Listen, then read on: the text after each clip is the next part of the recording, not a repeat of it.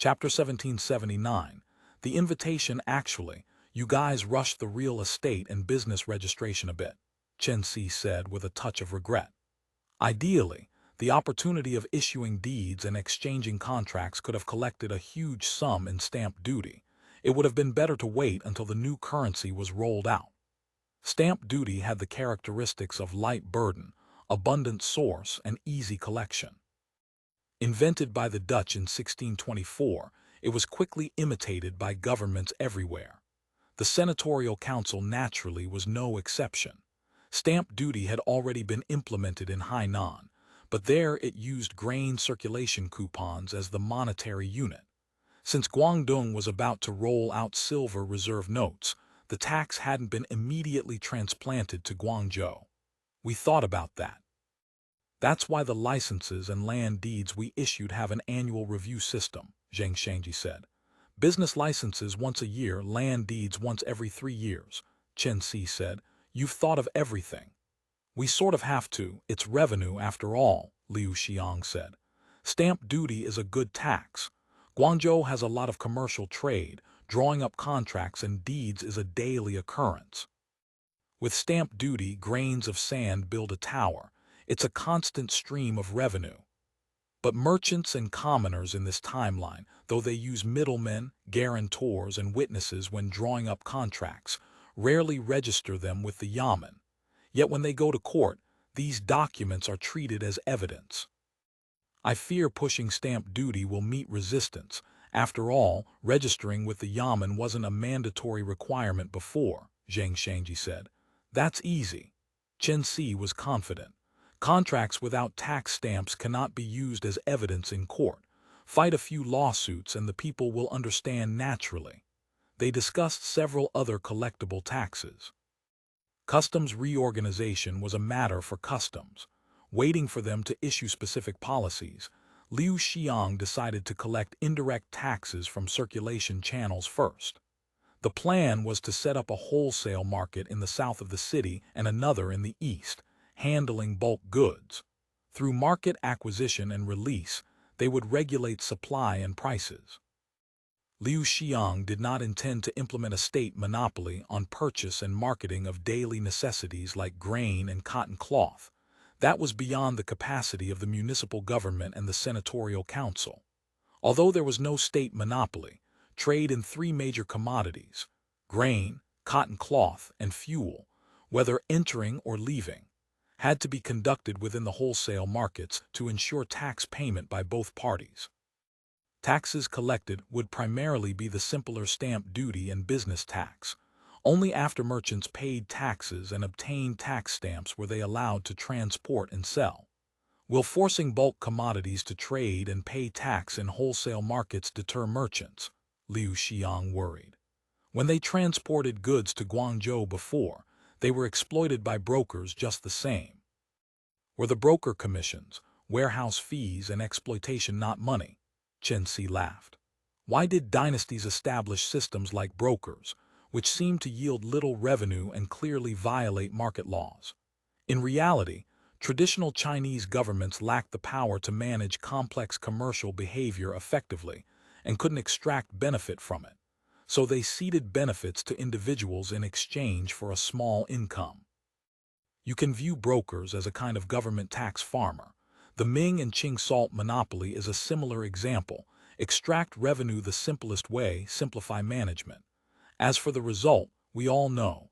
The state's huge revenue sources actually ran deficits year after year under disguised tax farming. This is like letting beggars beat the watch and handle public order. Exactly, Chen Si said. Traditional governments can't handle many essential public services. What to do? Cede partial public power in exchange for service. As for the quality of service or the actual social maintenance cost, the government doesn't care. The commoners bear the cost anyway. That's why on the concept of socializing public services, we are ahead of the world. He warmed to his subject. We always say Ming commercial taxes are low. Are they really? You don't need an investigation, just reading history shows merchants' burdens aren't light. Where did the money go? Mostly consumed by hidden rules. Our tax system is just formalizing these hidden rules, making tax collection legal and reducing gray areas. Zhang had the same idea with his single whip law, Zhang Shangji said suddenly. I worry. Chen Si smiled. Zhang's single whip law failed not because his tax law was flawed, but because the Ming government system was backward. Modern tax systems, barring certain bizarre countries, basically haven't caused major problems. Also, we need to set up 1 or 2 large foodstuff wholesale markets outside the city, letting peddlers, restaurants, and farmers trade directly. Zhang Shangji gestured on the map. 1. We can collect taxes on the spot. 2. We can effectively regulate food prices. The bullying and monopoly in the wholesale sector right now is too severe.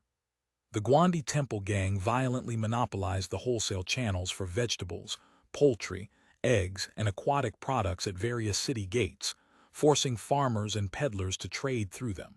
Such monopoly not only lost tax revenue but also increased the citizens' burden.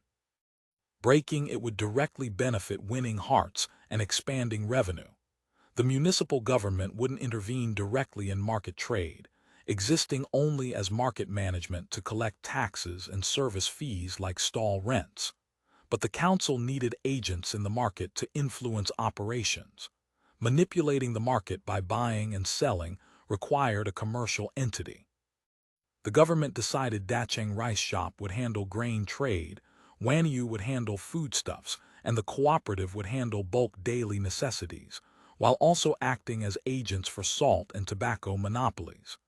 With wholesale markets, we basically control the circulation channels for bulk commodities, Zhang Shangji said. Next is to see the results.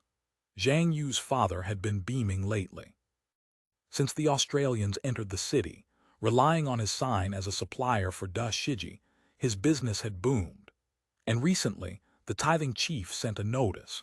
He was to attend the first representative assembly of the Guangzhou Federation of Industry and Commerce as a representative of small and micro businesses. Though Zhang Yu's father hadn't read many books, he had a son who was proficient in Australian studies. He understood the meaning of the lines on the big red invitation far deeper than most. Truth be told, the Australians inviting him to a meeting was somewhat unexpected, not only to him, but to Zhang Yu as well. Their walnut cookie shop, though prosperous of late, was really just a mom-and-pop store. Having a few assistants and apprentices now was something unseen in decades. Small shops of this scale were everywhere in Guangzhou. Opening and closing every moment, lasting 3 generations was amazing, but in the Guangzhou business world they were insignificant. The government classifying them as small and micro businesses was certainly accurate. Most merchants in Guangzhou who received invitations were pulling long faces. Since ancient times, when the government invited merchants to a banquet or meeting, it invariably boiled down to the word money. Troop movements, disasters, major construction. The government would surely think of merchants, demanding joyful donations. So hearing of attending a meeting or banquet gave wealthy merchants like Gao Ju a headache. In the past, Zhang Yu's family wasn't qualified to participate in the grand occasion. Small fries like them couldn't scrape up 30 or 50 taels even if they sold everything. The government naturally had no interest in wasting effort on them. Small shrimp were left for small fish to eat. Now, with this sudden invitation, Zhang Yu's father thought his family had finally made it. In the past, only rich merchants he dared not even dream of were qualified to be invited by the government. Now it was his turn. Zhang Yu's thoughts were more complex. Though he didn't know the meeting's purpose, he had read many Australian magazines and was a talent in Australian studies. From articles in those magazines, he guessed the Australians wanted to integrate the merchants, just like in Lingao. Whether in magazines or newspapers, there were reports on Federation activities in Lingao and Australian-ruled areas. Contents varied, but he understood the core. The Australian Federation was actually similar to Guangzhou's various guilds and guild halls, except it was a guild for all industry and commerce, no longer divided by trade or region. Orders from the Australians were conveyed and executed through the Federation. Likewise, merchants and workshop owners' requests were submitted through it. They also held activities, though he couldn't see the point of things like planting trees together. At first glance, it seemed no different from local guilds, but reports suggested the Australian government was easier to deal with. Problems brought to the government via the Federation were solved quickly and well, convenient and fast, without regulatory fees or benefits. Zhang Yu had been skeptical, but since his family started trading with Da Shiji, it was a fact they had never paid a penny in benefits. In regular business, even delivering to big households required kickbacks or snack money. Moreover, since the Australians arrived, though police passed his shop daily, they had never extorted a single coin from any shop on the street. That was a heavenly rarity. No wonder the tofu shop boss across the street said, "The sun has risen from the west." End of chapter. Chapter 1780, Patrolman Ziyu. Whether the sun rose from the west, Zhang Yu didn't know, but that the sky had changed with the Australians' arrival was undeniable. Zhang Yu could read, had consumed a few more Australian magazines, and having scraped through the community school, his grasp of worldly wisdom was a notch above his honest, stumbling father. He had some insight into the Australians' ways. "Old Dad, just go to the meeting," Zhang Yu told his father. "Whatever the chief says, you agree to. If they want you to speak, tell the truth. It's all good words anyway. That's easy enough. But what if the chief demands an apportionment? I heard Boss Niu from the front street say that when the government calls merchants to meet, it's always for money." "If they want an apportionment, just agree," Zhang Yu said. "If the sky falls, the big households will hold it up. How many coppers do we have? No need to worry for the big shots. If you're anxious, they're even more anxious." His father didn't fully understand but nodded. Zhang Yu always read those Australian books and knew Australian studies. Clearly, he understood these new Australians better. Ziyu returned home at 9 in the evening. He had eaten dinner at the police bureau canteen. Overtime meant a free meal. He had been working overtime for days, following the main force to arrest people. Reportedly, they were catching you brokers. Ziyu didn't know much about brokers, only that they were wicked folk. Since the chiefs wanted them caught, he'd catch them.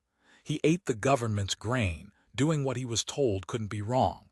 The arrest work was simple. Rookies like him just set up cordons on the road, barring idlers from passing. He watched the police from Lingao direct men to ram doors with logs, then rush in waving batons, howling, "Police! On your knees, hands on heads!"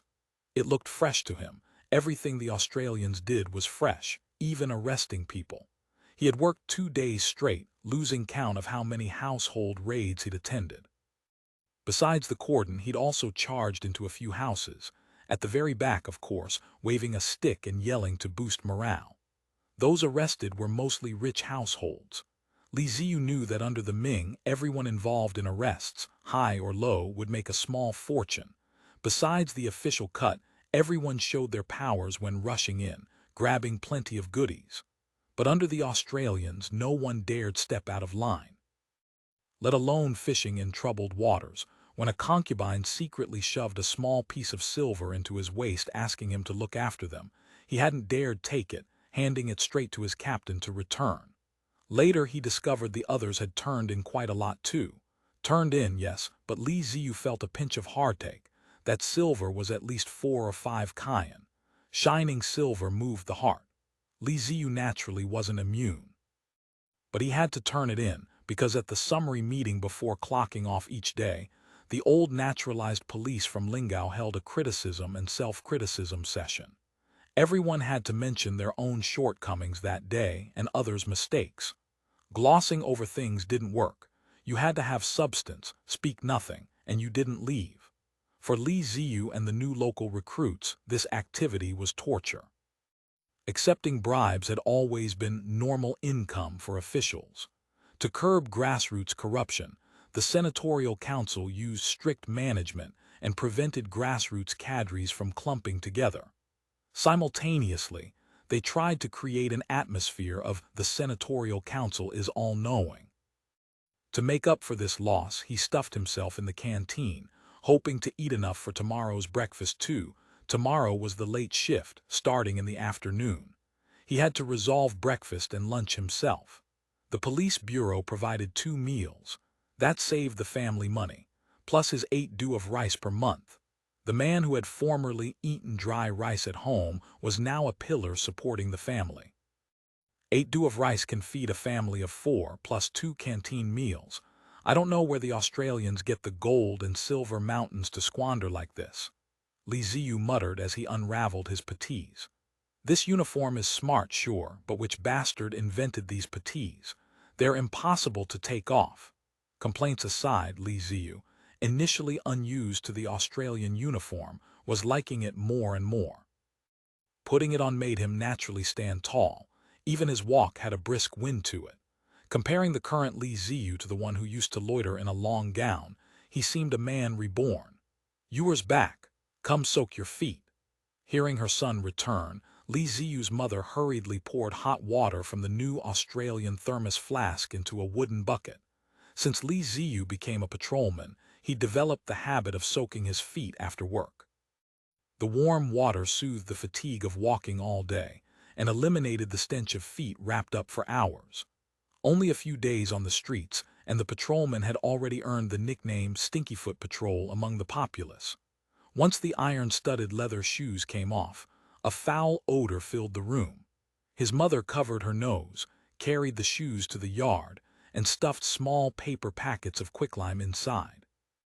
They were issued only 1 pair. Report had it the next pair wouldn't come until next year. No wonder the Australian selection exam focused so much on running. I've walked more in these few months in Guangzhou than in the past few years combined. Ziyu complained resentfully. You think that 8 due of rice is easy money. Walking around every day gets you 8 due a month. Others want to go but can't. True. Several thousand people took the exam, Ziyu said, feeling smug about becoming a policeman. But my job isn't as easy as you say, mother. We don't just catch thieves, we handle a mess of other things. The chiefs launched some new life movement. This month is National Hygiene Month. We have to catch people littering and urinating on the street. Tiresome. By the way, mother, when you and father go out, be careful not to litter. If you get dragged into the bureau, I'll lose face. This bureau means the guardhouse, right? Put your heart at rest. Your father served the government forever. Doesn't he know the law is a furnace? We won't shame you. His mother smiled broadly, then turned serious. Does being a policeman have a future?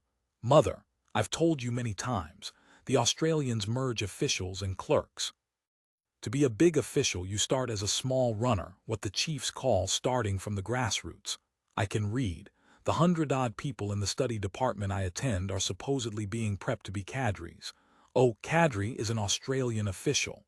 The more I hear about this Australian stuff, the more confused I get. I'm just a woman, I can't figure it out. She shook her head gently.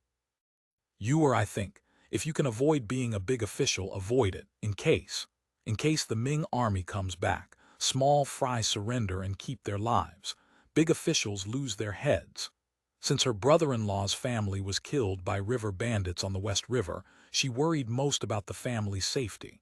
In these chaotic times, keeping one's life was more important than being a big official. I know what I'm doing. Mother, you can't say government army anymore. Call them Ming army. Ziyu comforted her, though he privately put a big question mark on whether the Ming army could ever fight back to Guangzhou. I know. Since you have a job with the Australian government, your father and I discussed finding you a wife. Now that you have official status, we shouldn't settle for too little. Have you fancied any girl? I can ask matchmaker Wang to speak for you.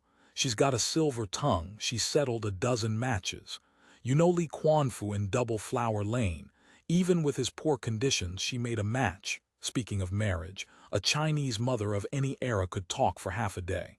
Mother, let's talk about this later. Is Gui back? Ziyu changed the subject.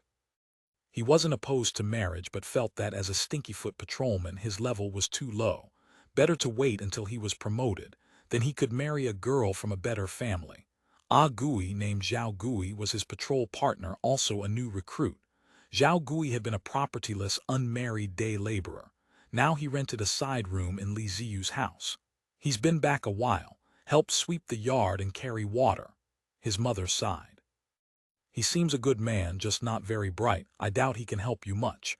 At critical times you have to keep your wits about you. That Zheng Huan seemed like a good kid. Shame he didn't pass. Not passing might not be bad. Li Ziyu wiped his feet. Only cadre's exams are frequent. He has a quiet nature, doesn't like to talk. Maybe he wouldn't suit the police. Thinking of Zheng Huan, he remembered boasting he would protect his nephew. Now, let alone venting anger for him, he hadn't seen Zheng Huan once. He wondered what Zhang thought. Li Ziyu cared more about his friends now. He'd visit him on this month's rest day. His mother wanted to say more about marriage, but Li Ziyu pleaded tiredness and work tomorrow, slipping away to sleep. End of chapter. Chapter 1781. On patrol, Li Ziyu sauntered down the street, boredom settling over him like spring mist. A fine day for visiting friends or lounging in his study, debating philosophy until the candles burned low. Instead, here he was, wandering the streets in stinking shoes, performing work both tedious and trivial. His uncle had once told him, "Those who serve are not free. Those who are free do not serve." Li Ziyu was beginning to understand just how bitter that truth could be. Service under the Australians was particularly demanding, a lesson the past few days had driven home with merciless clarity. Being a patrolman meant wandering the streets from dawn to midnight, regardless of weather. Fair skies made it tolerable, but rain transformed the job into pure misery. The bureau issued bamboo hats and straw raincoats. You changed into wooden-soled hemp sandals and hit the streets just the same. In the old days, even the Yamen's fast band runners wouldn't have stood by the bridge in such weather, let alone common laborers. Li Ziyu thought back to his days serving under the Ming. Even for military households in the Ziyu system, actual drills were rare throughout the year. Roll calls happened only on paydays, and since pay had been overdue for as long as anyone could remember, those too had become scarce. His uncle, a minor officer, spent most of his time using Ziyu soldiers as domestic labor. Proper service rarely exceeded a month per year. When the Australians had attacked Guangzhou, the Ziyu had suddenly tensed, sweeping up every male over 15, handing them sticks, and calling them able-bodied men. Li Ziyu had been sent to the walls along with everyone else, setting off a chorus of wailing from the women. Not just his family, but the entire Ziyu compound had been a sea of tears. Fortunately, his uncle had quietly swapped him out after just one day. Now he was doing proper service in earnest. Although still in his probationary period, the training wheels had come off. No more naturalized police leading patrols. They had to handle everything themselves. Li Ziyu squinted at the sun, now slanting westward. Early Shen hour, perhaps 3 in the afternoon. Still a long way until his shift ended at midnight. Daytime was manageable. After dark, the streets became pitch black, save for the dim lamp at the watchman's hut and the occasional wind-defying lantern hung before wealthy homes, pale dots of light floating like ghost fires in the darkness. On his first solo patrol, Li Ziyu had trembled with every step. Being paired with Zhao Gui, who looked about as reliable as a broken cart, had done nothing for his nerves. Mercifully, the station had assigned them a residential beat, quiet streets, mostly homes. Public order here was simpler than in the commercial districts. The old Hainan policeman had told them, on this beat, just watch for people dumping trash or pissing in corners. Zhao Gui, honest to a fault, had asked, if there's only shit and trash but no culprit, what do we do? Should we ask the neighbors? Li Ziyu glanced back at his partner. 30-something, sturdy build, a face so guileless it practically radiated simple-mindedness. His uniform hung on him like an afterthought, rumpled in ways that seemed almost deliberate. Worst of all, Zhao Gui had an unconscious habit of scratching his crotch during patrol, during case discussions, constantly. Li Ziyu found it mortifying. By Li Ziyu's estimation, Zhao Gui was intellectually limited. Reportedly a former day laborer for wealthy households, in Li Ziyu's view, lower than a household slave. At least slaves had guaranteed food and clothes. Day laborers lived hand to mouth. How the Australians had recruited this man was beyond comprehension, and he was illiterate to boot. Illiteracy classified Zhao Gui as a Class C cadet at the police school. With training too short for literacy classes, such men couldn't learn theory systematically. Instead, they learned on the job basic concept education, physical and drill training, then deployment to stations, paired one-on-one with literate officers. Since Li Ziyu could read, he had been saddled with Zhao Gui and the task of teaching him literacy. If Zhao Gui failed to earn his Class C diploma by the mid-year assessment, he would lose half his pay, and Li Ziyu would lose a third plus any chance at that year's excellence rating. Motivation enough. After every shift, Li Ziyu dragged Gui through character lessons. The first lesson had been writing his own name. Gui, your surname is Zhao, the great Song's imperial surname. Your ancestors had virtue. I'll teach you Zhao. In the new script, it's run plus an X right, like that action you love so much, walking and scratching your crotch. Gui had nodded, half understanding, and scratched again. Li Ziyu looked down on Zhao Gui. He was a scholar, after all, forced to serve alongside such a low-class, impoverished man. But then again, officials travel 1,000 miles only for money. The pay was real. This was a new dynasty, and new dynasties used existing people. Even Fang had been a dog butcher before becoming a general. Besides, Zhao Gui had essentially become his servant, taking orders without complaint. Since acquiring him, the Li household had gained a handyman. Chopping wood, hauling water, Gui did it all. Seeing he was diligent and lived alone in a temple, Li Ziyu's parents had rented him a side room. They walked slowly. Each patrol required passing every check-in point at least 8 times, roughly once an hour. No need to rush. The work was straightforward. Question suspicious persons, verify road signs and door plates, ensure shops displayed licenses and hygiene permits, forbid goods or trash blocking the streets, check that garbage piles and manure jars were covered. Important management tasks, tedious as they were. Most residents here were middle class, with a few wealthy households mixed in. The streets were better maintained than in the poor alleys, gravel paved, less trash and sewage. Being residential, foot traffic was light, women washing vegetables or minding children, the occasional servant running errands. No suspicious characters in sight. A key task was knowing the residents. Panjiksen demanded every precinct patrolman know every household on his beat like the back of his hand. Only when you know precisely how many people, old and young, male and female, live in every house can you spot a stranger at a glance, he had emphasized. Basic population intelligence. Sister-in-law Liu, washing rice. Li Ziyu greeted a woman squatting by the public well, scrubbing a basin of clothes. Oh, the officers. Sister-in-law Liu wiped her hands on her apron, plain-featured, but her smile was warm. Saw you out in the rain the other day. You work hard. She was one of the outgoing women on their beat, 30-something, capable and brisk. Her husband worked as a pharmacy clerk. She supplemented their income by acting as a house broker, matching buyers and sellers of property. Though unlicensed, she had been connecting people in the neighborhood for years. Glib and well-connected, she had become an activist, valued by the police. The naturalized instructor had told Li Ziyu to contact her often. When Li Ziyu first arrived at the station, the tithing group head had led him to every house on his route, making introductions and mapping out the territory.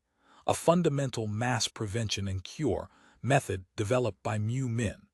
Most commoners feared runners like they feared tigers. The new police to them were essentially Australian runners in different clothes. So the first priority was building rapport.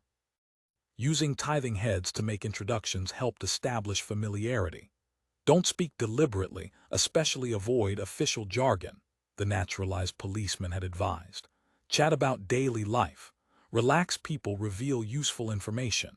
Casual gossip can bring important leads. You and Zhao Gui have only 4 eyes and work a few hours. Turn the masses into your eyes and ears. Oh no, it's nothing special, Li Ziyu replied, slipping easily into the new slogans. It's all serving the senatorial council and the people. But he knew worldly ways. After the high-minded rhetoric, he added, "Eating grain, doing service.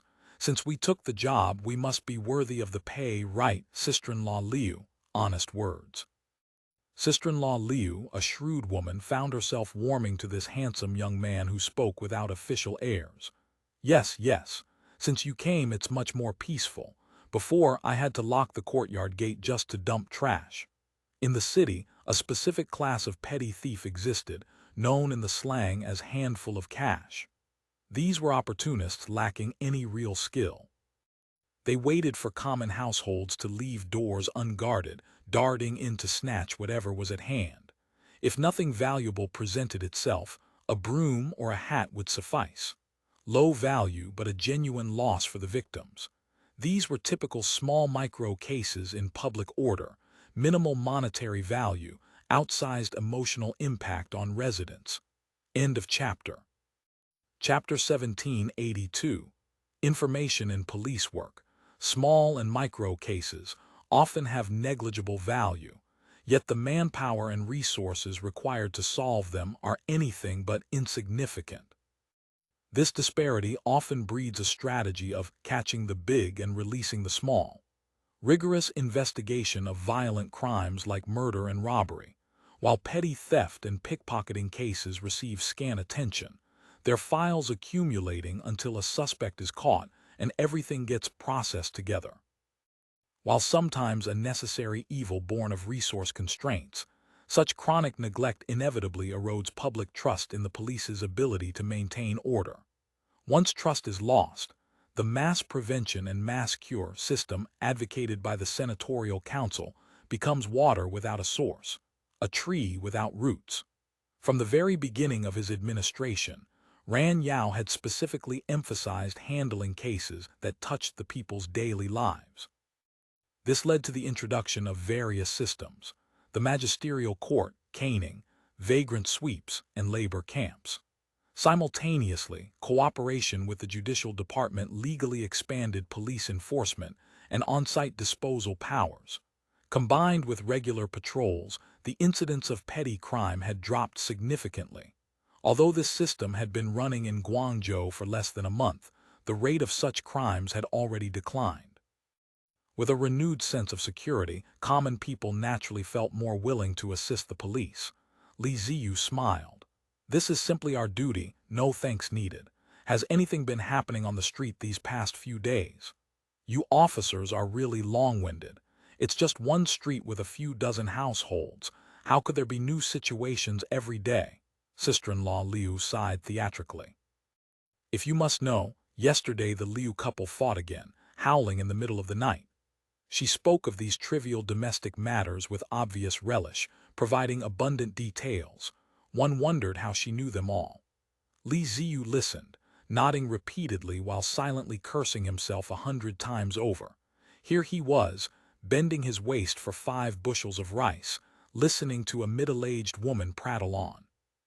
Finally, sister-in-law Liu mentioned that a man had been seen entering and leaving widow Wang's house at night recently. "I hear he's a handsome young man." She swallowed unconsciously as she spoke. "It seems widow Wang can't hold out anymore. No wonder the torment. Tusk, tusk."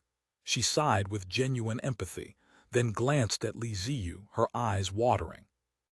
"If your Uncle Liu had a physique like yours, it would be fine." She threw him a flirtatious look. Zhao Gui scratched his crotch. Ziyu broke out in goosebumps. Though only 19 and unmarried, he had visited the willow lanes and flower streets often enough to understand the amorous ways of women. He deflected quickly. "Sister-in-law Liu, you joke." He immediately changed the subject. "Is there any new situation with the Dong Mingdang mother and daughter at number 61? Sister-in-law Liu teased. "Just a young lad after all, always thinking about beautiful women." Ziyu laughed drily. "Sister-in-law Liu, please. This is official business." After Dong Mingdang and her daughter had been received and screened at the Guangdong examination hall, they had rented a small courtyard here with 2 servants. They were on the watch list, issued by the Political Security Bureau.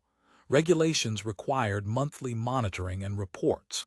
Whenever Ziyu encountered tithing heads or activists, he made routine inquiries. Just a mother and daughter, what new situation could there be? Unless they got themselves a wild man, sister-in-law Liu shrugged. They're quite well behaved from what I can see. Lady Dong rarely steps past the main gate. It's the Dong girl who has more spirit, often taking servants onto the street, sometimes to buy things, sometimes just to stroll. If the world hadn't changed, with her reckless manner she would have been tricked away by vagrant bachelors long ago. What? Someone has designs on them. Ziyu, you really are a young master from a big family, ignorant of worldly ways. Sister-in-law Liu smiled and tapped Li Ziyu's chest. Gossip abounds before a widow's door. Lady Dong is a widow with a beautiful daughter. If not for their male servant Dong Xiang acting as the pillar of the household, they would have been endlessly harassed, bricks and tiles thrown over the walls, that sort of thing. Even so, plenty of people want to take advantage of them. Rumors are already flying. They say Lady Dong was the concubine of Prefect Dong and likely holds quite a bit of wealth. Beauty and money together, how could people not scheme? Li Ziyu recognized this as a genuine public order concern. Abduction cases involving women and children were key strike targets for the police bureau, so he pressed for more details. I heard Granny Duan, who sells tea soup in the next alley, say that someone asked her to act as matchmaker for Lady Dong. Sister-in-law Liu warmed to the topic. They say it's the master of a big household who wants to take her as a concubine, promising many benefits. When the Dong girl eventually marries, he's willing to provide a good dowry. Lady Dong is in her 30s. Why would a wealthy household still want her as a concubine? Li Ziyu shook his head. Sister-in-law Liu, don't tease me. Oh, listen to you. Lady Dong is still fresh as dew, and she was a concubine from a high official's house. You're just a young lad, you don't know the pleasures of a woman in her prime. She threw another flirtatious glance. Li Ziyu hadn't seen Lady Dong and couldn't judge how fresh she might be, but if this was genuine matchmaking, it likely had nothing to do with abduction. Same people, different fates. Sister-in-law Liu's tone turned wistful. Look at Lady Dong. She used to be a prefect's concubine, enjoying such fortune. Now fallen on hard times, yet wealthy households still want to take her as a concubine to eat and drink well. Widow Wang worked hard with her husband for 10 years and didn't save much. Now she can't hold out and has to be sneaky about it. Li Ziyu replied carelessly. Being someone's concubine isn't exactly a good life. Widows who can't endure can just remarry. Her family isn't some great scholarly house. What's the point of upholding chastity? He moved to take his leave, then suddenly remembered something. Is this wild man from your street? Probably not. Sister-in-law Liu shook her head, almost disappointed. He always comes just before dark when the street gates are closing and leaves at dawn when they open. According to the watchman, he has the look of an accountant or advisor. Li Ziyu noted this in his book. His mentor had warned him. Abduction cases involving widows often begin with adultery between a bachelor and the widow, worth keeping an eye on. Help me watch Widow Wang's house these next few days, Li Ziyu instructed, then said goodbye and walked on. Zhao Gui, who had been silent throughout except for his constant crotch-scratching, suddenly mumbled, "Ah, you are older women. Not good." Li Ziyu hadn't expected such a question from the dull and honest Zhao Gui.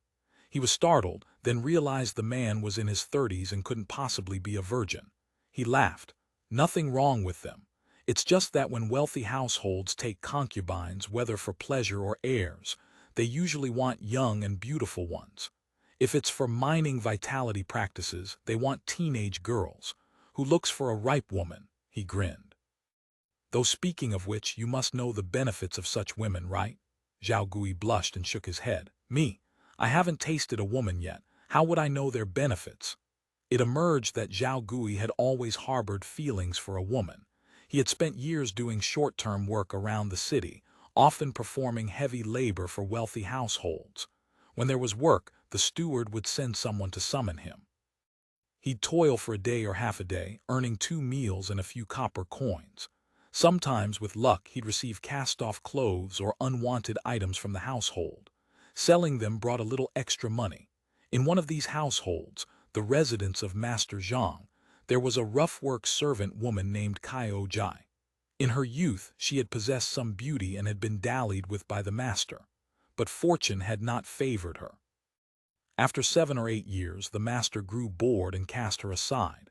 Lacking any formal status, she was sent by the long resentful first madam to the backyard to do rough work. Zhao Gui often came there to labor and interacted with Kaio Jai frequently. Inevitably, he developed one of the 3 great male illusions. She's interested in me. Seeing Kaio Jai busy, he would rush to help and offer his services. Kaio Jai, happy for the assistance, naturally treated him pleasantly, casually calling him Brother Gui on occasion. This simple kindness made Gui so happy he couldn't find north. At night, when lonely and empty and doing that thing, his mind was full of Kaio Jai, but marrying her was a distant dream. Kaio Jai was a slave of the Zhang family. To marry her, one had to pay a redemption price. She was no longer young. 3 or 4 taels of silver would suffice. But for Zhao Gui, who had never even held a 1-tael ingot in his life, where would such money come from? As for saving up, that was pure fantasy. He and his old mother lived day to day. If there was no work for a day, they starved. Days muddled by. His mother held no hope, wishing only that he might find a wife so she could hold a grandson before closing her eyes. To outsiders, this was a fool's dream. They often mocked, "What? Gui wants a wife? Then I can be the emperor's son-in-law." Whenever this happened, Gui would flush crimson and say, "Kaio Jai at Master Zhang's house treats me well. Every time I help out, she winks at me." The crowd would roar with laughter. "Ha ha, Gui, keep your bragging reasonable. Everyone knows Kaio Jai is the lover of Advisor Gu in Master Zhang's household." Zhao Gui always dismissed these words as slander. Clumsy of speech, he never refuted them, firmly believing Kaio Jai liked him and was waiting for him to scrape together the money to marry her. Until one day, he went to work at the Zhang residence, chopping wood in the backyard. Urgently needing to relieve himself, he went to a secluded corner by the woodshed. Hearing Kaio Jai's painful moans emanating from inside, he thought she was ill and rushed in, pushing open the door. He found Kaio Jai pressed onto a broken table by Advisor Gu, her buttocks thrust high, her body shaking violently with his movement. End of chapter. Chapter 1783, the headless corpse having stumbled upon Advisor Gu's good deed. Zhao Gui had been beaten soundly by the Zhang family servants. Worse, Master Zhang had laid down the word. He was never to return for work. Losing the job at the Zhang manor made his life harder still. Soon after, his old mother passed away, and Zhao Gui, having lost his only kin, felt utterly alone in the world. Yet the image of Sister Kaio pinned beneath Advisor Gu lingered in his mind. He told himself, "Sister Kaio must have been forced. One day, I will rescue her from the clutches of Master Zhang and Advisor Gu." Now, when Ziyu asked about such matters, Zhao Gui didn't want to dredge up the past. He walked with his head down, his mind full of Sister Kaio's silhouette, silently scratching his crotch again. The sky gradually darkened.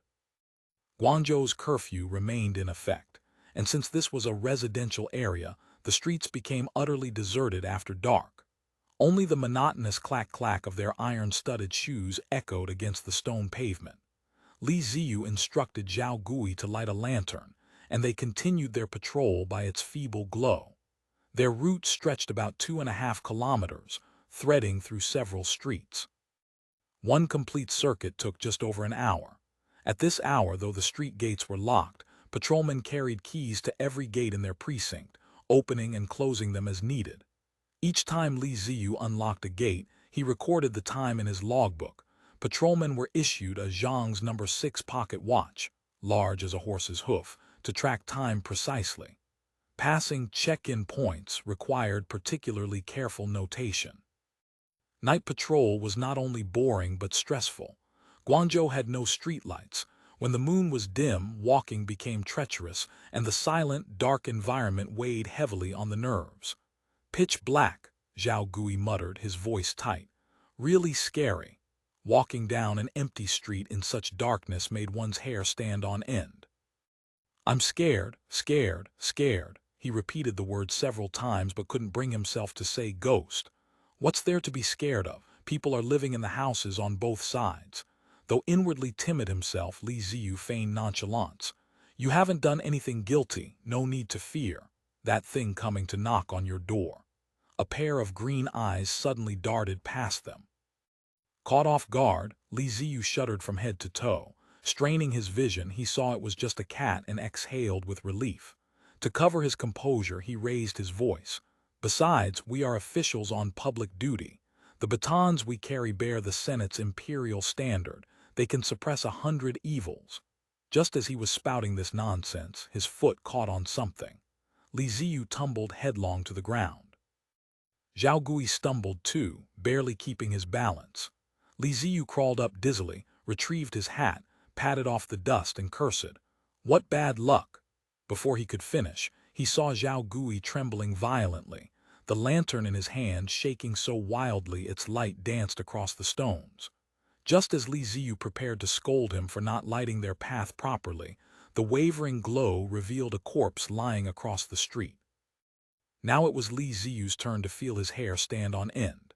The body was wrapped in coarse cloth, showing only a rough human outline, but it had no head. A large patch of black blood had seeped through the white fabric. Li Ziyu came from a military household and had seen dangers on the West River. Murder and arson were not unknown to him, but a headless corpse lying in the street on such a dark night. This was gruesome enough to shake anyone. He forced himself to calm down. Taking the lantern from Zhao Gui, he carefully illuminated the surroundings. They had stopped at the mouth of a branch alley. Li Ziyu peered in. The side passage was dark and narrow, emitting a foul stench, but at the very end he glimpsed shimmering light. Li Ziyu steeled himself, drew his baton, and told Zhao Gui to carry the lantern ahead. He intended to investigate. I think we shouldn't go in, Zhao Gui suggested weakly. How can we report without inspecting the scene? Li Ziyu replied. Let's go. Left with no choice, Zhao Gui raised the lantern and stepped into the alley. The ground was unpaved. Each step landed in either soft mud or foot-stabbing broken bricks. The two picked their way forward, their progress uneven and halting. Oh mother, this place is terrifying, Zhao Gui muttered, not daring to look back at the headless corpse behind them. Few residents lived in this branch alley. By the lantern's faint light, the houses appeared to belong to poor families, low and simple, walls peeling to reveal the messy brickwork beneath. But after they had walked a bit further, the wall on one side suddenly became a continuous brick barrier, fully 10 feet high. Li Ziyu started. This must be the back wall of some great household or temple. Walking further, he spotted a small door set into the wall. He pushed it, locked. He hadn't been in turning long. Though the Bayajia head and team leader had given him a general tour of the precinct, he remained unfamiliar with many details and couldn't recall whose back door this was. After passing it and walking another 10 paces or so, the sound of gurgling water reached them from ahead. The branch alley ended at a river pier. The water shimmered faintly in the darkness that explained the flickering light visible from the alley mouth. Li Ziyu surveyed the pier. Only a few small Tanka household boats were moored on the channel, lightless and silent. No suspicious clues. Let's hurry back and report, Li Ziyu said. Zhao Gui couldn't agree fast enough. Good, good. The two emerged from the branch alley, but reporting wasn't simple. Guangzhou police had no telephones. To report, they had to return to the station, which would then dispatch a messenger to the Criminal Investigation Division at the Municipal Bureau. They did carry signal rockets, but those were reserved for riots or emergencies. Zhao Gui, you stay here. I'll go to the station, Li Ziyu began, but Zhao Gui was already terrified, grabbing his arm. You don't leave me. I'll go back with you. If we both go, who guards the scene? Li Ziyu recalled the standard procedures from the criminal case handling regulations he had memorized. Posting a guard to prevent evidence destruction was a basic requirement. But Zhao Gui refused to stay alone with the corpse under any circumstances. Li Ziyu wasn't eager to remain either. Just as they reached an impasse, Li Ziyu remembered that the watchman's hut wasn't far away. He could summon the watchman to keep Zhao Gui company and bolster his courage. So they turned back together. The watchman's hut lay only 200 or 300 paces away. A fine rain began falling from the sky, thickening the darkness. Zhao Gui hurriedly produced oil paper covers to shield them. Nervous and fumbling, they spent several minutes just getting the rain covers in place. The lantern's light dimmed further. When they reached the street gate, the watchman wasn't in the hut. He was out making his rounds. They searched desperately and finally found him after considerable delay. Ziyu suddenly realized he hadn't even recorded the time of discovery. He pulled out his pocket watch. By lantern light, it read just past 1 in the morning, the beginning of the Zai hour. Accounting for all the confusion, he estimated the discovery must have occurred shortly after midnight. The three hurried back. But when they arrived at the alley mouth, Ziyu and Zhao Gui froze. The corpse was gone. When they had left, the body had been lying on the ground. Now nothing remained. Ziyu snatched the lantern and brought it close to the paving stones. Nothing. Zhao Gui's face went white as paper. Heavenly Bodhisattva, this, but it was a headless corpse. The watchman grew frightened too. Could it be a zombie reanimating? Ziyu stood dumbfounded, his mind churning uselessly. A headless corpse had definitely lain here just moments ago. Where had it gone in such a short time? He didn't believe in reanimating corpses. Obviously, someone had moved it. But they had walked all the way here without seeing even a ghost shadow. Where had the person come from? The three searched the area randomly but found nothing. As the rain intensified, Ziyu was at a loss. If he went back to report, how could he explain having no corpse? But if he didn't report, the headless body was something he and Zhao Gui had witnessed with their own eyes. He had even tripped over it and his knee still ached faintly. The watchman, seeing no corpse found, actually sighed with relief and laughed. Since there's no corpse, there's no case. Saved a piece of official business. Saved so much trouble. Zhao Gui stammered. But, just now it was truly a corpse, without a head. The watchman regarded Zhao Gui with unconcealed disdain. Officer, human life cases require seeing the person alive or the corpse dead. No corpse means no case. Why meddle? Even if there were a plaintiff without finding the body, what official would accept the complaint? Besides, with hundreds of thousands of people in Guangzhou, not a day passes without 100 deaths. One more isn't too many, one less isn't too few. He smiled. It's dark and raining. Perhaps the two officers saw wrong. This humble one will pretend I heard nothing and saw nothing. With that, he bowed and went off to continue his rounds, minding his own business. The rain grew heavier. Only Ziyu and Zhao Gui remained on the street, neither knowing what to say. Ziyu clenched his fist. The watchman's words made a certain kind of sense. But during his studies at the Palace of 10,000 Longevities, the Australians had instilled a different set of concepts. They were police, responsible for maintaining social stability and protecting the peace of the realm. Ziyu felt what social stability and peace of the realm truly meant in his bones. Just now, there had truly been a corpse lying on the ground, headless. A person dying on the road wouldn't cut off their own head. This person must have been murdered. The rain beat against his face, and unbidden, the scene of his uncle's family being slaughtered by robbers on the West River floated into his heart. He suddenly made up his mind and said to Zhao Gui, "Let's go. We're going back to report immediately." End of chapter. Chapter 1784, Criminal Police. It was already 5 in the morning when the Municipal Bureau's Criminal Investigation Division received the report from the police station.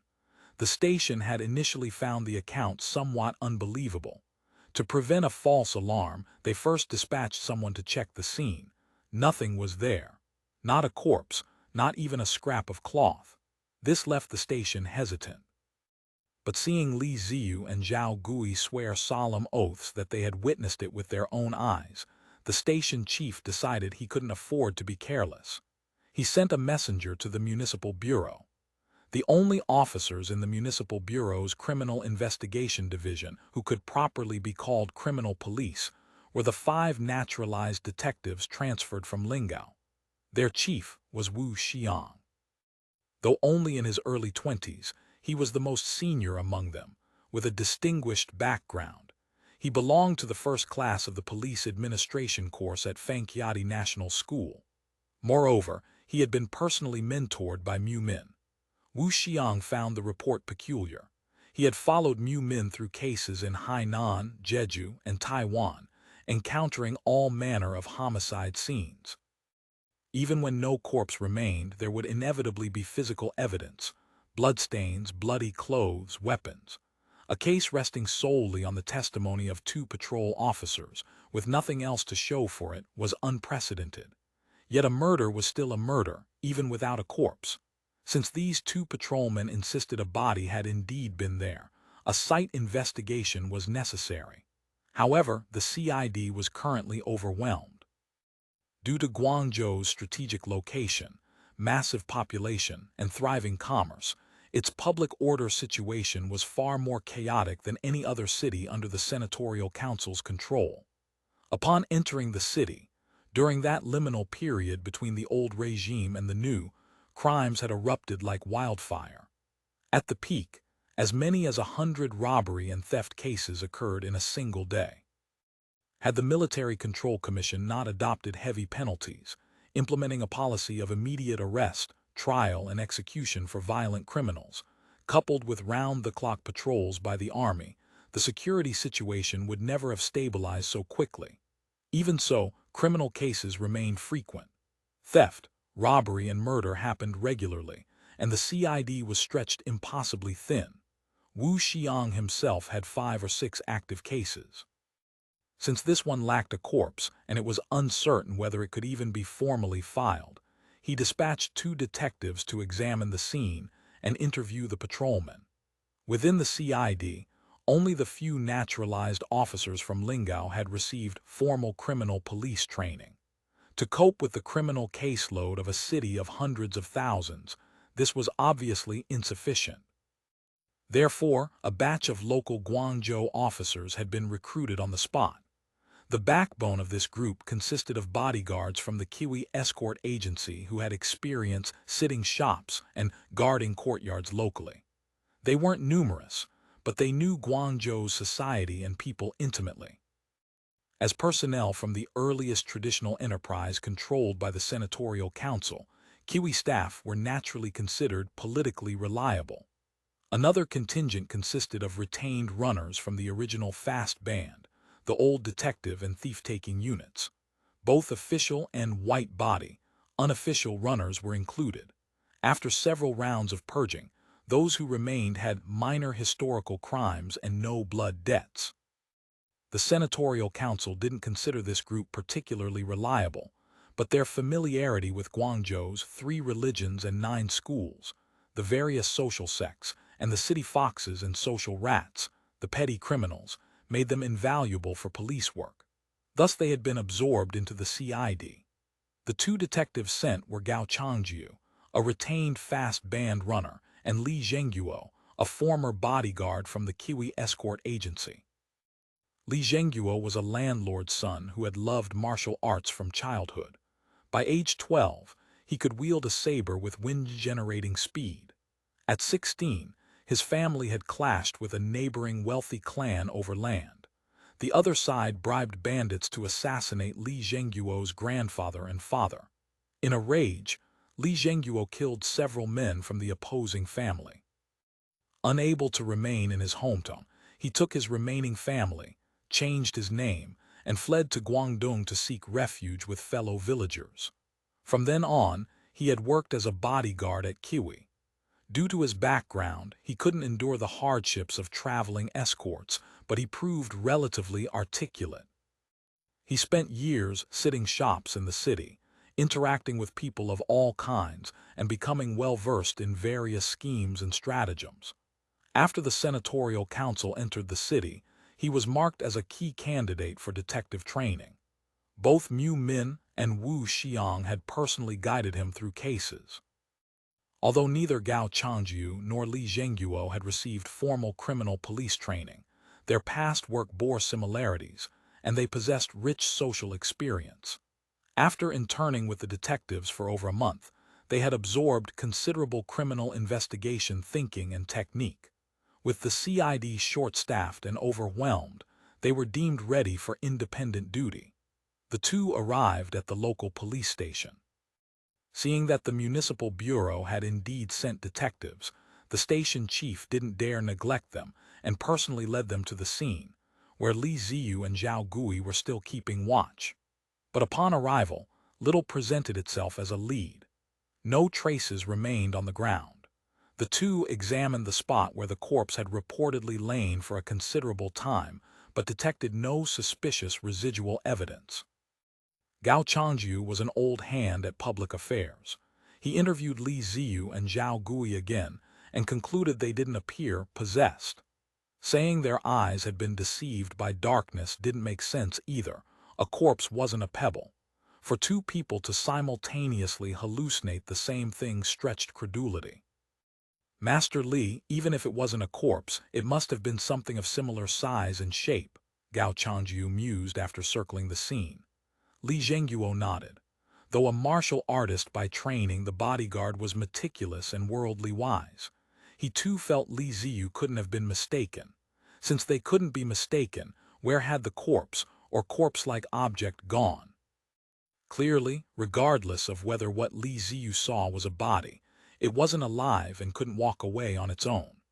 The only possibility was that someone had moved it while Li Ziyu and Zhao Gui went to find help. Since it was moved, the perpetrators had never intended to leave it on the street. Most likely, they had spotted the patrolman's lantern during transport and fled in panic, abandoning their cargo.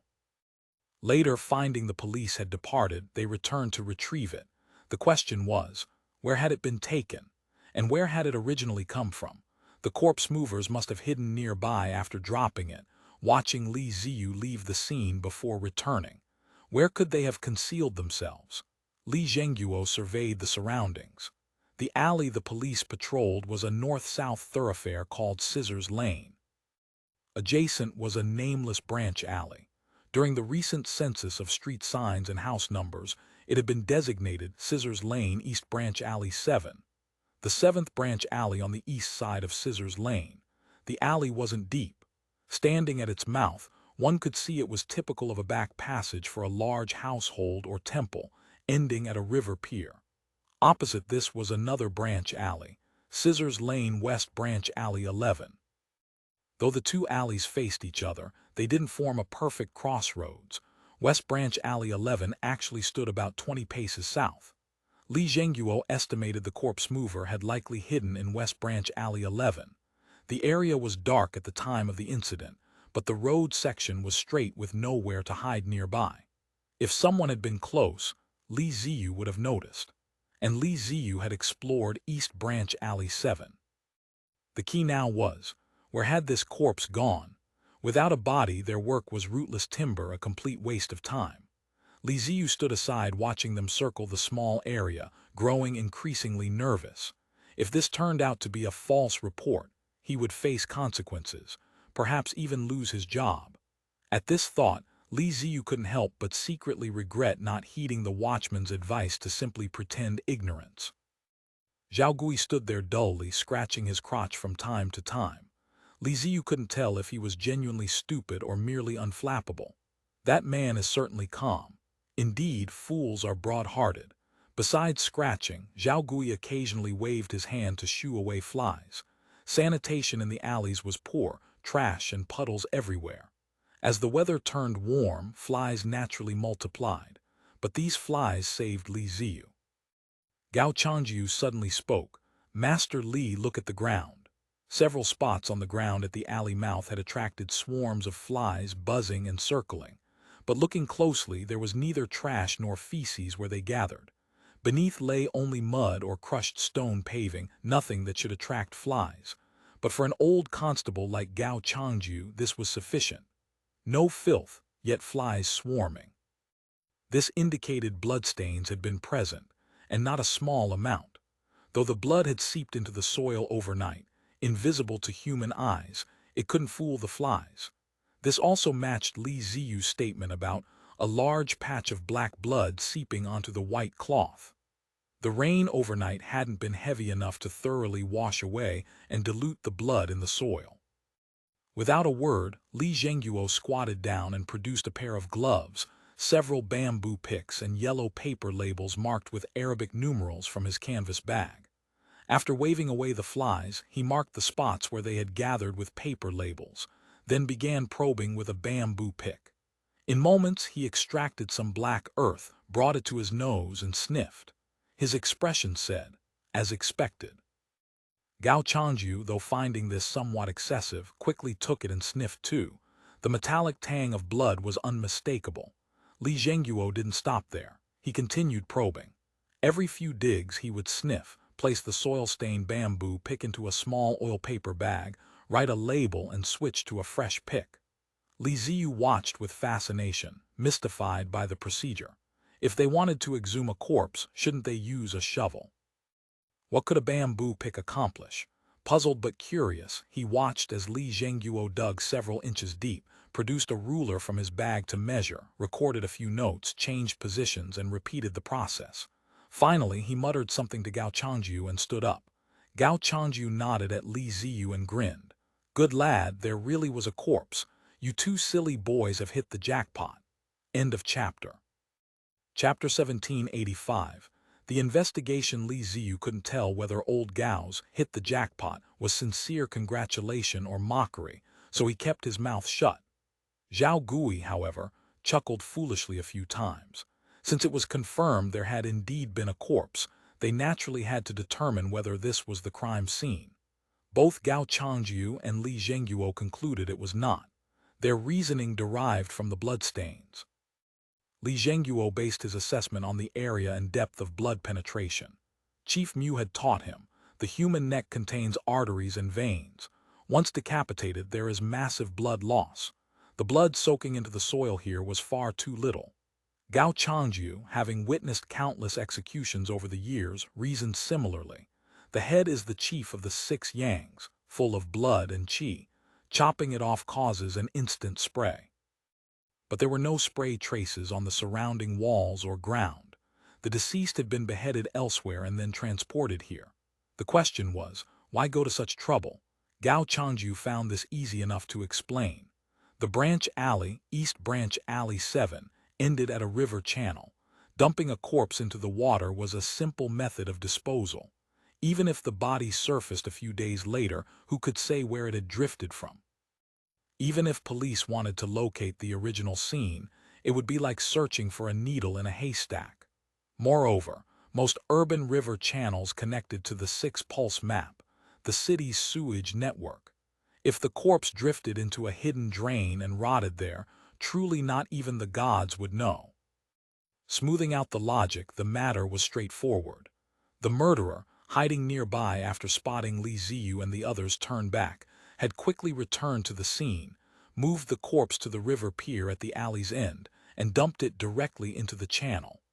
That was why, when Li Ziyu and the watchman returned, the corpse had vanished.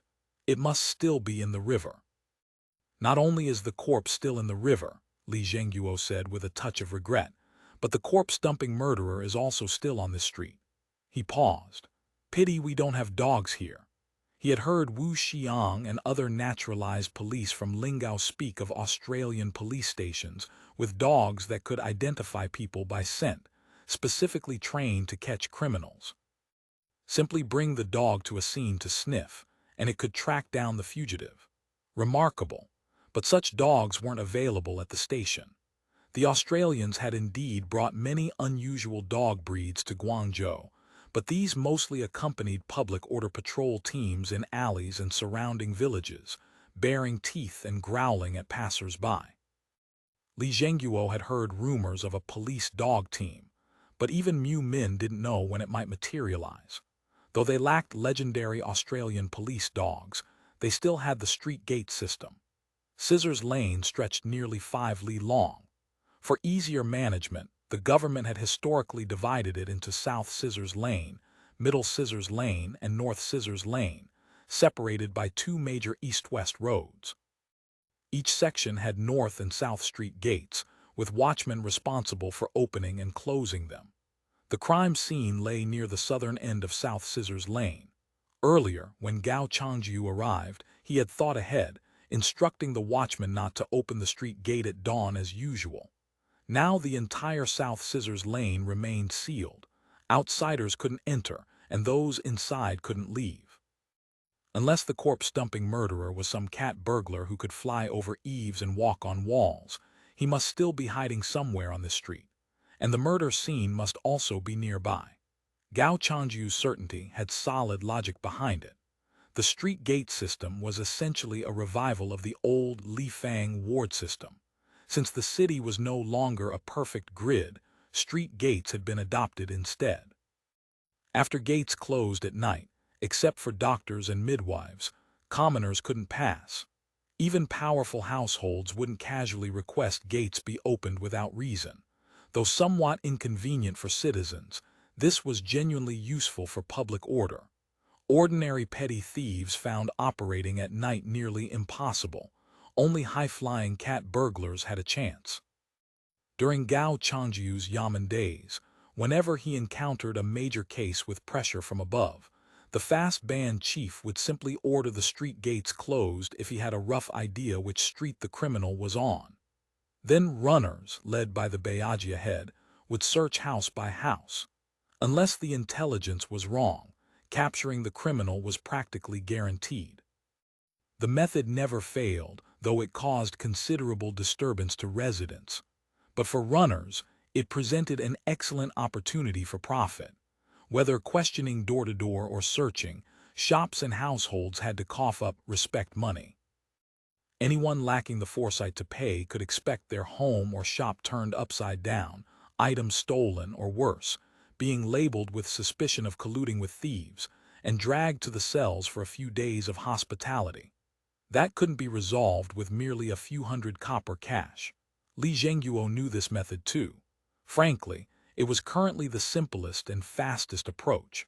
Finding the criminal naturally meant finding the corpse. He agreed immediately. The two hurried back to the police station and explained the situation to the chief. The chief dispatched men to seal all street gates connecting South Scissors Lane to other areas, preventing anyone from slipping through, while simultaneously summoning the Bayajia heads and team leaders of this precinct to the station for a meeting to identify any recent suspicious persons. As for Li Ziyu and Zhao Gui, since they were patrolmen of this precinct, they were expected to assist. The chief originally wanted to post them at the street gates, but Li Zhengguo said they were the first discoverers and should remain at the station for immediate questioning if anything came to mind. Someone was also dispatched to the municipal bureau to request corpse handlers to fish for the body in the river channel. The station's duty police fanned out. Dawn had just broken. Households hadn't yet emerged. With a single summons from the station, every Bayajia head from South Scissors Lane arrived within moments, all except one who was bedridden with illness. Li Zhengguo first asked whether there were any suspicious outsiders in the area recently, or any unusual events. According to the new household registration system, any outsider staying in a precinct residence or shop for more than 24 hours had to report for a temporary residence permit at the police station. This wasn't a modern invention. Wang Shaoran had implemented similar regulations under the Bayajia system. But the registration procedures back then weren't clearly institutionalized, and efficiency varied with the diligence of bureaucrats and Bayajia heads. The household registration system the senatorial council implemented in Guangzhou was naturally far more effective. The Bayajia heads now had a dedicated superior, the household registration police. Efficiency improved significantly, especially since current household registration police in each station were naturalized cadres sent from Lingao with their own methods. The system had been established quickly, but the Bayajia heads couldn't offer anything specific. Everyone claimed there were no suspicious characters recently. New arrivals had been few. Due to the senatorial council army's northern expedition, ordinary people avoided travel if they could. Journeying during troop movements was risky. Only about a dozen outsiders had reported temporary residence in the past 3 days. Gao Changyu knew that men who served as Beyajia heads weren't ordinary commoners. At minimum, they had seen some of the world, could speak articulately, and knew how to manage people. Their judgment was sharper than average. If they said no suspicious characters existed, then none did. This disappointed him slightly. As for suspicious events, the Beyajia heads racked their brains and mentioned a few things, but most were trivial matters. Superficially, none seemed connected to a murder case.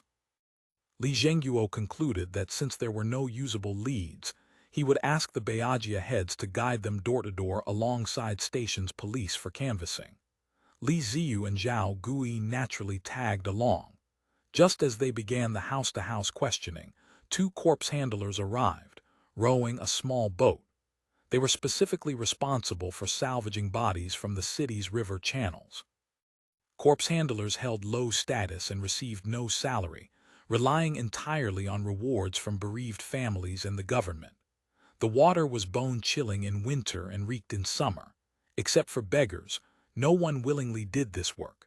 2 burly men in a small boat. One stayed at the bow calling softly, while the other sat at the stern, lowering giant rolling hooks tied with coarse hemp rope to the river bottom. They searched back and forth, section by section, in the 50 meters upstream and downstream of the river pier. The channels hadn't been dredged in years, and considerable debris cluttered the riverbed. Searching methodically, the rolling hook snagged many heavy objects, but pulling them up revealed only garbage. The 2 fished in the channel for half the morning without catching anything remotely resembling a headless corpse. Word reached the 2 detectives conducting interviews. Now Gao Changyu and Li Zhengguo grew uneasy. No corpse meant their earlier deductions couldn't stand. Besides instructing the corpse handlers to expand their search range, they decided to split up. Gao Changyu would continue questioning residents while Li Zhengguo returned to the scene to search for additional clues. Since they were revisiting the scene, Li Ziyu and Zhao Gui naturally accompanied them again. Li Zhengguo returned to find the area cordoned off by police. Although there was nothing visible, news of a murder on the street had spread. The street gates at both ends were tightly locked, and team leaders busily knocking on doors to question people confirmed the rumors weren't false. As soon as Li Zhengguo arrived, idle onlookers began gathering nearby. Li Zhengguo first went to West Branch Alley 11. This alley was quite long. Walking through it led to another north-south street. The street gate here was also locked. Clearly, after dark, the criminal could neither enter nor exit from this direction. Either he had simply hidden in the alley while dumping the corpse, or the crime scene was right here. Li Zhengguo strained to recall what he had learned while on missions with Wu Xiang. A corpse is heavy. A person carrying one couldn't travel far. Therefore, the crime scene wouldn't be very distant from the dump site. End of chapter. Chapter 1786. The legend: the large amount of blood left at the dump site also supported this reasoning. Not only that, the remaining bloodstains proved the interval between murder and dumping was very short. A person's blood volume is finite. Decapitation causes massive loss immediately.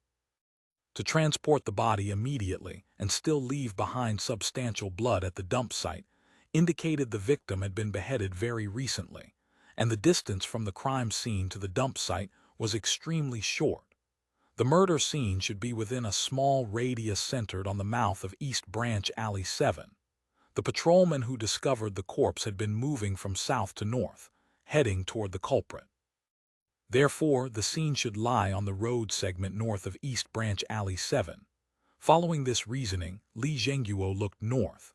Apart from West Branch Alley 11, which he had just searched, the section directly ahead was unremarkable. Besides a few shops on both sides, it was all residential facades. The residents here were mostly middle class, their frontages neat and orderly. Since it was late May or early June, households had their main doors wide open, with only the slatted outer gates closed for ventilation. Nothing looked suspicious at a glance. Li Zhengguo walked another round along the corpse transport route he had deduced, hoping to find more blood traces. Since massive bloodstains had been found at the dump site, the wrapping couldn't have been waterproof. Blood must have dripped during transport, and not in small amounts. However, this walk yielded none of the discoveries he anticipated. The deviation from his deduction was troubling. He decided to conduct house-to-house visits in this section himself to look for suspicious circumstances. He instructed Li Ziyu to fetch the tithing head for this area. The man was surnamed Zai, in his 40s, a small merchant. His business was modest, in his own words, a trade where water doesn't cover the instep. Superficially, he dealt in seedlings, but actually he trafficked tobacco, buying from farmers and reselling. Since the Changzhen emperor ascended the throne, this trade had become illegal. Strictly speaking, getting caught meant losing one's head. Shopkeeper Zai dared to do this only because he had confidence, broad associations and friendships across all walks of life. His business had always been peaceful. After the senatorial council entered the city, tobacco had theoretically become a monopoly good. However, the Monopoly Bureau currently lacked the capacity to control tobacco supply and distribution. Small merchants like him who connected rural and urban areas were actually important suppliers for the Bureau's cigarette enterprises. His life remained quite comfortable. Li Ziyu said this was easy, no need to visit his house. He drank tea every morning, and they could find him at his usual tea house. As the patrolman for this precinct, Li Ziyu regularly interacted with Bayagia heads and team leaders and knew their habits well. Fortunately, the tea house shopkeeper Zai frequented was on this very street, saving the trouble of opening gates. The tea house was small but had 2 floors. Many tea guests sat in the ground floor hall. Li Ziyu went in for a look but didn't spot him. A waiter approached. "Officer Li, what brings you here, tea or official business?" To facilitate their work, the 3 had changed into plain clothes at the station. But the waiter still recognized Li Ziyu and Zhao Gui. Li Ziyu said, "Official business. Shopkeeper Zai didn't come today." The waiter explained that shopkeeper Zai hadn't arrived yet. He'd been called to the police station early this morning, presumably for official matters. "Would the 3 of you like to find a seat and have some tea and dim sum first?" He mentioned that shopkeeper Zai usually sat upstairs. The 3 went up together and chose a corner table, ordering a pot of tea. Li Zhengguo had been running around all night and was starving. Seeing the 2 patrolmen looking equally exhausted, he said, "Let's have tea too. Fill our stomachs first." Li Ziyu was accustomed to consumption and enjoyment from his past, but recently, being short of money, he hadn't had morning tea in some time. According to officialdom etiquette, when a superior from the municipal bureau treated, it was rude not to actively offer to pay the bill oneself to appear sensible, but he had no money. Zhao Gui chuckled foolishly. Good, I'm hungry." Li Ziyu wanted to kick him. Seeing Li Ziyu's expression shift, Li Zhengguo understood the misunderstanding. He laughed. "I'm treating for this tea. Consider it a token of our acquaintance. I'll need your help with official matters later." Li Ziyu hurriedly demurred. "Master Li, what are you saying? You came here to handle a case. How can you treat?" Li Zhengguo was a bodyguard by background and judged people accurately. He could tell Li Ziyu was a young master from a propertied family, spoiled growing up. Becoming a patrolman was likely a last resort after family misfortune. This gave them common ground. Feeling closer, he spoke pleasantly. "You're a new patrolman, right? No need to learn old Gao's ways, he can't change. Just call me comrade. What's treating you to tea? You're new and haven't been graded yet. How can someone without wages treat? I at least have some salary. Treating you to tea isn't hard." Since he said so, Li Ziyu relaxed. Li Zhengguo ordered several baskets of dim sum. The 3 ate and waited for shopkeeper Zai, incidentally listening to the tea guests' chatter. This was called listening to leaks, a primary method for gathering information, whether for constables solving cases or bodyguards tracking kidnapped victims.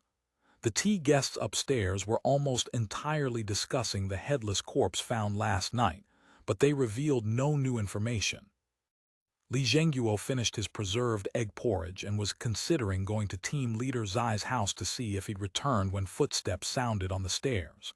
A sturdy man in his 30s rushed up like the wind. Judging by his clothes, he was a manual laborer of decent circumstances. He was looking for a suitable seat when a guest at a window table called out, "Old Kiwi, sit here. Tea is ready. Just add a bowl." Evidently, this old Kiwi was popular among the tea guests, likely because he always had rumors to share. As soon as he sat down, a table-mate poured tea into his bowl and asked, "Old Kiwi, where have you been running lately? Haven't seen you for days. Any news?" "News? Isn't the biggest news the headless corpse on the street last night?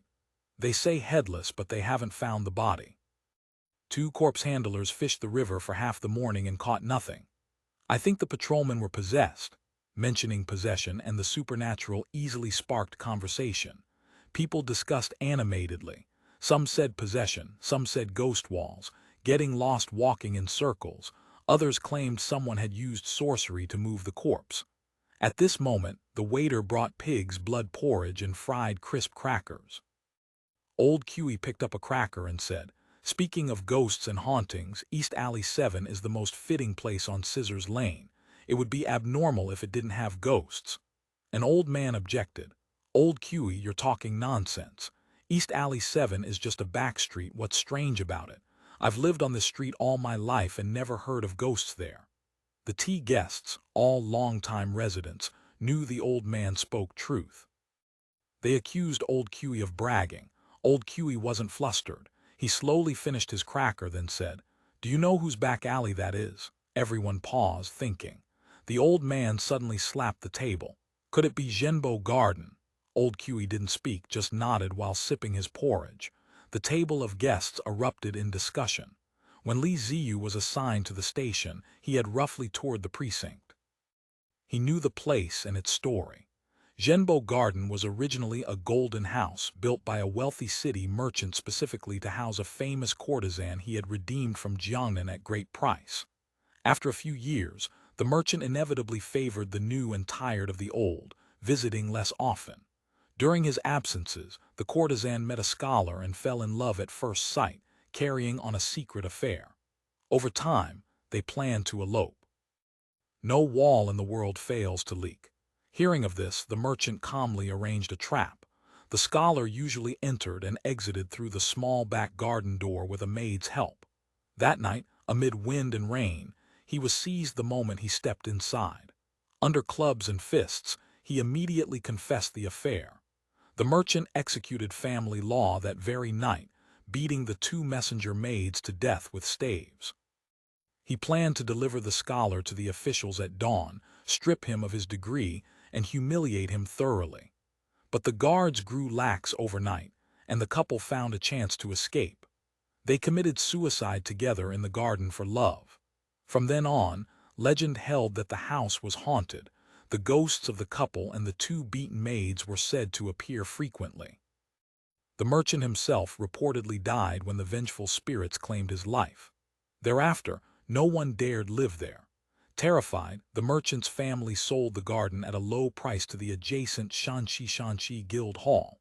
By the time Ziyu started work, 50 or 60 years had passed. Though no one had actually seen the ghosts of Zhenbo Garden, the reputation of the haunted house remained loud. Ordinary people wouldn't step inside without good reason. Ziyu wasn't exactly a materialist, but ghosts and gods held no value for solving cases. Besides, the blood on the ground was real. As for Li Zhengguo, he was a bodyguard. Bodyguards often traveled night roads and wild places. Guarding courtyards and sitting in shops meant constant night activity. He had witnessed many strange things, but upheld the belief that a straight body doesn't fear a slanted shadow, and a body of righteousness suppresses 100 evils. Old Kiwi's ghost talk didn't impress him. Hearing their chaotic rehashing of old stories with nothing fresh to offer, Li Zhengguo felt disappointed. Then suddenly someone said, "Whether Zhenbo Garden is haunted is hard to say, but it's true that Widow Wang's house was haunted yesterday." End of chapter. Chapter 1787. The recovered carrying pole. The speaker made that claim, and the people below naturally had nothing to add. But one of the porters was still muttering. Old Kiwi listened impatiently and cursed. "The carrying pole is as good as mine. "What are you, a blockhead, still muttering about?" It turned out that, although this porter had obtained the carrying pole for free, the rope and cloth bag that went with it were gone. These items weren't worth mourning over individually, but without them he couldn't work. Especially the cloth bag. It was an oilcloth bag specifically used for work at the live pig hong. Li Zhengguo's ears pricked up at this.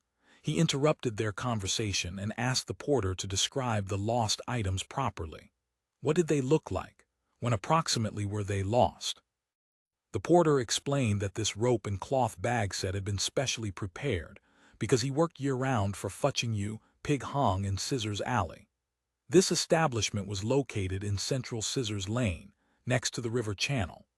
Live pigs from the countryside were transported by boat to the pier behind the pig hong and kept in pens, slaughtered daily for sale to meat stalls, restaurants, and wealthy households. The pig hong shipped large quantities of pork and offal every day, employing many porters year-round to make deliveries. For whole sides of pork, an iron hook sufficed for carrying. But pig offal and processed meat products couldn't be hung on hooks, so porters carried them in cloth bags. Because they regularly worked for meat shops, the few porters who served the pig hong all had special oilcloth bags. Yesterday they had worked at the pig hong as usual. Afterward, they'd left their tools in the tea shed as was customary. Generally, no one stole them. Most porters came from other counties and often stayed in small chicken feather inns around Guangzhou, with nowhere to store their equipment. Unexpectedly, when they arrived for work this morning, everyone else's tools remained in the tea shed, only his were missing. Hearing this, Li Zhengguo's brow relaxed considerably. He asked, "Where is this tea shed where you wait for work?" "Number 11 West Branch Alley, South Scissors Lane." "Let's go have a look." Now Li Ziyu was confused. They had originally planned to inspect Widow Wang's house.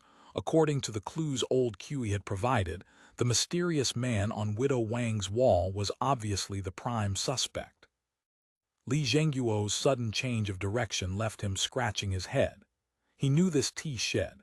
The station listed such gathering places for manual laborers as key subjects for supervision. It was just a simple bamboo structure built on a plot of abandoned land where a building had collapsed. Inside stood about a dozen tables propped up on broken bricks and armless, legless furniture. Rough porcelain teapots and coarse sand bowls, the whole setup extremely basic. The porters carrying poles were placed on a bamboo rack to the side. Old Kui explained that each person had a fixed spot. Newcomers always stowed theirs at the back, while senior porters ranked further forward, enjoying greater chances of getting work. Li Zhengguo surveyed the environment. The tea shed didn't even have walls, so security was hardly a meaningful concept. But it wasn't completely exposed either, because old Q, who watched over the shed, slept in a reed mat hut beside it. Old Q said he usually slept lightly, not from fear of theft, but because occasionally someone had business at night and needed to summon porters for work, which he arranged. If someone knocked, he had to get up. But last night he had slept uncommonly soundly. He usually rose at the fourth watch to fetch water, chop wood, and boil water, but today he hadn't woken until broad daylight. Li Zhengguo sensed something was wrong. He walked into the straw hut where old Q lived and caught a faint scent, unidentifiable but distinctive. Just as he was about to speak, another person burst into the hut and shouted, "Knock out incense!" It was Gao Changju. Gao Changju had been questioning households door-to-door with the station's household registration police. At that pace, he wouldn't have reached the tea shed until late afternoon. His sudden arrival was due to a new clue. This clue came from the corpse handlers fishing in the river. They had been working all morning when suddenly the man at the stern grew excited and called to the boatman, "Boss, stop, got it." Before this, similar got it moments had occurred several times, but each time they'd hooked only riverbed debris. The boss responded without enthusiasm, "Then pull it up." But the object at the bottom seemed very heavy. The man at the stern struggled alone for a while before finally hauling up not a corpse, not even other debris, but a carrying pole. A bamboo carrying pole couldn't possibly sink to the river bottom. let alone be heavy enough to require such effort. The reason this one was so heavy was because a stone had been tied to it. A carrying pole wasn't valuable, and it wasn't contraband. Even if someone no longer wanted it, just tossing it on the street would ensure someone picked it up for firewood. Absolutely no one would specially tie a stone to it and sink it to the river bottom. The two corpse handlers retrieved bodies for the Yamen year-round and had seen all manner of cases. One look at this situation told them something was wrong. They rode back immediately to report to Gao Changjiu. Gao Changjiu was an old bailiff. Hearing the report, he concluded the carrying pole was almost certainly connected to the Headless corpse case. Examining the salvaged pole and the rope binding the stone, he recognized them as typical porter equipment. After inquiring at the police station, he headed for the tea shed. He hadn't expected to smell knockout incense the moment he entered the hut. Li Zhengguo asked urgently, "Is it really knockout incense?" Gao Changjiu nodded. "That's right. Someone definitely burned it here last night." Using knockout incense meant either robbery or rape. Old Q was a porter, old, poor, unable to work anymore, selling tea and watching the shed. He had neither beauty nor wealth. What were they after? Could someone really go to such lengths to steal a carrying pole? The two exchanged case details and felt this was a major discovery. They called the porter who'd lost the carrying pole to identify it. Sure enough, it was his. Someone had gone to such great lengths to steal such a worthless pole, not merely to sink it in the river. This was destroying the corpse and erasing traces. The two concluded this carrying pole was very likely connected to the Headless corpse case. What was its use? Li Zhengguo's heart stirred. Could it have been used to transport the body? This thought had occurred to everyone present. They involuntarily cast their eyes on the carrying pole. It was an ordinary bamboo pole. Well used, shiny and oily, darkened nearly to yellow. It felt not only very smooth but also somewhat greasy, probably from regularly carrying goods for the pig Hong. But such a smooth pole, having soaked in water for half a day, would retain no traces. Li Zhengguo examined it from every angle, racking his brain to dig out every trivial detail learned from training and following Mu Min and Wu Xiang, but the pole yielded nothing. Li Ziyu had been watching carefully from the side. He noticed the stone and rope had been thrown aside, abandoned. He suddenly had an idea and said, "Comrade Li, we haven't examined that bundle of rope yet." Everyone realized they had overlooked it. Gao Changjiu quickly picked it up. The rope was dripping wet, woven from hemp mixed with bamboo strips, very strong. Old Qi confirmed it was indeed the type commonly used by porters. Though the rope had been fished from the water, it felt greasy to the touch. Obviously, it was the original match for the carrying pole, transformed by years of transporting pork. Li Zhengguo asked the porter who'd lost the pole, and he confirmed this rope was his. The rope had been soaked in lard and bloodstains for so many years it had turned completely black. At first glance, nothing stood out. Li Zhengguo held it up and scrutinized it carefully in the sunlight, and discovered a clue. On the seemingly uniformly black rope were fresh stains. Neither Li Zhengguo nor Gao Changjiu could be certain whether this was human blood, but the Australians at the Municipal Bureau had methods to identify it. If it was, this was undoubtedly evidence. Combined with the missing oilcloth bag, Li Zhengguo's eyes lit up. He asked, "Who else has that kind of oilcloth bag?" More than one porter worked for the pig Hong, so naturally each had one. Shopkeeper Zai brought one over, saying the appearance and size were about the same. Li Zhengguo spread the oilcloth flat on the ground, examined it, and felt his deduction made even more sense. The carrying pole's appearance brought the first glimmer of dawn to an investigation that had been murky all along. The two discussed and decided time was of the essence.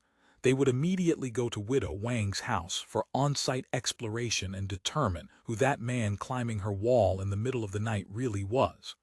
Widow Wang's house wasn't far from the tea shed.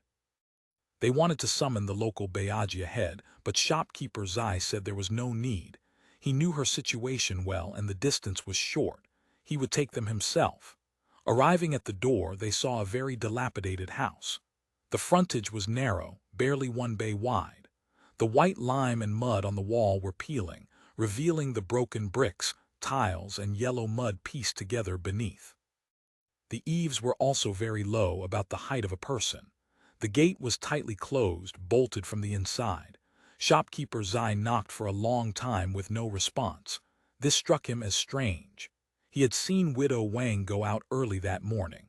If she hadn't returned, the door should be locked from the outside. Since it was bolted from within, someone was home. With the return of the humid south wind, the weather was growing hot and sticky. During the day, every household closed their lattice doors and opened main doors for ventilation. In broad daylight, why was this door bolted? Li Zhengguo and Gao Changju both felt something was wrong. Gao Changju knew various Jianghu tricks. He immediately produced a soft bamboo strip, inserted it through the door crack, and slowly worked the bolt aside. It took several minutes, but the door opened. The moment it did, they smelled a peculiar fragrance, exactly the same scent they had detected in old Q's hut, only stronger. Li Zhengguo's expression changed. He cursed silently and crossed the main room in 3 quick strides. Beyond lay a small courtyard with a crooked old tree, and a person was hanging from it. Shopkeeper Ziyu couldn't help but scream. The figure dangling from the branch was Widow Wang. "Quick, get her down." Several officers rushed forward to untie the rope. Li Ziyu cursed his luck inwardly but had to help. Fortunately, Zhao Gui showed no hesitation, standing below to catch her weight. They soon got Widow Wang down. The woman had already stopped breathing, but the body wasn't stiff. She hadn't been dead long. Combined with the fact that shopkeeper Ziyu had seen her this morning, her hanging must have occurred in the few short hours between morning and noon. Though there was no coroner or forensic doctor present, Gao Changju had years of experience. The strangulation mark on Widow Wang's neck was horseshoe-shaped, with a lifting void zone where the ends didn't meet. This distinguished hanging from strangulation, a horseshoe-shaped mark formed by suspension. She hadn't been strangled and then strung up. Wang Ziyuzhu had indeed died by hanging. However, both Gao Changju and Li Zhengguo felt that Widow Wang's sudden suicide made no sense emotionally or logically. Combined with the knockout incense they'd smelled upon entering, they couldn't rule out that she'd been drugged unconscious and then placed in the noose. Gao Changju had encountered similar cases before, though in those instances, the murderer had used intoxication rather than incense. On-site investigation immediately revealed suspicious points. A stool lay overturned on the stone slab floor beneath the corpse, and the deceased's footprints remained on its surface. The first suspicious point concerned this stool. The footprints on its surface struck Li Zhengguo as odd. If Wang Ziyuzhu had stepped onto this stool to tie the rope to the tree branch, placed her head in the noose, and kicked the stool over to commit suicide, one would expect friction marks left when the stool was kicked. Yet the front and sides of the stool showed only those clear footprints, no scuff marks whatsoever. Li Zhengguo had Li Ziyu bring an identical stool and performed a simulation test under the tree in the yard, grabbing the branch with his hands, kicking the stool over to suspend his body. The results showed that no matter how lightly one kicked the stool, traces would inevitably be left. Conducting a comprehensive investigation of the scene, they found Widow Wang's residence was a 1-story house with 3 bays of depth and 1 frontage. Entering by the door was the main room, beside which lay the kitchen. Crossing the small bluestone courtyard led to a bedroom divided into a bright outer chamber and a dark inner room. Beyond the bedroom was a small backyard piled with water vats and sundries. The space was cramped, the rooms low and small, the furniture and items simple, at first glance, clearly a poor person's dwelling. But upon inspection, the police immediately noticed many incongruities. The bedding was very new and the quality was good, obviously not typical of lower-class commoner women like Widow Wang. At the head of the bed sat a brand-new dressing box inlaid with mother-of-pearl and fitted with a mirror. This was authentic Australian merchandise from Purple Treasure Studio. The crystal mirror alone was worth a considerable sum. The cheapest cost 4 taels of silver. The dressing box was open, clearly having been rummaged through. Most items were gone, but a pearl and silver ring remained inside, not extraordinarily valuable, but still beyond what such a woman could afford. Similar discrepancies included clothes in the wardrobe, all made of silk, fashioned recently. More direct evidence: the wardrobe contained men's clothes in more than one set. This man apparently stayed overnight frequently. Obviously, these were all provided by that wild man. In the kitchen, they discovered more similar traces: a jar of wine half drunk, unfinished wind-dried chicken and cured meat. End of chapter. Chapter 1788. The disappearing Tanka boat. Judging from the food, utensils, and clothes discovered, the man was quite particular about his lifestyle and should be a person of wealth. Next, a second suspicious point came to light. Widow Wang's home was cleaned spotlessly. According to shopkeeper Zai, Wang Ziyu was fastidious about cleanliness. Though her family was poor, she swept the house every morning upon waking.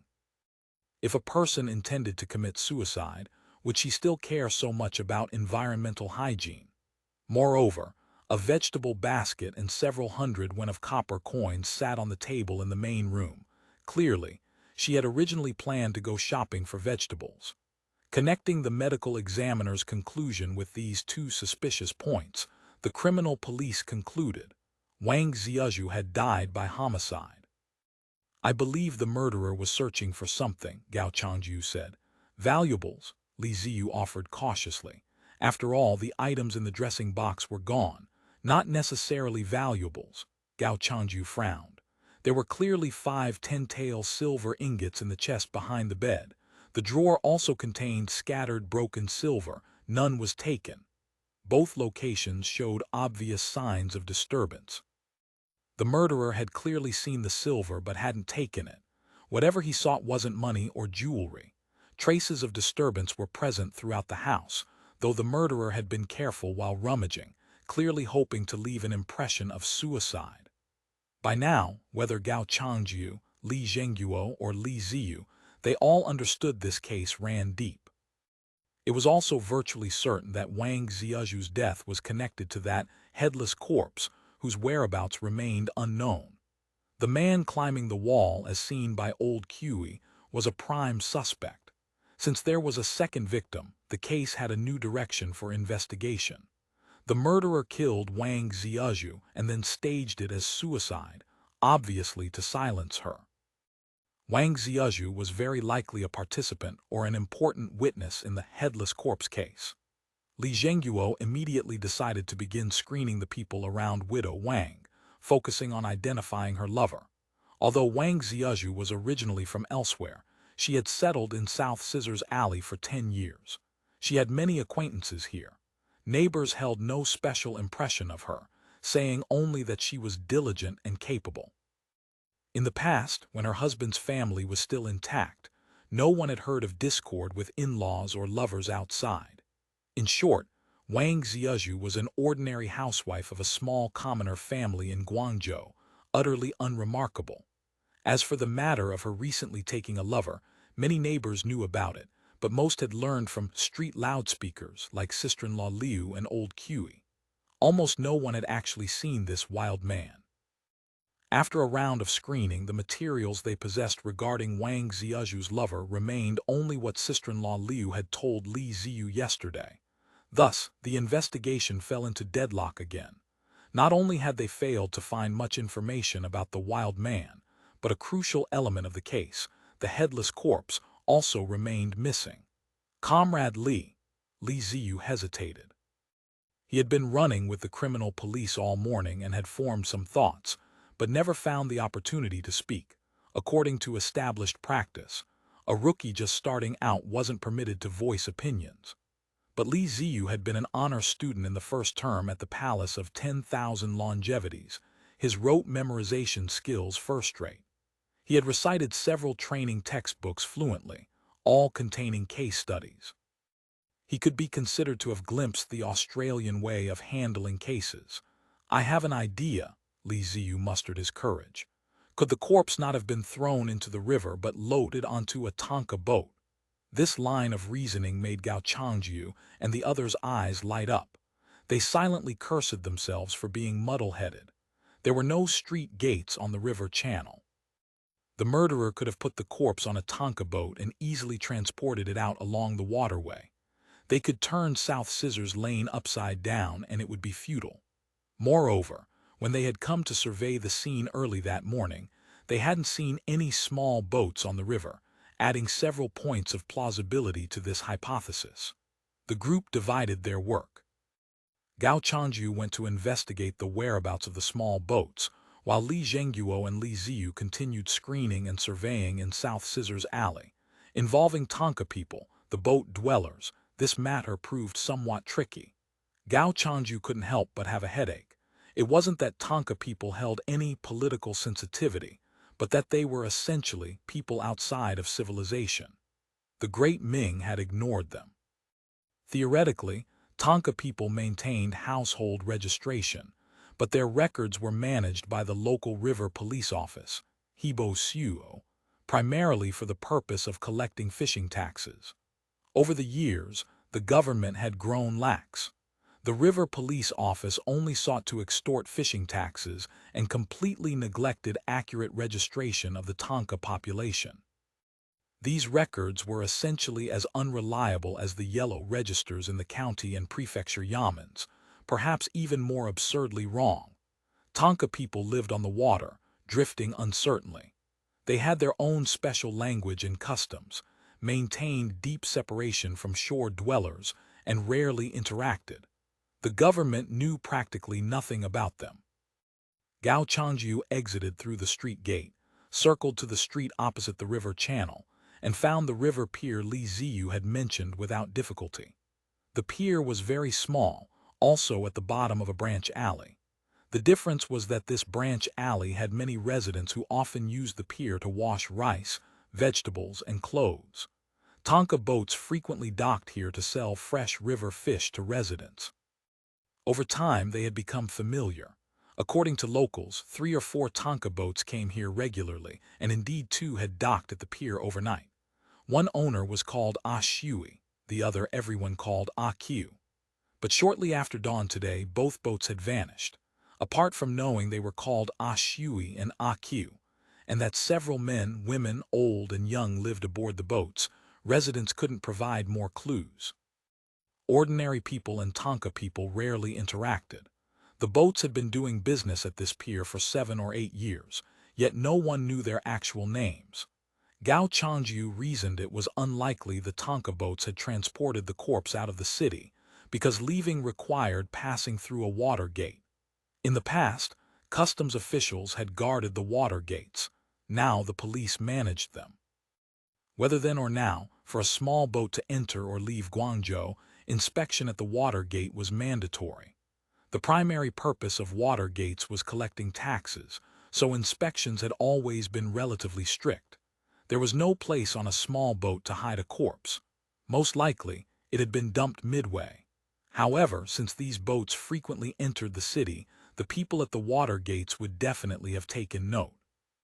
Perhaps they knew something. There were 10 water gates in all of Guangzhou. As long as one was willing to detour, any gate could serve as an exit. Moreover, the boats might not have left the city at all. They could be docked at some other pier inside. Gao Changyu considered his options. Inquiring at each water gate one by one would take too long. Better to visit the river police office, now called the water police station, and ask there. While Gao Changyu investigated the Tanka boats, Li Zhengguo led Li Ziyu and the others in dizzying rounds of screening and questioning throughout South Scissors Alley.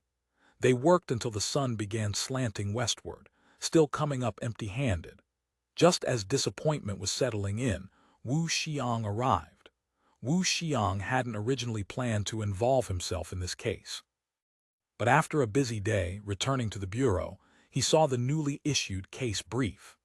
The working conditions of the senatorial council's police system were extremely poor. Except for Lingao, most places lacked telephones for real-time contact. But the mission required the municipal bureau, sub-bureaus, police stations, and resident stations, as well as stations among themselves, to exchange information as quickly as possible. So they had adopted a local method from the 1950s of the old timeline. Each sub-bureau and police station manually reported various cases occurring within their jurisdiction in the past 24 hours to the municipal bureau at noon every day. The municipal bureau would then quickly compile the case reports into a brief, print it, and distribute it to all sub-bureaus and stations before 2 in the afternoon, ensuring everyone could access the latest case information as soon as possible. Not only had a headless corpse gone missing in South Scissors Lane, but a case of disguised suicide had also emerged. This aroused Wu Xiang's interest. He immediately headed back to South Scissors Lane, arriving just in time to meet the burnt-out Li Zhengguo. Listening to Li Zhengguo's report, Wu Xiang fell into thought. So far, Gao Changjiu and Li Zhengguo's judgments had been sound, including the pursuit of the Tanka boats as a breakthrough direction. But Wu Xiang felt certain there must be some detail they had overlooked. Judging from available clues, the murderers in the nameless corpse case were very likely 2 people, because using a carrying pole to transport a body required 2-person cooperation. Wang Ziyuzhu was very likely one of them. For a young, strong woman of rural background like her, carrying a load of 100 or 200 jin was nothing. Carrying a corpse with a partner would be even easier. The carrying pole and rope had been found in the river, but the oilcloth sheet alone was missing. Why hadn't the murderer sunk it together? Wu Xiang estimated that 9 times out of 10, the murderer had wrapped the corpse in oilcloth. Only this could explain why there were no bloodstains along the route, only bloodstains at the entrance of East Branch Alley 7 where they had dumped the body. Wu Xiang's thoughts suddenly sharpened. This was a headless corpse. Since it was headless, where was the head? The murderer had deliberately decapitated the victim before moving the body. Such cases typically stemmed from deep hatred toward the victim, the head specifically taken away, firstly to ensure the deceased ended up with an incomplete body, and secondly to use as a sacrificial offering for worship. One couldn't travel far carrying a bloody human head. Exposure after dawn would be too easy. Whether it was the murderer or the corpse divided into 2 pieces, both were obviously still hidden somewhere in this block. Wu Xiang pondered again and again, then said, "Let's go walk the known crime route once more, see if we can find any new clues." Li Ziyu thought to himself, how many times have we walked back and forth already? Short of scraping off the wall plaster and digging up the paving stones, what's left? No matter how capable the Australians are, they can't create something from nothing. But he also admired this carefulness and meticulousness. If this had been the government of old, firstly they wouldn't have filed a case without a corpse. Even if widow Wang had died, they wouldn't have made such a thorough effort. They would have simply concluded it as suicide and been done with it. They certainly wouldn't have labored so painstakingly to solve the case and apprehend the murderer. End of chapter.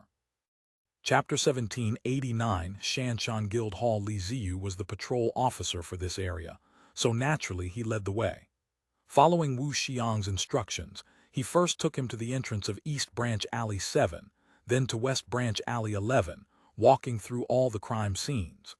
Wu Xiang spoke little along the way, stopping only occasionally to ask questions at certain locations. But he didn't discuss anything specific, just kept scrutinizing. Li Ziyu found the whole thing rather mysterious. Walking and stopping like this, they made their way to the back door of Zhenbo Garden in East Branch Alley 7. Wu Xiang suddenly asked, "What is this place?" Li Ziyu answered quickly, "Section Chief Wu, this is the back door of the ShanShaan Guild Hall." "Since it's a back door, why is the lock hanging on the outside?" He pointed at the door. The door was larger than ordinary back doors with double leaves. Hanging from it was a cast iron padlock, rust-encrusted. With this question, Li Zhengguo also realized he had missed a crucial point. This was clearly the guild hall's back door. Why would the lock be on the outside? In 17th century China, the locks commonly used were padlocks. The key difference between padlocks and modern locks like pin tumblers was that padlocks could only be opened and locked from one direction.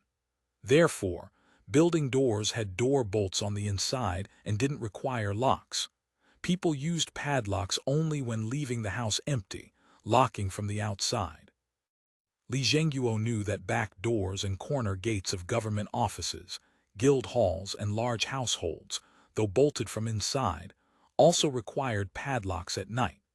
Permanently unused back doors were locked by an iron general year-round. Locking from the inside served internal security needs, preventing people within the building from privately communicating with outsiders, which could lead to theft or romantic affairs. So it was unfathomable that the back door of the ShanShaan Guild Hall would be locked from the outside.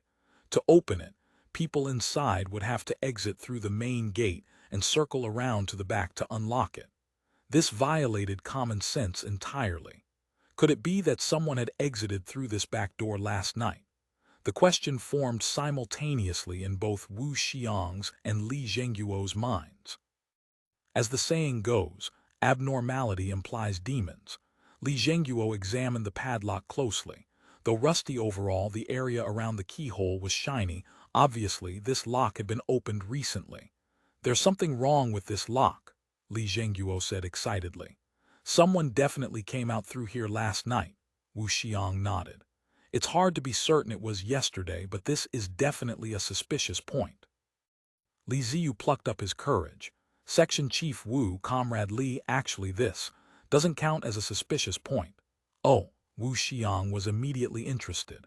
This young patrol officer had raised an objection. "Let's hear it." Seeing no sign of anger, Li Ziyu spoke cautiously.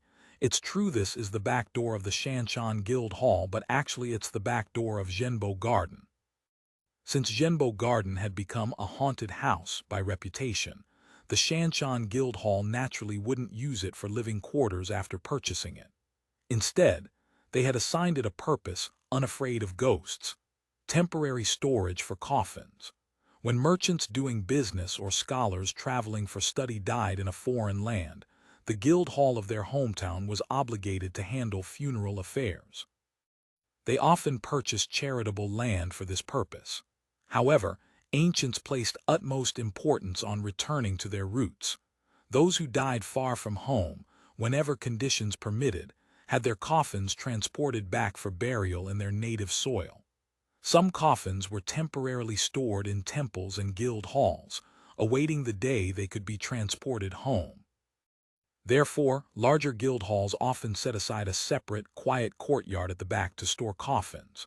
Though merchants from Shanxi and Shanxi weren't numerous in Guangdong, the guild hall maintained such facilities. Since coffins required storage, they couldn't be brought through the main gate. Firstly, this would harm feng shui. Secondly, with people constantly coming and going in the guild hall, seeing coffins would be unlucky. So they always entered and exited through the back door of Zhenbo Garden. Boats on the river channel could be used directly. Li Ziyu explained that for the convenience of moving coffins, the padlock was always hung on the outside. Because of Zhenbo Garden's reputation, it was almost completely isolated from the ShanShaan Guild Hall. Even Guild Hall people were unwilling to walk through Zhenbo Garden when coming and going. People transporting coffins bring them in through the back door and leave through the back door. Even the miscellaneous worker holding the back door key doesn't dare walk through Zhenbo Garden back to the Guild Hall, preferring to circle around and enter through the main gate. So the lock is always hung outside the door, not inside. Quite eerie. Wu Xiang nodded, noting that this patrol officer grasped local conditions very well. He asked, "Who are the steward and the gatekeeping worker of the guild hall? Find them, I have questions." Li Ziyu said, "That I don't know. The main gate of the guild hall isn't on Scissors Alley." It turned out the main gate of the ShanShaan Guild Hall opened onto neighboring Incense and Medicine Alley. According to the principle that jurisdiction followed where the main gate opened, this large area in East Branch Alley 7 wasn't within Li Ziyu's territory. Hearing this, Wu Xiang immediately instructed them to proceed to the guild hall on Incense and Medicine Alley. The group left South Scissors Lane and hurried to the main gate. Seeing the police arrive, the gatekeeper hurriedly summoned the steward. The steward was an Old West, a Shanxi native. Having done business in Guangzhou for over 30 years, he was half a local, though his Cantonese was never quite right. Hearing Wu Xiang speak the new language, Mandarin, he actually felt relieved. Compared to Guangzhou Mandarin, this new language was easier to communicate in. Learning that the police wanted to ask about Zhenbo Garden, the steward was quite surprised. This haunted house was well known throughout the city. Even people from the ShanShaan Guildhall wouldn't enter in broad daylight without reason. Besides, inside were only temporarily stored coffins. Ordinary people avoided them like the plague. What was there to see? He explained that Zhenbo Garden was indeed Guildhall property, but rarely did anyone go in, including himself, who'd entered perhaps once or twice. To speak of the specific situation inside, one had to ask Old Chi, the miscellaneous worker. So Old Chi was summoned. His account matched Li Ziyu's. For convenience when moving coffins, he entered and exited Zhenbo Garden from the outside. After finishing his tasks, he would lock up and circle back to the guild hall from outside. Wu Xiang then asked why he didn't enter and exit from the guild hall side. Was there no door between the guild hall and Zhenbo Garden? My lord, there is indeed a door, and this humble one also has the key. But that place has too heavy a yin energy. Going in even in broad daylight feels ghostly. Opening the partition wall door from the guild hall allowed entry into Zhenbo Garden. But usually, even in broad daylight, Old Chi wouldn't dare walk this path alone. He preferred the long way around for peace of mind. Is the key to the partition wall door in your possession? Wu Xiang pressed. Naturally, the key hangs in the gatehouse where this humble one lives. To be honest, this humble one gets frightened just looking at it, avoiding its use whenever possible. Is the key still there? Yes, yes. No one steals such a thing. I saw it this very morning. Who else has one besides you? The master steward keeps one. What about the key to the back door? The same, this humble one keeps one and the master steward keeps one. The steward said, I don't have one. He added, the one you use was originally mine. Seeing the police puzzled, he explained that Old Chi had only come last year. The previous miscellaneous worker had died during the plague last spring. At that time, the epidemic had been severe, and many people in the guild hall fell ill.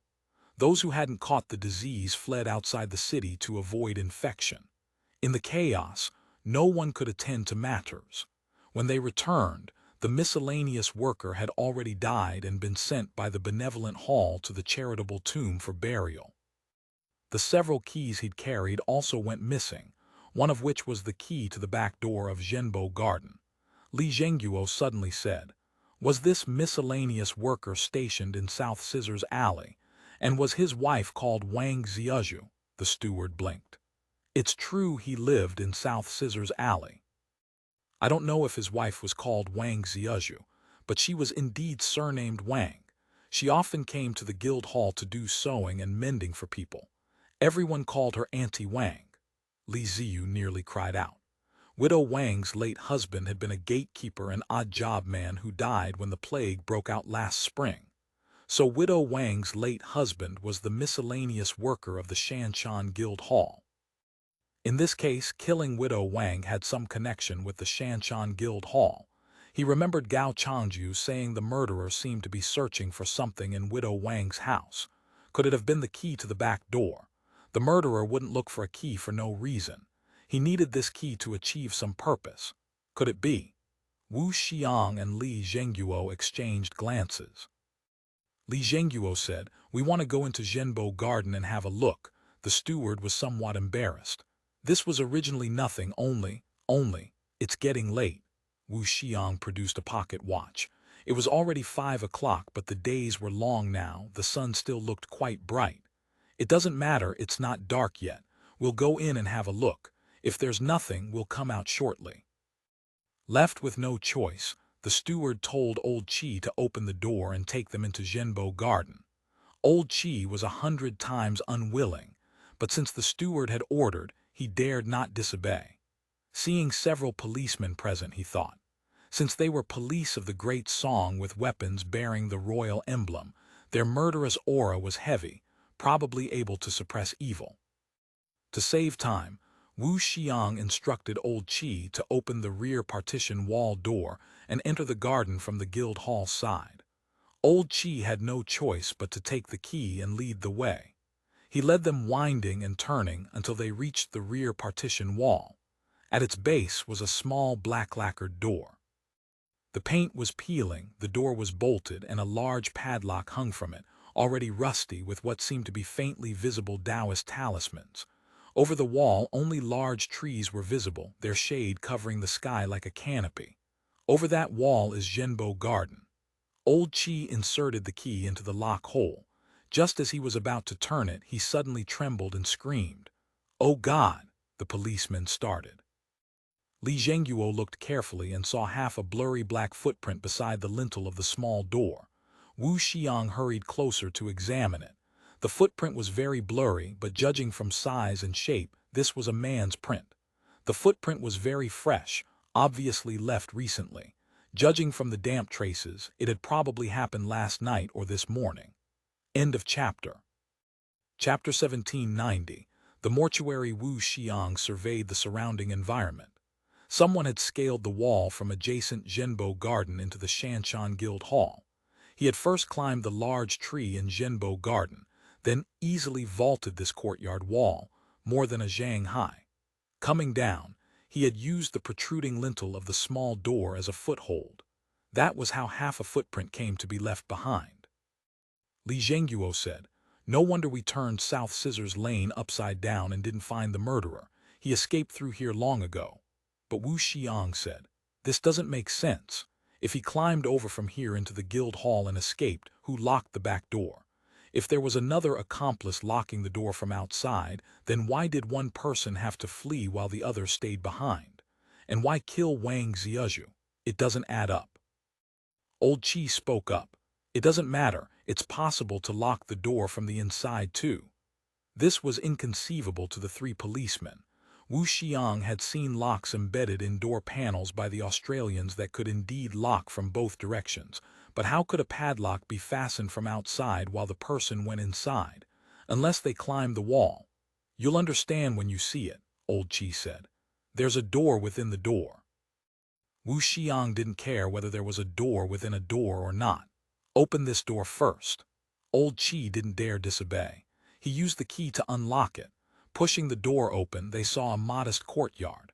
Though it hadn't been repaired in many years, overgrown with weeds, paint peeling, the elegance of its fine original workmanship could still be glimpsed amid the dilapidation. The courtyard wasn't large. Old Qi led them through a moon gate into the garden proper. It was so desolate as to be nearly unrecognizable, covered with wild grass and miscellaneous trees. Most of the buildings and rockeries collapsed. Only a narrow path remained passable. The sun hung high in the sky. On the street, one would probably still be sweating. But the moment they entered this garden, though the air was still and the trees motionless, a chill suffused everything, penetrating skin and bone. Rotting leaves and grass lay an inch deep on the ground. The garden's trees were all old specimens, 50 or 60 years at least, their shade blocking the sky like a canopy. Flowering plants originally held in vats had shattered their containers, spreading their strange black trunks across the mossy green ground, blooming with gorgeous flowers, indescribably eerie. Old Qi didn't dare look around, only leading the way ahead. He said he hadn't come through from the guild hall side in several months. "This place, as soon as it gets dark, even robbers won't cross it. It's unclean." Wu Xiang was in no mood for his chatter. He had already noticed many traces of human disturbance along the small path, trampled wild grass, fallen branches. Obviously, someone had passed through here recently. Crossing the desolate garden and arriving at a courtyard wall, Old Qi said, "This is it." The courtyard gate had long rotted and fallen off. Passing through, they found the courtyard covered in dead leaves. The mortuary appeared to have been converted from the original flower hall. The roofs of the wing rooms on both sides had half collapsed, their tiles overgrown with wild grass. Under the slanting late sun, groups of bats flew in circles through the air. The peeling, broken wooden lattice doors were half open, half closed, creaking when the wind blew. Though everyone present was bold seeing such a scene, their hearts inevitably beat like drums. They steeled themselves and pushed open the door. Stepping into the main hall, they saw 7 or 8 black-lacquered coffins parked inside, resting on long benches covered in spider webs and dust.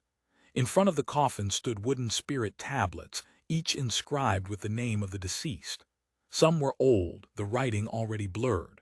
A strange smell assaulted their noses, gloomy and stale, but there was no scent of rot. Coffins were customarily packed with limestone paper packets.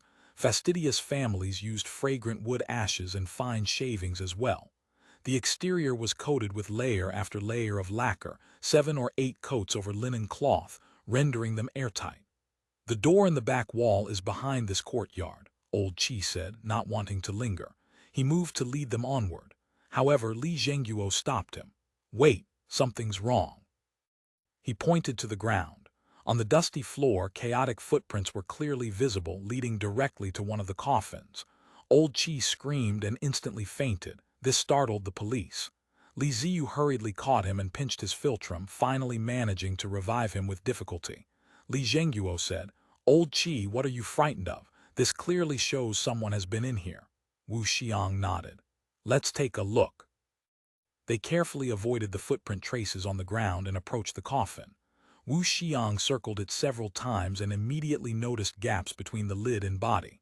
In several places, the lacquered surface showed obvious wear marks. Someone had opened this coffin. Calling old Qi over to look, he turned pale with fright at a glance. The wooden nails sealing the coffin lid were broken, obviously pried open. This was a serious matter. Although the coffin hadn't yet been buried, privately opening it was equivalent to grave robbery. In the old days, that was a felony. If the bereaved family had any influence, they certainly wouldn't let it go. If word got out, the miscellaneous worker managing the mortuary, might lose his job. He grew so anxious he nearly wept. "How can this be? This key has never left my person for a moment," Wu Xiang reassured him. "Old Qi, don't worry. For now, we need to open this coffin and see what's inside, then decide.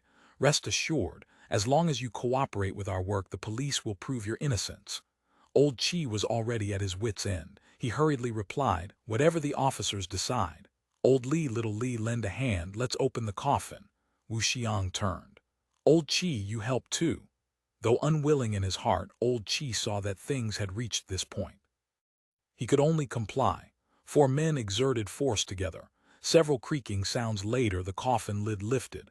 They peered inside intently. Old Qi screamed, "Mother," again and collapsed with his eyes rolled back. This time the 3 policemen couldn't attend to him.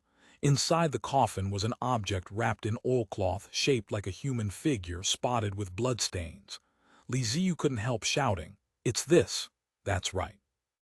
Inside the coffin was exactly the headless corpse he and Zhao Gui had found during their rainy night patrol, the one that had later vanished without a trace.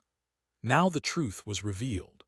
The headless corpse that had seemingly grown wings and flown away had actually been moved into the mortuary by the murderer while they went to find help, and hidden inside a coffin.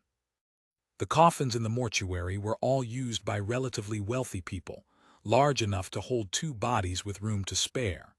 Unless the coffins were to be transported or interred, no one would trouble them for years.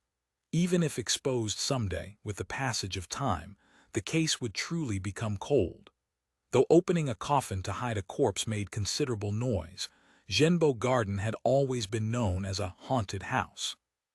Even if there were sounds or anomalies late at night, ordinary people wouldn't dare come to investigate.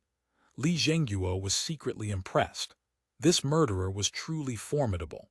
He could transport a headless corpse in pitch-black rain, quietly enter this long-abandoned, haunted house, calmly open a coffin to conceal the body, then leave silently to hide in Widow Wang's home.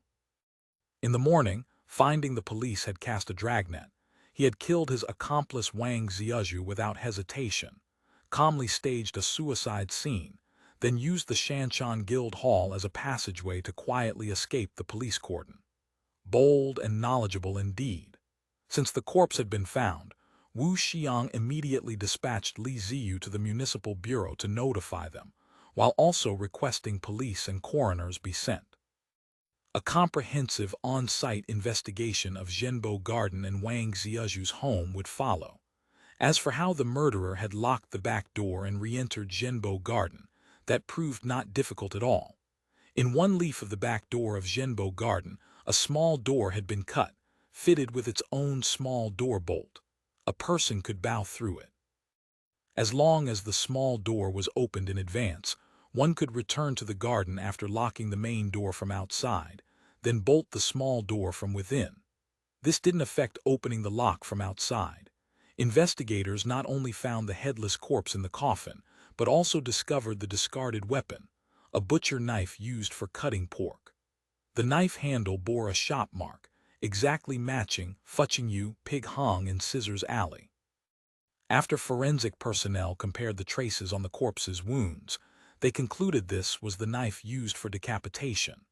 Though the local police station hadn't received a report, a Pig Hong losing a knife wasn't a major matter, not worth reporting. To be thorough, Li Zhengguo still sent Zhao Gui to inquire whether a butcher knife had been lost. Zhao Gui returned quickly, reporting that the Hong had indeed lost a butcher knife a few days ago. Since the value wasn't great, they hadn't made a fuss over it. A total of 2 sets of footprints were extracted from the mortuary floor. One set belonged to the same person who had left the footprint on the small door of the rear partition wall. The other set, judging from size, belonged to a woman. After comparison, they matched Wang Ziyaju's footprints, visible proof that Wang Ziyaju had also participated in the murder. Investigators discovered fresh bloodstains covered by mud in the wing room of Wang Ziyaju's home, and found tiny blood spatters on the wall and wooden door, confirming this as the scene of the crime and beheading. They also recovered unburnt fragments of silk fabric from the stove hearth. 2 unburnt shoe soles were found as well. The on-site investigation concluded in the early morning of the second day after the crime. Wu Xiang led Li Zhengguo and the others back to the municipal bureau and immediately convened a case analysis meeting. Based on further investigation, they preliminarily reconstructed the crime. The murderer and Wang Ziyaju had conspired to kill the victim at Wang Ziyaju's home and decapitate him. They stripped the victim's clothes and burned them in the stove hearth.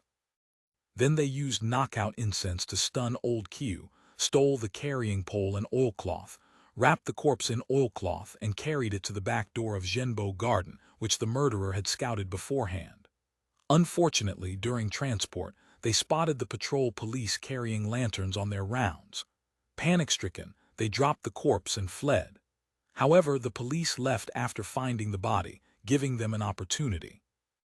The murderer returned according to the original plan, used the key left by Wang Ziyaju's late husband to unlock the back door, and transported the corpse into the mortuary to hide it as planned. Then they returned to the Wang house. The next morning, finding the street blockaded and police fully investigating, the murderer concluded time was of the essence. He had to flee as soon as possible. Before escaping to silence her, he killed Wang Ziyaju and staged it as suicide. Then, having found the key, he passed through the back door of Zhenbo Garden and quietly escaped via the ShanShaan Guild Hall. End of chapter. Chapter 1791. The mystery. The killer's cunning was evident at every turn, meticulous in planning, ingenious in execution, and ice-cold in composure. When patrol officers discovered the corpse only to abandon it, he calmly returned to collect it and proceeded with his original scheme. Even while fleeing, he had the presence of mind to exploit Zhenbo Garden's cleverly designed back door to relock it behind him. Such audacity spoke volumes about his character. His methods of concealing the body and staging Wang Ziyaju's death as suicide revealed an intimate familiarity with traditional Yamen investigative procedures. Either this was a seasoned Jianghu veteran with an extensive criminal history, or a former constable who had once served in the government offices himself. That the murderer left the silver in Widow Wang's home untouched eliminated robbery as a motive. Professional killers who murdered for profit never went to such elaborate lengths to dispose of corpses. Every stratagem he employed was aimed at burying the crime itself. His knowledge of the route and the ShanShaan Guild Hall suggested someone local, or at least a long-term Guangzhou resident. From the accumulated evidence, the criminal police assembled a rough profile. A young male between 25 and 30 years of age, clean-shaven, scholarly in appearance and demeanor. Height approximately 160 to 165 centimeters, foot length around 24 centimeters. Physically agile, possibly trained in martial arts. Spoke Guangzhou Mandarin, knew the local terrain intimately, and very likely lived within the city. Such a sketch alone was far too vague to issue an arrest warrant. The investigators needed more. It was then that the coroner's autopsy report arrived. The coroners serving Guangzhou's prefecture and 2 counties had all been retained in their positions. Though their techniques were crude and riddled with errors and superstitions, they possessed centuries of accumulated experience. Until proper forensic doctors could be trained, these men would have to suffice. Coroners occupied the lowest rung of the lictor class. Their work made them pariahs whom everyone shunned like plague victims, so the profession invariably passed from father to son. Experience accumulated, but theoretical knowledge relied almost entirely on the ancient text records of washing away wrongs, wholly inadequate for modern criminal investigation. The prohibition against dissecting corpses crippled their examinations most of all. For this reason, Liu San had been specially invited to perform the autopsy as a forensic expert. The report that now arrived was a hybrid document reflecting both examinations. Its conclusions: the deceased was a middle-aged male stripped of all clothing, estimated between 40 and 50 years old, short and corpulent, with soft skin on hands and feet indicating a life of wealth and leisure rather than labor. Most shocking of all, someone had completely severed the victim's genitals with clean, precise cuts, performed, the report noted, after death. Wu Xiang drew a sharp breath when he read this. The victim's genitals removed entirely. What depth of hatred could drive such an act? Reading further, he learned the cause of death was decapitation. Yet the dissection revealed a large quantity of alcohol remaining in the stomach. Combined with the absence of defensive wounds, the victim had apparently been plied with drink until he was helpless, then slain. "I see it now. This is unquestionably a flower case," Gao Changjiu declared. His pursuit of the Tanka boats had yielded nothing, and he had rushed back to the bureau upon receiving word the corpse was found. If the victim had been a child, the mutilation might suggest human traffickers harvesting organs for sorcery. But for a middle-aged man, the post-mortem castration admitted no reasonable explanation except a crime of passion. Wu Xiang and Li Zhengguo agreed with this assessment. The question remained: what manner of romantic entanglement could provoke a murderer to first behead, then emasculate his victim? Such profound hatred suggested grievances on the scale of a murdered father, a stolen wife, or a slain son. Could this be the work of Wang Ziyaju's late husband's kinsmen? Li Zhengguo ventured. We might start our investigation there. If her late husband still had kinsmen, Wang Ziyaju would have been remarried off long ago, Gao Changjiu countered. Willing or not, she would never have been permitted to remain in that house alone. Among poor families, a wife was property, all the more so one who had been purchased. If Wang Ziyaju's husband had died without issue but left brothers in his clan, they would inevitably have taken her as a bride to solve the bachelor problem. Failing that, they would have sold or pawned her for whatever money she could fetch. As for the house itself, no clan would ever leave such property to a lone and helpless widow. So her late husband couldn't have had local kinsmen, Gao Changjiu concluded. Otherwise, would they have permitted her to live freely on her own? Besides, when relatives catch an adulteress, they're after money, not blood, certainly not murder executed with such brutality. Wu Xiang considered for a moment. One point we can establish: the murderer is not Widow Wang's lover, or rather, not the lover who had been living in her house. The evidence was clear.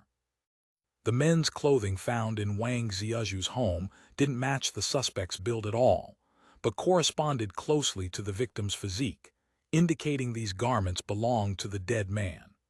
Moreover, undigested food extracted from the victim's stomach matched the leftovers discovered at the scene, proving he had eaten his final meal in that house. Sister-in-law Liu said the suspect arrived late and departed early, indicating he didn't reside there. Physical evidence confirms he wasn't a regular inhabitant. Yet Old Q's information establishes that someone was indeed living in the Wang residence, and that permanent resident was almost certainly our victim. But the suspect was clearly familiar with Widow Wang, and clearly spent the night. I believe all three knew each other, perhaps quite well. The exact nature of their relationship merits deeper investigation. Could this be a one-woman, two-husbands arrangement that bred jealousy? Gao Changyu suggested. Jealousy is plausible, but one woman, two husbands doesn't fit, Wu Xiang replied. That arrangement is a desperate measure for poor men who cannot afford wives. Neither the victim nor the suspect appears impoverished. They wouldn't resort to such expedients. And to suppose Wang Ziyu was juggling two lovers, a woman of unremarkable appearance and advancing years, where would she acquire such a lure? Everyone acknowledged the logic of his reasoning. Our most urgent task remains identifying the victim. Even as Wu Xiang spoke, doubt gnawed at him. His mentor, Chief Mu, had always warned that homicide investigators dreaded nothing more than an unclothed corpse found in the wilderness. Such bodies were notoriously difficult to identify. In the old timeline, police could employ household registration systems, missing persons databases, fingerprint and DNA archives, and facial reconstruction technology to identify nameless bones with high probability. But in the 17th century, they had nothing beyond a newly established Byagia registration system. Here, no one reported missing persons because the Yamen simply didn't handle such cases. To determine how many people had vanished recently, they would have to mobilize Byagia networks to investigate household by household, an enormous undertaking with no guarantee of success. Wu Xiang was unfamiliar with such advanced technology, but he knew that in the police bureau's mortuary outside the city, dozens of suspicious corpses already awaited identification and claiming. Gao Changyu, a veteran of bureaucratic work, understood these difficulties intimately. After some thought, he said, I believe we should start with the items the lover left at Widow Wang's place. Her dressing box came from Purple Treasure Studio. The clerk might remember who purchased it. The ring, too, and the clothing left behind, all can be traced. Wu Xiang agreed immediately. It was their only viable approach. They divided the work accordingly. With criminal police short-handed, Li Ziyu and Zhao Gui were temporarily reassigned to assist. Gao Changyu's assignment was to leverage his underworld connections. If anyone matching the suspect's description had appeared recently, surely some word would have circulated among the city's foxes and rats, the petty criminals and informants who knew everything that transpired in the shadows. Ordinary Yamen constables always cultivated networks of ears and eyes, what modern times would call informants. Gao Changyu had worked the streets for decades and was sworn brothers with the head of the Guandai Temple, the local gang hierarchy. He commanded considerable status in Guangzhou's gray world and controlled numerous informants. He settled into his usual tea house, and before long, several key contacts had gathered. Experience told him that a case as sensational as the South Scissors Alley murder would spread throughout the city within days. The underworld would inevitably produce some useful intelligence, but when he inquired about the headless corpse in South Scissors Alley, every informant claimed to know nothing. This anomaly seized his attention. He pressed further, asking whether anyone had encountered a young man matching the suspect's description. Again, unanimous denials. A few promised to ask around, but Gao Changyu's practiced eye recognized hollow gestures when he saw them. Could Boss Gao have issued a gag order? He muttered to himself. Such occurrences were rare. Though the Guan Dai Temple commanded enormous influence in Guangzhou, they adhered to the principle of not opposing authority directly. They generally avoided capital crimes like robbery-murder. When the government pursued a case, they typically cooperated. Even when the matter touched important figures within their own ranks, they would quietly negotiate terms with the constables and offer up a few scapegoats, anything to let both sides save face. Gao Changju recognized the growing complexity of this investigation. Whatever was unfolding, it was no simple murder. He resolved to employ other channels, investigating covertly to discover what game Gao Tianqi was playing. Li Ziyu and Zhao Gui, meanwhile, drew the most tedious assignment, physical evidence screening. The work itself wasn't difficult, only meticulous attention was required. Upon receiving his orders, Li Ziyu's first action was to take the silver ingots recovered from Widow Wang's house to the smelting shops for investigation. Silver ingots were not, strictly speaking, official Ming currency, merely a de facto medium of exchange that the government tacitly recognized. Although official ingots boasted the finest quality and most accurate weight, the state held no monopoly on their casting. Any shop or individual could melt and cast silver as they pleased. But since the process required specialized skill, most people entrusted this work to the smelting shops. End of chapter. Chapter 1792. The smelting shop functioned much like the furnace rooms of later dynasties, complete with all the same corrupt practices. Scissors eating silver, applications of oil and wax, tampered weights, artificially inflated fineness, padded weights. Such chicanery was so commonplace that merchants and common folk had come to accept it as the cost of doing business. Besides, establishing such an enterprise was no simple matter. It involved money, which meant without considerable capital and powerful backers, no one could open one. Strong appraisal skills were equally essential. Lead-filled yuanbao had a long history, nearly impossible to detect without breaking them open, and one couldn't always cut an ingot apart. Sometimes everything depended on the appraiser's trained eye. Smelting shops were scarce in Guangzhou City. The one boasting the oldest reputation and brightest signboard was Jufeng Hao, an authentic century-old establishment. Legend held that when the Portuguese first came to trade, the cross-stamped silver coins they used for payment had been assayed by the founder's own hand. Not only did the great merchant houses throughout the city bring their silver here for recasting, but the Guangdong Provincial Administration Commissioner entrusted most of its treasury silver to this house as well. The storefront itself was modest. Even before stepping through the door, one felt the heat pressing against the face. Though the actual melting of gold and silver took place in the workshop behind, the distance between front and back rooms was short, too short to effectively block the furnace's radiant warmth. The counter stood higher than those in ordinary shops, though not as lofty as a pawn shop's, where customers had to raise their arms to conduct business. Two purposes guided the design. First, to give customers a clear view of the cutting and melting within, preventing disputes. Second, to deter robbers from vaulting over to snatch silver.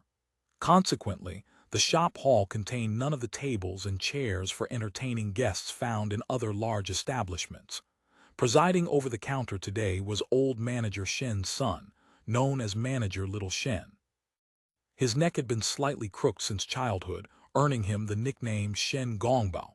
Despite his youth, his appraising eye rivaled his father's. For most silver, he needed only to take it in hand and glance at it to estimate the fineness, accurate 8 or 9 times out of 10. Manager Little Shen was busy at the counter. Business at the smelting shop ran brisk as always.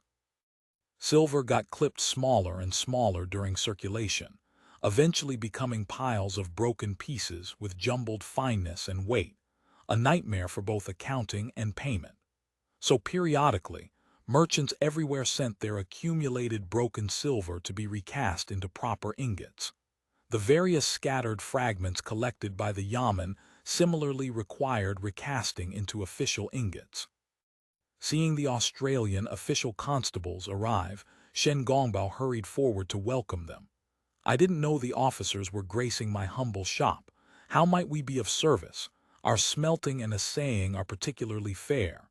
Li Ziyu dispensed with pleasantries. "I've come to ask you to identify the origin of a silver ingot and check its fineness while you're at it." He produced the ingot. Shen Gongbao took it and sensed trouble at first glance. The reason was simple. He didn't recognize the shop mark. According to established practice, any silver ingot leaving a smelting shop bore the shop's name and the silver's fineness cast into it. This served both as trademark and guarantee of credibility. But the mark stamped on this ten-tail ingot was unfamiliar to him. Smelting shops were few in number anywhere. Small places with little silver circulation had none at all. Only major commercial ports and administrative centers supported such establishments.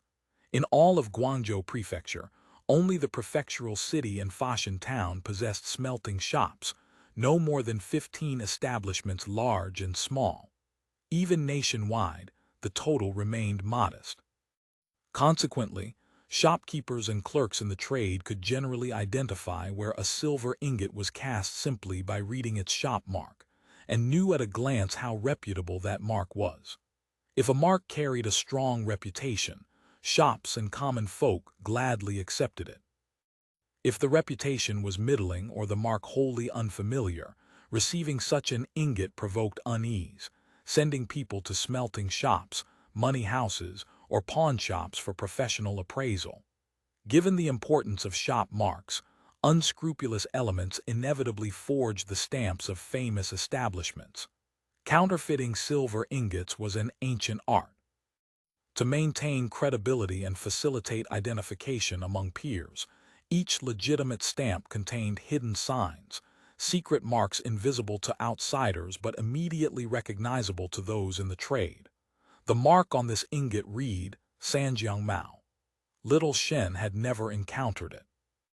Within Guangzhou City, apart from ingots cast by local establishments large and small, foreign silver typically came from the two capitals, Beijing and Nanjing, or major commercial ports like Suzhou, Hangzhou, Hankou, and Jiujiang. Manager Little Shen knew the shop marks from all these places. This one alone was a mystery. Unfamiliar marks often signaled risk, so Manager Little Shen proceeded with caution. "My humble shop has never seen this shop mark," he reported. "It wasn't cast by any local peer, nor is it a common foreign mark seen hereabouts. It's probably from some new establishment elsewhere." "How is the fineness?" Shen Gongbao scrutinized the ingot. The marked fineness was 935, which roughly matched his first impression. This silver was certainly not pure. He weighed it, exactly correct, not a fraction of error. "Officer, judging by its appearance, the 935 assay seems right." Manager Little Shen paused. "However, something feels off. Might I have your permission to clip this ingot open for a closer examination?" Li Ziyu had already secured permission and agreed immediately. Manager Little Shen carried the ingot to the clipping shears, a specialized tool found wherever silver changed hands.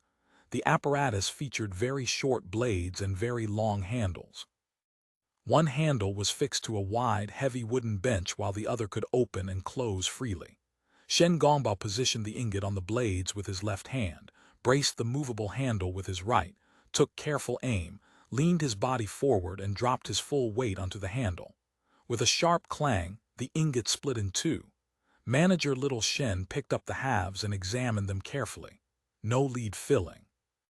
The cross-section showed the honeycomb-like faults characteristic of proper silver, and the color looked acceptable. Yet holding this ingot, Manager Little Shen felt something was MCJ to not quite right. Call it the intuition of the trade. Now Shen Gongbao faced a dilemma.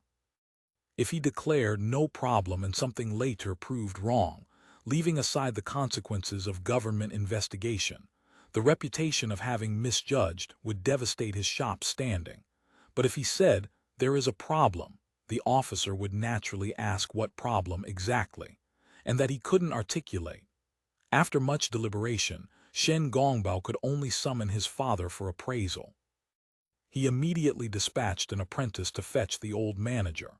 Manager Shen had been out visiting customers.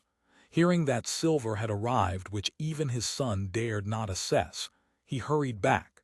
Seeing the Australian official constable in the shop, he dealt with the requisite courtesies before drawing aside to hear his son's account. Manager Shen took the already split ingot, fit the halves together to study the shop mark, and a strange expression crossed his face. He examined it for a long while before setting it down. "May I ask the officer, where did this silver ingot come from?" "It's evidence seized during an investigation," Ziyu replied. "I brought it specifically to have you identify its origin and fineness." Observing the expressions on both Shen's faces, he sensed something deeper at work. "What is it? Is the silver counterfeit? Whether it's real or counterfeit, this old man dares not say yet," Manager Shen answered. "But this Sanjiangmao shop mark, I actually know its origin." It transpired that Sanjiangmao had indeed been a smelting shop, though not in the city proper but in Fashan. Fashan was one of the 4 great towns of the world, with flourishing industry and commerce and a large population. Silver and currency naturally circulated in great volume.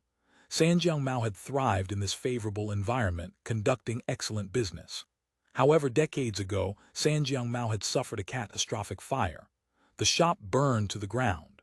The shopkeeper, his clerks, even his family members, none escaped the flames. The establishment was utterly obliterated, not a trace remaining. With the shop gone, silver ingots bearing its mark grew steadily rarer until they vanished entirely from circulation. Still, the older generation, particularly common folk in the Fashan area, retained memories of Sanjiangmao. Old Manager Shen naturally recalled the affair and recognized the stamp. "The stamp is genuine. I can tell that much," Manager Shen said. "But whether this ingot was actually produced by Sanjiangmao, that's another matter entirely. Silver oxidizes readily. Though the ancients lacked understanding of chemical processes, they knew that silver blackened over time." Manager Shen explained. If Sanjiangmao ingots were reappearing after decades, either someone had hoarded them unused all this time, possible enough, as storing silver for decades or centuries was hardly rare. But old ingots from years past looked entirely different in color from the specimen Ziyu had brought. The second possibility, and the more likely one, was that someone had somehow obtained Sanjiangmao's original stamp and was casting fresh ingots themselves. "Is the fineness genuine or false?" Ziyu noted the manager's words in his notebook. Manager Shen said nothing. He picked up the ingot and examined it again, turning it over in his hands for a long while before speaking. "This is Yudi silver." "What silver?"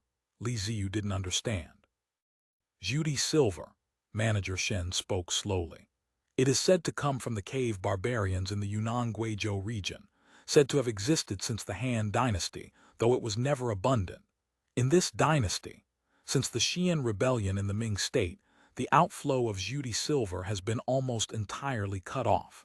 I once accompanied my late father to examine a set of silver ornaments belonging to a cave barbarian Tusi noble." "Manager Shen, this Yudi silver, is it actually silver?"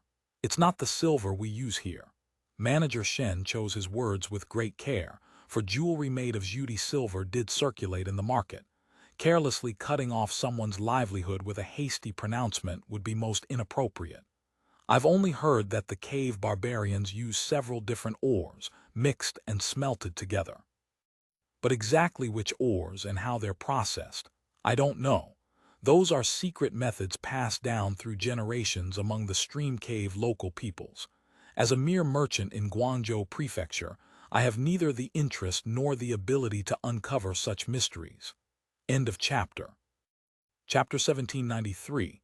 Run over Pasteboard. Gebei. Manager Shen explained that although this variety of silver had existed since ancient times, ingots were rarely seen on the market. It was mostly fashioned into jewelry and hair ornaments, quite the rarity. "This silver is slightly lighter than white silver, but the color is excellent and it resists blackening. Wealthy families sometimes cast small ingots as novelty gifts for rewards." Manager Shen paused. As for casting it directly into a full-sized ingot like this is the first time this humble one has encountered such a thing. So it's counterfeit silver, then? Ziyu had grown weary of the old man's circumlocutions. He asked directly. I dare not say that. Manager Shen shook his head repeatedly. Judy silver has circulated since the Han Dynasty, recognized in every age. Even here in the Guangzhou market, Judy silver jewelry commands higher prices than ordinary silver ornaments. Ziyu returned to the municipal bureau with this intelligence.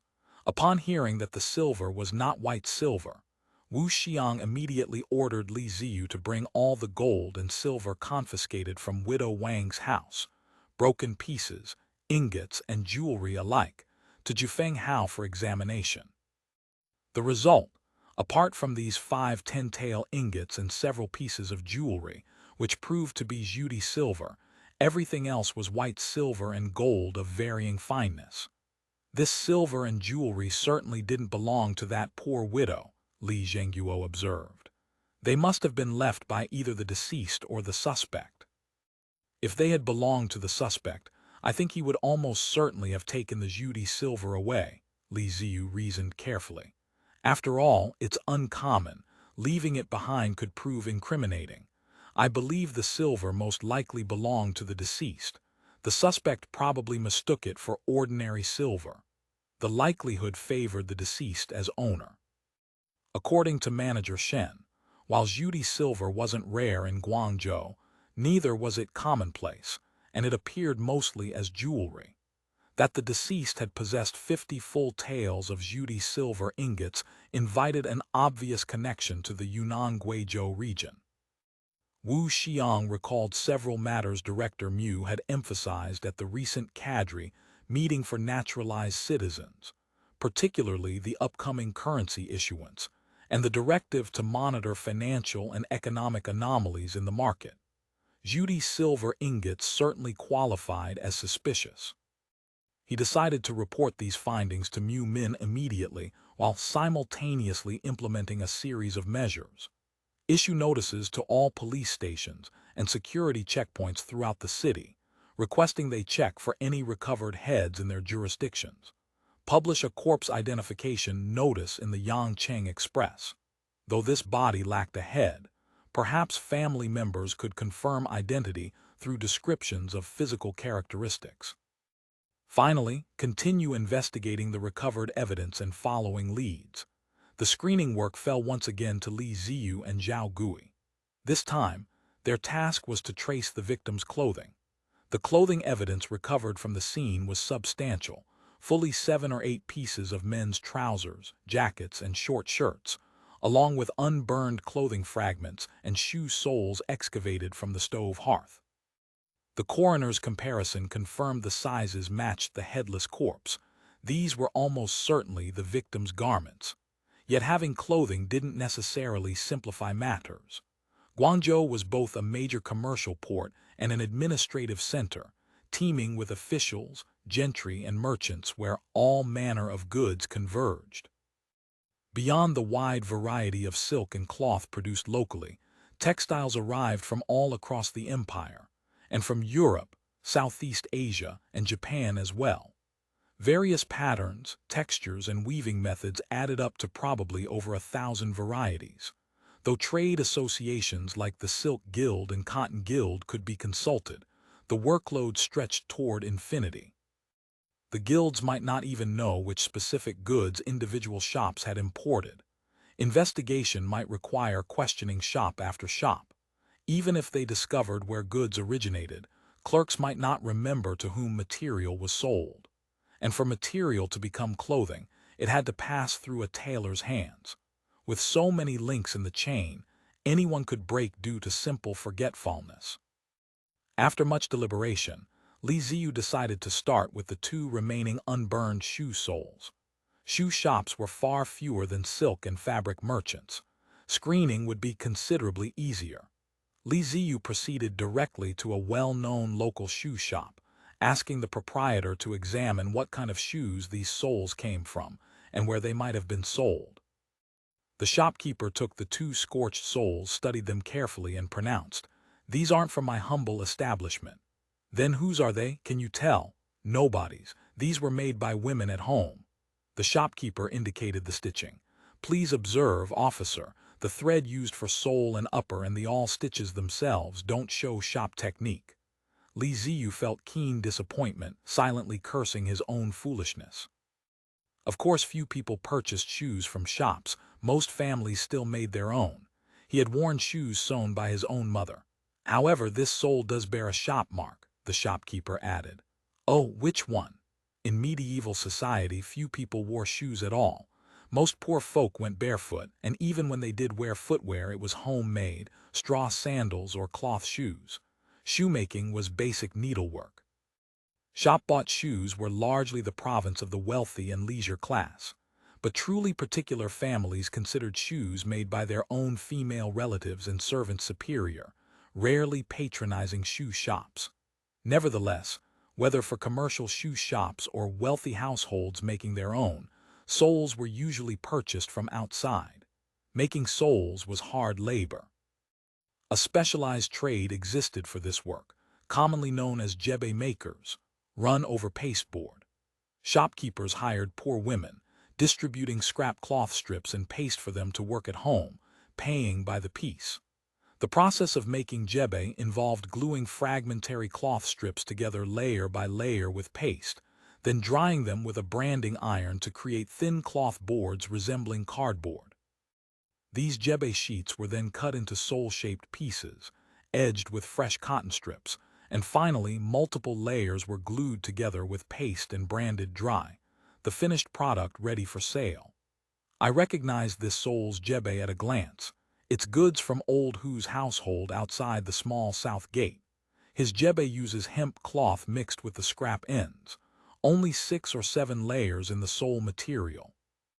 The key is that the paste is mixed with rice straw pulp used for local papermaking. Without peeling it apart, it feels hard and thick, but crack it open, and you can see the rice straw stems, pure show, no substance. No respectable shoe shop would use it. Mostly sold to small establishments and peddlers serving country folk, plus quite a few retail sales at his own storefront. Ziyu took Zhao Gui and located Old Hu's household outside the small south gate. Old Hu recognized the goods immediately as his own. As for where they had gone, he couldn't say.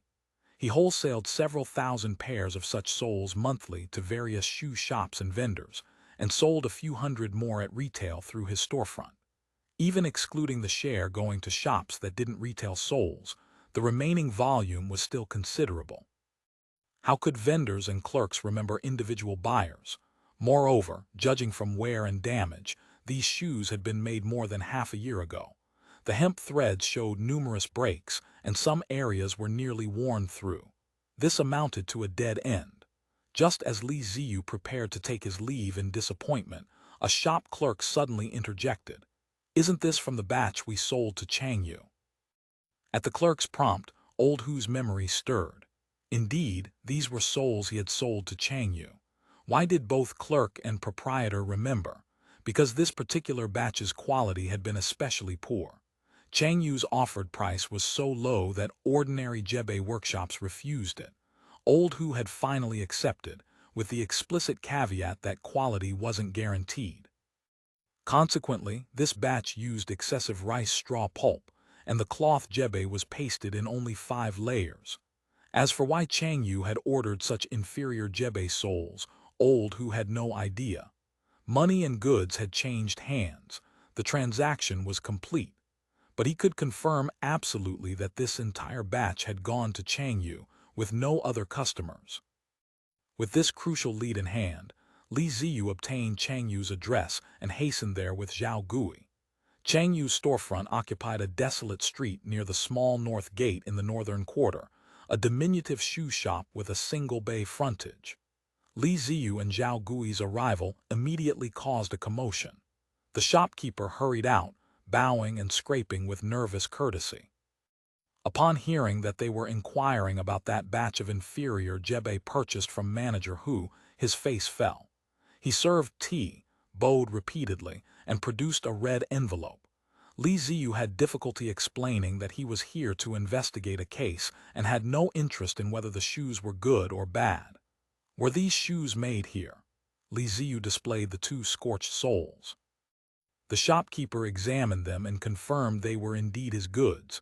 Apart from the soles purchased from the Hu family, the hemp thread stitching came from his shop. Ziyu recalled the earlier shopkeeper's observation. I was told these shoes weren't made by shop clerks. Chang Yu's shopkeeper nodded. That's correct. My clerks didn't make them. My establishment is small. All work is outsourced.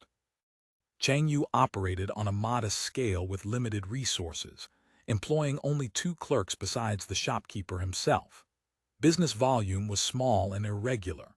The operating model involved purchasing soles, uppers, and hemp thread wholesale, then farming out the assembly to poor women who sewed shoes at home, paid by the pair. As for why he had ordered such inferior Gebei soles from manager Hu, the shopkeeper's face reddened with shame. Truly, the price the customer offered was impossibly low, and my humble shop desperately wanted the business. Hence this inferior expedient. It transpired that 6 months prior, a customer had ordered 500 pairs of cloth shoes, claiming they were rewards for employees. But the offered price was barely half what ordinary shoes commanded. Even at that price there was a 5% commission, the shopkeeper said with a bitter smile. Following normal methods I would have lost money, but such a large order is rare for my humble shop. I was blinded by greed, muddled in my thinking, so I agreed. Given the rock-bottom price, profit margins could only be maintained through cutting corners. Fortunately, the buyer had indicated that as long as the shoes lasted 10 days to half a month without problems, the transaction would be considered complete. The shopkeeper had naturally exhausted every trick to reduce costs. Since my humble shop opened, there were no venerable establishment making such shoes was a first, truly shameful. Ziyu pressed forward. Who purchased this batch of shoes? End of chapter. Chapter 1794. The deceased such transactions naturally left records. The shopkeeper produced his ledger and checked. The purchaser was one Shititi. Ziyu had never heard of Shititi, but every criminal police officer at the bureau knew the name. This managing Shia, private advisor, of Wenlin Academy had already been arrested for his role as middleman in hiring thugs to attack the Chaos in Guild Hall. He currently languished in the prefectural Yamen prison. Wu Xiang interrogated him immediately. Upon learning the inquiry concerned shoes purchased from Chang Yu, Shititi proved surprisingly forthcoming, admitting without hesitation that he had handled the transaction. The batch had been purchased for students at Wenlin Academy. As the largest and wealthiest academy in Guangzhou, Wenlin distributed so-called clothing and shoe money annually, each recipient receiving a bolt of cotton cloth and 2 pairs of shoes.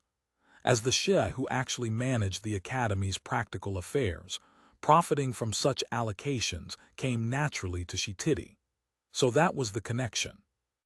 Wu Xiang reasoned that since Wenlin Academy had purchased these shoes, the victim was very likely a student or someone else affiliated with the institution. Have all the shoes been distributed? Shititi explained this had occurred at year's end. The shoes had long since been handed out. A dozen or so pairs remained unclaimed at the academy. Wu Xiang immediately dispatched officers to obtain the New Year's Eve shoe distribution roster and the remaining inventory. Comparison confirmed the leftover shoes matched the burned specimens, all from the same batch of Chang Yu goods. With the case developing in this direction, Mu Min sensed matters might prove more complex than initially imagined. She ordered the establishment of a special task force under Wu Xiang's leadership, dedicated exclusively to this investigation. Ziyu and Zhao Gui were added to its ranks. The task force conducted systematic visits, tracing every pair of shoes. Their screening ultimately confirmed that students, teachers, and miscellaneous workers, more than 240 people in total at Wenlin Academy, had received shoes. Most recipients still remembered those 2 pairs vividly, because the quality had been truly abysmal. Whether worn personally or passed on to others, virtually none lasted more than 3 months before the soles cracked or wore through. Everyone accepted such inferior goods with resignation. Distributions from the academy had always been this, black-hearted. The blue cloth bolts issued alongside the shoes featured coarse, loose weaves that couldn't withstand water. A single washing left them rotting. However, some recipients were no longer at the academy. Police screening revealed 31 people currently unaccounted for. Most had requested leave from the institution. The reasons varied, but Gao Changju understood. These individuals likely feared encountering misfortune under Australian rule and had retreated to the countryside to wait out events. After thorough investigation, Gao Changju reported that among the 31 absentees, 5 were locals who had neither appeared at school nor at home, whereabouts unknown. He recommended listing these 5 as priority screening targets. Subject A, male surnamed He from Nanhai County, age 40, an added student Zhang Sheng of Nanhai County who had studied at the academy for 5 years, repeatedly failing the provincial examination. Married, family circumstances relatively strained, dependent on assistance from parents and in-laws. He had reportedly gone to drink tea and discuss matters with friends near the end of last month. Family members had searched for days without result. He had not returned, known for diligent study habits and limited social connections. Subject B, male surnamed Cao, age 34, from Nanhai County, a student of the Imperial College, Jian Sheng, married, enrolled at the academy for 7 years though rarely attended. Had gone out for tea at the beginning of this month, had not returned. Subject C, male surnamed Zun, age 26, from Heikeng County, an added student of Heikeng County, widowed, enrolled for 2 years, reportedly served as a Shia in a wealthy household, virtually never attended the academy. His last appearance had been during the New Year distribution of money and rice, not seen since. Subject D, male surnamed Wang, age 24. From Panyu County, a child student Teng Sheng, married, enrolled for 3 years, attended frequently but showed no interest in study. Shortly after the Senate entered the city, he stopped appearing at the academy and his entire family had simultaneously vanished. Subject E, male surnamed Pu, age 21, from Guangzhou Rear Guard military household, unmarried, enrolled for 3 years, a relatively serious student. Had disappeared shortly after the Senate's arrival. Family knew nothing of his whereabouts. However, none of these 5 matched the discovered headless corpse. According to Liu San's examination, the deceased's age fell roughly between 50 and 55. None of the missing persons matched. Yet because students might not necessarily wear the shoes themselves, might pass them on to relatives, friends, or servants, ruling out suspicion of these 5 on age alone seemed premature. The task force interrogated family members and associates of all 5, inquiring about the shoes' whereabouts. Except for the male surnamed Wang, whose entire family had vanished, and the male surnamed Zun, whose employing household remained unknown, relatives of the others all recalled what had become of both pairs of shoes. Thus only 2 people's footwear remained unaccounted for. Wu Xiang ordered parallel investigations, one team to research the backgrounds of the missing Zun Sansheng and Wang Dong at the academy, another to bring Shi Titi back for questioning. This old hand knew Wenlin Academy intimately. Perhaps useful intelligence could be extracted. With forces divided, Li Zhengguo proceeded to the academy. He learned that Zun Sansheng had been recommended for admission by a certain influential family in the city, claiming to be an added student of Heikeng County.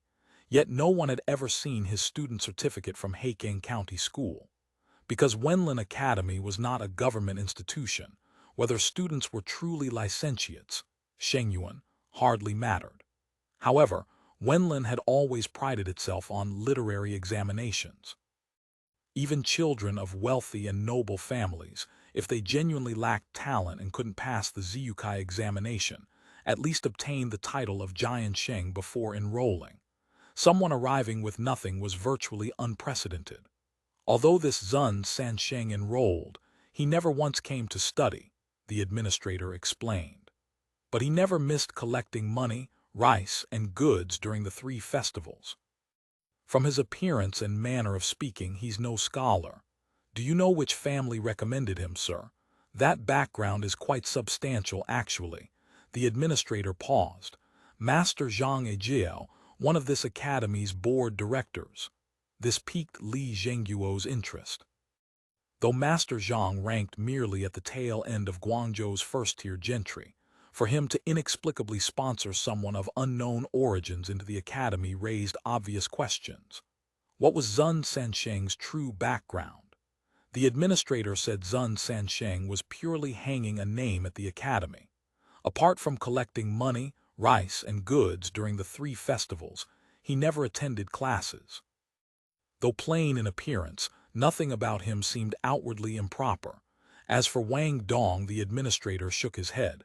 A loafing profligate son, rotten wood that cannot be carved. He knew little about the young man, saying Wang came purely to kill time, attending as caprice dictated. He often seduced ignorant and handsome students in the academy. Some, coveting his money and pleasures, succumbed to him, and there were frequent jealous fights. The whole place became foul and misty. Frankly, our academy would never tolerate such a student, but the managing Shixia insisted on keeping him, which allowed him to run wild here. The administrator's expression darkened. Alas, truly a disgrace to gentility. His hatred for Shitidi's coercion of the academy was palpable. Li Zhengyuo departed the academy and hurried to the Zhang residence. Master Zhang confirmed that Zun Sansheng had indeed been recommended by him. The man was actually a Shia of his household. The academy recommendation was merely a means of securing additional income. Such arrangements were tacitly understood among the board directors. As for Zun Sansheng's current whereabouts, Master Zhang explained that with the outside situation so chaotic and countryside estate staff feeling uneasy, he had dispatched Zun Xia to the country several days ago. Regarding the academy distributed shoes, Master Zhang naturally had no recollection. But the shoes should be worn by Zun Xia himself. His wife is dead. No one makes shoes for him. Would he not wear ready-made ones? Meanwhile, Wu Xiang's interrogation of Shitidi yielded crucial information. Wang Dong, it transpired, had considerable background. He was the young master of the King of Drain's family. Wang Dong was the son of Wang Daniao, the very labor foreman Liu Xiang had been seeking. His family held hereditary responsibility for clearing silt and unblocking drains, possessing the drain map that earned them the nickname King of Drains. Wang Daniao had vanished without trace shortly after Liu Xiang entered the city. His son had evaporated along with him, leaving only female relatives and servants at home. Despite the police bureau circulating portraits and conducting investigations both openly and covertly throughout Guangzhou, not a single trace had been found. Now, unexpectedly, this case connected to Wang Daniao. When Li Zhengyuo returned and they compared notes, both felt suspicion weighed more heavily on the Wang family. Li Zhengyuo ventured a hypothesis. The deceased was Wang Daniao himself. In terms of both age and body type, the deceased closely resembled Wang Daniao. Wu Xiang, however, remained uncertain. The records indicated Wang Daniao was merely a hereditary foreman under the prefectural Yamen's workshop, responsible for drain clearing and silt digging, the lowest rank in the runner hierarchy. As a working foreman, he should have labored hard. Yet the deceased possessed a portly figure, undeveloped muscles, no calluses on his limbs, and fine, pale skin. He looked every inch a wealthy landlord living in comfort. "Captain Wu, there's something you don't know," Gao Changyu interjected, having listened to their discussion. "That foreman's family is tight with money. The Wang family possessed the drain map and never concerned themselves with actual construction. They simply summoned disciples and sub-disciples to do the digging." Though successive heads of the Wang family held humble official status, the private wealth accumulated over generations was substantial. "I believe the deceased may well be Wang Daniao. The body type matches closely, and now we have shoes as corroborating evidence. If his family has money, why wear such inferior shoes? That's not strange at all, Gao Changyu replied. Wang Daniao was famously stingy in daily life. He only spent freely on women and his son. In food and clothing he never bothered. Assuming the deceased is indeed Wang Daniao, why did the murderer want him dead? And why remove both his head and his genitals? Wu Xiang pressed. The most valuable thing he possessed was the drain map. The killer needed only to slay him and take it. Why risk that elaborate series of actions afterward? End of chapter. Chapter 1795, The Missing Wang Daniao. Perhaps someone doesn't want us to know that Wang Daniao is already dead, Li Zhengguo suggested. Then decapitation makes sense, but why castrate him? Wu Xiang still couldn't understand. I think it carries the same meaning as removing the head. Gao Changyu considered for a moment. Captain Wu, do you know how the nickname Wang Daniao, Big Bird Wang, came about? It transpired that Wang Daniao was endowed with extraordinary talent, his instrument magnificent, and he was notoriously fond of women. His colleagues at the Yamen had bestowed this sobriquet upon him, and over time it had eclipsed his actual name entirely. I used to soak in the bathhouse with him. The size of his equipment was quite astonishing. A crude smile flickered across Gao Changyu's face. This Wang Daniao was tremendously lecherous, several wives and concubines at home, yet still pursuing other women outside, quite famous for it around the Yamen. The reasoning held water. The criminal police decided to first confirm whether the corpse was indeed Wang Daniao's. How to verify? When Wang Daniao fled, he had departed hastily, taking only his son and primary wife. Several female relatives remained at home. Finding a few who had shared Wang Daniao's bed should allow identification of distinctive characteristics. Wu Xiang dispatched officers to the Wang residence. Though the family hadn't been formally raided, they remained under surveillance, and summoned all of Wang Daniao's concubines. After examination, the identification was confirmed.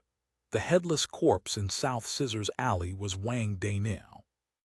The concubines also identified several clothing items found at the scene as Wang Daniao's possessions. Li Zhengguo's deduction that decapitation and castration were meant to obscure the victim's identity now seemed increasingly plausible.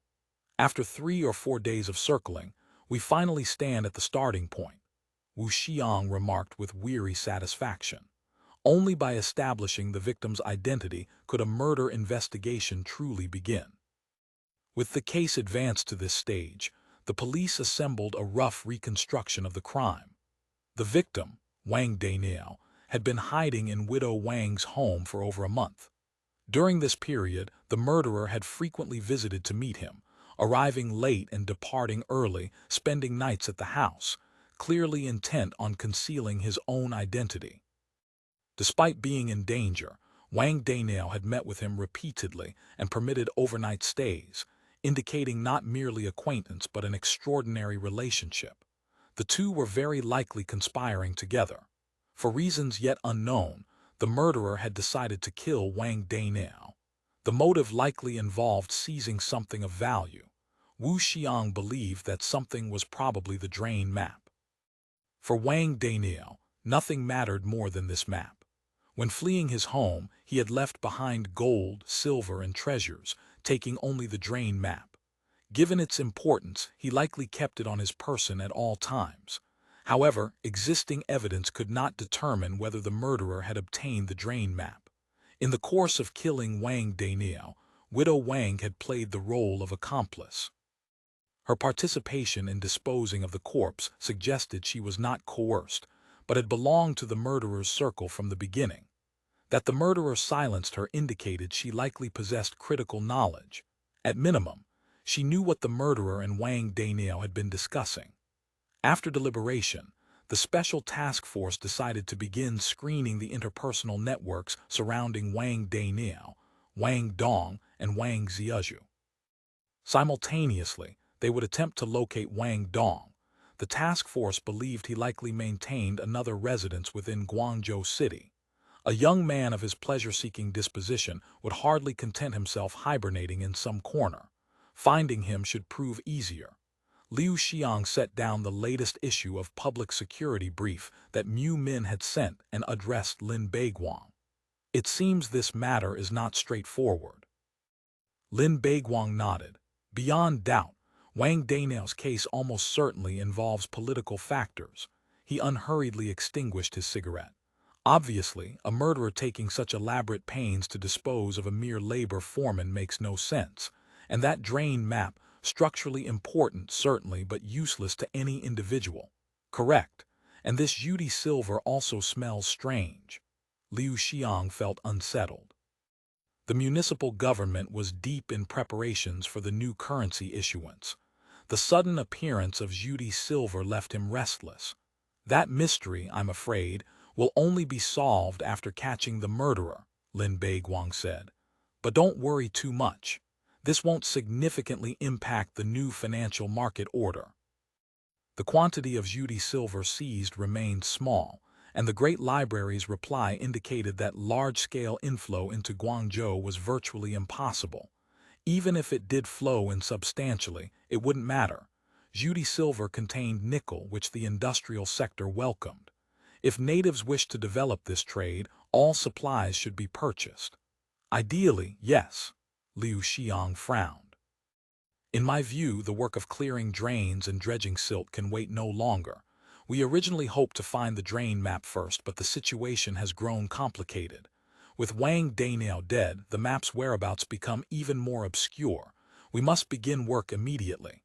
Lin Beiguang nodded. Agreed. I'll make arrangements. Incidentally, Lingao has offered technical support. Support would be excellent, but with or without it, we must start quickly. It rained a few days ago and urban waterlogging is severe. I inspected the flooded areas, drains that don't drain, water bubbling up. The problems are substantial, but manpower remains insufficient. Lin Beiguang smiled. We now have preliminary grassroots organizations. We should use them. Manpower shortages don't matter. Mobilize through the Bayajia.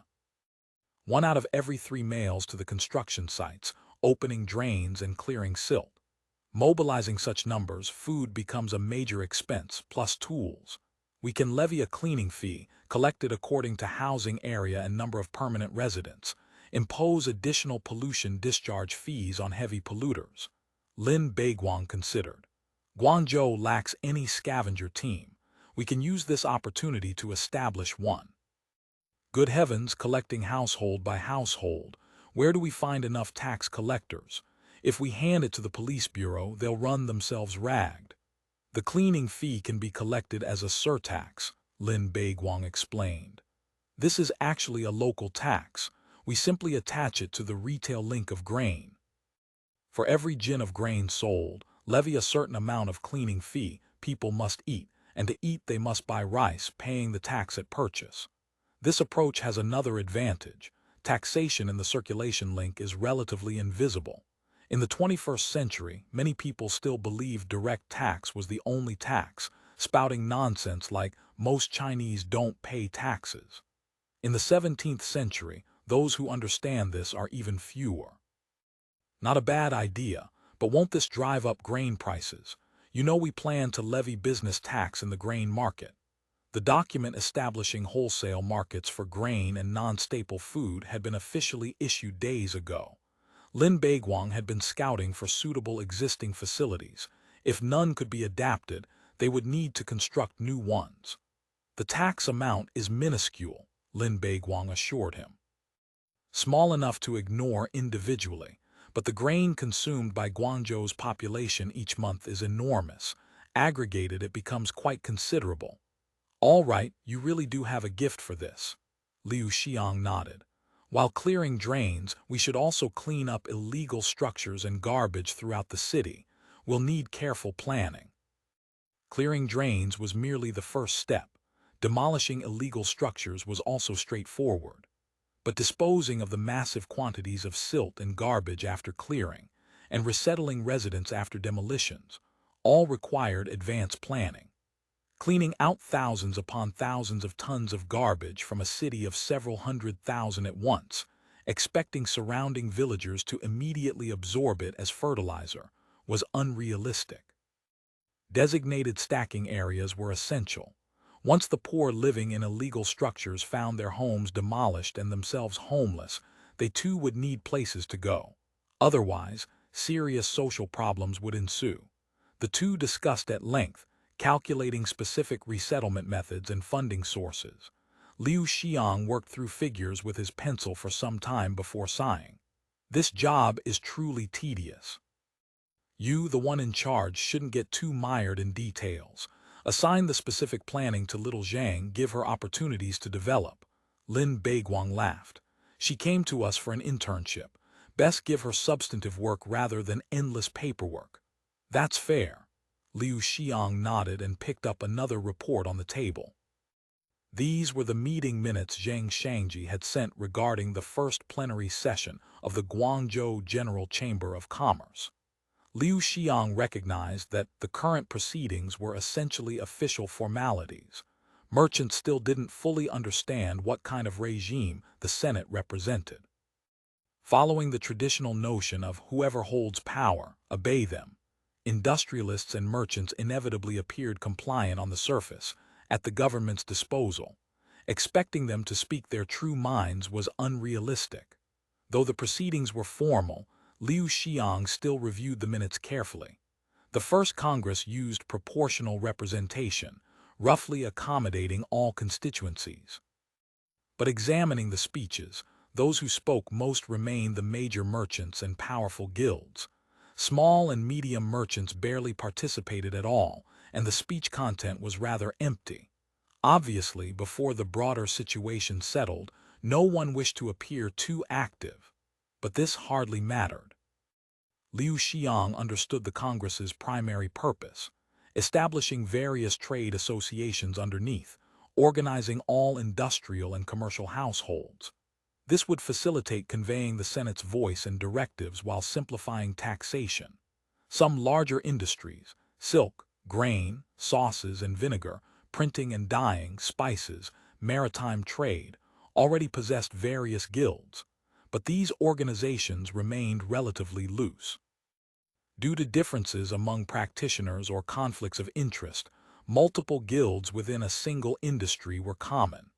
Additionally, the vast numbers of small merchants and petty shops generally found it difficult to join guilds, remaining effectively outside the system. End of chapter. Chapter 1796, Assaying Gold and Silver Such Disorder, was precisely what the Senate's governance philosophy sought to eliminate. From a livelihood's perspective, though small and micro-enterprises and individual households were modest in scale, they remained indispensable for solving employment problems and facilitating daily life. Properly supported, they also made excellent tax sources, but they were genuinely too small and scattered. Whether for management or taxation, the administrative costs proved prohibitive. Organizing them into guilds would make everything far easier to operate. And the next step, issuing new currency, particularly required the cooperation of industrial and commercial households. In the 3 months since entering the city in March, the preliminary establishment of police institutions, abolition of broker houses, yaheng, creation of wholesale markets, and the rush by state-owned commercial enterprises to establish points throughout Guangzhou. All of it ultimately served one purpose, supporting the new currency issuance. Liu Xiang wanted to ensure that the moment new currency was issued, it would circulate unimpeded throughout Guangzhou.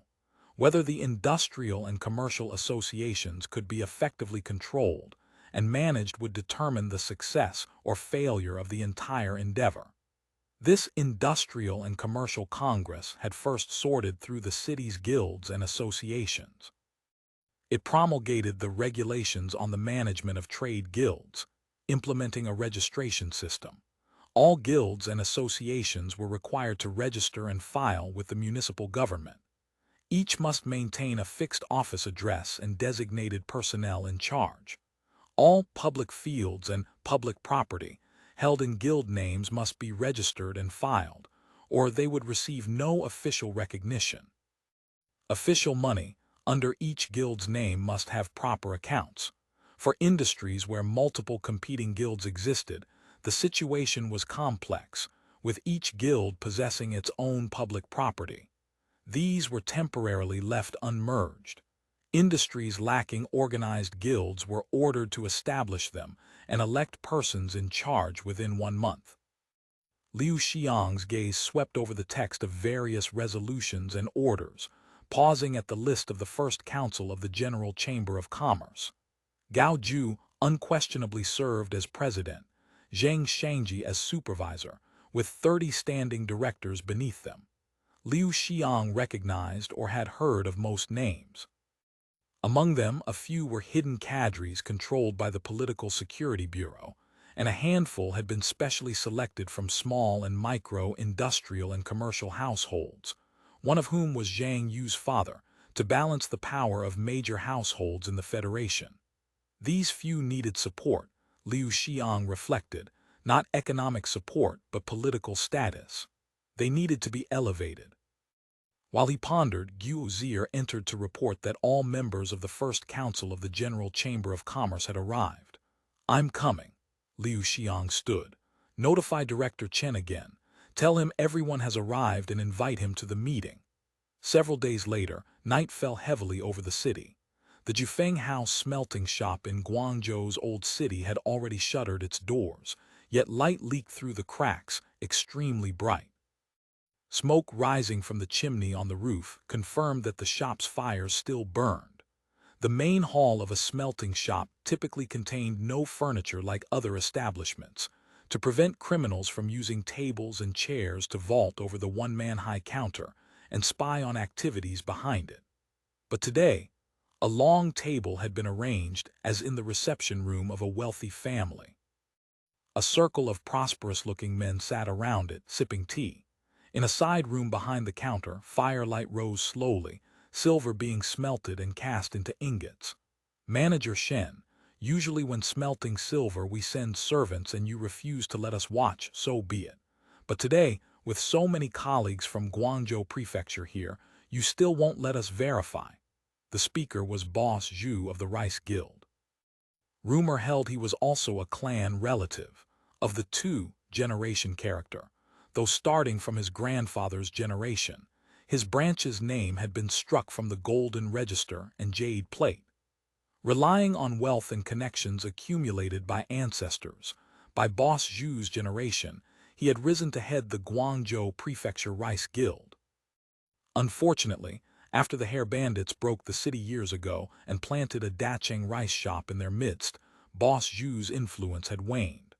Watching his business suffer under Dacheng's pressure year after year, his temper had grown increasingly volatile. "Boss Zhu, this old one's entire family depends on this craft for their livelihood. Besides, this small crucible smelting throws off waves of heat. All you proprietors are protected by the god of wealth, but should any harm befall you, this old one's family couldn't bear the consequences." Manager Shen's reply was equally blunt. "Still thinking about eating. If the Hair Bandits actually push this thing through, your family might as well close up shop," Boss Zhu shot back. "I just want to see. In the future, this craft may never be seen again." Everyone exchanged dismayed glances. Had Boss Zhu completely abandoned himself to despair? Shouting Hair Bandits so boldly in public, was he trying to get them all killed? The Hair Bandits, no, the Australians, had been here nearly 100 days now and hadn't made any moves against Major. Puppet Ming clan relatives. Those with names on the golden register and jade plate remained untouched. What was Boss Zhu's tantrum about? Could he truly regard that one sitting in the Forbidden City as family and wish to demonstrate loyalty? Manager Shen's face flushed red at the rebuff, though a lifetime spent tending silver-smelting furnaces had long since baked his complexion ruddy anyway. He gave a heavy HMPH. "At worst, this old one will close the shop and defect to the Australians on Qiangya Island. This old one can't replicate the Australian silver coins, but I haven't lived these decades in vain. With this pair of eyes and ears, judging fineness, listening to the ring of coin, I'm not afraid I can't earn a living." Boss Zhu inhaled as if to retort, but others were unwilling to let the confrontation continue. They began interceding, some urging Manager Shen to calm himself, others questioning what had provoked Boss Zhu's outburst today, still others changing the subject entirely, each tongue blooming eloquently. Only Gao Ju in the seat of honor remained motionless and silent, savoring the Limu Mountain oolong tea in his hands. After a while, the heated atmosphere cooled. Exchanging glances, everyone felt awkward, and so they followed Gao Ju's example, ceasing conversation, merely consuming tea snacks and tasting tea.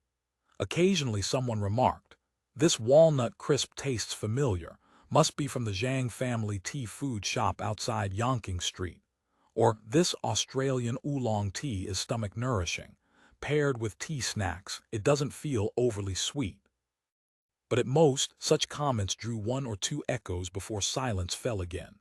Gradually, clinking and clanging sounds emerged from the back.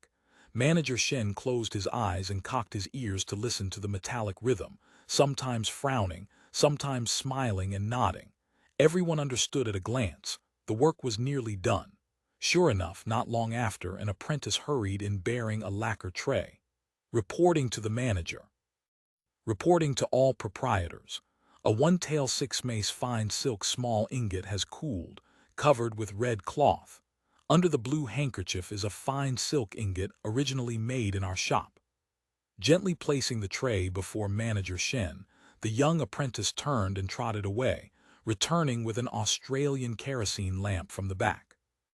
Including the one already on the table, he positioned them left and right before Manager Shen, transferred the flames, and adjusted the wicks to maximum brightness. Instantly, the hall blazed with light as bright as day. Every eye focused on Manager Shen. Even Boss Zhu, who had inexplicably picked a fight moments ago, watched intently. The expert was about to demonstrate his skill. Manager Shen first accepted a hand cloth to wipe his fingers, then fitted a silk-woven glove over his left hand before using that protected hand to grasp the newly cast fine silk small ingot. Those watching silently cursed. When asking him to appraise silver fineness on ordinary occasions, they had never seen him wear gloves. In that moment of distraction, those busy mentally criticizing him failed to notice from where Manager Shen had produced a small golden hammer. This diminutive instrument was famous throughout Guangzhou's commercial world. The Shen family's ancestral treasure, crafted from pure gold, called the Golden Striker, Jin Jaizai. Legend held it had been blessed with secret methods. A single tap on gold or silver, and the head of the Shen family could determine the exact fineness. Looking again and again, tapping again and again, comparing back and forth, Manager Shen finally tucked the golden striker into his bosom, sat upright, and assumed an expression of unfathomable depth. Everyone exchanged glances, not daring to speak. After a short interval, Boss Zhu again lost patience. "What's the verdict, Manager Shen? Give us a word." In return, he received only a sidelong glance and a few words hissing between Manager Shen's teeth. "What's the panic?" Boss Zhu was about to flare up again when the little apprentice happened to arrive with another tray. This one bore a pair of silver plaques, 3 inches long, 2 fingers wide, and 1 fen thick. Every family present had seen such items before. Once patterns and characters were engraved and polishing completed, they became the flower tokens indispensable for authorizing household affairs large and small. The 2 before them, however, were blank and whole, smooth plates without any carving. Manager Shen observed and tapped again, then collected them, sitting straight in the center, maintaining his unfathomable demeanor. Afterward, items of different sizes and shapes arrived in succession, all in pairs, one newly cast, one from the Shen family's existing collection. Last to arrive was Boss Shen's son. In the tray he carried, besides 2 silver ingots the size of 10-tael official treasury silver, lay 2 thin sticks. Boss Shen tapped again, then rose and yielded his seat, allowing his son to sit and begin the observations and tapping from the beginning. He himself went behind the counter to retrieve additional implements. The assembled guests had little interest in watching more ingots and plaques being tapped. They had just witnessed that process. Their eyes followed old Shen's hands instead. The fish-shaped object was a silver star steelyard Dengzi scale, capable of weighing to fractions of a cayenne. The other was in a box not yet opened, but Gaoju already knew what it contained: a balanced scale of Western manufacture. The ones made by the Australians were finer, and he had one at home, usually enshrined like a treasure. Father and son measured once more, then solemnly put away their various instruments. Old Shen returned the golden striker to his bosom. Every eye focused on him again. Manager Shen built the tension at length before finally speaking a single sentence. "Changxi, you speak first." "Yes, father." Manager Shen's son had been standing behind his father. At this command, he stepped forward. His formerly obsequious posture transformed, becoming suddenly dignified and imposing. Several observers nodded approvingly at the sight. Truly worthy of being young Shen the appraiser, preparing to succeed Manager Shen. The title fiery eyes and golden pupils Shen Gongbao wasn't entirely hot air. End of chapter. Chapter 1797. The private meeting Shen Changxi bowed to the assembled guests and explained with practiced grace. "Gentlemen, that Master Gao has entrusted our humble establishment with assaying the Australian silver dollars is truly an honor to our modest reputation. It's been nearly a full cycle of 60 years since my grandfather's generation assayed the falling giants, crossed silver cakes. Such work hasn't been performed in the Guangzhou region for quite some time. Most of those seated came from families that had traded for generations. A few among them had been young boys trailing their elders when those crossed silver cakes were first assayed, and they still retained vivid memories of the occasion." Hearing Shen Gongbao reminisce about ancient history, they nodded slightly, each lost in recollections of those tumultuous years. However, it was rather unseemly for a youngster to lecture a gathering of uncles and elders about events nearly 60 years past. Having established his family's authority, young Master Shen cut his prologue short and suddenly thrust out a finger with an audible whoosh, instantly drawing every eye back together. "As for assessing purity, I cannot be entirely certain, given that we're working by lamplight. These 2 Australian oil lamps burn bright, but they cannot compare to the sun overhead, and though the lamps illuminate well, the flame has a yellowish tint. For a proper silver assay today, I'm afraid I must invite you all to return tomorrow." Speaking in hedged language was simply the way of the silver and gold assaying trade. Everyone was accustomed to it and couldn't be bothered to comment. They merely maintained composure, waiting for Shen Gongbao to continue. However, Treasury Standard fine silver is also called snowflake silver precisely because of its pure white color, like snow itself. If purity is low, it simply cannot achieve that snowy whiteness. From what I can tell, judging by color alone, this Australian silver is only slightly inferior to Treasury Standard fine silver. However, once melted and examined, the story may differ. Young shopkeeper Shen glanced at old shopkeeper Shen, who merely stroked his beard with closed eyes and gave a slight nod, saying nothing. Young Shen felt his confidence solidify. The official standard for Treasury silver is fineness of 93-point-something%. This Australian silver, by my assessment, should come out to approximately 87.5%. Young shopkeeper Shen delivered his verdict in measured, unhurried tones after savoring his moment in the spotlight. An immediate stir rippled through the assembled merchants. The men gathered at Jufeng Assay House were all leading traders of Guangzhou. Many sat on the council of the Chamber of Industry and Commerce, or headed their respective trade guilds, essentially luminaries of their industries, wielding tremendous influence. In the newly established Guangzhou General Chamber of Industry and Commerce, they held positions of considerable weight.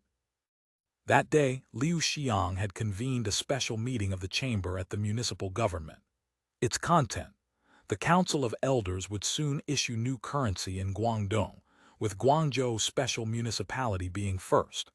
A special meeting had been called to inform the guild heads so they could coordinate efforts and ensure smooth currency circulation. The merchants were all seasoned veterans. The moment they heard this was an announcement. They understood it as an order admitting no negotiation. In other words, all the activity the Australians had stirred up in Guangzhou over the past 3 months was merely the opening act. The real main event was this. Though ancient China possessed no systematic financial theory, merchants since the time of Sang Hengyang and the Han Dynasty had developed an intuitive grasp of such matters.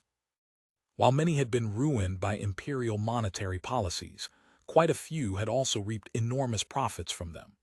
The circulation voucher system the Australians had implemented on Hainan was something the merchants knew somewhat. Many had already encountered this Australian paper currency through their trade with Lingao. Now that the Australians had arrived in Guangzhou, the merchants possessed some mental preparation for new currency. Truth be told, they weren't entirely opposed to circulation vouchers. Paper currency had circulated smoothly on Hainan, and the Australian government honored it, compared to the Great Ming's treasure notes, which were valid when I give them to you but worthless when you try to spend them. This was remarkably conscientious. However, the negative impression left by the Great Ming treasure notes ran deep. At the thought that the Australians might fully implement paper currency, the merchants couldn't help but feel uneasy. Many had already secreted away their finest silver ingots in anticipation of the Australians pulling the same trick as the Ming court, forcing merchants and commoners to exchange silver for banknotes. Yet the meeting made no mention of exchanging silver for paper currency. The new currency would still be silver, only in the form of silver dollars. Silver dollars were nothing new to these merchants. Decades ago, when the Falangjian came to trade in Guangdong, their ships had unloaded these shiny round silver cakes. Later, the red-haired men brought silver dollars too. These foreign coins were welcomed by merchants for their fine purity. However, few used them directly, either cutting them up and weighing the pieces, or simply recasting them into silver ingots. Though merchants who had traveled overseas reported that in many foreign lands these round silver coins circulated directly, no one in the Great Ming used them that way. First, people didn't trust the purity. Early foreign silver had been reliable in weight and fineness, but as more arrived, silver cakes of varying sizes appeared, with inconsistent weights and purities. In the end, cutting them up and weighing them was the only way to feel secure. But the silver dollars the Australians had produced were entirely different from those brought by the Falangjian or the red-haired men. Though roughly similar in size and weight, their refinement was distinctly Australian, as exquisite as the Australian goods they sold. Everyone who held one couldn't help but examine it at length. Not only did they gleam with silvery white brilliance, but their near-perfect roundness and intricate designs, so finely detailed that every hair and whisker was visible, made anyone who held one feel they were looking not at money but at a work of art. Compared to any silver dollar or ingot they had seen before, the difference was as between heaven and earth. Still, no matter how beautiful a coin might be, one had to verify its purity. The merchants had gathered at Jufeng precisely to see how the Australian silver dollars measured up. Given the purity, what about the weight? Gao Ju asked. Each coin weighs 6 Cayenne, 7 Fen, 6 Li, young shopkeeper Shen replied. Every single one is identical without the slightest variation. This is Australian money, that's no surprise, someone laughed. What about the half-dollar coins and the 20-cent pieces? These two smaller silver coins have considerably lower purity, young shopkeeper Shen said. They assay at about 60%. Another stir ran through the seated merchants. Upon hearing this, several of the attending shopkeepers and proprietors could no longer contain themselves and began whispering to each other, filling the room with sudden buzzing chatter. Of the 3 silver coin denominations the Australians planned to issue, the purity wasn't particularly impressive. Apart from the $1 coin, the other 2 were lower in fineness than expected. Judging by appearance alone, all 3 seemed roughly equivalent in purity. Boss Zhu gave a cold snort. The Australians haven't been in the city long, yet their methods of monetary extraction are already quite refined. Lowering silver content was a time-honored trick of currency manipulation. The various Changzhen Tongbao coins flooding the market were a case in point, not to mention privately minted small coins and debased currency. That's not quite fair to say, countered Manager Ding of the Grain Merchants Guild. If the Australians wanted to extract wealth, why bother minting silver dollars at all? They could simply roll out those circulation vouchers and execute anyone who refuses to accept them. Wouldn't that be easier? Manager Ding's grain business had benefited from the Australians' abolition of the broker monopolies, so his words inevitably carried some bias. But his point was reasonable. The Australians were issuing silver coins. Whatever their purity, at least they were silver. As for low purity, the assorted loose silver they received daily varied wildly in quality. Every day, considerable effort went into assessing grades and weighing amounts. Master Gao had remained silent during the discussion of purity. Now he asked in his slow, measured way, "Old Shen, the sample coins everyone brought you, are they all identical in purity and weight?" Each merchant attending this meeting had received a set of sample coins. The 3 silver coins brought to shopkeeper Shen for assaying came from one of these sets. Shopkeeper Shen nodded. To answer Master Gao, these coins are truly extraordinary. I've been learning this trade in this shop since boyhood under my grandfather and father. The gold, silver, and copper coins that have passed through my hands are beyond counting. Never have I seen such uniformly consistent currency. Place them on the scale, and every single one is identical to the last fraction. Everyone present was a veteran of commerce and understood the advantages of coins uniform in purity and weight. What good is uniform purity and weight? Boss Zhu spoke up again. Once these silver coins hit the market, people will naturally clip the edges and file the surfaces. Just look at the copper cash on the market. Isn't it all like that? Eventually, you'll still have to assay and weigh them before you can use them. Shopkeeper Shen replied. But this is different. Copper cash is only small change. Filing off a bit costs so little in value that no one bothers arguing. These silver dollars are over 6 kyan of silver each. File off even a few fen, and will the recipient just let it pass?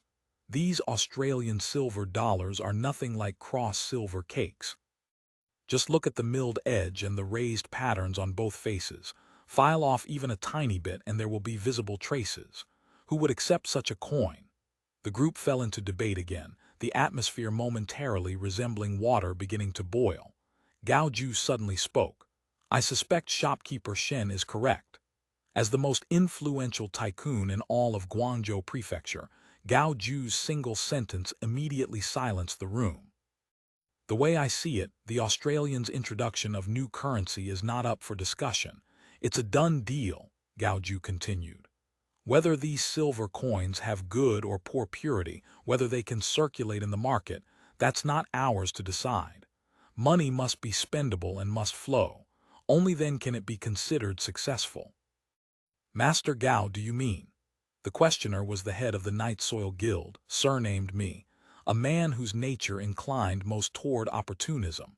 His reputation in Guangzhou Prefecture was extremely poor, but since he controlled the night soil trade, a veritable weapon of mass destruction, no one dared openly cross him. In truth, this Chamber of Commerce meeting hadn't invited him. But he had sharp ears, and upon hearing of the matter, he insisted on putting in his oar at this private gathering. What I mean is this. The Australians are the emperor of Guangzhou right now.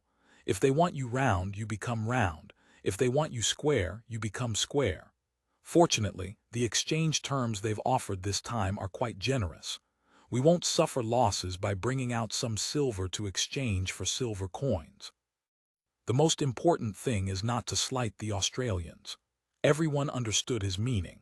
The broker guilds in their fight over brokerage licenses had attacked the chaos in Guild Hall.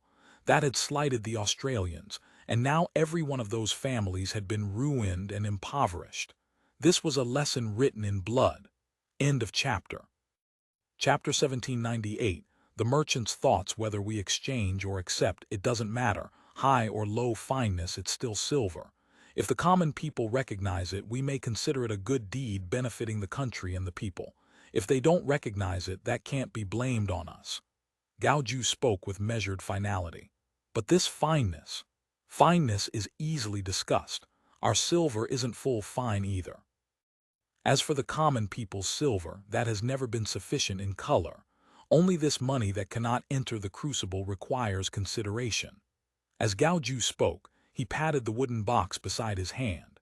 It was an exquisite rawwood joinery box, flat and level, the case the Australians had issued to hold the money samples. Everyone naturally understood what Master Gao meant, the Australian precious notes. Precious notes, money tickets, money posts, these were not unfamiliar to Chinese merchants. The Song, Jin, and Yuan dynasties had all possessed fairly mature paper currency systems passed down in continuous lineage. Especially the Southern Song dynasty's paper currency issuance and circulation could be called a miracle in Chinese financial history. The Southern Song had supported tribute payments and war expenses for over a century using only half the country, demonstrating consummate mastery of fiscal and financial means. By the Yuan dynasty, paper currency served simply as the basic circulating medium. At the end of the Yuan dynasty, currency laws collapsed and paper money was extremely devalued and ruined, but its influence and residual credit among the people still lingered. After Zhu Yuanzhang took the throne, he banned copper coin circulation and fully restored paper currency without encountering much resistance. In the final analysis, common people were not unfamiliar with paper money. Zhu Yuanzhang's decision to use paper currency naturally related to his own experience as a commoner of the Yuan era. In his view, this was perfectly normal. The great Ming treasure notes had no reserve fund. This wasn't necessarily a fatal problem. Paper currency was guaranteed by government authority, as long as the state could ensure the paper was accepted by the market and circulated. Keeping the speed and magnitude of devaluation within certain limits was not unacceptable. Throughout the Republic of China era, over 100 types of paper currency circulated across China. Most couldn't claim reserve funds, nor was their value particularly stable, yet they circulated for quite some years. However, in the era when the great Ming treasure notes were born, the Ming government possessed neither effective grassroots administrative capability nor direct exposure to the comprehensive market economy penetration of rural areas seen in the late Qing and Republic. Furthermore, Zhu Yuanzhang's incorrect understanding of treasure notes led the government to view paper currency as a means of accumulating wealth out of nothing. His one-time reward of 300,000 guan in ultra-large denomination notes to Zhu Dai demonstrated profound ignorance of currency policy. Beyond printing massive amounts of banknotes and causing extreme inflation, the government adopted discriminatory policies toward its own legal tender.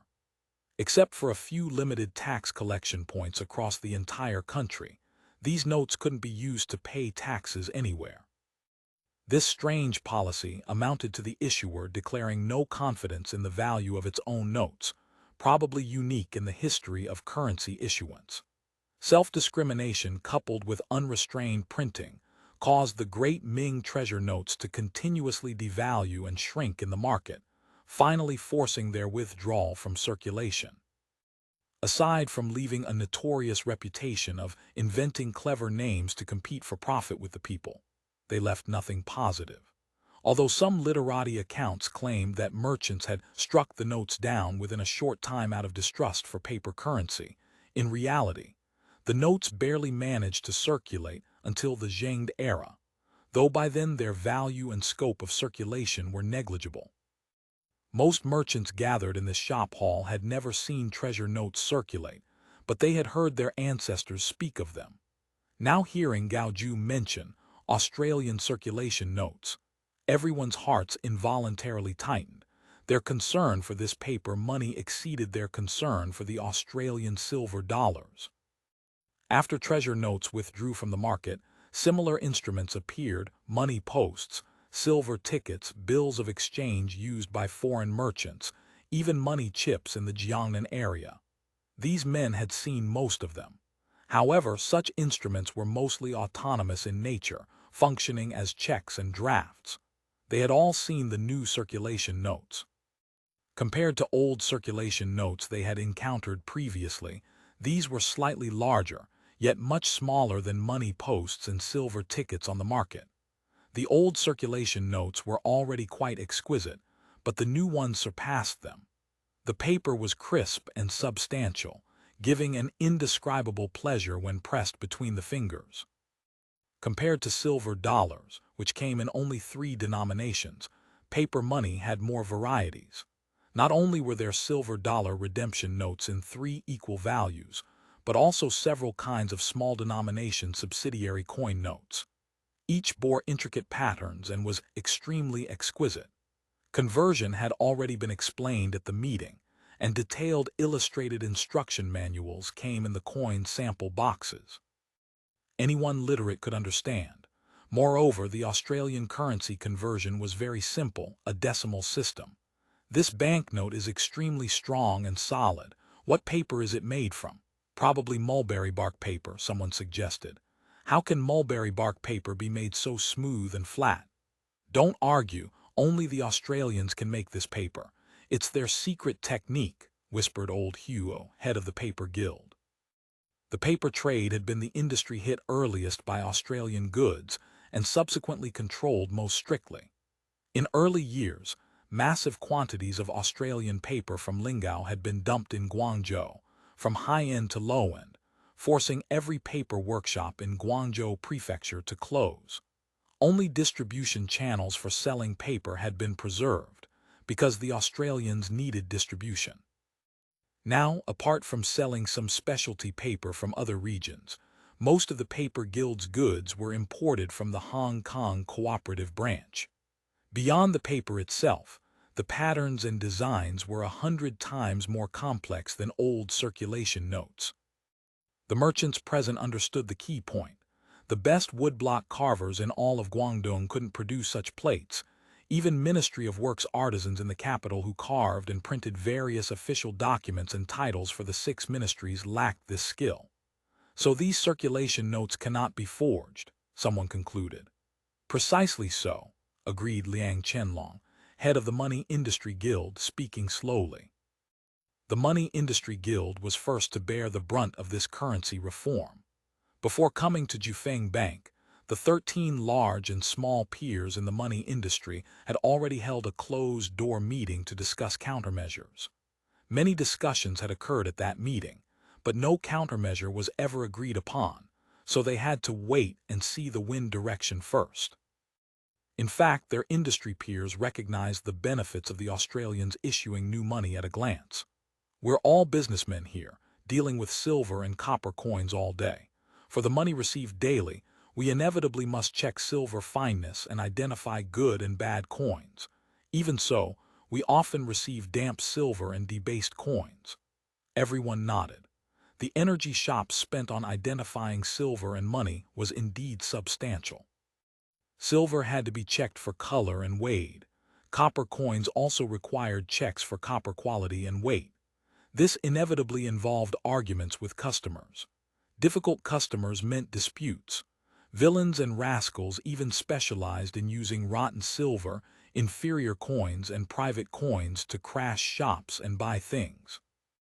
If one missed it and accepted them, so be it, but pointing it out brought immediate scenes at the shop entrance, inevitably requiring money to avoid further disaster.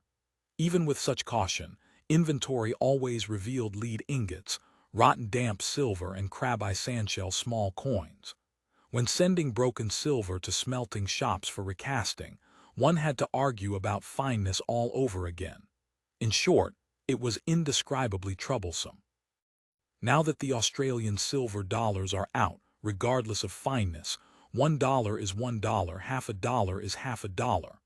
As long as it's not lacking or short, everyone must recognize it. This is the benefit. If it can be promoted, it will be a tremendous benefit to common people and merchants alike, Liang Chenlong said. However, the Australians also have precious notes. This is worrying. Let's not discuss the small denomination subsidiary coin notes, Liang Qianlong continued. Nowadays copper coins are insufficient, and most of what circulates are inferior coins privately or officially minted, which aren't much better than these paper tickets. Using paper tickets is actually more convenient. It's these silver dollar circulation notes that trouble me. As he spoke, worry shadowed his face. His hesitant attitude immediately hooked everyone's concerns. Banknotes and silver dollars circulating at equal value was not rare to Ming merchants. Ever since paper currency had circulated in China, paper had theoretically equaled copper coins in value. Whether the Jiaozi of the Song dynasty or the Baiacho of the Great Ming, face values were denominated in wen and guan. But in actual use, the wen and guan of paper notes never matched up with copper coins. Buying a few bowls of muddy wine with treasure notes of dozens or hundreds of guan face value was commonplace in the Ming Dynasty. But now circulation notes corresponded not to copper coins but to genuine silver, and they were required to circulate and exchange at equal value. The merchants naturally harbored concerns.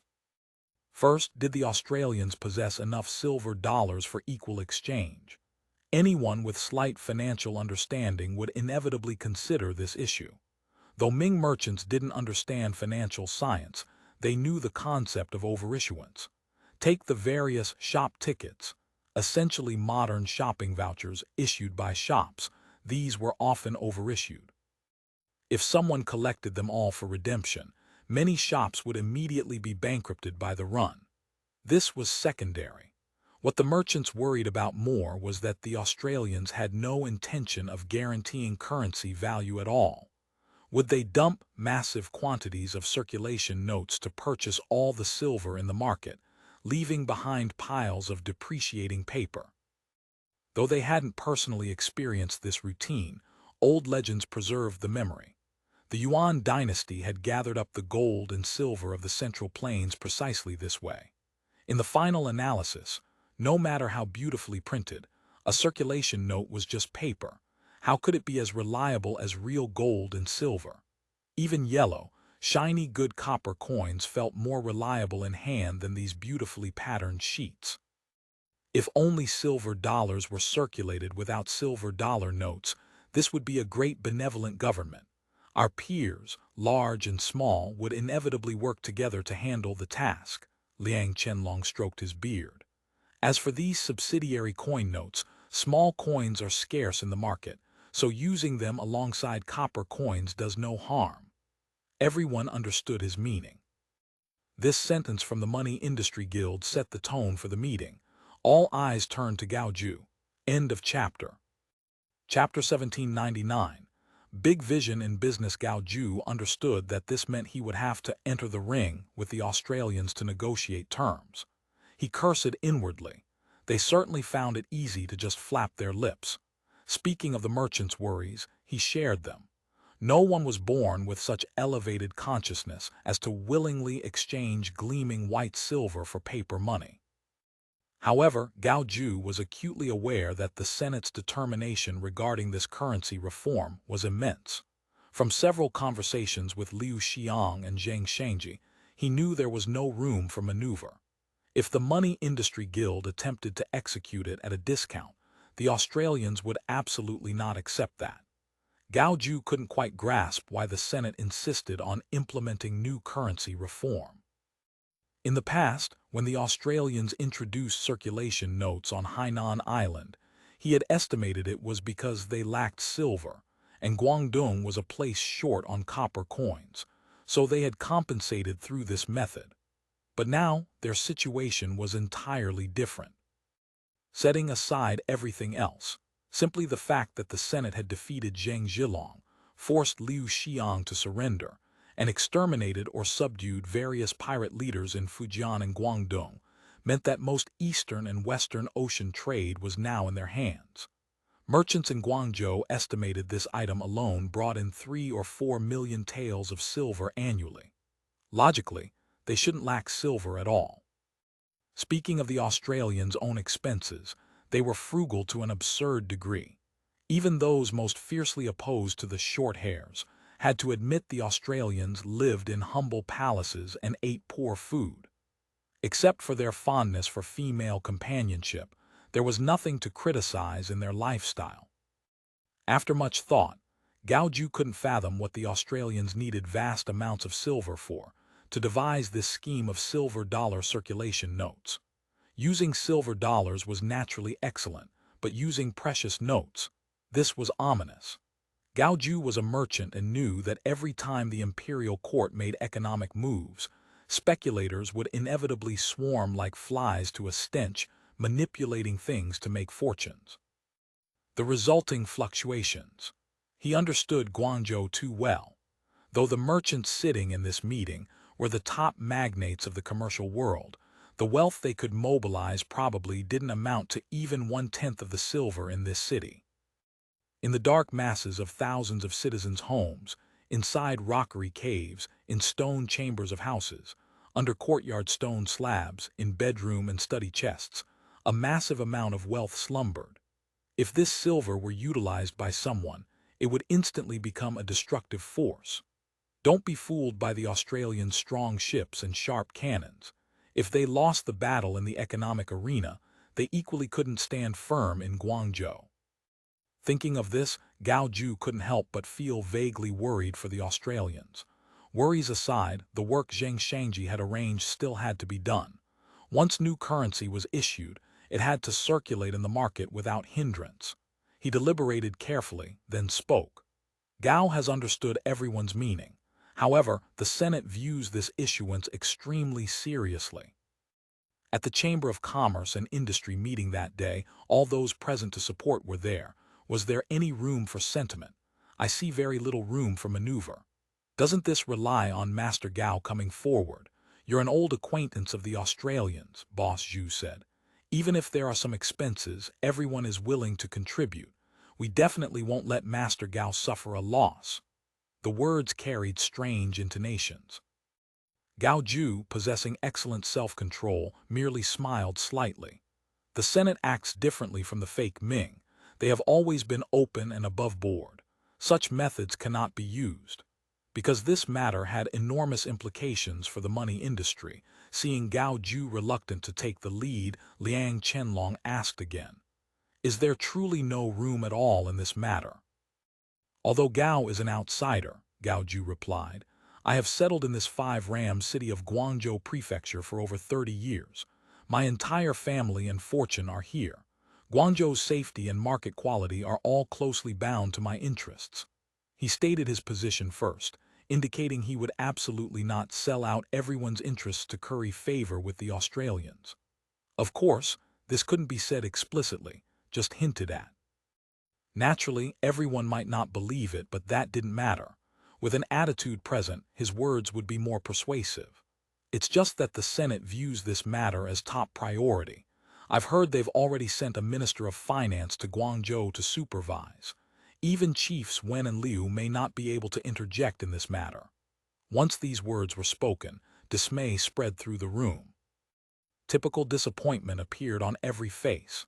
Everyone knew Guangzhou's biggest backer was Minister Wen. If even Chief Wen couldn't speak on it, didn't that mean none of them stood a chance? Regardless of whether this was true or false, Guangzhou's unwillingness to take the lead sufficiently demonstrated the Australians' determination. I wonder how many circulation notes they will issue. It said that those willing to exchange circulation notes for silver money will be treated the same as silver dollars. But if there are too many notes and insufficient ready silver, then... Liang Chenlong shook his head without finishing. This worry was universally shared. Now that he stated it explicitly, worries and dissatisfaction surged out like water from a broken dike, and Jufeng Bank's hall became noisy. Boss Zhu spoke sarcastically. "I predict these circulation notes will definitely become worthless." Guangzhou felt his words too arbitrary. Credit had to be maintained by everyone.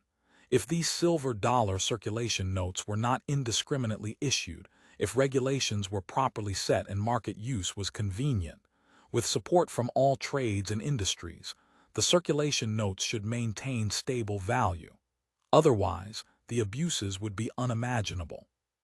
If the market was disrupted, even if some could pull chestnuts from the fire to make fortunes, the majority would suffer.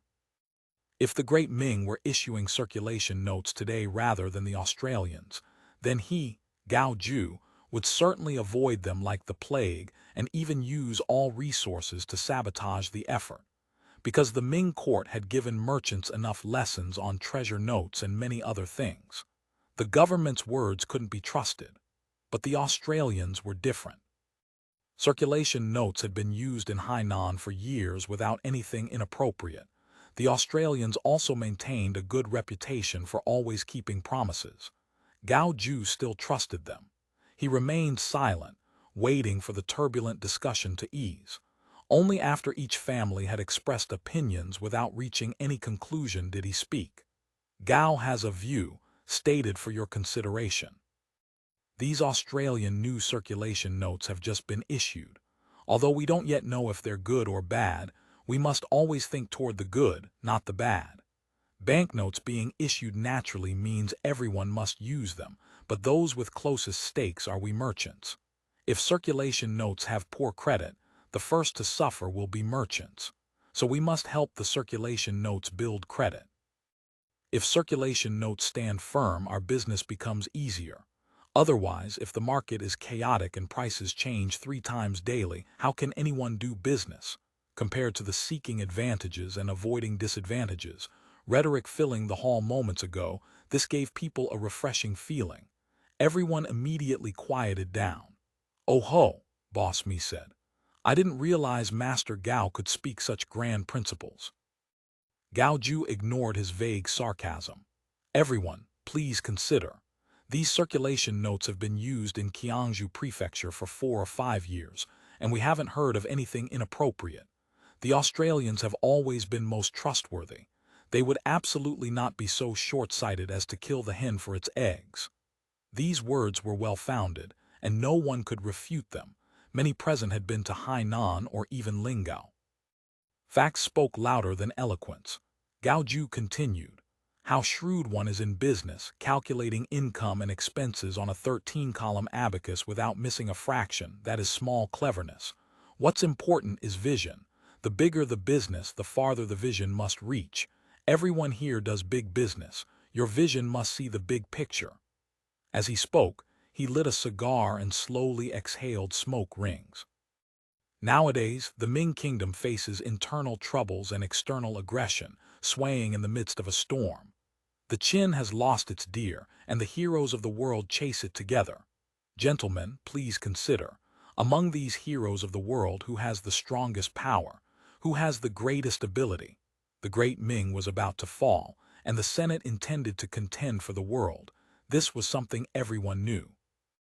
But no one had stated it so clearly. Everyone shivered upon hearing this, feeling a sense of sudden realization. Our purpose in doing business is to help the Senate win the war. Master Gao, a merchant frowned slightly, his voice mumbling, "I still don't quite understand your meaning." "Then I'll explain more clearly," Gao Ju replied. "As long as it's business that can help the Senate win battles, I'll do it, even if I lose money. This isn't losing money, it's putting down capital. When the Senate wins the war and times are peaceful, what business won't be good? By then, you will have contributed and the Senate will naturally repay you, making business convenient everywhere. Think about it. Is there any business more profitable than this?" "Those words are true," agreed shopkeeper Ding of the grain bank. "Even if they don't give us any benefits, as long as the roads are calm and the people harmonious, this business can be done." Seeing someone agree, Gao Ju struck while the iron was hot. "Not speaking of future matters, just the present. Ever since the Senate purged the pirates off the coast of Fujian and Guangdong, now sugar, tea, porcelain, and various mountain goods from Fujian don't need to detour through Jiangxi and go down the 5 ridges. They come directly to Guangdong by sea, and prices have dropped by more than half. Everyone, think about it. Isn't this the logic?" Though these words did not completely convince the merchants, resistance was no longer as strong. With Gao Ju employing both soft and hard tactics, the heads of various trade guilds finally agreed to cooperate with the new currency issuance and fully use silver dollars and paper notes. Liang Qianlong returned home in his sedan chair. Despite Gao Ju's words, unease still gnawed at him. Liang Qianlong's Maokang money shop was only a minor peer in the industry, modest in scale, but he was a clansman of the Liang family. Relying on this connection, he often handled unspeakable silver and money transactions for the gentry, cultivating deep relationships among them, and becoming head of the Silver and Money Industry Guild. The Australian's entry into Guangzhou had struck Maokang's business hardest. His family had maintained close dealings with silver and money industries in both the northern and southern capitals. With Guangzhou changing flags, city gentry had either fled or gone into hiding, and communication between north and south had been cut off. Maokang's remittance and lending businesses with the two capitals were almost completely interrupted. Currently, they were merely doing local business to survive. He arrived at his outer study where he worked and lived, hurriedly wiped his face, and without even pausing to drink the tea the maid served, spread out paper, ground ink, and began writing a letter. End of chapter. Chapter 1800. Eve of Issuance. The letter was addressed to his patron, young Master Liang. The Liang family had always been his backstage supporter and most important major client. As soon as whispers of this currency reform had emerged, young Master Liang had taken great interest, instructing him to monitor the Australian's movements closely. In the letter, Liang Qianlong detailed the meeting's proceedings and everyone's attitudes, specifically noting Gao Ju's wholehearted efforts to champion the Australian cause. It seemed the Australians' currency reform was indeed imperative. At the meeting, everyone had reached preliminary agreement. The guilds of various industries would share the quota for exchanging new currency according to their scale and capital strength. The Money Industry Guild had the largest quota, obligated to exchange 200,000 silver dollars. The guild internally considered this figure acceptable. After all, the Australians' exchange conditions were fair, calculated by weight and fineness. Exchanging white silver for silver dollars wasn't really a loss. However, Liang Qianlong also confided his worries in the letter. He feared that exchanging white silver for silver coins was only the first step, and the next would be forcing them to accept a certain amount of silver dollar circulation notes. Writing to this point, he sighed deeply. The step after that would inevitably involve exchanging collected copper coins for subsidiary coin notes. This was almost certain. Though copper coins weren't particularly valuable, they were still money. The thought of exchanging them for pieces of paper pained him genuinely. After finishing the letter, he sealed it, stamped it with a secret seal, summoned a confidant, and whispered several instructions.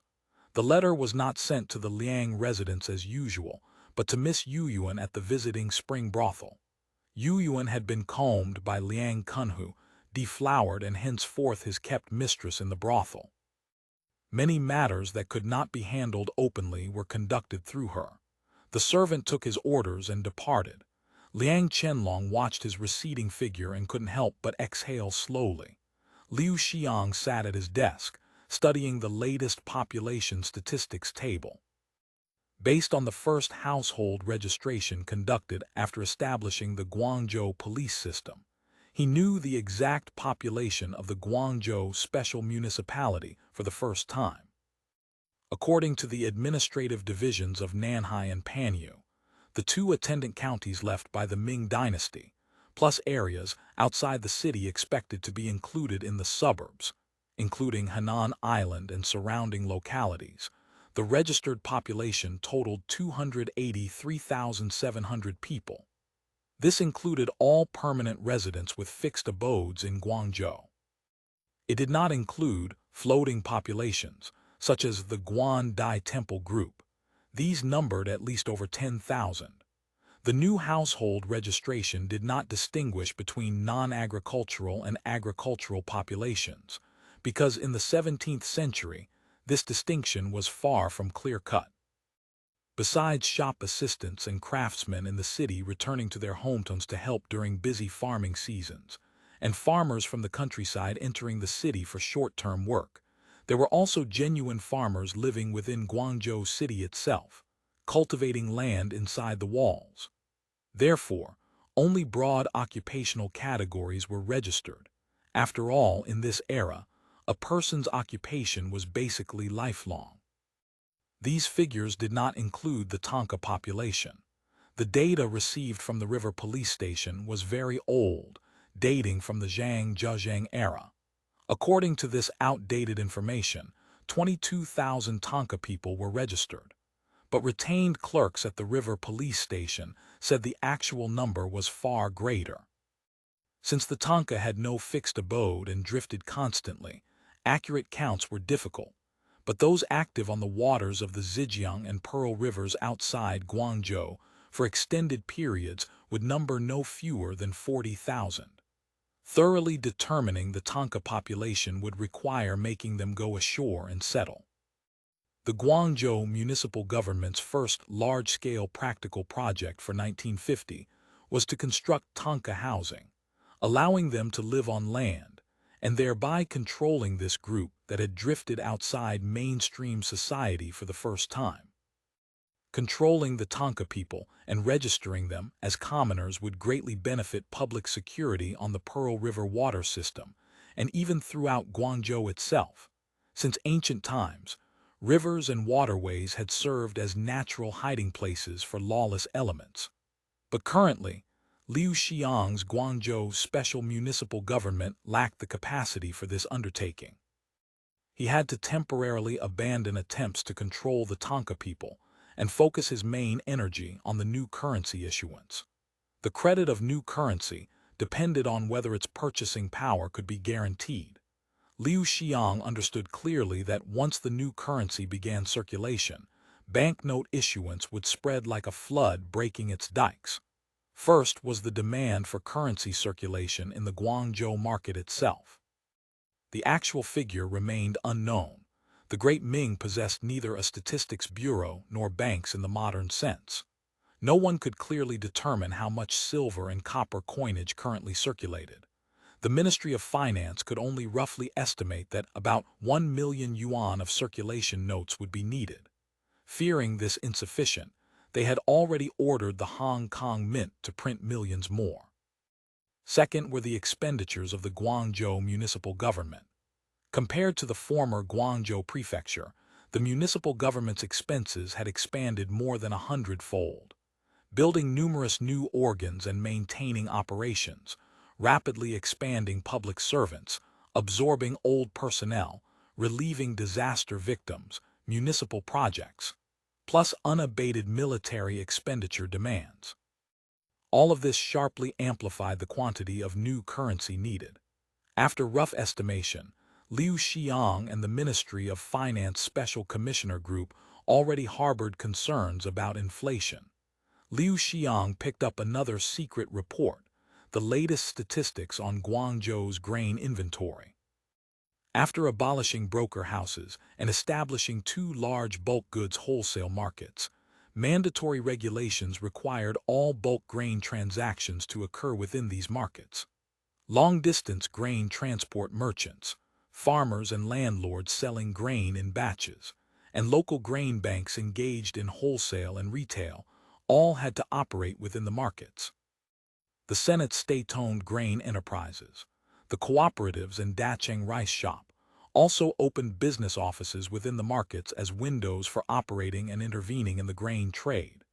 Simultaneously, through the Federation of Industry and Commerce and Trade Guilds, inventory statistics were collected from large and small grain banks and shops engaged in wholesale and retail throughout the city.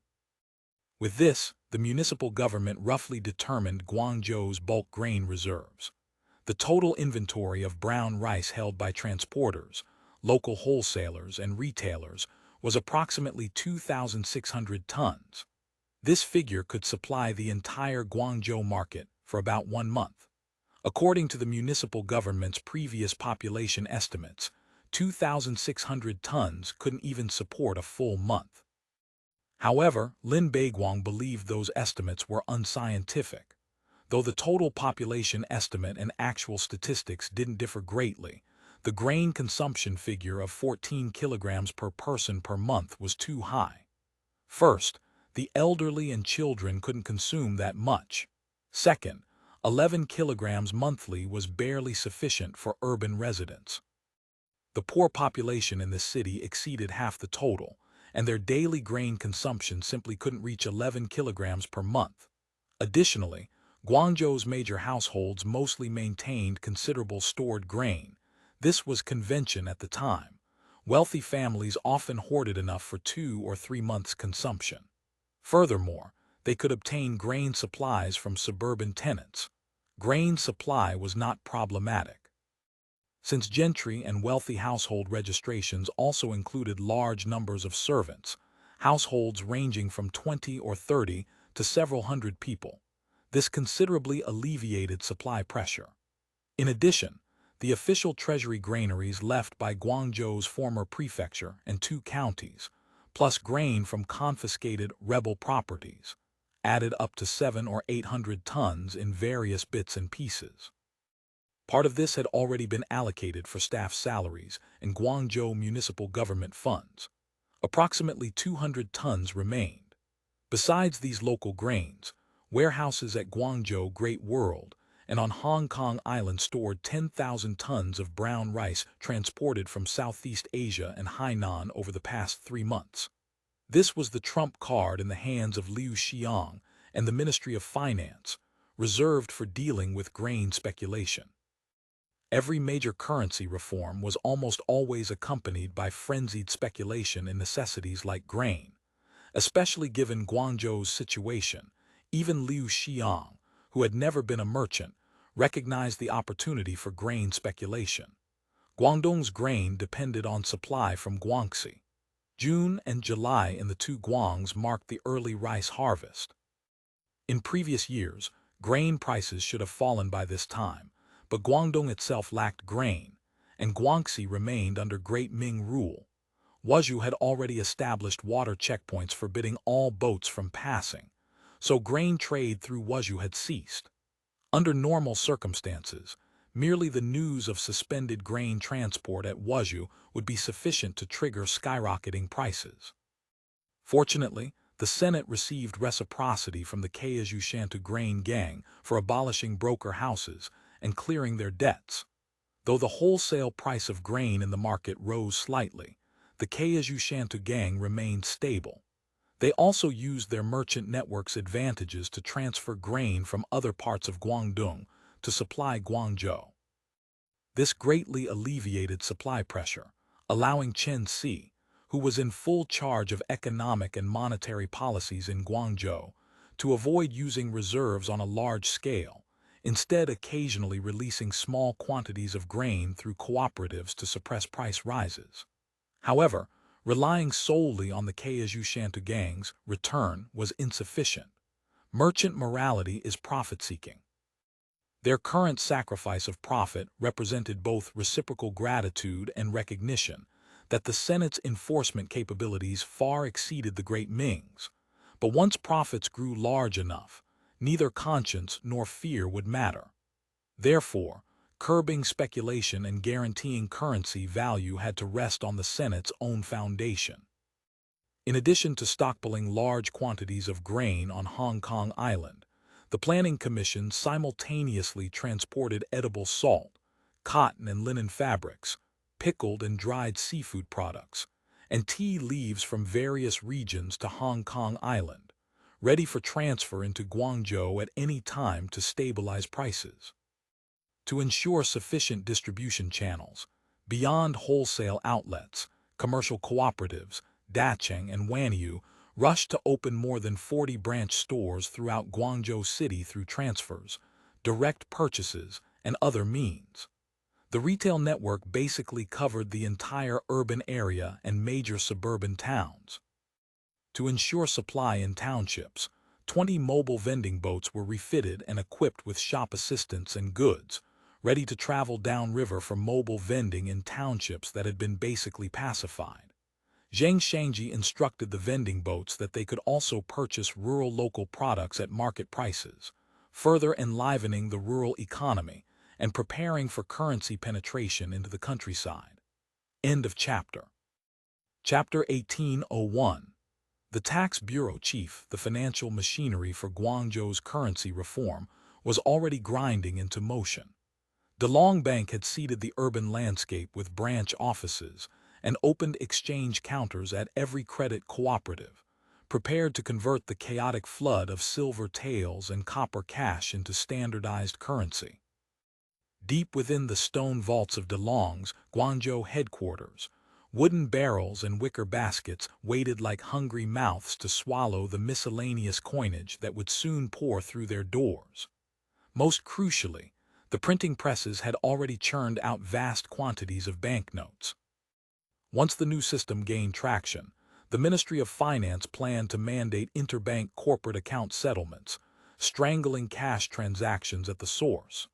Meanwhile, Liu Xiang had tasked both the police bureau and Zhang Shangji with a covert economic census. Working through the Federation of Industry and Commerce, they were quietly surveying inventory levels, sales volumes, and pricing across more than a dozen essential commodity categories: textiles, meat, fish, salt, tea, and everything in between. To monitor the market's pulse during the volatile transition period, plans were underway to establish a regional data processing center within the Great World Complex. This nerve center would digest daily market intelligence and feed analysis to the Guangzhou Finance and Economics Group, enabling real-time policy adjustments. Finally, there remained the matter of staffing the Guangzhou Municipal Tax Bureau.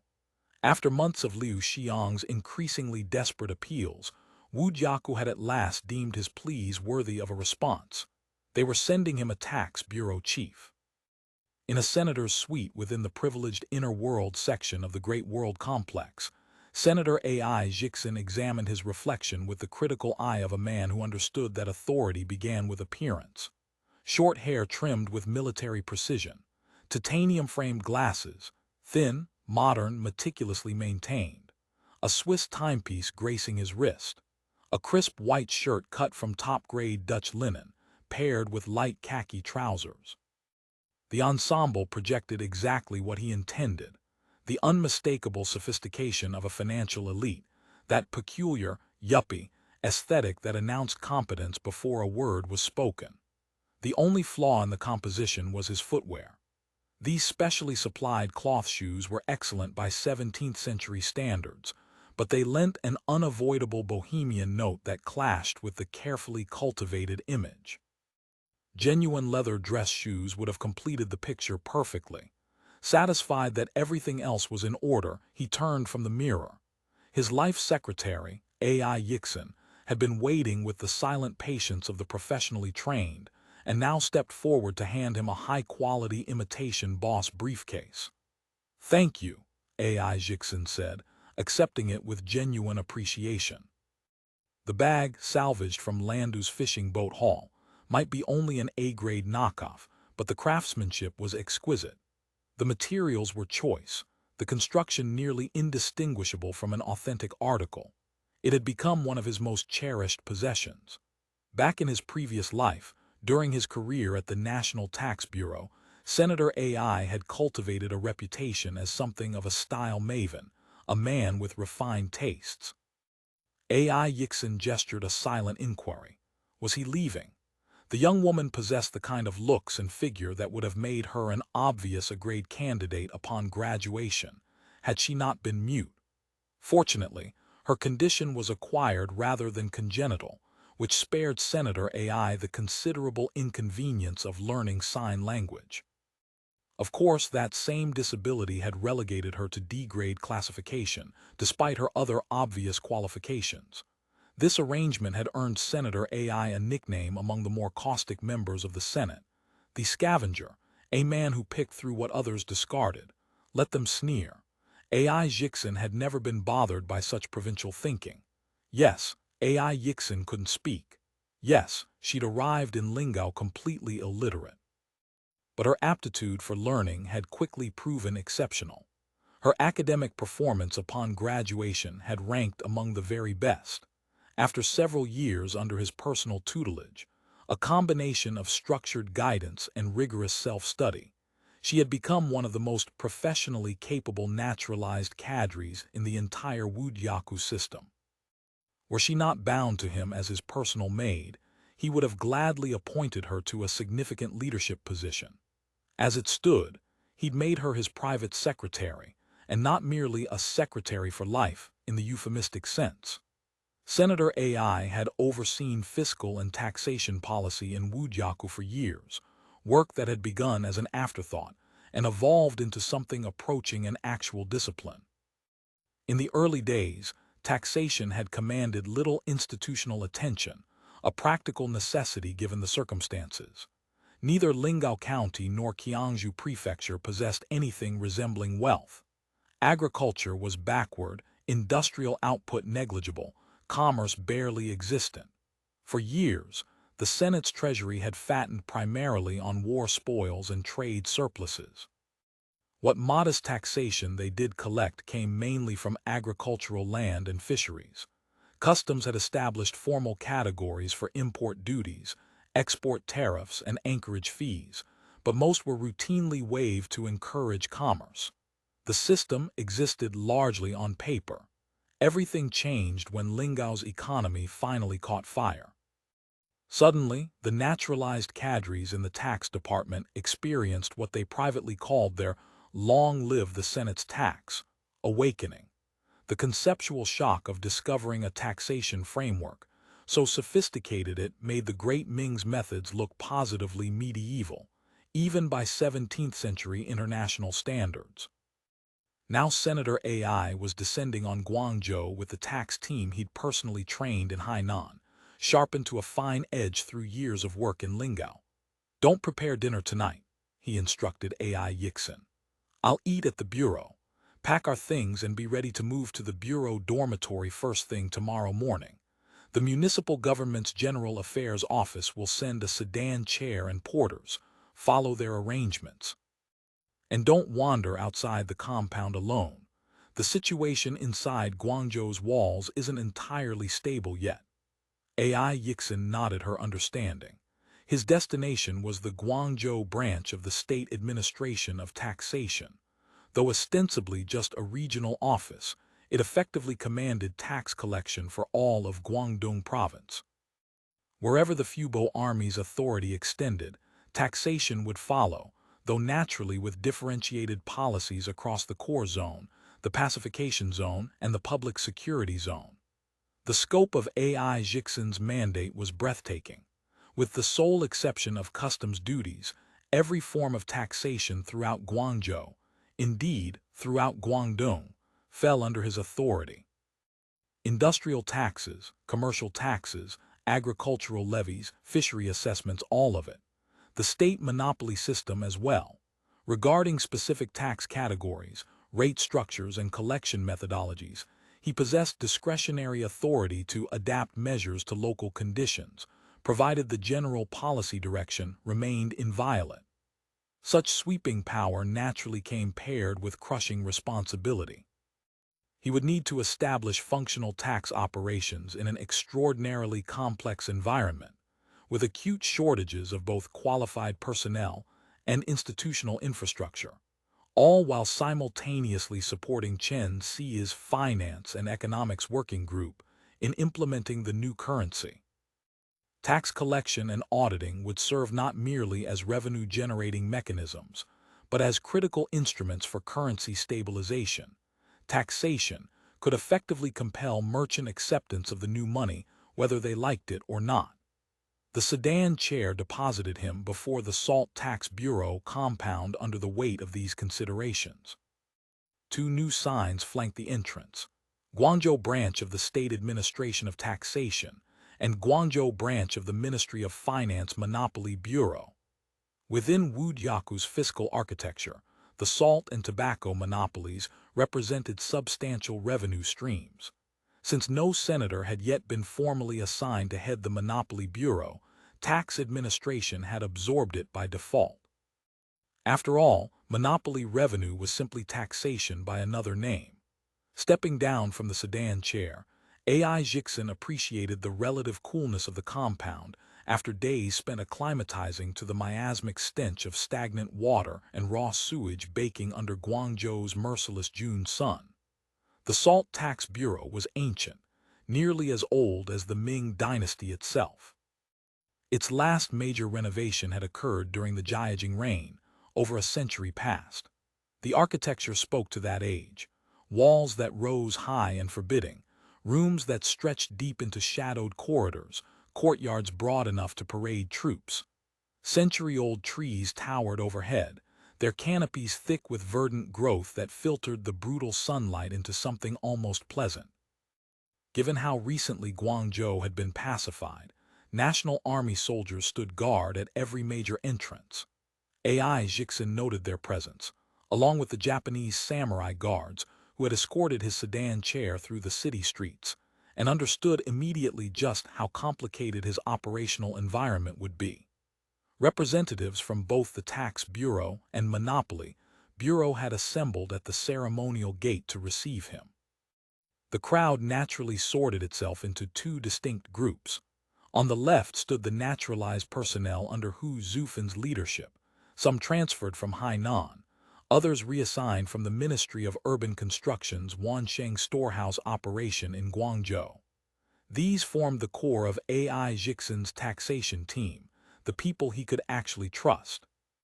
On the right stood the retained Ming-era functionaries, those who'd survived the post-conquest screening process: household office clerks and scribes, grain transport supervisors, functionaries from the river police station and salt granary, petty officials of every conceivable rank and function, from unranked administrative assistants down to the lowest status runners. As the senior-most civil servant in the bureau, Hu Zufin stepped forward to deliver the formal welcome. An elderly clerk from the old Salt Tax Bureau then assumed the role of guide, leading them toward AI Jixin's new office. The path wound through the compound past buildings that appeared impressive, until closer inspection revealed them as thoroughly dilapidated. Walls left unrepaired for years were mottled with moss and black mold. Roofs bristled with wild artemisia. Some had sprouted actual trees. The old clerk explained apologetically that entire sections of the compound had been sealed off years ago due to neglect.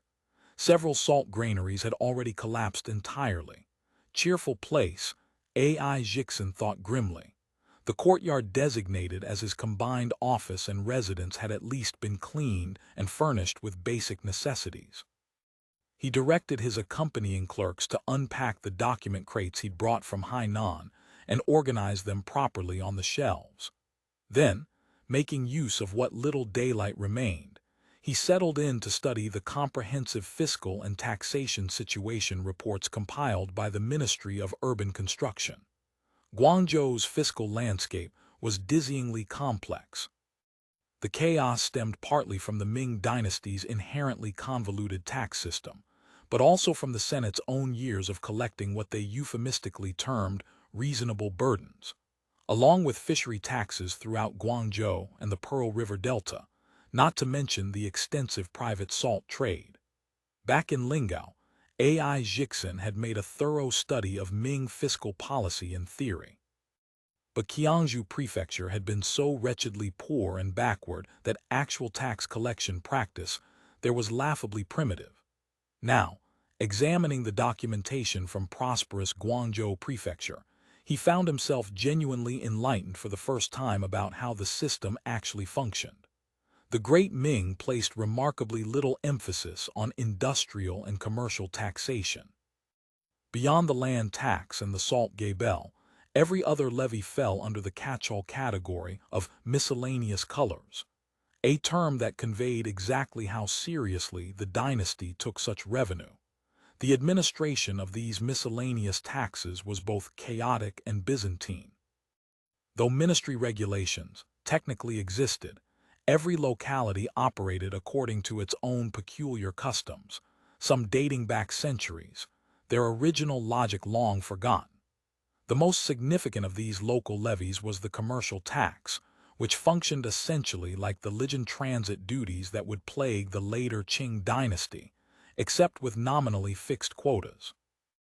Every prefecture and county maintained specific commercial tax quotas, some absurdly inflated, others laughably modest. The basis upon which these quotas had originally been calculated had been lost to institutional memory. No one could explain why one county owed 10 times what its neighbor did. Implementation was predictably crude. Local governments dispatched clerks to establish checkpoints at ferry crossings and major roads, extracting payment from anyone who passed. The nominal rates were tiny, but the scope was universal. Taxes could theoretically be levied on anything and everything, down to a single chicken or a basket of vegetables. The principle of repeated taxation applied with ruthless efficiency. A peasant farmer hauling produce to market paid the toll at every single checkpoint along his route. The real genius of the system's dysfunction lay in its incentive structure. The clerks and runners manning these checkpoints received no official salary whatsoever, yet bore personal responsibility for meeting their assigned revenue quotas.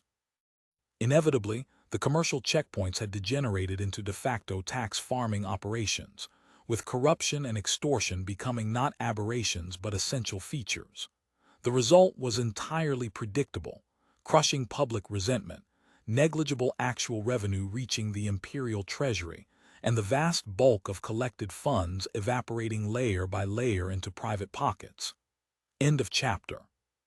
Chapter 1802. Industrial and commercial taxes in some localities. The dysfunction had metastasized to the point where collection costs actually exceeded revenue, prompting authorities to simply abolish commercial taxation altogether and make up the shortfall through punitive land tax increases. Guangzhou's commercial taxes hadn't been formally abolished. They simply existed in a state of functional death. In their place had emerged an entirely separate system of local commercial levies. After the coastal provinces finally suppressed the Waku pirate incursions, the Fujian and Guangdong provincial administration commissions established tax bureaus operating independently of the original Ministry of Revenue commercial tax apparatus. New tax stations sprouted like weeds at bridges and ferry crossings, with rates determined ad hoc by local authorities. The revenue funded military provisions and regional defense. Since this silver never touched Ministry of Revenue coffers, and never passed through the layers of bureaucratic filtration that would have reduced it to a pittance, local government offices collected it with considerable enthusiasm. Yet even accounting for that enthusiasm, A.I. Jixin found the actual amounts pathetically inadequate for a metropolis of Guangzhou's commercial stature. When he discovered that one prosperous market town under Guangzhou Prefecture's jurisdiction reported annual commercial tax revenue of a mere 170 taels, he knew the corruption must be extraordinary. That same town paid 450 taels annually to the Senate as its reasonable burden, nearly triple what it officially remitted to the Ming state.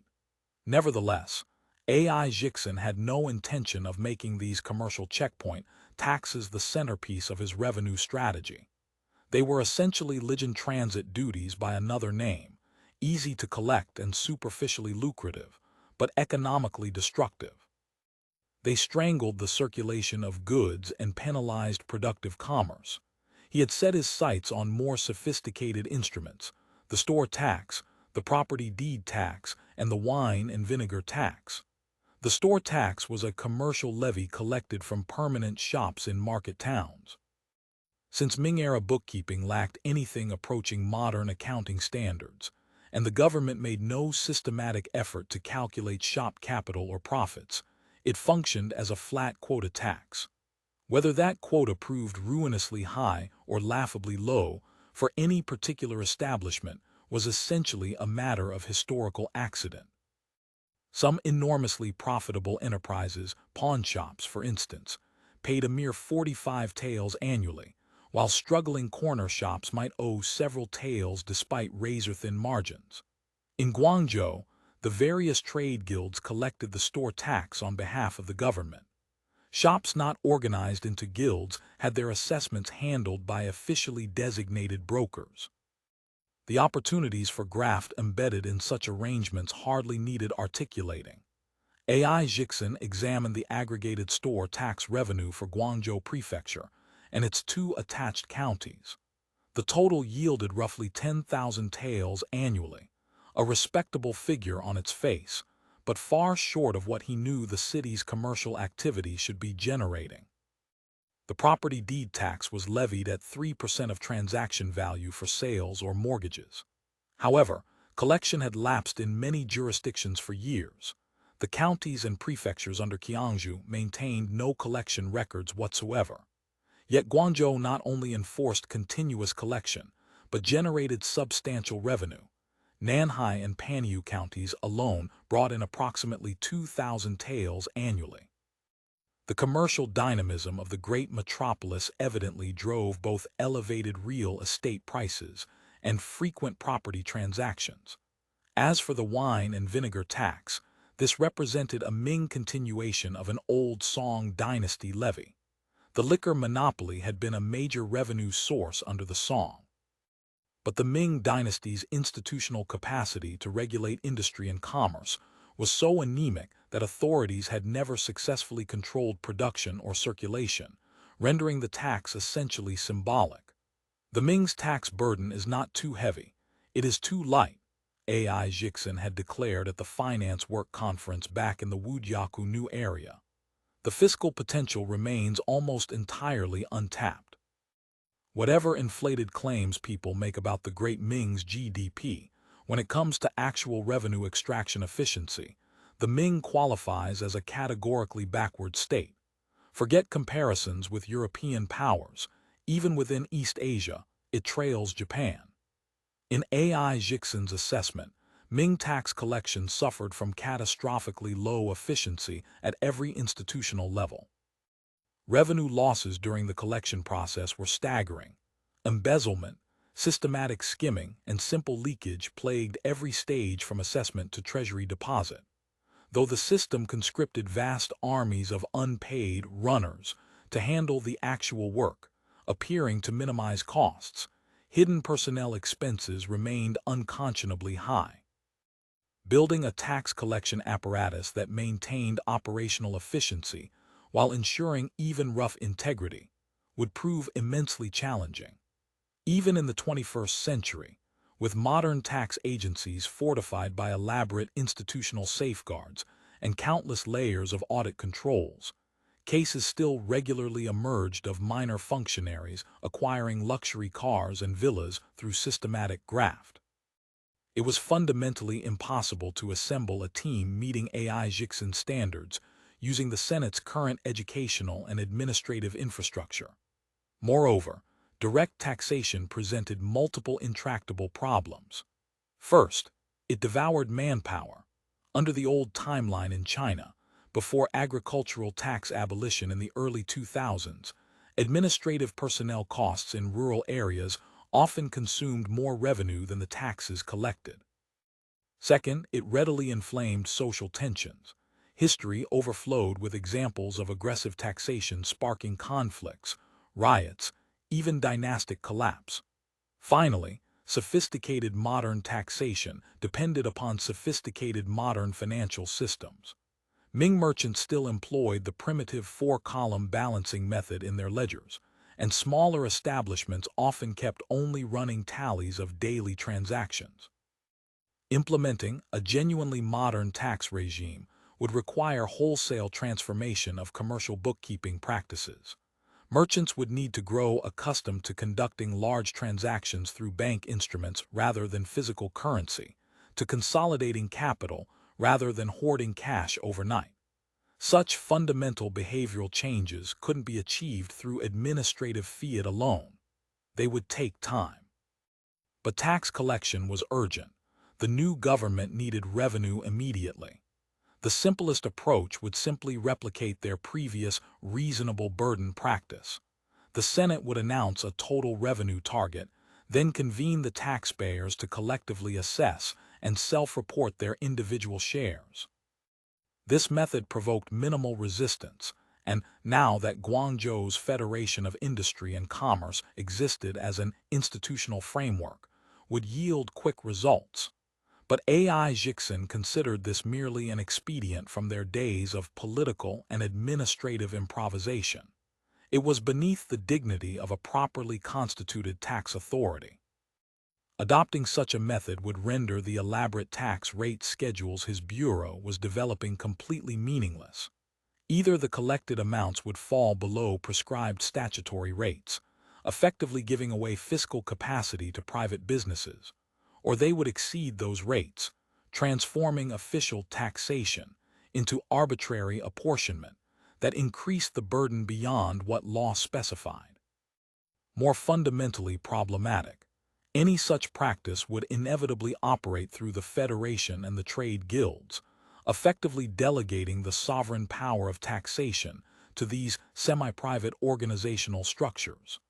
This would invite systematically unfair tax distribution and legalize evasion for the well-connected. AI Jixin believed that, while Guangzhou's shops lacked sophisticated modern accounting, most employed at least rudimentary versions of the four-column balancing method. Their business conditions could be meaningfully audited through examination of their ledger books. Since official and private bookkeeping throughout the Ming Dynasty largely followed variations of this standardized format, many literate people understood the basic principles. Finding adequate temporary accountants for audit work would be feasible. Leveraging these characteristics, he would adopt a model of self-assessment and payment, with severe penalties for evasion. Businesses would calculate and remit their own taxes based on statutory rates. The Tax Bureau would conduct periodic random audits of reported revenue and claimed profits, with draconian sanctions for deliberate underreporting. AI Jixin was deeply absorbed in the documentation when several soldiers entered carrying dozens of hardbound ledgers. A clerk announced, "Chief, this is the compilation of Guangzhou industrial and commercial households that Chief Lin requested we transfer to your custody. Please sign for receipt." These volumes had been compiled by the city government working from lists submitted by the Federation of Industry and Commerce and supplementary materials gathered by the City Works Department. They cataloged every permanent shop with a fixed storefront, operating within the city walls, from great maritime merchants like Guangzhou down to humble corner grocery stalls. The entries detailed business addresses, operational scope, current trading conditions, owner names, and employment situations. Beyond the City Works Department's accumulated institutional records, this compilation relied on administrative foundations established since the city's conquest. Census registration, house number plaques, business licensing requirements. Without this bureaucratic infrastructure already in place, AI Jixin would have had no realistic alternative to the crude old reasonable burden apportionment system. He had already devised his basic taxation framework.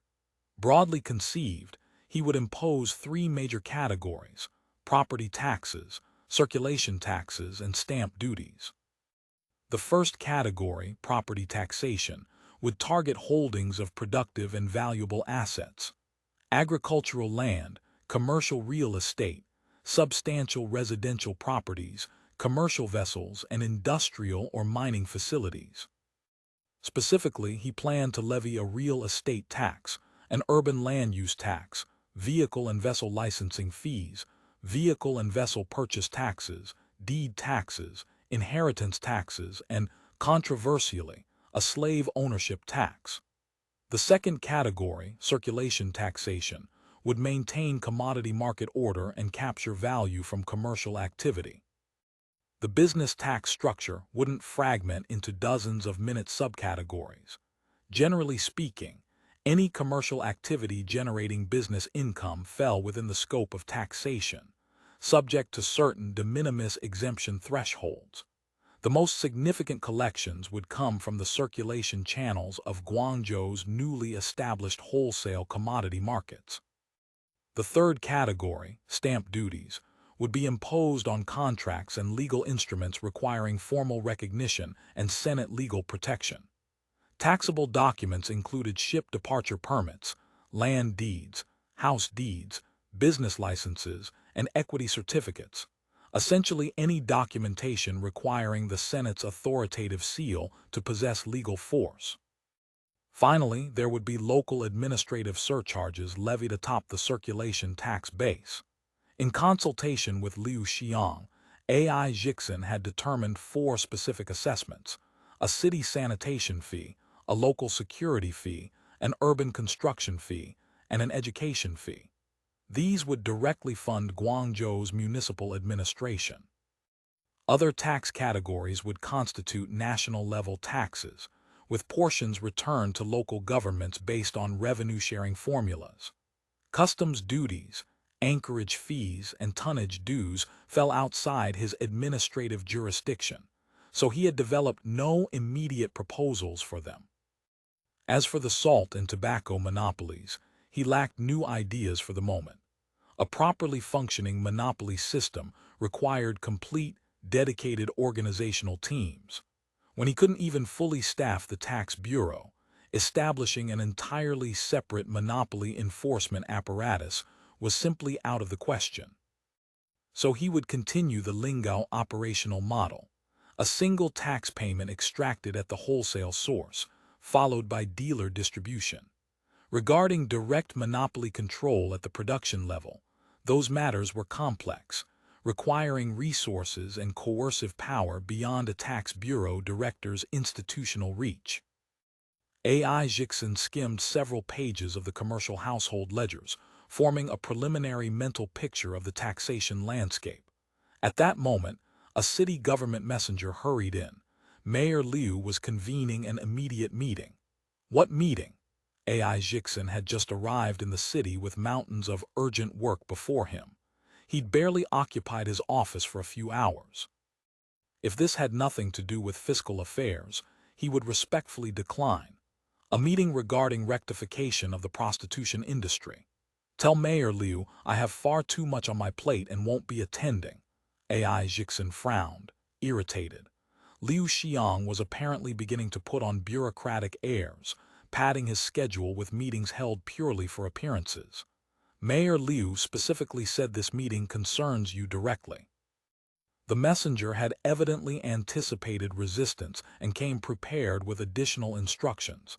Tax policy issues related to Guangzhou's prostitution industry will be discussed at the rectification meeting. AI Jixin immediately reconsidered. I'll come at once. End of chapter. Chapter 1803. Staking claims by any reasonable standard of administrative procedure. Minister Hong should have first coordinated with the Delong banking system to assess the fiscal situation, then dispatched military representatives to accompany Delong personnel in a monitoring capacity. But this was a period of profound institutional transition. Delong Bank was transforming from a central bank into a commercial institution, and 1,000 administrative threads hung loose with no one available to tie them together. So Minister Hong had personally stepped into the vacuum, meeting directly with village and township-level liaison officers to assume operational control of reasonable burden collection. When Liu Xiang arrived in Guangzhou and discovered this arrangement, he was stunned. Minister Hong, you really aren't the transport commissioner. Is it genuinely acceptable for the military to intervene directly in civilian local administration, village-level administration, no less? Before he could even begin lodging complaints, memoranda from Wujiaku descended like a paper snowstorm, politely but firmly reminding Hong that this was not in accordance with regulations. The Political Security Bureau likewise dispatched its own memorandum, noting delicately that lower-level liaison officers felt considerable unease, uncertain, whose orders they were actually supposed to follow. Did I ask him to do this? Why not take the criticism directly to the military? Liu Xiang cursed silently, realizing he would need to seek Wen Zong's coordination to untangle this administrative knot. The mere thought made him want to scratch his scalp, imagining his hair thinning with each passing bureaucratic disaster. Just as he was contemplating how to handle AI Jixin's latest salvo of memorandum bombardment, he noticed a new document in the bamboo basket marked incoming on his desk. Minister Hong. Liu Xiang read the name on the cover, and the corner of his mouth twitched involuntarily. Hong Huangnan's correspondence had arrived as a personal confidential letter between senators. Such communications were termed private correspondence, though they carried a distinctly semi-official character, typically employed by senators to discuss matters they preferred not to route through formal bureaucratic channels, since official documents were routinely copied, archived, and subject to institutional oversight. These burn-after-reading letters served the purpose perfectly. The contents were indeed official business, however discreetly packaged, to ensure logistical supply for the army and Guangdong administrative agencies by all necessary means. Minister Hong was requesting that a substantial tract of agricultural land be formally designated as a joint logistics support base for food production. He had already identified the ideal location, the Mude Patrol Division area north of Guangzhou Prefecture. The soil and water conditions there were genuinely excellent, and since the Patrol Division essentially functioned as a national road toll collection agency, a petty cash box for Guangzhou Prefecture bureaucrats, local landlord power was unusually weak. Most cultivated land was state-owned. Most wasteland remained officially unclaimed. The property rights structure was rarely this straightforward anywhere else in the province.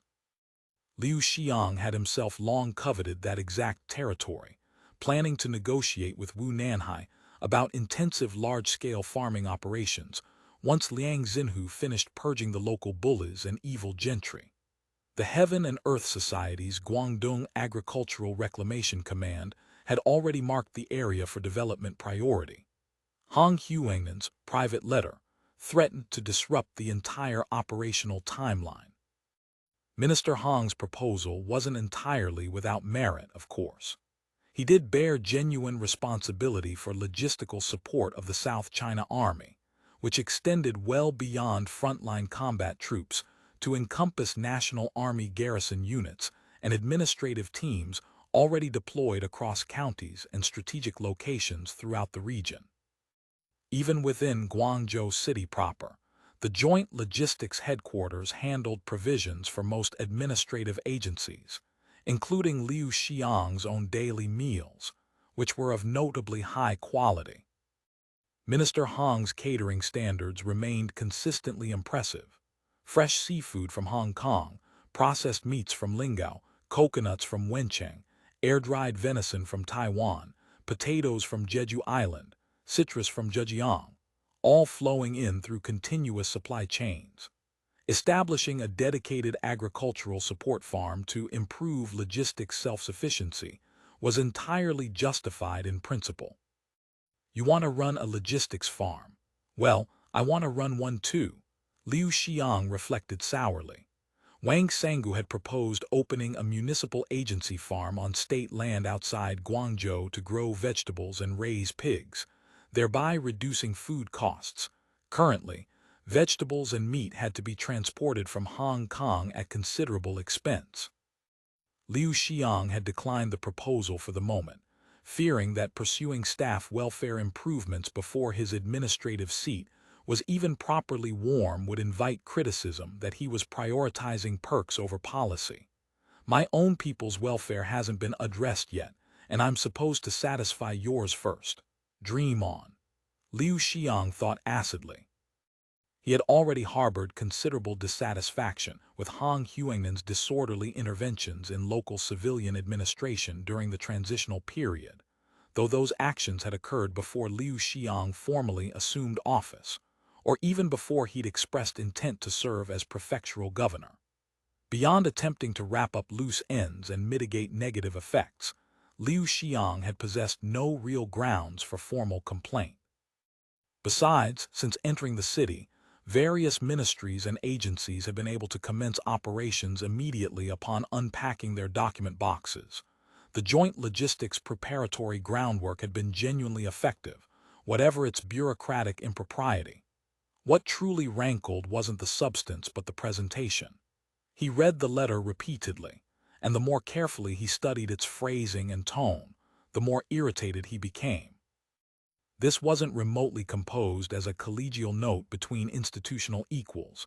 It read as though a senior official several ranks superior were issuing instructions to a subordinate clerk. Minister Hong, I am the prefectural governor, not some prefectural shepherd from the Han dynasty, and you are the minister of logistics, not the transport commissioner. After the fourth careful reading, Liu Xiang made his decision. This request would be categorically rejected. It wasn't merely wounded pride over the condescending wording. The fundamental issue was that this land grant could not, must not, be approved under any circumstances. Real estate allocation was an extraordinarily sensitive matter. Before Liu Xiang's departure from Hainan, Wu De had specifically cautioned him about handling land use requests with extreme care. Everyone covets prime locations. Once the important figures enter Guangzhou, staking territorial claims becomes inevitable. You must control this tendency ruthlessly from the start. If it solidifies into fait accompli, any subsequent adjustments will drag in entire institutional networks. The entangled interests can't be resolved by simply offering alternative parcels elsewhere. The matter that elder brother raises carries profound consequences, and younger brother cannot decide such questions alone, Liu Xiang wrote in his formal reply.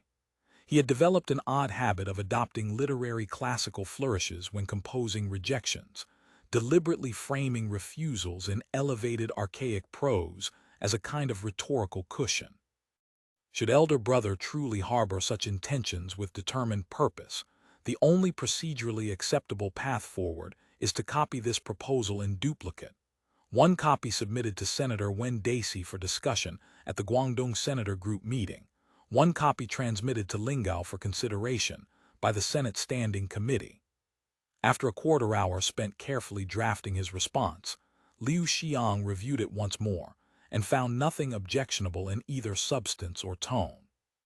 He spent another 10 minutes transcribing it onto proper letter paper in his best calligraphy, sealed it thoroughly with red wax, then pulled the second belpel mounted on the left wall. Its copper wire ran directly through a reserved conduit to the secretariat located across the corridor. Within moments, a crisp knock sounded at the door. "Come in." Liu Xiang didn't even glance up, simply gesturing for the visitor to enter. "Chief Communications Officer Yi Simon reporting." It was Yi Simon, the communications officer who'd been assigned to Liu Xiang during his administrative return to Lingao. Originally, Yi Simon had been on temporary secondment, but during that brief, intensive, eventful month back at headquarters, Liu Xiang had recognized exceptional organizational capabilities and requested his permanent assignment. Use the senator's exclusive channel and deliver this personally to Senator Hong Huangnan at the Joint Logistics Office. Liu Xiang indicated the envelope, now properly sealed with craft paper and stamped with wax. Has Director Zhang finished compiling today's document summary? Director Zhang's work is completed and currently being organized for presentation. I will bring it to you shortly. Good. Ask her to come by as well when she brings it. I have additional tasks to assign. Liu Xiang waved dismissal after relaying the instructions. Zhang Yunmi now held the formal title Deputy Director of the General Office of the Guangzhou Municipal Government. When establishing this general office as an organizational entity, several impressively bureaucratic justifications had been offered. Super-ministry coordinating system, improving cross-departmental office efficiency, and similar administrative jargon.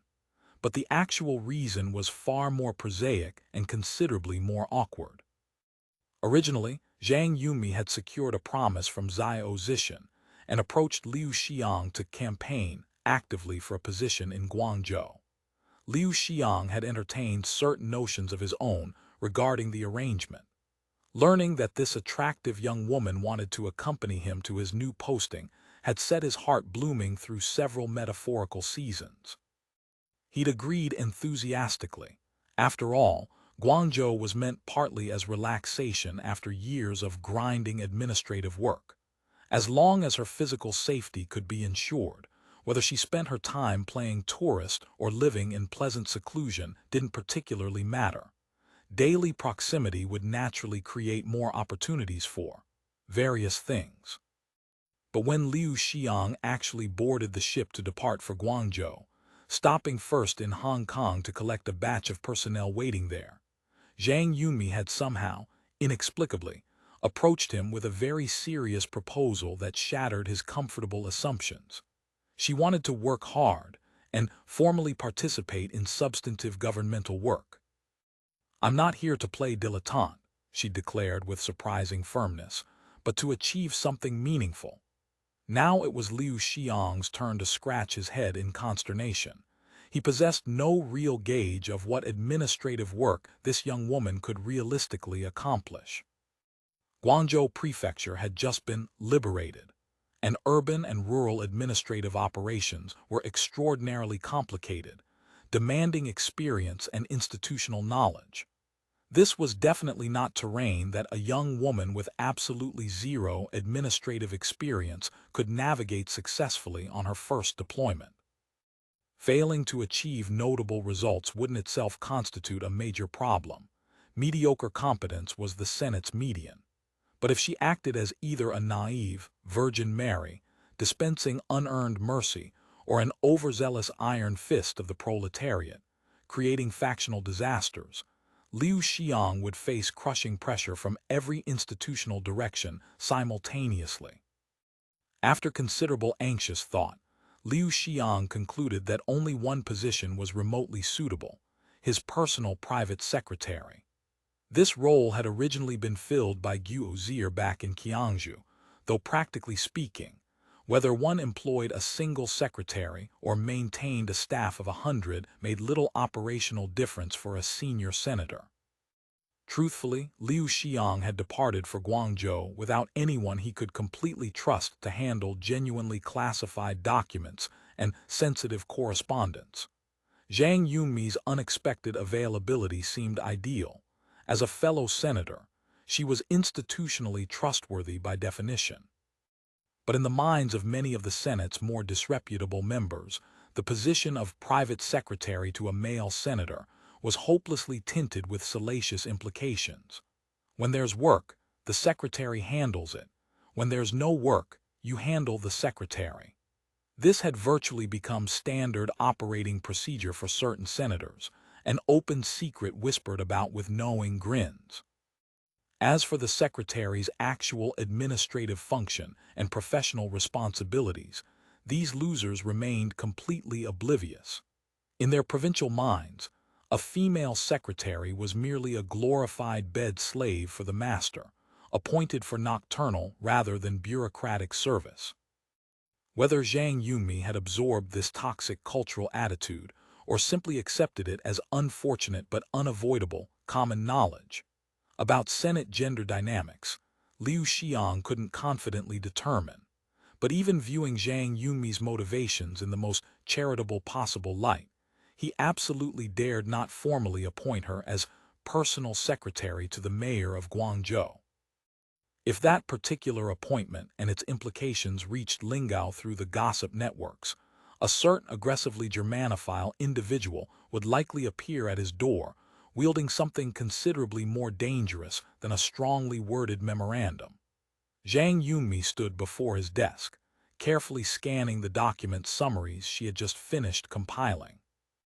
With the absolutely massive volume of incoming and outgoing official correspondence, and given the generally poor educational levels and frequently execrable document composition skills among grassroots cadres, it was functionally impossible for Liu Xiang to personally spend time correcting everyone's tortured prose and muddled reasoning. During his administrative tenure in Guangzhou Prefecture, he had assigned Guo Linger to pre-read all incoming official documents and prepare concise summaries of content and significance. Liu Xiang would then adopt appropriately detailed or deliberately cursory approaches to different documents based on her preliminary assessments, dramatically improving his time management.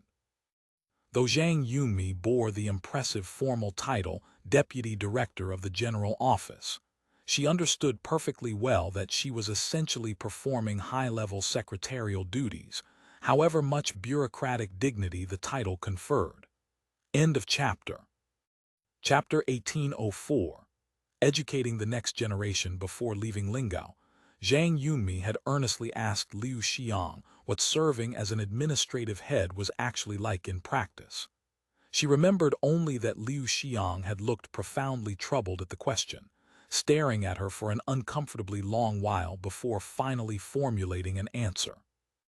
Administrative work roughly divides into civil service functions and political appointee responsibilities, though our current organizational structure and territorial scope blur this traditional distinction considerably. But one thing can be stated with absolute clarity. If someone genuinely wants to do their job well, that romantic image of newspaper and clear tea for a whole day, lounging comfortably about the office, is utterly, completely impossible. Liu Xiang had possessed no idea how to meaningfully explain the reality of governance to someone like Zhang Yunmi, who had absolutely zero practical administrative experience and relied entirely on idealistic imagination. Finally, out of sheer pedagogical helplessness, he had silently installed a maritime trade simulation management game on her laptop, then assigned her what he described as a purely masochistic difficulty objective: achieving full maritime trust across a 24+2 city network. If you can genuinely achieve full maritime trust across 26 cities entirely on your own effort, you'll probably understand roughly one-tenth of the actual workload facing a reasonably responsible regional administrative head. Liu Xiang had told her in a tone balanced between absolute seriousness and smug satisfaction. I've included a very useful modifier tool for you. Even using the modifier isn't shameful, because trust relationships fundamentally can't be modified into existence through cheats. You have to earn them through competent management. After overcoming her initial visceral aversion to the game's dated graphics and clunky interface, Zhang Yunmi had devoted virtually all her spare time in Hong Kong to this self-imposed challenge after departing Lingao. After roughly a month of competing obsessively against herself, she had finally managed to establish a genuinely self-sufficient small trade network across 6 Baltic ports without employing any modifications whatsoever, only to discover with growing horror that solving initial problems merely revealed vastly more complex troubles waiting beneath. Winter halted agricultural production entirely, and sea ice randomly locked ports shut for unpredictable durations. When a city's population demanded expanded fish and meat supplies, hard-earned experience dictated against simply building new fishery facilities immediately. First, lumberyards had to be expanded at distant timber production bases, and hemp plantings substantially increased at dedicated hemp cultivation sites. Otherwise, the entire intricate industrial supply chain would catastrophically collapse under cascading shortages. Military blockades devastated agricultural production outside city walls, while simultaneously generating massive refugee populations that required emergency provisioning. Without sufficient stockpiled material reserves to weather military disasters, economic production across the entire regional trade network would suffer systemic collapse. Facing a neatly organized stack of documents 2 palms high on the desk before her, Zhang Yunmi shook her head ruefully and pulled her wandering thoughts back to immediate present reality. It really is remarkably similar. She couldn't help thinking with grudging admiration for Liu Xiang's pedagogical instincts. But actual administrative work is far more complex. There's no convenient universal data viewing plugin like the Paradox interface mod in real life. Zhang Yunmi's document summaries only extracted what administrative subject each piece of correspondence concerned, and what specific requirements or requests it articulated. The detailed underlying data and comprehensive situation reports had to be read and analytically processed by Liu Xiang himself. Many documents merely vaguely mentioned difficulties and stated resource requirements without properly explaining the actual operational situation on the ground. If these weren't strictly returned to authors for mandatory rewriting, requiring clear explanatory standards, then administrative personnel would have to be physically dispatched for costly in-person field investigation. Her gaze drifted to several documents she deliberately separated and placed to her right. Visible disgust crossed Zhang Yunmi's face. The submissions from these particular people keep getting stylistically uglier and more manipulative. I absolutely must tell the boss. Stretching with a lazy, completely informal motion that disregarded proper decorum, she gathered the organized document stacks under her arm and rose from her chair. Knock, knock, knock. Uncle Liu, come in. Liu Xiang responded in a weary voice that suggested he'd been reading bureaucratic prose for far too long. Uncle Liu, this batch is finished and organized. The documents placed horizontally on top are completely beyond my analytical capacity to summarize. Zhang Yunmi set the substantial pile of correspondence before Liu Xiang with a plaintive, slightly helpless expression. Fine, let me examine them first. Copy these specific ones right here using good paper. Add a notation to this particular document, then file it properly, my private memorandum collection. Liu Xiang handed Hong Huangnan's private official letter directly to Zhang Yunmi without further explanation. Equipment like photocopiers had been classified as non-essential electronic products from the very beginning of the transmigration enterprise. Apart from transporting a single unit to serve as a reference template for potential future manufacturing, none had been brought through the wormhole at all. Document reproduction meant either laboriously typing wax stencils in the government printing room or hand-carving steel plate duplicators. When particularly important documents with extremely restricted circulation required archiving, secure backup copies, or confidential distribution to other officials, genuine old-fashioned hand-copying remained the only viable option. And meticulous transcription of classified correspondence between senators could only be performed by politically trustworthy personnel, such as life secretaries bound by absolute personal loyalty to their senator patrons, or, even more extravagantly secure, by the senators themselves. What the absolute hell is even written here? Liu Xiang opened one of the problematic documents Zhang Yunmi had flagged as beyond normal handling capacity. The elaborately structured 4-6 parallel prose format immediately assaulted his eyes with its ornate classical pretensions, and that was before he'd even attempted to parse the actual semantic content. Examining it with painful care, he counted over 400 meticulously brushed characters. Excluding approximately 20 to 30 artistic characters, whose overly elaborate calligraphic forms completely defied practical identification, the remaining marginally readable classical text labored to express essentially this. Rare snow had fallen across Guangzhou prefecture last winter, which the local gentry interpreted as an auspicious celestial sign of heaven and earth, celebrating the triumphant return of the great Song dynasty to rightful governance. Yet this same providential snow had severely disrupted normal peasant daily life and agricultural rhythms. The rural populace lacked sufficient stored grain reserves, while simultaneously bearing the burden of providing reasonable burden taxation to support military operations. The locality therefore respectfully petitioned for complete tax exemption during the approaching summer harvest season. Liu Xiang expended considerable mental effort laboriously deciphering even this superficial paraphrased meaning, but his experienced political instincts sensed something deliberately concealed beneath the florid surface. Certain specific word choices and classical literary allusions felt jarringly, conspicuously inappropriate for their ostensible context.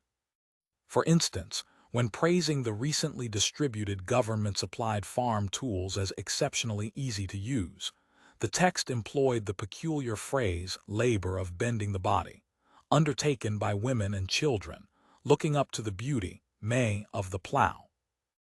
Ordinary grammatical and semantic logic absolutely demanded the character for benefit or advantage, li, and whether judged by direct meaning or by classical rhyme scheme and tonal pattern conventions, may beauty simply should not have appeared in that syntactic position. Yet there it was, glaringly deliberate. Liu Xiang paused, analyzed the pattern more systematically, and suddenly recognized the embedded trick. After everything, they're still playing elaborate, hidden tail character poems games with official administrative documents. Liu Xiang couldn't suppress a bark of surprised laughter, startling Zhang Yunmi into glancing up from her transcription work in bewildered confusion. "Teacher Liu, what's going on? What did you find?" Liu Xiang's particular pedagogical instincts activated instantly, like a reflex he couldn't control even if he wanted to. This ornate document ostensibly from Xining County reports that the local landlord class has collectively organized a formal petition, politely requesting that we practice benevolent government in the manner of sage rulers and grant exemption from summer harvest taxation. Their explicitly stated justifications are first, that it actually snowed last winter, highly unusual for this region, and second, that they already paid a substantial round of reasonable burden contributions under the previous ad hoc system. Liu Xiang methodically explained the surface-level reasoning first. But that's not the genuinely interesting point. The real message is encoded here. He indicated specific characters positioned at the ends of certain lines, deliberately skipping exactly 2 lines between each selected example. May beauty, Qin, celery, Yu desire, Xian present, Tai great, Shu governor. Zhang Yunmi obediently followed Liu Xiang's indicating finger, silently reciting the sequence of characters, then stared up at him with wide eyes flickering with complete incomprehension. Liu Xiang's natural urge to deliver an impressive lecture surged to maximum intensity. The classical phrase Mei Qin, beautiful celery, originates from the Lizi, specifically the chapter titled Yang Zhu. In its original philosophical context, it meant that a gift, though materially meager as the proverbial goose feathers, nonetheless represents profound, sincere intention and respect. But when deliberately applied to us as supposed righteous descendants of the great Song dynasty, it carries an entirely different coded meaning. Liu Xiang paused for dramatic pedagogical effect. To save the tottering Song dynasty from catastrophic collapse, the famous poet General Zin Kiji once composed an elaborate policy essay titled 10 Presentations of Beautiful Celery. The educated person who crafted this document is explicitly comparing himself to Zin Kiji, a loyal official offering sophisticated strategic counsel to new rulers. He wants to climb the political advancement ladder by demonstrating his classical erudition and administrative utility.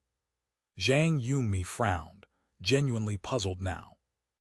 The acting director of the Xining County Administrative Office, naturalized cadres currently served as acting county magistrates pending permanent appointments, was a naturalized citizen whom she distinctly recalled as possessing a former rich peasant class background from Chiangmai County.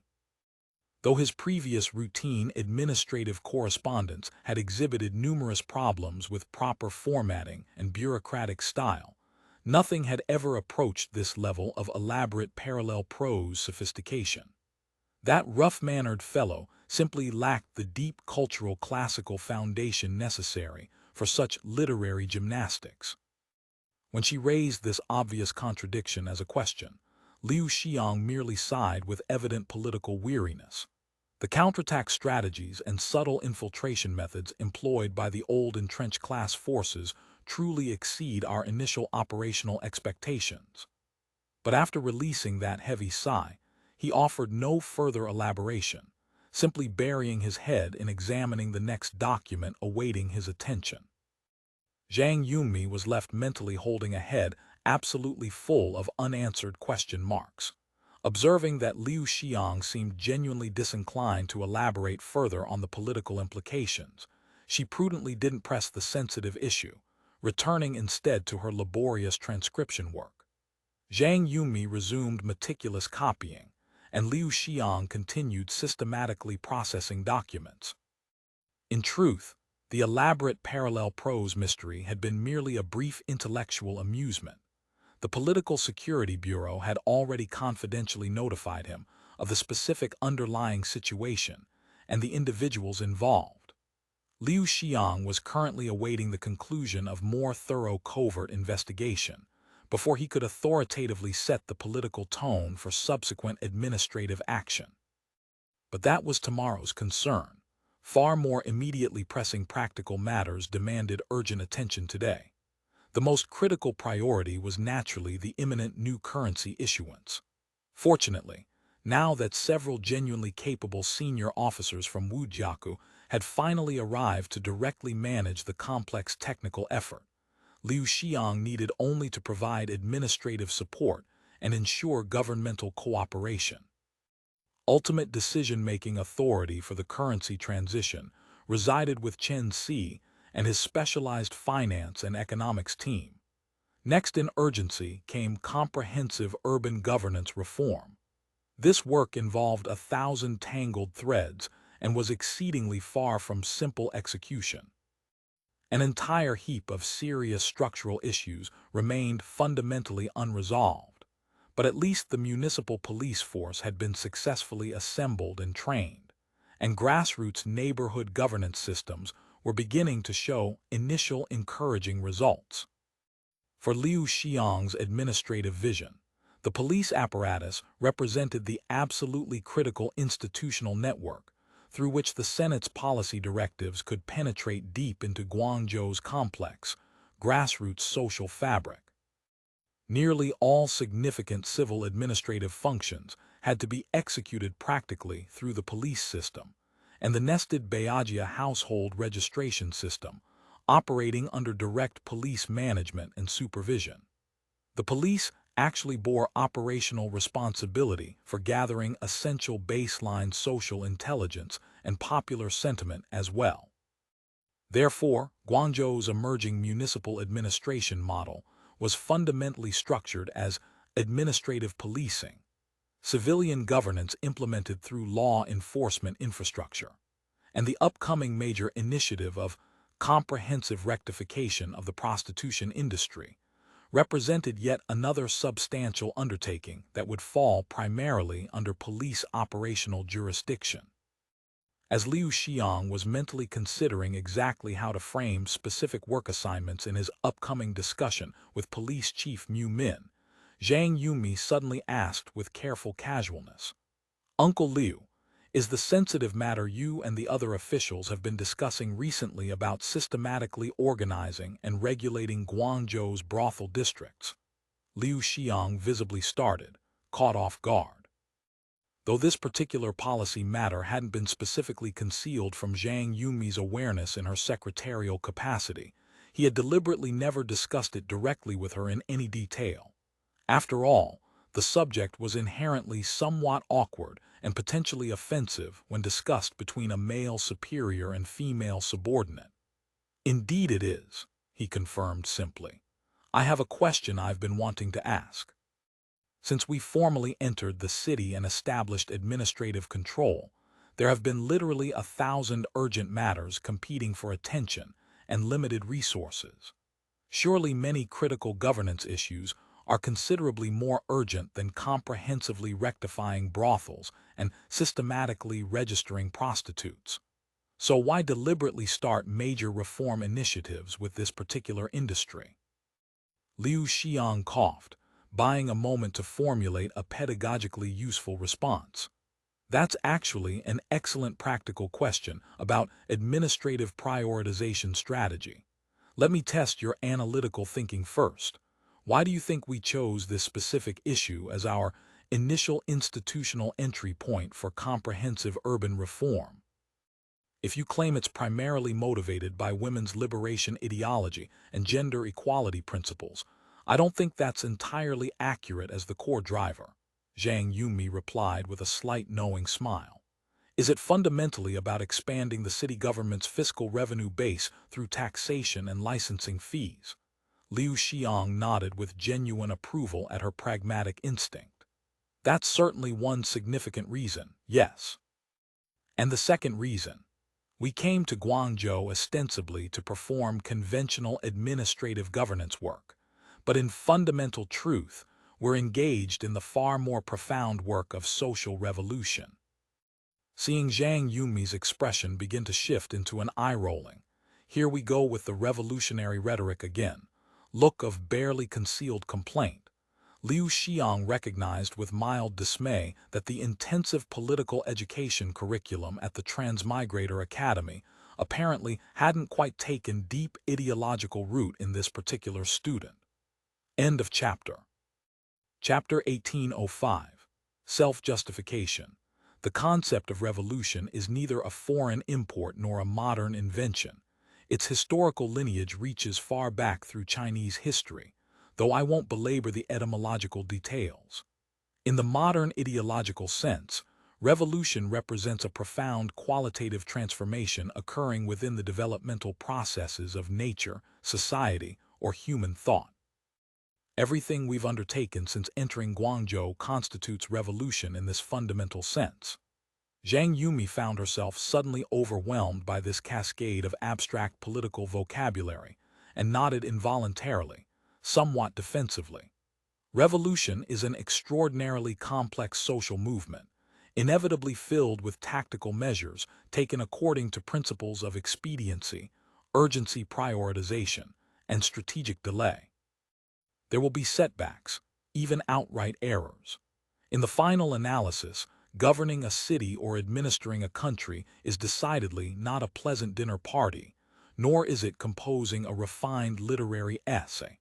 Everything must be evaluated from the hard, realistic perspective of actual social environmental constraints and one's own institutional capabilities. Zhang Yunmi gazed at him with an expression of sincere but incomplete understanding, which only served to make Liu Xiang feel increasingly self-satisfied with his impromptu lecture. We possess two distinct but complementary purposes in comprehensively rectifying the prostitution industry. One motivation is indeed fiscal. By systematically governing and regulating this sector, we capture an enormous gray financial revenue source currently wandering outside the formal economy and render it institutionally transparent and taxable. The second purpose is genuinely, sincerely to advance women's liberation as a social cause. Liu Xiang continued with evident conviction. Juxtaposing these two motivations side by side might superficially seem self-contradictory or cynically opportunistic, but they're actually organically connected at a deeper structural level. The comprehensive agenda of women's liberation wasn't some decision Liu Xiang had made impulsively under Du Wen's ideological influence during late-night political discussions. In Liu Xiang's pragmatic assessment, women's liberation meant first and foremost the liberation and mobilization of an enormous untapped labor force, doubling the available human capital. Secondly, systematic women's liberation would inevitably accelerate the structural collapse of traditional Confucian patriarchal society and its ossified hierarchies. Both consequences were extraordinarily beneficial to the emerging Australian Song regime's consolidation, and thus must be promoted decisively, without hesitation or apology. But this profoundly transformative work had to proceed gradually, in carefully calibrated stages, not only because the inevitable resistance from deeply ingrained social customs and vested male interests would be enormous, but also because the new Guangzhou municipal regime currently suffered from acute cadre shortages, especially trained women cadres capable of implementing such sensitive policies. Thus, he could realistically begin only with the comparatively manageable project of rectifying the commercial prostitution industry. Is the core strategic logic that rectifying the prostitution industry encounters the least organized resistance within traditional conservative society, yet simultaneously yields particularly large tangible benefits across multiple dimensions. Zhang Yunmi ventured analytically. Liu Xiang nodded with visible approval. The student shows genuine aptitude after all. Exactly correct. Even within deeply traditional Confucian society, mainstream elite moral concepts have historically taken profoundly negative views of the commercial prostitution industry as inherently degrading. However superficially corrupt and sexually debauched late Ming urban social atmosphere may appear to modern eyes, with the celebrated 8 beauties of Qinhuai feted among scholar-official circles in seemingly remarkable openness. At the level of overall normative social morality, prostitution has always occupied gray market status at best, never achieving full legitimacy. Therefore, the Senate's campaign to ban and systematically rectify the prostitution industry could legitimately claim the powerful rhetorical banner of Confucian moral righteousness across virtually the entire social spectrum. The upper and middle classes would absolutely refuse to leap forward to oppose such reforms openly. Doing so would immediately and irrevocably blacken their own public reputations and social standing. Despite the ritualistic moral disdain habitually directed at the prostitution industry by respectable society, the actual economic profits involved are genuinely impressive. Since ancient times, it has been recognized as a coveted piece of lucrative meat. Liu Xiang explained with the air of someone imparting hard-won practical wisdom. Consequently, any commercial prostitution enterprise necessarily requires some form of external protection to operate sustainably. Consider this parallel. In the old timeline's modern China, most women working as professional escorts maintained so-called boyfriends on retainer. These boyfriends functioned actually as disguised bodyguards, providing security. Scale this individual arrangement up to a substantial commercial organization like a traditional brothel establishment, and the protection problem immediately exceeds what 1 or 2 hired muscle thugs can adequately handle.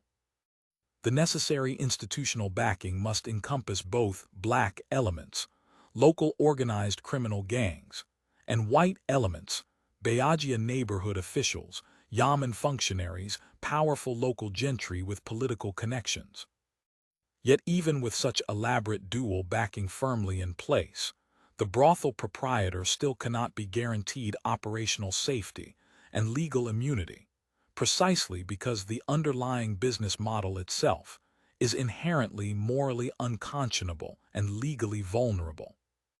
It inevitably involves explicitly criminal acts, forcing respectable women into prostitution through debt bondage, employing private illegal torture, participating in human trafficking networks, driving desperate women to suicide or death through abuse, even judged by feudal dynastic legal codes.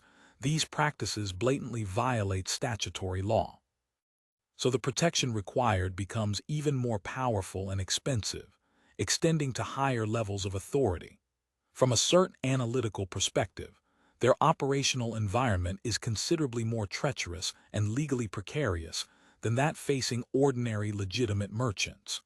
More powerful immortals and corrupt officials must receive regular offerings and tribute payments, and their appetites naturally grow larger over time. Fail to manage bribery relationships properly, and virtually anyone with minor authority can manufacture trouble and extract additional payments. Within the brothel industry specifically, then, the hidden interest distribution channels operating behind the public facade are extraordinarily complicated and politically entangled. Zhang Yunmi absorbed this with an expression hovering between comprehension and confusion, so she simply nodded agreement to avoid revealing ignorance. If we genuinely want to systematically purge the various entrenched, immortals and corrupt power brokers parasitically feeding within Guangzhou's walls, we absolutely must cut off their established financial revenue sources at the root. Not merely cut them off passively, This accumulated wealth must be actively redirected to our institutional use, because we fundamentally cannot afford the enormous funds required for comprehensive social transformation otherwise. Additionally, brothel establishments naturally function as shelters harboring various categories of criminals evading justice. So we must decisively take down this notorious disaster zone of urban social governance as our initial priority target. Having labored through articulating these half-sincere political principles and half-fabricated post hoc justifications, visible sweat had appeared on Liu Xiang's forehead despite the room's comfortable temperature. But judging objectively by the rhetorical effect achieved, he appeared to have successfully impressed and intellectually intimidated the idealistic young woman seated before him. It truly seems that serious administrative governance work isn't remotely simple or straightforward. The decision-making calculus is so dauntingly complicated. Precisely so, Liu Xiang confirmed with the satisfied air of a teacher whose lesson has landed. Competent decision-making must carefully consider not only the ultimate policy goal, but also one's own realistic institutional capabilities and current political positioning. Even goals themselves must be analytically distinguished and prioritized as short-term tactical objectives, medium-term strategic aims, or long-term transformative visions. Unable to sustain the impressive theoretical bluster any longer without risking exposure of the limits of his own understanding, Liu Xiang hurriedly buried his attention back in the remaining stack of mundane documents awaiting review. Having systematically processed more than half the incoming and outgoing correspondence piled on his desk, Liu Xiang had noticed with satisfaction that Zhang Yunmi's documentary work was becoming increasingly proficient with each passing day. Not only were her content summaries growing more analytically concise and precisely targeted, but she could now intelligently categorize documents by thematic content and arrange them in logical priority order, creating substantially better conditions for his efficient review. Judging from the current documentary flow, submission content still didn't fundamentally stray beyond the traditional three bureaucratic themes: claiming credit for achievements, complaining bitterly about operational hardships, and requesting additional resources or personnel. After the critically important municipal departments had finally been reinforced with the judicial court system team, led by the formidable Liang Xinhu, governmental operations had at last become reasonably complete and internally self-consistent, producing markedly improved administrative efficiency in recent weeks. The problem of aggressive beggar panhandling and organized extortion, which prosperous merchants had complained most bitterly about as damaging to commerce, had been substantially curbed after the police bureau strengthened daily patrol presence and conducted several high-profile public trials with harsh sentences. Regarding the proposed establishment of specialized commercial petition police to handle merchant grievances, Liu Xiang had strategically dropped hints at recent Federation of Industry and Commerce meetings, and major merchant houses and guild leadership had demonstrated great enthusiastic interest in partially funding such a force. The intensive interrogation of several captured ringleaders from the violent criminal attack on the Chaos in Guild Hall, combined with detailed questioning of detained former Yamen runners with inside knowledge, had enabled the police intelligence system to master considerably more actionable information about the city's underworld. The intricate chains of corrupt relationships entangling Guangzhou Prefecture's original trade guilds with organized criminal elements had been systematically exposed through this investigation. Police Chief Mu Min was now keenly interested in launching a much broader, comprehensive crackdown on gang organizations and evil criminal forces throughout the city. Today's correspondence included multiple enthusiastic documents from various police divisions, simultaneously claiming credit for preliminary work and urgently advocating for expanded operations. Documents complaining about severe operational hardships came overwhelmingly from administrative personnel deployed working in the countryside beyond city walls. The rural governance situation remained extraordinarily complex and resistant to reform. Though the national army could collect reasonable burden taxation without particular difficulty, wherever organized units passed through territory, and official requisitions for labor service and grain supplies generally met with sullen obedience, the civilian work teams tasked with deeper administrative penetration simply could not successfully sink down into village-level society. Except for those specific villages violently purged and restructured during the Pearl River Estuary Breakthrough military campaign, the remaining rural communities were still tightly controlled by traditional local power structures.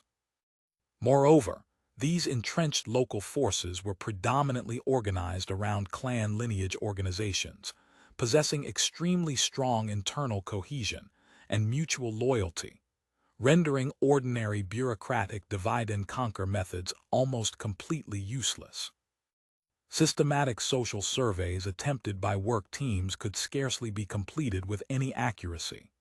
Even basic household registration census operations encountered enormous obstruction and resistance, with teams essentially forced to record passively whatever cooperative village elders chose to report as fact. Security conditions between scattered villages and market towns remained dangerously poor, with numerous small bandit groups emerging opportunistically in the power vacuum. The overstretched National Army garrison forces could currently maintain real control only over county administrative seats, major market towns with economic significance, and critical transportation corridor hubs, merely securing points and lines on the map, utterly unable to pacify and govern the broader rural area between these nodes. Serious constraints on the safe movement of both personnel and commodity circulation meant that many local agricultural products and craft goods couldn't be transported out and sold to external markets, while essential grain supplies couldn't be safely conveyed inward to deficit areas.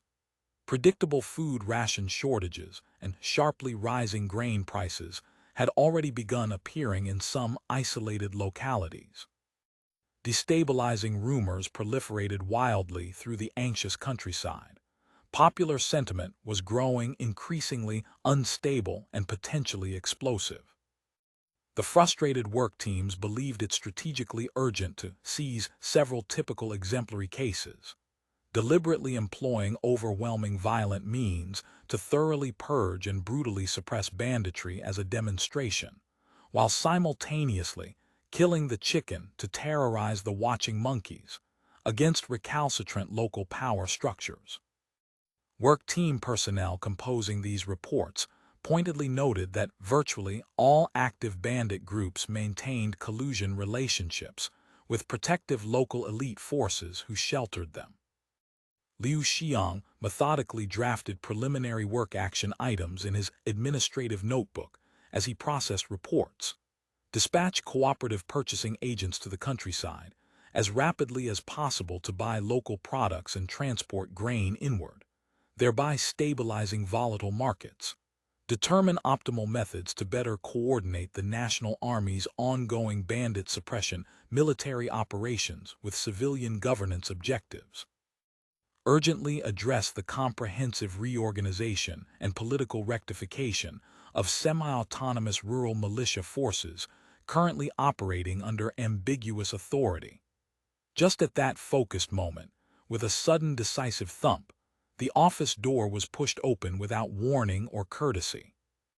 Being alone in a room with an attractive young woman, Liu Xiang pragmatically hadn't bothered locking the door securely, and generally speaking, absolutely no one would be suicidally foolish enough to barge directly into Great Prefect Liu's private office without announcement. But generally, emphatically did not include fellow senators operating under assumptions of institutional equality. Liu Xiang glanced up sharply. Zhang Yunmi turned her head with startled curiosity. They both stared at the figure dramatically framed in the doorway almost simultaneously. It was an unexpectedly rare visitor, Senator Ding Ding. Following the recent upper-level Senate organizational reorganization, unfavorable rumors and critical gossip about Ding Ding circulating within the Senator Corps had suddenly multiplied in volume and viciousness. Malicious speculation suggested that catty gossip, originally circulating exclusively at maids' informal tea party gatherings, had gradually infiltrated upward into the senator class proper through various social channels. This embarrassing phenomenon had naturally attracted the new government leadership's concerned attention and prompted several defensive institutional countermeasures. All senators had been issued formal guidance, strongly discouraging palace intrigue games and pillow talk political maneuvering. Meanwhile, certain indiscreet public remarks attributed to Ding Ding's wife Penny had also begun circulating through gossip networks, causing considerable dissatisfaction and resentment among many tradition-minded senators who viewed her comments as inappropriate. Ding Ding himself, finding himself directly employed as the primary target in all this unpleasant political drama, had possessed absolutely no desire to remain in Lingao, conspicuously attracting negative attention and whispered speculation.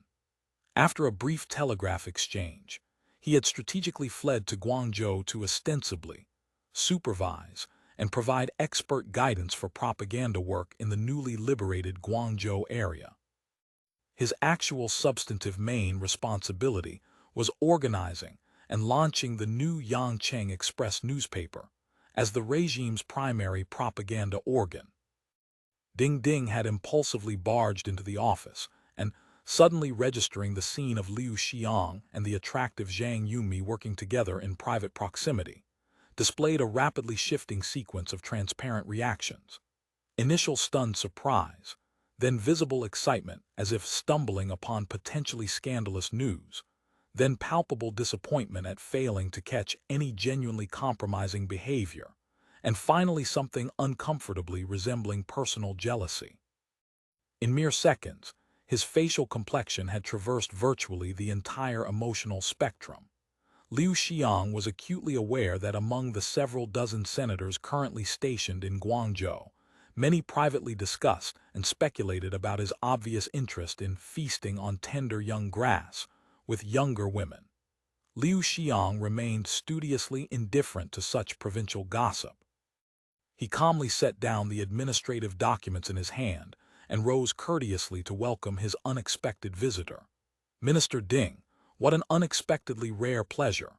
Liu Xiang extended his left hand in greeting for a handshake. Ding Ding was awkwardly clutching some document folders under his right arm, rendering that hand obviously inconvenient for the gesture. "What important instructions does the esteemed minister bring today?" "We're genuinely all ears and eager to learn."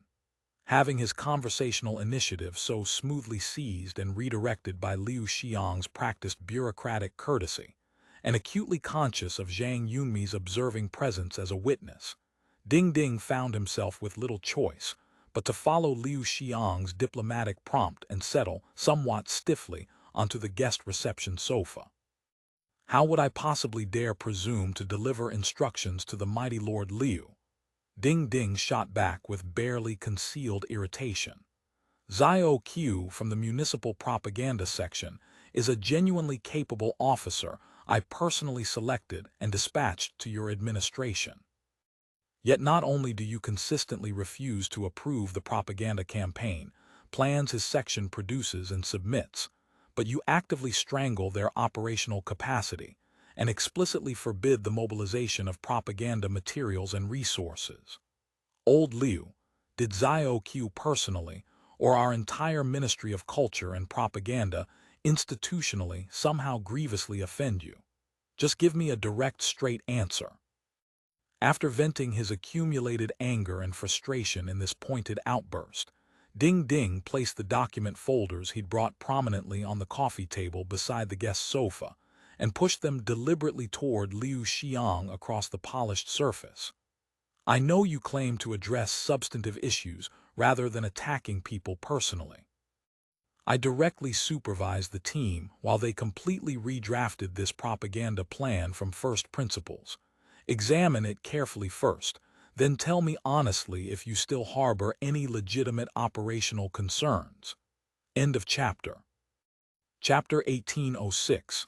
Propaganda work. Liu Xiang maintained surface composure as he accepted the document folder and began methodically flipping through pages, but his pointed silence already telegraphed clear displeasure.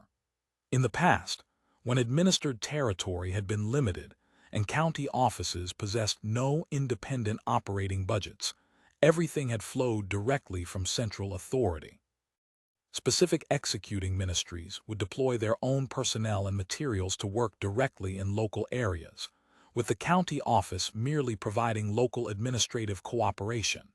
As during the typhoon disaster relief, when propaganda and recruitment operations were handled entirely by teams dispatched from Lingao, with Liu Xiang's police and administrative forces simply maintaining venue security and keeping order.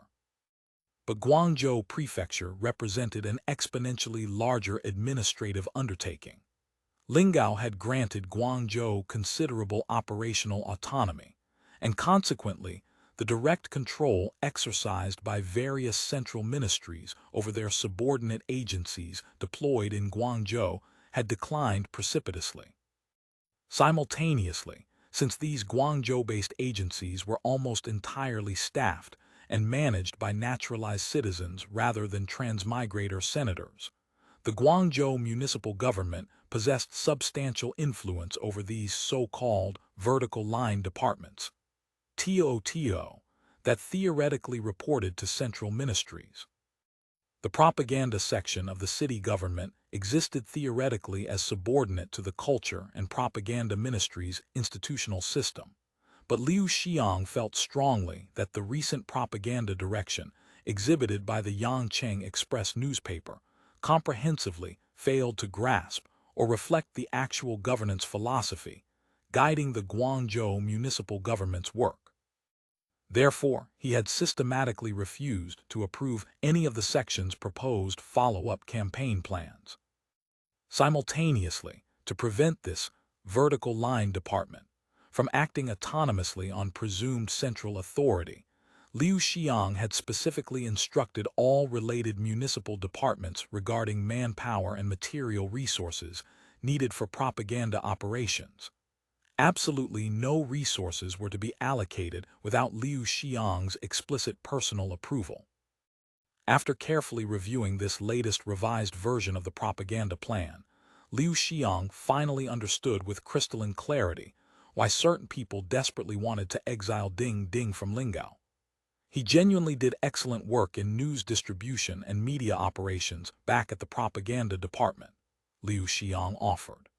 This evaluation represented the most diplomatically euphemistic assessment he could conscientiously formulate. Pulling the service bell pull, Liu Xiang instructed the orderly who promptly appeared to serve tea to all three of them. Sipping the warm tea deliberately, Liu Xiang reread the plan's key chapters with greater care and organized his thoughts on how best to frame this delicate conversation with Ding Ding. Setting aside Ding Ding's technical work capabilities entirely, the deeper structural issue was almost certainly the classic provincial ministerial administrative contradiction, what might be termed the perpetual vertical lines versus horizontal blocks, TOQI, institutional tension.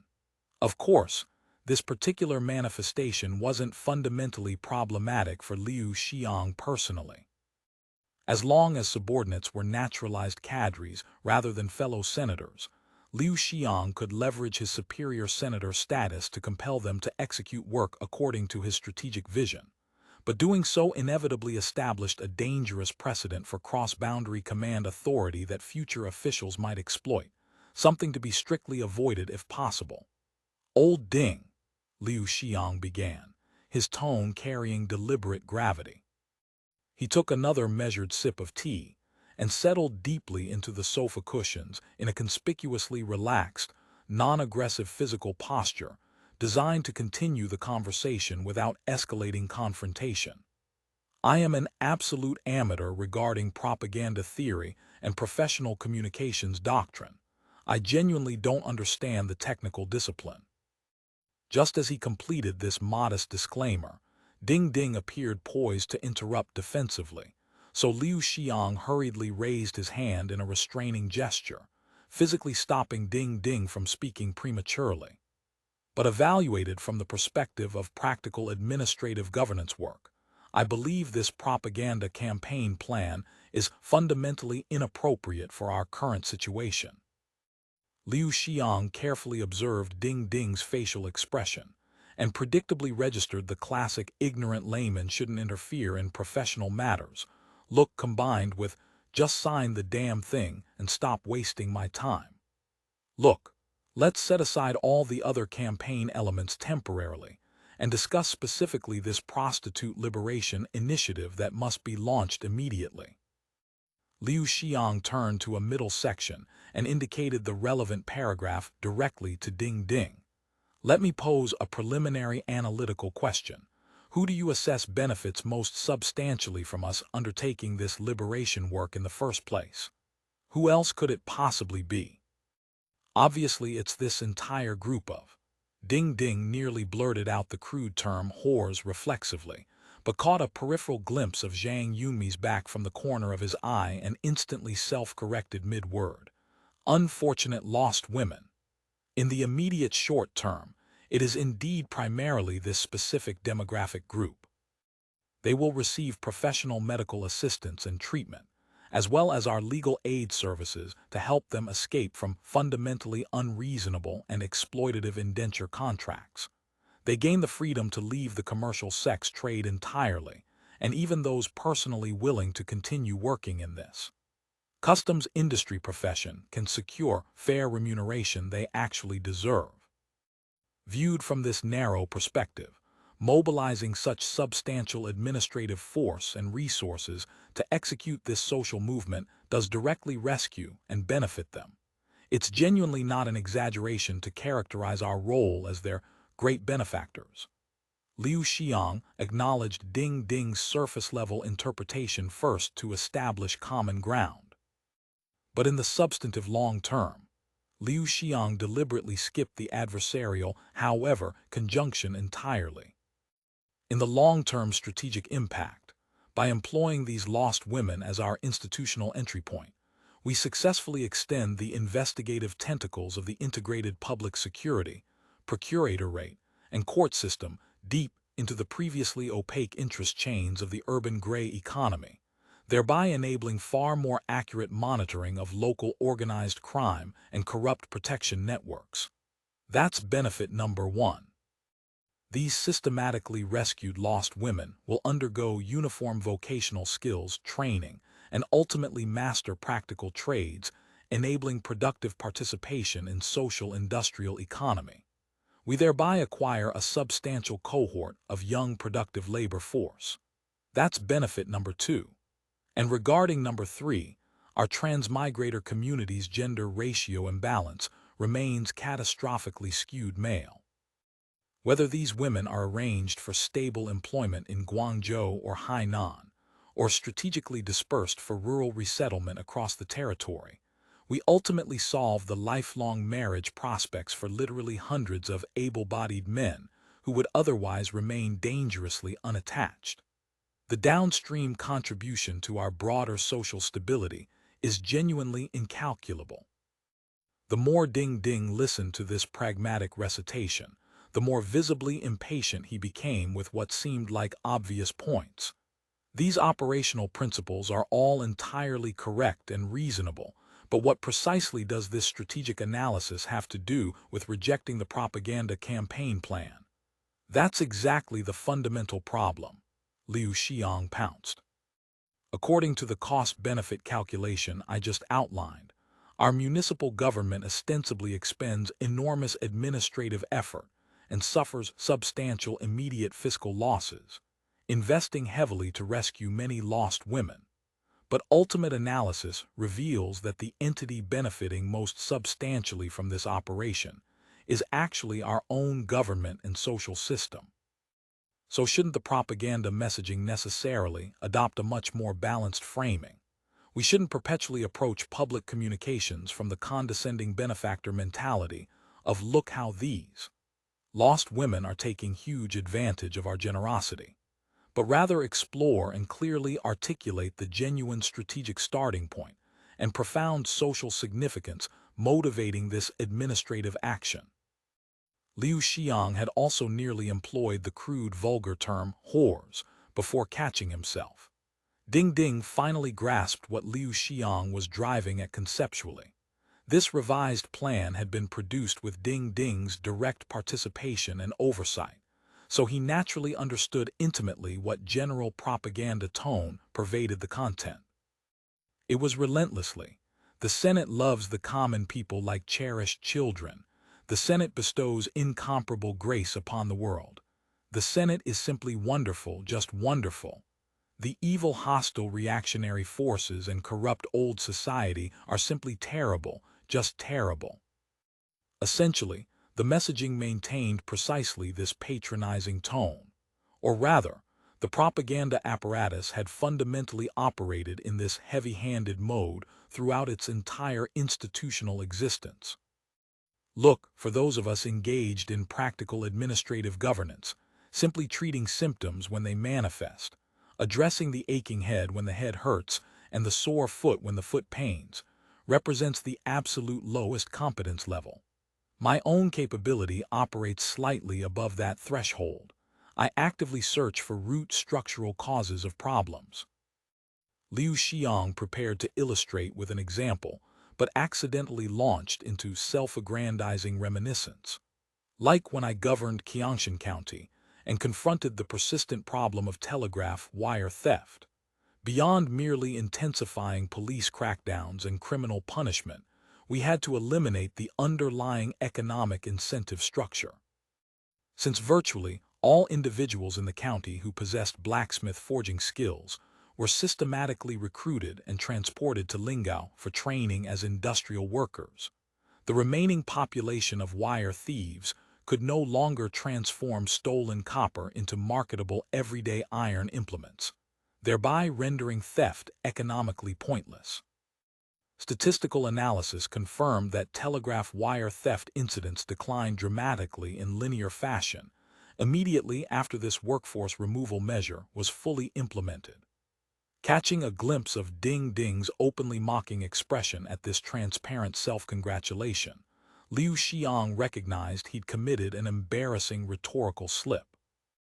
Ever since Zun Suji's devastating satirical notes on Countryside Inspection Tour had been circulated internally among the Senate, Liu Xiang had exercised extreme caution about publicly celebrating his supposed political achievements in Qiangshan County governance. But momentary lapses remained unavoidable when enthusiasm overcame discretion. Of course, the most structurally decisive factor was that cheap mass-produced iron tools from Lingao Iron and Steel Company flooded the market like an industrial tide, fundamentally eliminating the economic viability of traditional independent blacksmith enterprises. This comprehensively solved the root problem at its source. Those individuals who'd stolen wire from genuine economic necessity or to support productive labor were thereby addressed systematically. The remaining persistent thieves who continued stealing despite these changes were operating purely from ingrained criminal pathology. Apprehend these incorrigible offenders and dispatch them directly to penal labor digging sand. Liu Xiang accelerated through finishing the anecdote. He genuinely couldn't help himself completing narratives once begun, a mild obsessive-compulsive tendency. I believe propaganda communications should function identically. Identify and target the authentic root of problems with analytical precision. Whether the Senate governance model is objectively beneficial or not doesn't fundamentally depend on propaganda organs broadcasting self-praise. I must say frankly, the current genuinely impressive situation prevailing in Lingao was created through the concrete reality of us 500 transmigrators eating, living, and laboring together shoulder to shoulder with the common people. leading local populations forward hoe by hoe through participatory example. Although regarding original motivation, we were essentially forced to engage in direct manual labor because, if we hadn't personally undertaken this work, literally no one in this entire 17th century world possessed the knowledge or capability to execute the technical tasks we needed accomplished. And if we're rigorously precise about terminology, our eating together with peasants definitely didn't meet egalitarian standards in practice, but we genuinely did participate extensively in productive labor and demonstrated how to work far more efficiently. Observing Ding Ding's face morphing into a "don't you dare attempt political propaganda" instruction in front of me, expression of professional offense, Liu Xiang wisely decided to abandon theoretical foundations and proceed directly to concrete recommendations. So I firmly believe our propaganda work should publicize considerably more emphasis on why we're implementing specific policies, and articulate the underlying reasoning with transparent clarity to the common population.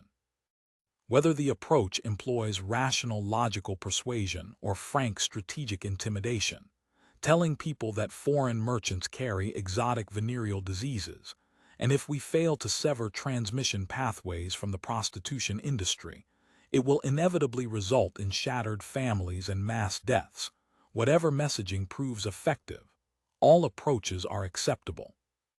As long as the propaganda department demonstrates genuine willingness to reason with people and explain policy logic, the common populace will at minimum listen attentively, regardless of whether they ultimately believe every claim. But persisting with the current condescending attitude of "observe how many magnificent benefits we've bestowed, now hurry and kowtow in appropriately grateful acknowledgement," I'm convinced the propaganda effectiveness will prove disappointingly poor. We absolutely cannot risk the outcome of common people sarcastically remarking, after the senators conquered Guangzhou, they immediately rushed to bestow special favors on the city's whores.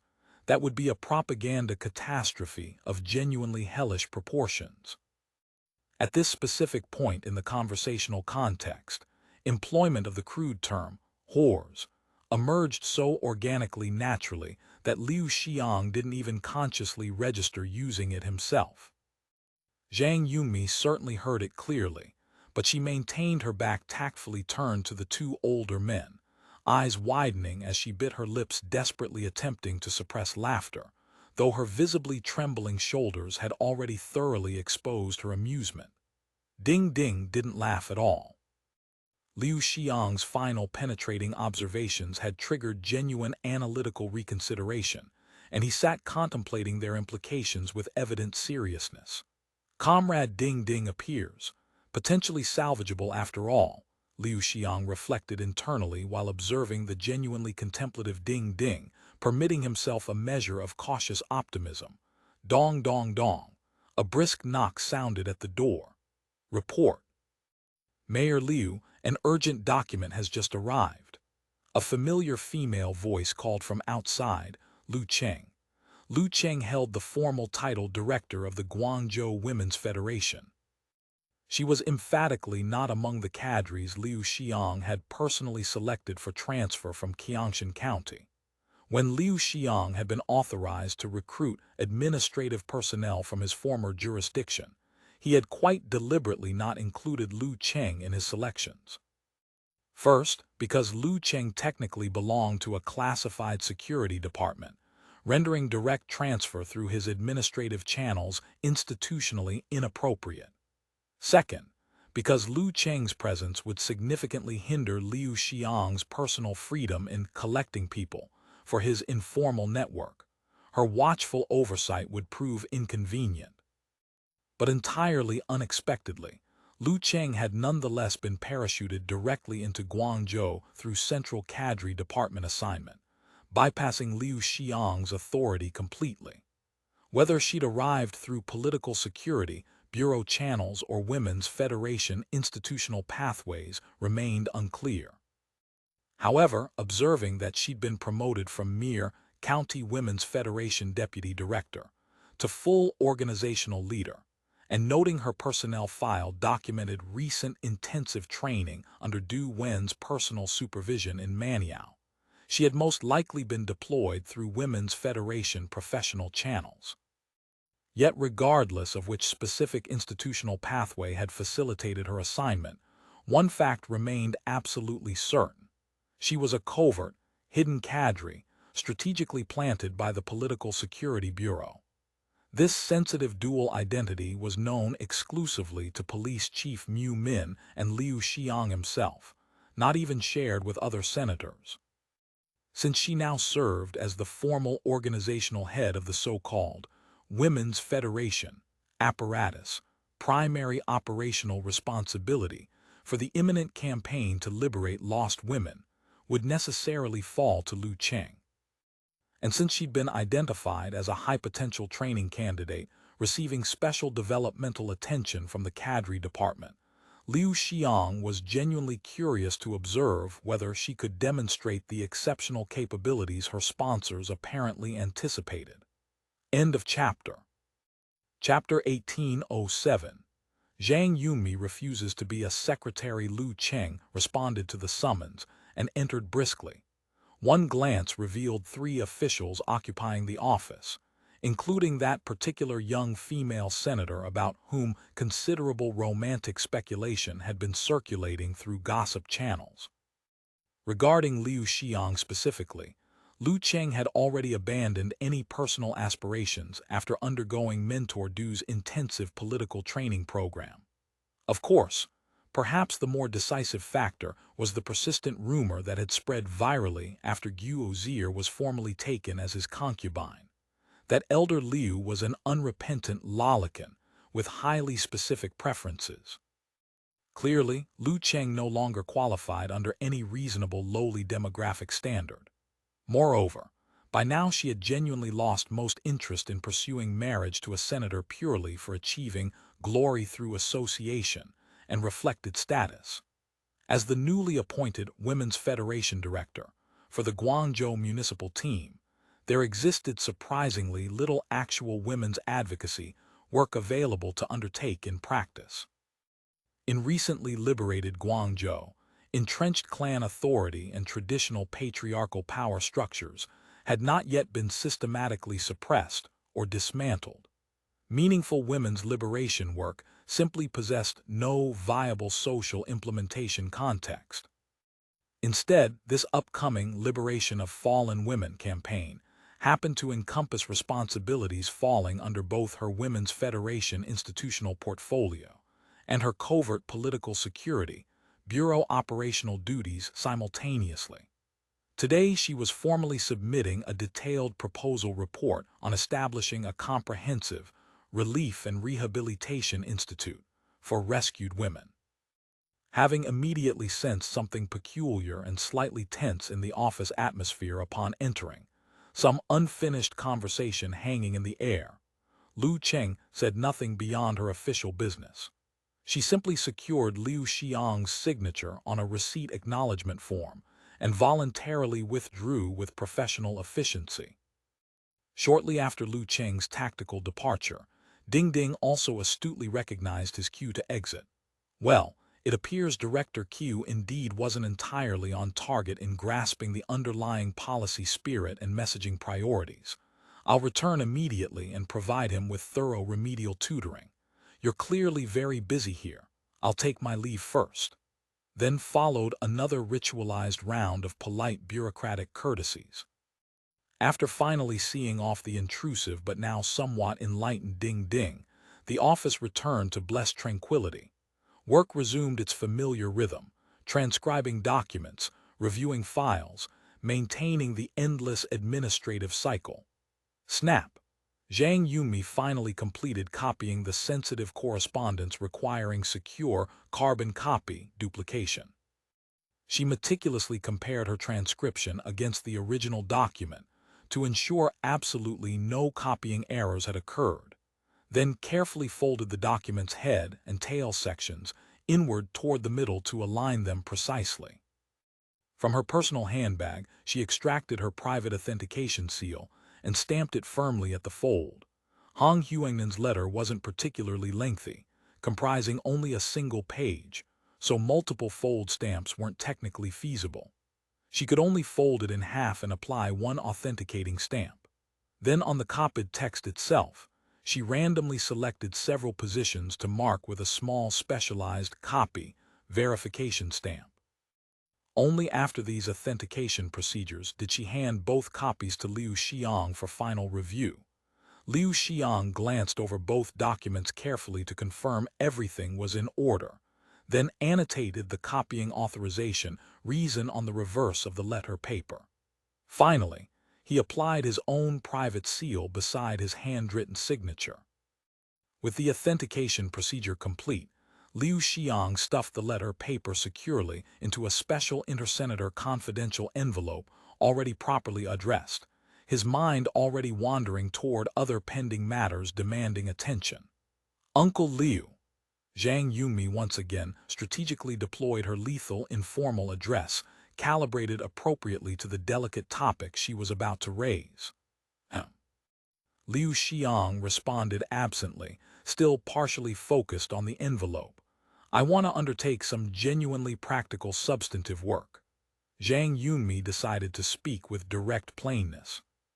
Despite formally holding the impressive title Deputy Director of the General Office, recent correspondence exchanges with her friend Lin Ziqi back in Lingao had revealed that public opinion there still contained considerable voices, sarcastically claiming she was merely performing glorified secretarial work, subjecting her to sustained teasing from Lin Ziqi's pointed commentary.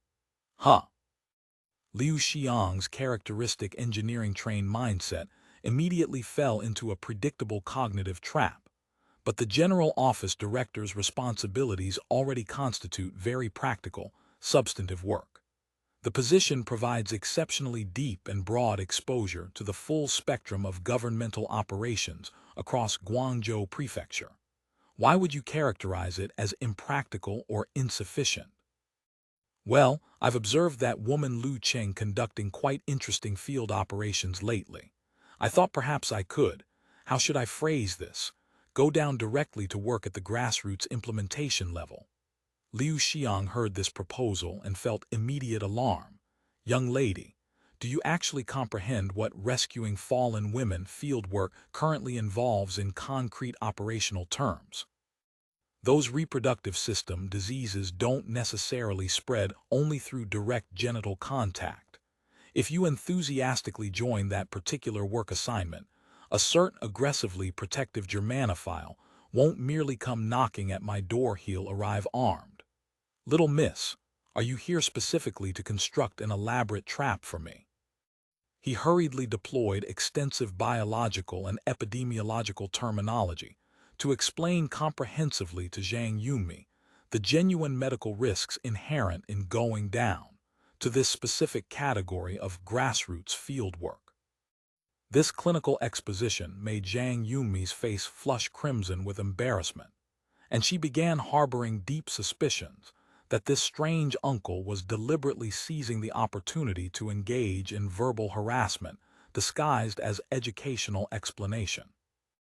After thorough and somewhat awkward communication clarification, Liu Xiang finally grasped that Zhang Yunmi fundamentally didn't want to continue performing work formally titled Deputy Director of General Office, but functionally constituting Chief Private Secretary to Mayor Liu. He couldn't suppress the reflexive urge to scratch his head again in bureaucratic consternation. Liu Xiang's head-scratching stemmed not from little Zhang's new assignment request itself. His concern was far more practical. If little Zhang categorically stopped performing this particular work, and under the current highly flexible organizational system, senators really could exercise exactly this degree of willful autonomy, then who precisely would assume responsibility for handling the accumulated confidential correspondence and classified administrative work? Previously back in Qiangshan County, all confidential work had been routinely entrusted to Guo Linger. This represented entirely standard senator operational practice throughout the regime. What arrangement could possibly be more inherently reliable than a trusted pillow companion with absolute personal loyalty? Even if this romantic proposition didn't universally hold in practice, biological and psychological reality meant senators still habitually entrusted classified sensitive matters to their personal life secretaries for management and handling. Now Liu Xiang's life secretary had fundamentally changed. Not only was Guo Ziyu a thoroughly inexperienced novice hand at administrative work, she was also someone who demonstrably couldn't learn complex tasks despite patient instruction. When he'd initially attempted having her read routine administrative correspondence to produce basic content summaries, she would invariably fall asleep before completing even a single page. Furthermore, Guo Ziyu possessed what could only be described as a dangerously loose tongue, perhaps attributable to extreme youth and corresponding social inexperience. But her casual speech patterns could easily be maneuvered through simple questions to inadvertently reveal extensive secondary information she should have kept confidential. For example, on the very first night Guo Linger had formally sent her to Liu Xiang's bed as his new concubine. During the post-coital refractory recovery period, Liu Xiang had casually posed one or two seemingly innocent questions, and she had immediately let everything slip out in naive honesty, cheerfully revealing all of Guo Linger's previous private counseling advice about, "You're still quite young. Immediate childbearing isn't medically appropriate," and similar supposedly confidential, caring guidance. Another illustrative example. She maintained a physiological allergy to celery. When selecting food at the communal cafeteria, any normally discreet person would simply inform the serving staff, "No celery please," as a simple preference. But Guo Ziyu habitually insisted on announcing, "I can't eat celery," apparently not recognizing that this phrasing unnecessarily revealed additional personal medical information beyond a mere taste preference. Even more problematically, if the cafeteria server added a curious, "Why not?" she would honestly, guilelessly answer, "I'm allergic, physically can't tolerate it," with complete transparency, broadcasting private health details to virtual strangers. Having carefully observed her behavior patterns throughout the entire journey from Lingao to Guangzhou, Liu Xiang had long since categorically excluded Guo Ziyu from any involvement in his official working hours and sensitive administrative tasks. Otherwise, he genuinely wouldn't have withstood institutional pressure to reluctantly accept little Zhang as Secretary General in the first place. There simply existed no other trustworthy candidates available who possessed both political reliability and basic administrative competence. But throughout their extended journey and working proximity, Liu Xiang had also discovered this girl actually harbored quite genuine interest and natural aptitude in fashion design and garment construction. The standardized pattern templates employed in academy tailoring instruction she had already thoroughly mastered in practical cutting technique. She could even sketch original self-designed templates in confident freehand drafting, though certain peculiar hybrid designs like pairing a ShanShaan suit upper body with traditional deep robe hemline styling left Liu Xiang utterly aesthetically baffled. But this professional incomprehension didn't prevent Liu Xiang from actively supporting her continued development of this creative interest as a productive outlet. Back in Hong Kong, he had urgently dispatched correspondence to Lingao specifically ordering delivery of an experimental pedal-operated sewing machine. He had also written to several fashion-talented senators and various Hanfu enthusiast senators formally requesting pattern templates, instructional teaching materials, historical design drawings, and similar technical resources. These requested materials had all arrived promptly within the first week after entering Guangzhou. Now Guo Ziyu spent virtually every day contentedly ensconced in Liu Xiang's official residence, pursuing her fashion design passion and garment tailoring projects, happily absorbed in genuinely fulfilling creative work that suited her talents and temperament. Liu Xiang's wandering thoughts had somehow drifted from Zhang Yunmi's career ambitions to Guo Zier's domestic activities, then naturally jumped associatively to contemplating that youthfully innocent and delightfully. Forcibly yanking his meandering thoughts back to professional present reality, Liu Xiang shifted position on his seat to move closer to the desk, adopted a serious contemplative expression, tapped his forehead thoughtfully, intoned a preparatory, "Well then," before pulling a manila document folder from the desk's right-hand drawer and extending it toward Zhang Yunmi. "There actually exists one particular assignment that might genuinely interest you, though it requires formal submission to the State Council first for institutional approval. Once authorized, then the implementation team can be properly formed and staffed. Take a preliminary look at this proposal first." Liu Xiang reflected for a moment, then conscientiously added the bureaucratic disclaimer. "Also, according to established organizational principles and personnel regulations, I can currently only assign you to primarily oversee one designated area of policy work in advisory capacity. I fundamentally cannot unilaterally transfer you to command a specific operational department. If you absolutely insist on that level of direct authority, you'll need to process the appointment through the organization bureau's formal procedures and approval channels." Zhang Yunmi responded with an exaggerated big eye little eye style contemptuous eyebrow raise, visually communicating unclear whether she was mentally protesting against ossified bureaucratic work styles or simply processing the information. She reached out to accept the folder Liu Xiang proffered and immediately registered the proposal title emblazoned across the folder cover. "Proposal for Establishing Comprehensive Cadre Training Institutions in Guangzhou. You're certainly aware that our current administrative cadre corps remains stretched dangerously thin across all operational levels. Most current mid-level and senior cadres are shouldering responsibilities genuinely incommensurate with their actual professional capabilities and experience. Yet even with such systematically underqualified cadres struggling in positions beyond their competence, we still face acute personnel shortages," Liu Xiang explained earnestly.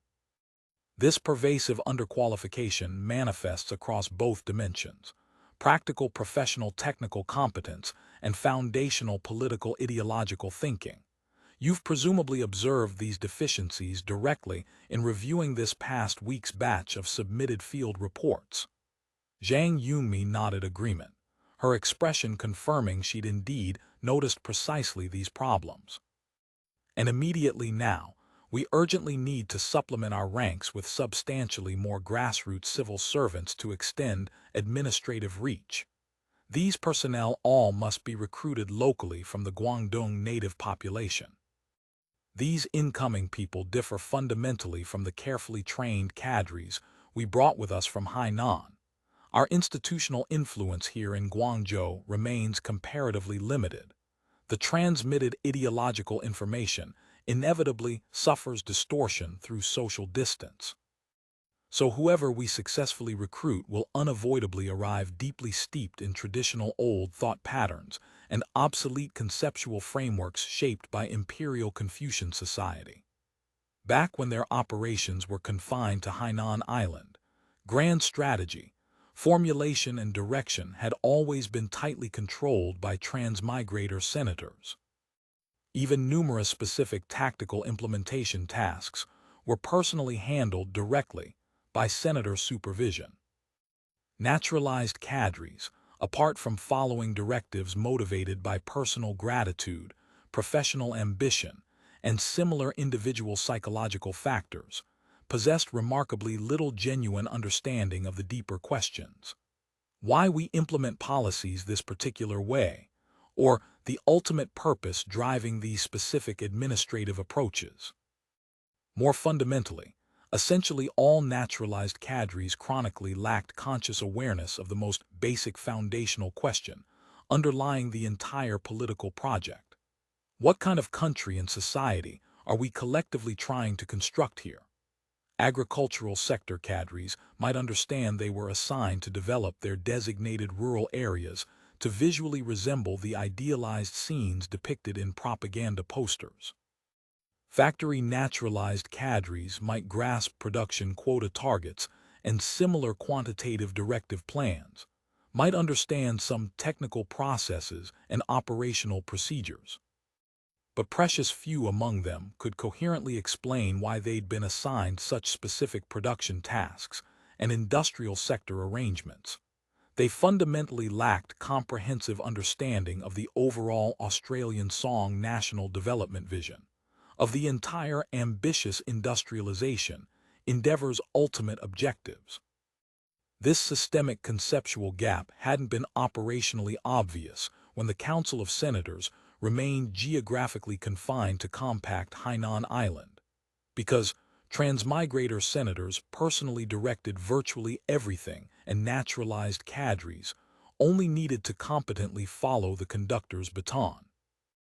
Questions they didn't understand could receive authoritative senator explanations virtually any time. Nearly every significant industry and government function maintained senators physically present on front lines directly guiding and participating in substantive work.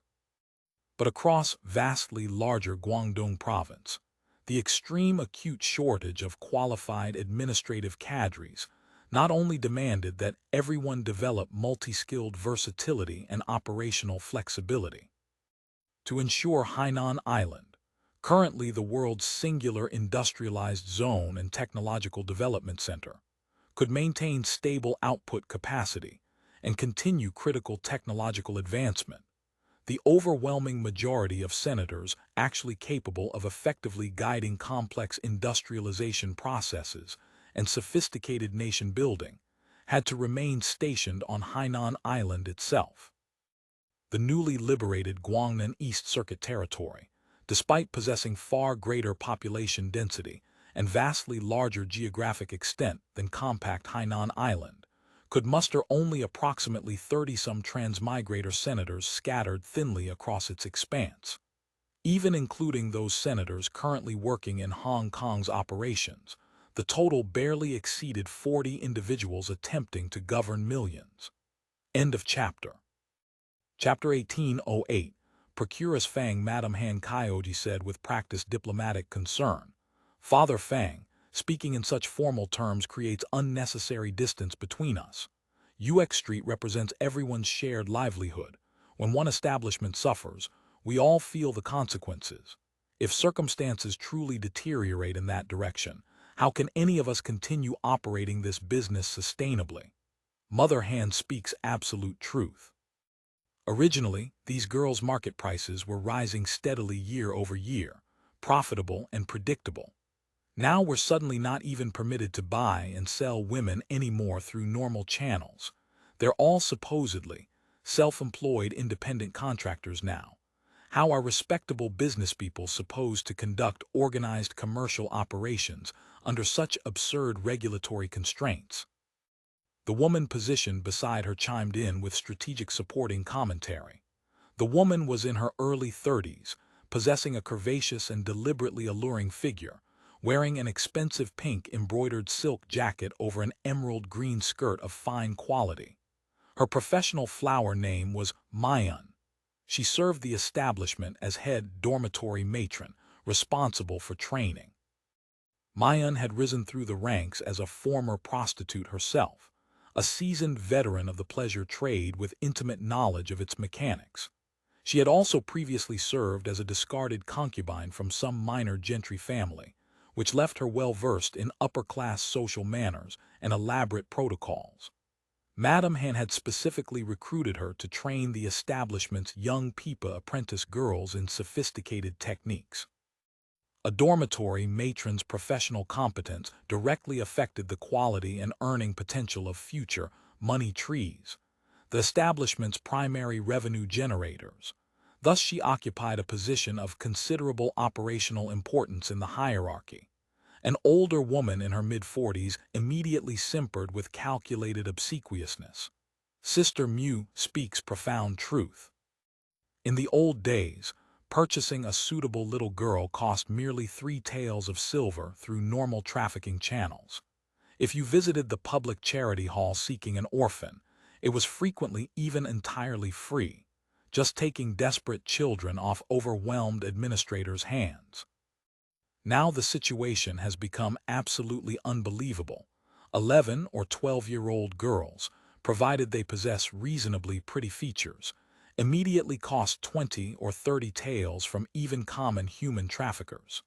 This represents practically highway robbery committed in broad daylight. These inflated market prices were naturally familiar to Mayan's professional experience.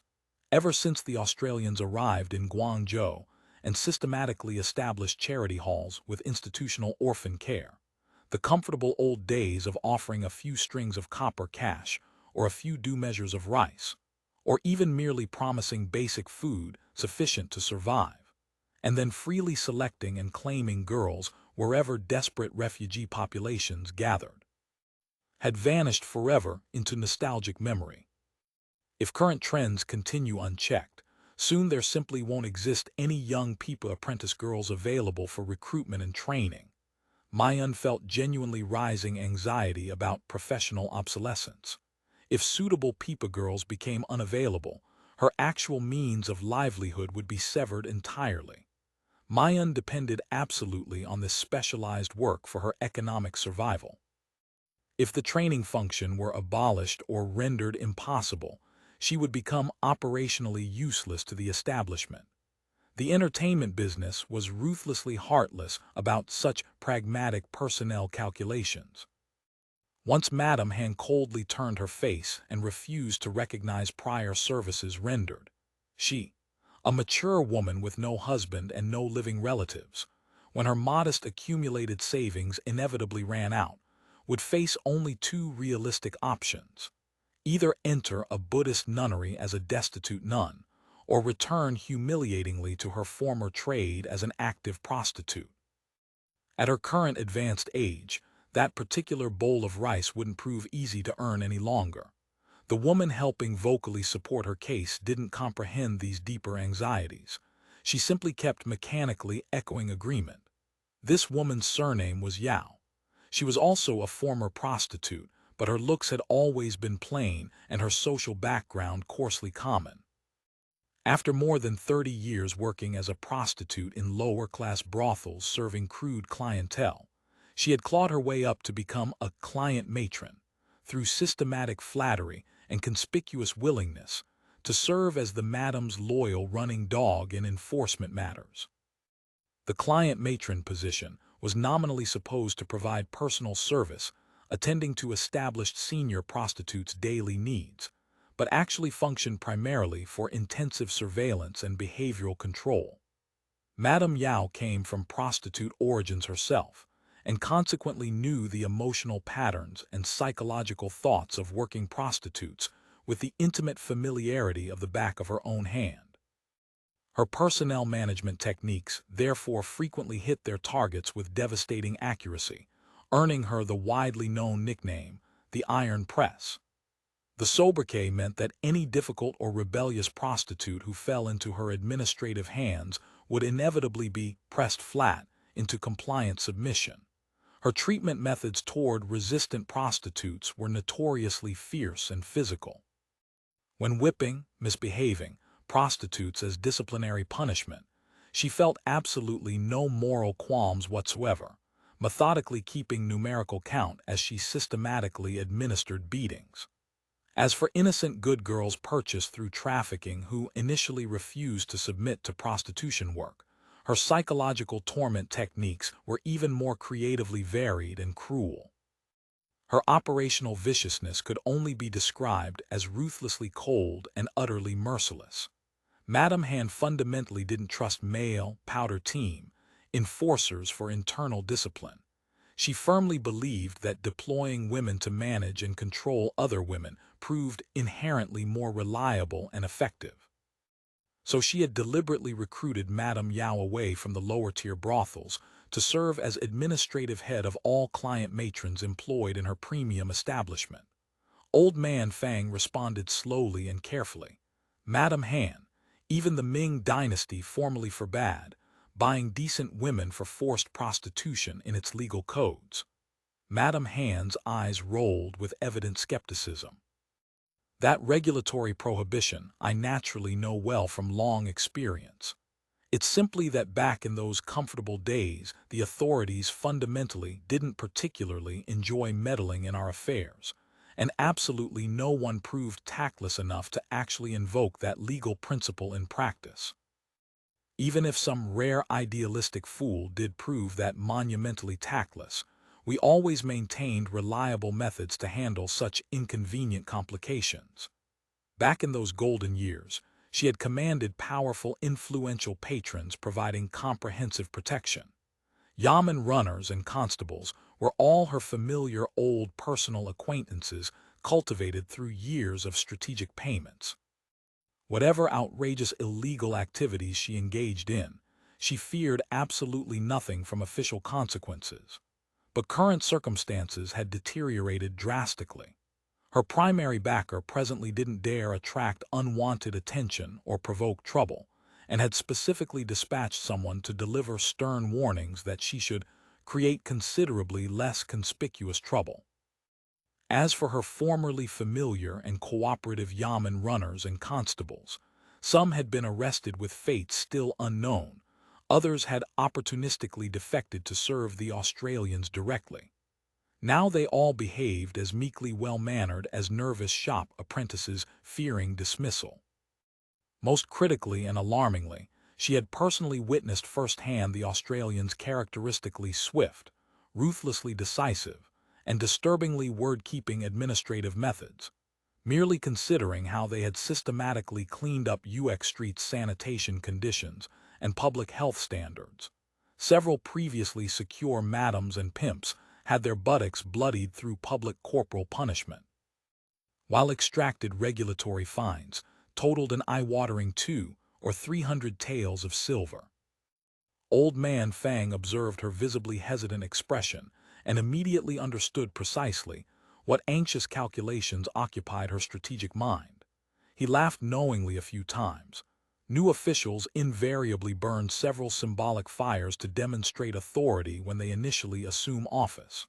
As he spoke casually, he glanced sideways twice with deliberate, meaningful emphasis. Madame Han grasped his implication instantly. She immediately instructed Mayan and Madame Yao to withdraw and leave them to private discussion. Old man Fang said confidentially once they were alone, "You're a born pleasure-house child yourself who grew up immersed in this world. Don't you inherently know these operational tricks? Simply designate purchased girls as formally adopted daughters. When they mature sufficiently, have them sign legal documents stating they willingly and voluntarily chose to become prostitutes of their own free, unconstrained will." Madame Han sneered with evident contempt. "I genuinely thought you possessed some clever, innovative idea worth hearing. This transparent scheme hardly qualifies as throwing convincing dirt in official eyes to obscure reality. In the comfortable old days, such crude methods might have functioned adequately. Now they absolutely won't work effectively. Purchase a child, and there must exist a legal body sale contract documenting the transaction. With that contract existing as evidence, the transaction constitutes illegal buying of women explicitly for prostitution. But without possessing that protective contract, if she simply runs outside to escape, what legal grounds do I retain to retrieve her as my legitimate property? Current circumstances aren't remotely like the permissive past. If matters escalate and blow up publicly, I'll be the party facing serious criminal trouble." Old man Fang smiled with evident satisfaction. "You're demonstrably clever throughout your entire professional life, yet momentarily confused about this particular tactical adaptation. Consider this parallel even in notorious examination bribery cases. Absolutely no one directly takes physical silver to bribe examiners in crude fashion. They write formal IOUs creating financial obligations. The traditional body sale contract obviously can't be executed under current regulatory scrutiny, but having her family write a comprehensive IOU document proves easy enough to arrange, doesn't it? Structure the principal loan amount at a sufficiently crushing level, and you'll permanently destroy any practical thought of debt redemption. Even if her family somehow prospers financially later through unlikely fortune, all those accumulated years of compounding interest charges, haven't you already earned your investment return anyway? If there exists no family at all, the arrangement becomes even simpler. Provide false worthless money, but demand a real legally binding contract. Even if she labors for you an entire lifetime, she'll never mathematically pay off the structured debt. You genuinely think she won't willingly sign such documentation when facing no alternatives? These calculated words genuinely moved Madame Han's mercenary thinking. That does indeed constitute a potentially viable method.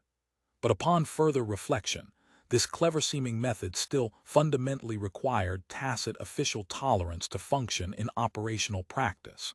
Currently, this was the Australians' controlled territory.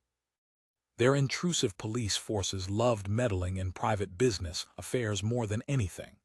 If she encountered even a few troublesome, difficult customers who created public scenes and attracted attention, her rehearsed rhetoric might prove inadequate to intimidate or persuade. Though old man Fang superficially presented himself as an unconcerned elderly gentleman of leisure, he was actually a notoriously shrewd, calculating operator. He surely hadn't failed to anticipate this obvious implementation obstacle.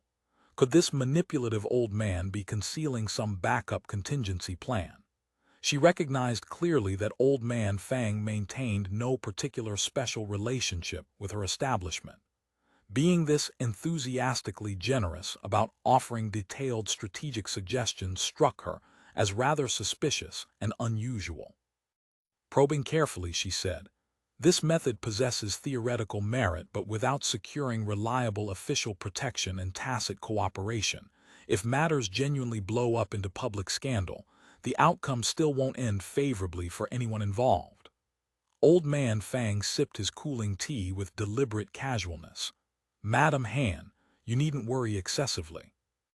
Since I'm confidently offering this operational idea, naturally, I possess a foolproof contingency plan already arranged for managing the official side of complications. I'll pose just one direct question. What do you honestly think of this proposed tactical idea?"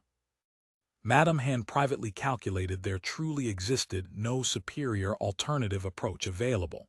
If she genuinely had to operate in strict compliance with this new invasive ordinance, the silver flowing beneficially to her establishment coffers would decrease dramatically and unacceptably.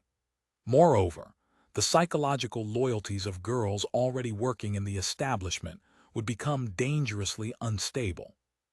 Quite a substantial number might successfully go straight and escape the profession entirely. This outcome she absolutely could not accept under any circumstances. For tactical present purposes, she'd tentatively agree, then observe what specific arrangements he proposed. She nodded with calculated provisional agreement. That method possesses practical merit. But securing official cooperation will naturally require financial expenses and strategic payments. Provide me a concrete figure. I need to carefully weigh whether the investment proves economically worth the risk exposure. Old man Fang chuckled softly with evident satisfaction. Madame Han demonstrates admirably straightforward business sense. But I'm not entirely definitively clear on the precise expense requirements at this preliminary stage. Rest completely assured, the amount surely won't exceed the comfortable old standard fee levels. Not exceeding the old standard operational fees meant the costs would approximate what was previously distributed to shift head constables and common runners as routine, regular payments, ensuring cooperation. This financial burden wasn't economically unbearable. However, she still wasn't entirely reassured about the arrangement's reliability. In the comfortable old days, the senior men among the constable force were all her familiar old personal acquaintances cultivated over years. Now old man Fang's deliberately vague talk about undefined arrangements, who could confidently know if he was speaking honest truth. She suddenly grew genuinely suspicious. Could this manipulative old man have suffered heavy losses at gambling, or become pathetically infatuated with some expensive painted lady courtesan, spending considerably more than he earned, and now, cynically exploiting the Australians' threatening new ordinance as convenient cover, was attempting to systematically swindle money from vulnerable madams? Madame Han had operated brothels successfully for many hard years. She had personally witnessed and survived all manner of commercial storms and encountered countless varieties of deceptive characters. She understood intimately that human hearts were inherently treacherous and fundamentally untrustworthy. Even supposed friends of many years' standing might suddenly flip the bowl and betray you without warning, let alone someone like old man Fang lacking deep personal ties. This clear risk absolutely had to be carefully guarded against. Testing his reactions, she said, "Father Fang, please rest assured. We've been business neighbors for years. How could I possibly trap you in bad faith? It's simply not the appropriate time yet for full commitments. When circumstances prove right, I'll naturally demonstrate the real tangible deal with concrete evidence." Madame Han remained suspended in a state of half-believing, half-doubting his claims. She gestured dismissively with her sleeve. "Whether real deal or empty promises we'll set aside temporarily, but I fundamentally don't burn incense until I personally see the Buddha's face." Old man Fang nodded with an understanding smile. "Perfectly understood, perfectly reasonable.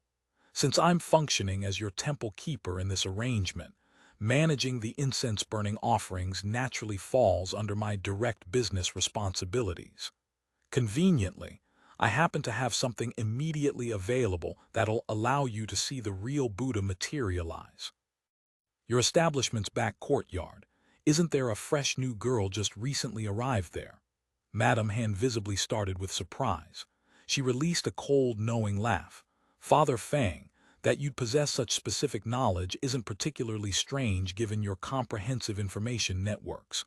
So what relevance does she have? This particular girl was brought to your establishment by that reckless little brat Wang Dong, correct?" That foolish brat's got genuinely impressive nerve.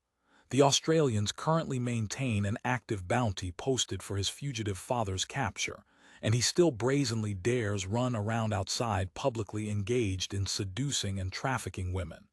So what if he personally brought her? So what if he didn't? I fundamentally don't care who specifically brought her here. This transaction legally counts as you buying a decent woman explicitly for forced prostitution." Old man Fang narrowed his eyes meaningfully and smiled with evident confidence. "But provided you meticulously follow the method I've described, I personally guarantee you'll successfully obtain the required official license within mere days." According to the newly promulgated Guangzhou Vice Industry Management Ordinance's specific regulatory requirements, new prostitutes had to personally travel to their designated local police station and formally declare their completely voluntary entry into the vice trade profession, then receive a special yellow ticket operating license. Otherwise, the practice qualified as illegal unlicensed prostitution, and both the madam and pimp would be held criminally responsible. A girl like the one Wang Dong had brought through trafficking could naturally never credibly, voluntarily, declare herself willing to become a prostitute. Otherwise, she wouldn't have required being physically tied up and transported against her will. Madame Han remained suspended in a cautious state of half-believing, half-doubting his assurances. Observing old man Fang's evident confidence and self-assured demeanor, she calculated that this manipulative old man might indeed harbor mercenary greed motivating his involvement, but probably didn't possess the suicidal gall to deliberately make a dangerous enemy of her by engaging in transparent swindling. Might as well attempt his method first as a practical test. She nodded with provisional agreement. "Fine, let's proceed according to your proposed way." End of chapter. Chapter 18:09 Countermeasures. After seeing old man Fang politely off the premises, Madame Han summoned her two trusted guardian generals back into her private chamber, and also had the pimp headman Huang Xiang called in for urgent consultation. Huang Xiang was himself from a pleasure house family background, born into the trade. Possessing some minimal literacy from childhood training, he had briefly been famous for a fleeting time as an adolescent boy singer, quite conspicuously favored by certain literati patrons and wealthy gentry with particular tastes. But after his voice inevitably changed with maturity, he never successfully recovered his commercial appeal. His once gracefully slender build had mysteriously transformed into something thick and powerfully muscled, entirely unsuitable for his former specialized role. Unable to profitably either sell artistic craft or sell compliant body in the manner cultivated, he had simply mixed general work in various establishments thereafter, surviving through operational utility.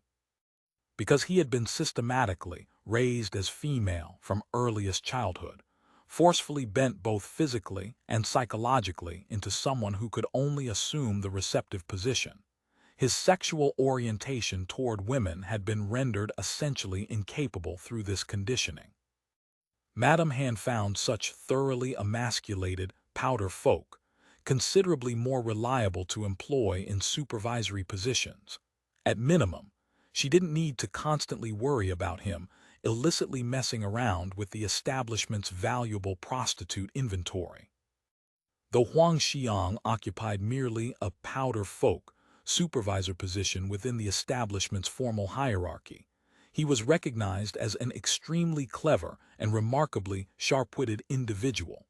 He effectively served as half a de facto operational manager for this Fangchun pleasure house enterprise. After entering and performing proper respectful obeisances, Madame Han sat with stony-faced silence for an uncomfortably long while, visibly troubled. The three subordinates didn't dare speak presumptuously, only standing respectfully on the floor waiting for her to break the tense silence. Madame Han wasn't deliberately putting on authoritative airs or enjoying their discomfort. She was genuinely deeply troubled about the current precarious situation and honestly didn't know what strategic course to pursue. These plague-bringing Australians, she cursed silently with bitter resentment. The times had fundamentally changed beneath her feet. She suddenly felt profoundly lost and disoriented. Operational practices that used to constitute entirely routine business now required careful, anxious reconsideration. She hadn't yet successfully figured out the new official master's thinking patterns or determined their actual enforcement priorities. What concerned her most urgently were the 5 or 6 pre-adolescent little girls currently undergoing intensive training under Mayun's supervision. The eldest was already 12 years old, technically a mature PIPA apprentice girl who could begin accepting work assignment slips and receiving paying clients. Though these particular girls' natural artistic talents weren't top-grade quality by elite standards, proper systematic training would eventually yield wealthy patrons willing to pay substantial sums for the privilege of combing their virginity in elaborate ceremonial defloration. Each successfully marketed girl represented at minimum 300 or 400 taels income. If exceptionally well-trained, and the patron proved particularly generous or competitive with rivals, 1,000 taels remained quite possible. By normal operational logic, such young small girls should prove most worry-free to manage.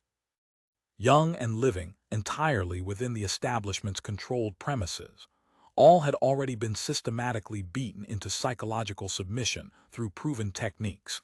But several of these particular children still maintained living family members in the city. If those families somehow learned specific details about this threatening new ordinance and its implications, there would certainly be trouble-making complaints and confrontations.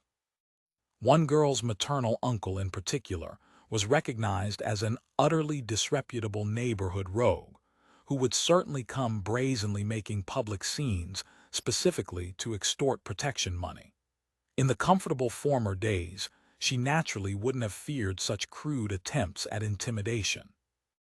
But now in this volatile era of regime transition and power consolidation, privately motivated vendettas and malicious false accusations proliferated wildly. People routinely destroyed entire families and ruined lives over such opportunistic denunciations.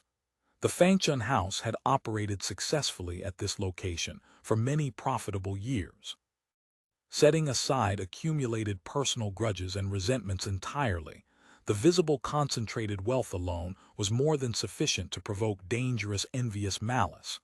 After an extended troubled silence, she finally spoke with evident gravity. "You all certainly know about it by now. The Australians have promulgated a comprehensive new regulatory ordinance governing our industry." She hesitated, choosing words carefully. "We don't really understand the Australians' true, fundamental nature yet, or accurately determine which direction they actually lean in practice. But as I assess the situation, officials are probably ultimately all the same regardless of dynasty. The Australians only just seized the city recently. They're harboring ambitious visions of conquering the entire realm eventually, so they're inevitably bound to exercise conspicuous administrative diligence for an initial period. Even conventional new officials require igniting 3 symbolic fires when they first assume office to demonstrate authority. So we absolutely need to accommodate them somewhat strategically. On the public surface, we need to successfully muddle through compliance, and we shouldn't make circumstances too difficult for old man Fang's intermediary efforts." The 3 subordinates naturally voiced immediate agreement.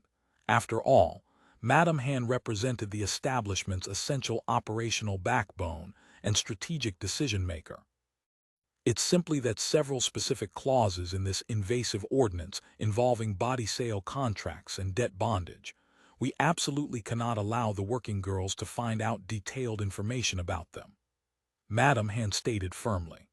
"If this sensitive matter isn't handled with extreme care, this entire business enterprise of ours might as well immediately close up shop permanently." Huang Xiang observed pragmatically, "Mother, this particular matter probably cannot be kept successfully secret for any extended duration. Even if we ourselves seal our own lips absolutely tight, there will always inevitably be loose-tongued patrons who mention details. The girls will discover the truth sooner or later regardless of our precautions." Madame Han nodded acknowledgement. "I fully recognize this represents only a temporary delaying tactic, but delaying even for a brief moment provides precious time to prepare comprehensive countermeasures." She pondered the options, then decided, "For immediate present purposes, never mind those relatively independent, self-employed prostitutes already operating in the establishment under patron arrangements. Focus exclusively on all those girls who have been sold outright through body sale contracts. Within the next few days, every single one must be compelled to write out formal loan indebtedness contracts. Interest rates can't appear suspiciously high to avoid regulatory scrutiny, but principal amounts absolutely must be set crushingly high. High enough to permanently destroy any practical thoughts they might entertain about debt redemption or escape. This false money, real contract deception, the girls almost certainly won't willingly agree to write such documents. They're not complete idiots despite their circumstances. Who voluntarily assumes massive debt obligations for absolutely no reason. Mayan worried aloud about the obvious implementation problem. Madame Yao responded with characteristic ruthless pragmatism. "If they stubbornly won't write the contracts, so what? First administer a thorough, full-blossom beating until they're properly softened, then force her to kneel on the floor holding burning incense sticks. Whenever she finally becomes willing to write, she can get up. Anyone who proves persistently not tactful gets dragged to the back punishment room for some heated sesame oil treatment," Mayan countered. "Madame Yao, employing brute force methods, certainly, the task will get accomplished through intimidation. But this remains fundamentally false money, real contract fraud after all, possessing absolutely no legitimate legal leg to stand on if scrutinized. These are profoundly troubled transitional times." Many potentially explosive things are genuinely better left alone rather than actively provoked. Push the girls too aggressively hard, and if they become sufficiently desperate or get instigated by outside agitators to make coordinated trouble together, potentially taking complaints directly to the new court system, we're already operating from an inherently wrong position legally, and now we lack reliable official backing protection. There will be expensive lawsuits to fight that we might actually lose. Madame Han, carefully absorbing Mayan's cautionary words, felt she raised genuinely valid concerns. Current times were extraordinarily volatile and unpredictable. Though closing the establishment's gates created an interior environment that seemed superficially no different from comfortable before, with her still functioning as the unchallenged absolute mistress, still, dangerous winds from the political storm raging outside had nonetheless somewhat blown inside the walls. This threatening ordinance represented one concrete alarming example. If she pushed the captive girls too brutally hard, and they collectively decided to make desperate public trouble, who could confidently predict what serious complications might explosively arise? She'd actually considerably rather the Australians simply came to openly collect some reasonable taxes as normal government revenue. Previously, the Ming government hadn't formally levied taxes on the vice industry, but there had nonetheless been countless protective deities and corrupt officials collecting tribute offerings flowing in every profitable direction. She could accept that familiar arrangement, provided they didn't excessively meddle in her internal operational affairs. Thinking along these lines, she became hesitant and uncertain again about the best tactical approach. Just as her resolve wavered, Huang Xiang spoke up with an alternative proposal. "Mother, in this humble subordinate's considered view, we needn't necessarily compel the girls to write fraudulent loan contracts at all. I just carefully examined the ordinance's precise wording in detail. In my humble professional opinion, why not proceed openly through apparent compliance? Gather all the girls together and announce that from now forward, even those who have previously sold themselves outright through body sale contracts, their earnings from receiving paying clients will henceforth be split proportionally with the house according to the new regulations." These radical words were barely out of his mouth before Madame Han could formulate any response, when Madame Yao had already jumped forward in outraged objection. "Brother Huang, I sincerely think excessive lard has greased your diseased heart. Revenue-splitting arrangements, those are exclusively for genuinely self-employed, independent girls operating under patron protection. If the entire establishment suddenly adopted this ruinous practice, how would Mother Han possibly make a sustainable living?" Madame Han also initially found this proposal utterly preposterous and economically suicidal. She didn't immediately speak, simply observing with raised eyebrow to see how this cunning pimp would explain and justify himself. Huang Xiang remained completely unruffled by the hostile reaction. Now that we're implementing revenue splitting with them, they technically become people receiving regular wages for services rendered. But consider the room and board the establishment generously provides, the servant girls assigned to attend their daily needs, the clothing and cosmetics supplied. Which of these numerous services and goods doesn't represent real money costs? Even if Mother doesn't aggressively nickel and dime them on every minor expense, they'd naturally feel embarrassed to simply freeload indefinitely on such comprehensive support, wouldn't they? At these cunningly phrased words, everyone suddenly grasped the elegant deception with dawning comprehension. Exactly right previously, except for the relatively rare, self-employed prostitutes operating under wealthy patron sponsorship, all the other captive girls' client fees belonged entirely to the madam as property owner. The girls themselves, besides whatever private money they managed to pilfer covertly from sympathetic patrons, possessed absolutely no legitimate income. Food, clothing, cosmetics, and all supplies were naturally provided unilaterally by the madam as operational overhead. Now implementing revenue splitting ostensibly meant the girls would be earning actual money. But these prostitutes, every single tea service and meal, every bowl of soup and cup of water, down to the elaborate clothes they wore, the bedding they slept on, the expensive lamp wax they burned, the rooms they occupied. Absolutely all of this could be meticulously itemized and priced as charges against their accounts. Be even moderately ruthless in the internal pricing, and what the girls supposedly received from their revenue split wouldn't even adequately cover their inflated living expenses. And if their earnings prove predictably insufficient to cover costs, no serious problem. Mother Han is extraordinarily benevolent toward her girls. They can simply owe the accumulating balance, just charge a modest, reasonable interest rate on the growing debt. As long as it's not openly usurious gouging that attracts regulatory attention, the Australians probably can't legitimately object to standard commercial lending practices. Huang Xiang bowed with an ingratiatingly sycophantic smile of professional pride. Such systematically exploitative practices weren't unprecedented in pleasure house operations. Some supposedly self-employed, independent prostitutes lacking substantial patron backing and financial support, attempting to operate entirely on their own fragile resources. This was precisely the insidious mechanism through which they were ultimately coerced into complete desperate body sales after accumulating unpayable debts. Madame Han's troubled brow immediately relaxed with evident relief and satisfaction. She reached out to pat Huang Xiang's head affectionately with an approving smile.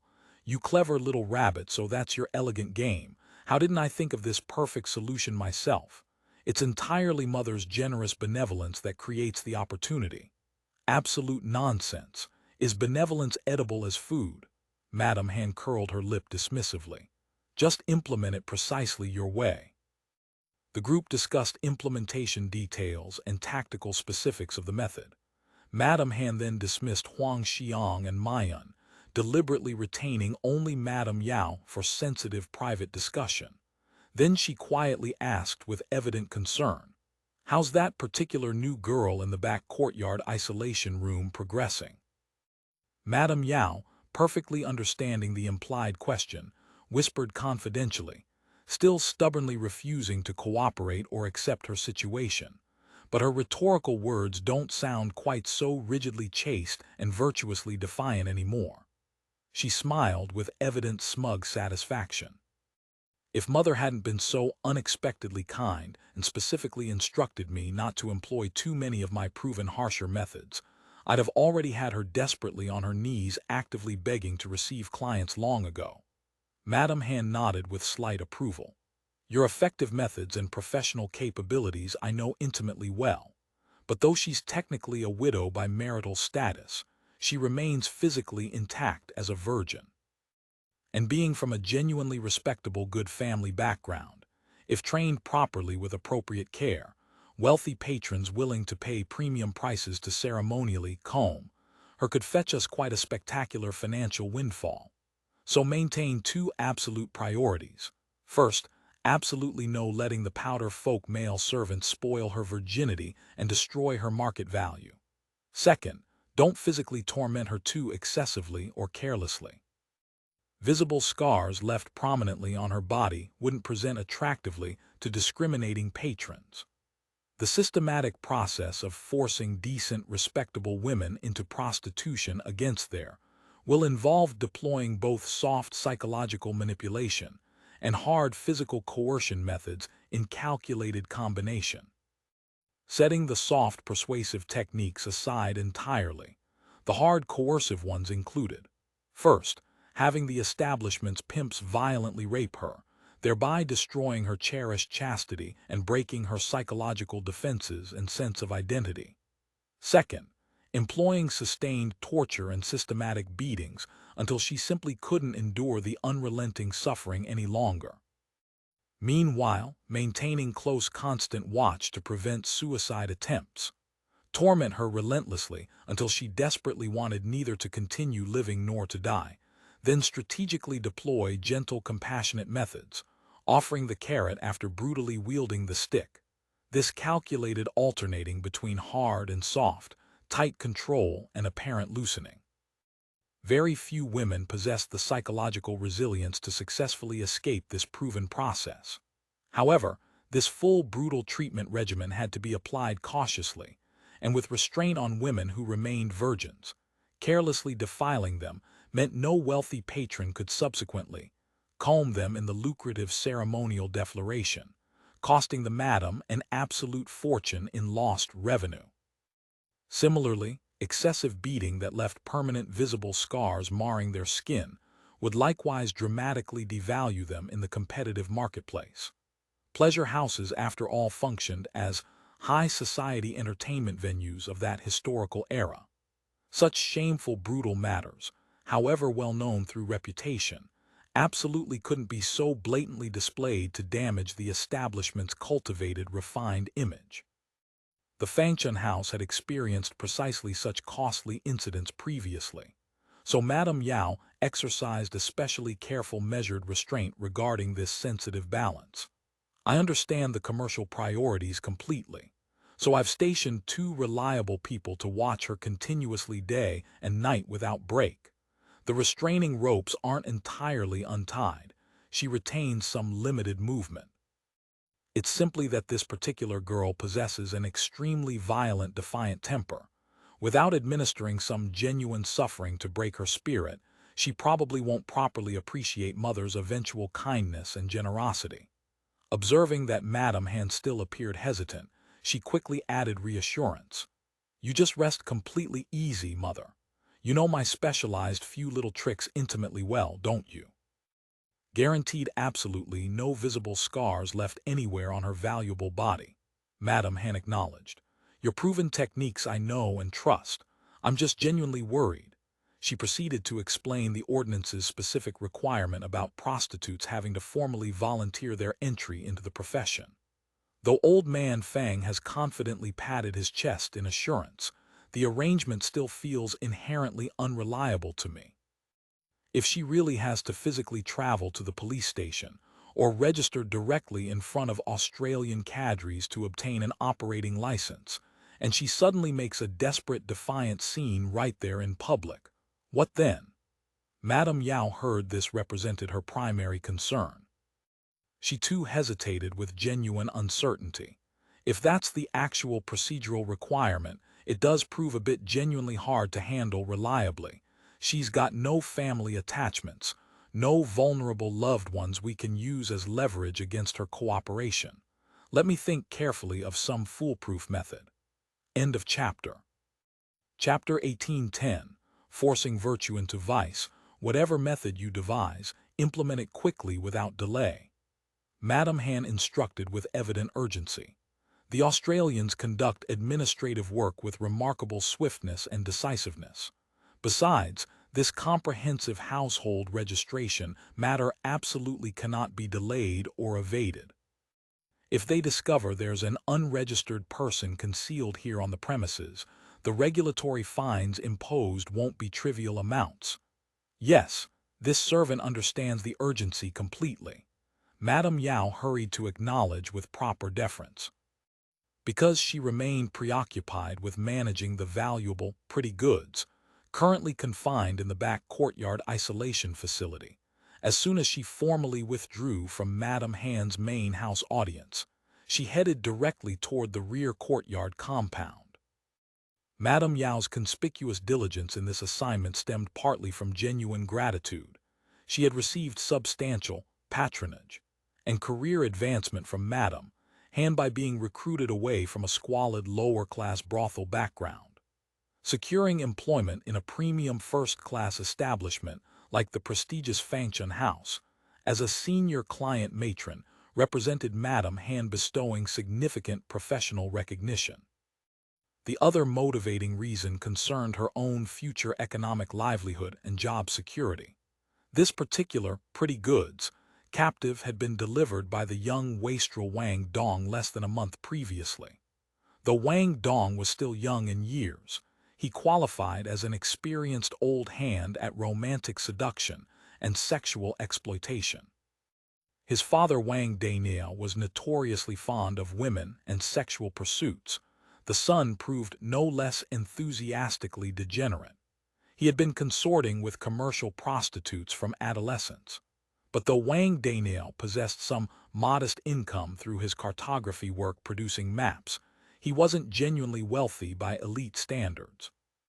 Combined with his expensive fondness for women and constant sexual expenditure, he simply didn't possess sufficient discretionary money to adequately fund his son's extensive brothel adventures and entertainment. So Wang Dong habitually hung around the pleasure quarters districts perpetually, free-riding on social visits and meals, as a charming parasite. He was superficially handsome, possessed competent skills in board games and chess, calligraphy and painting, no gentlemanly social accomplishment he couldn't manage adequately. The friends he cultivated were invariably fellow hangers-on and unproductive moochers, thoroughly unscrupulous corrupt types. Having mixed extensively in brothel culture for extended time, repeatedly prodded and encouraged by these degenerate associates, he had eventually taken up the lucrative criminal trade of seducing respectable women through romantic deception, then ruthlessly reselling them into sexual slavery.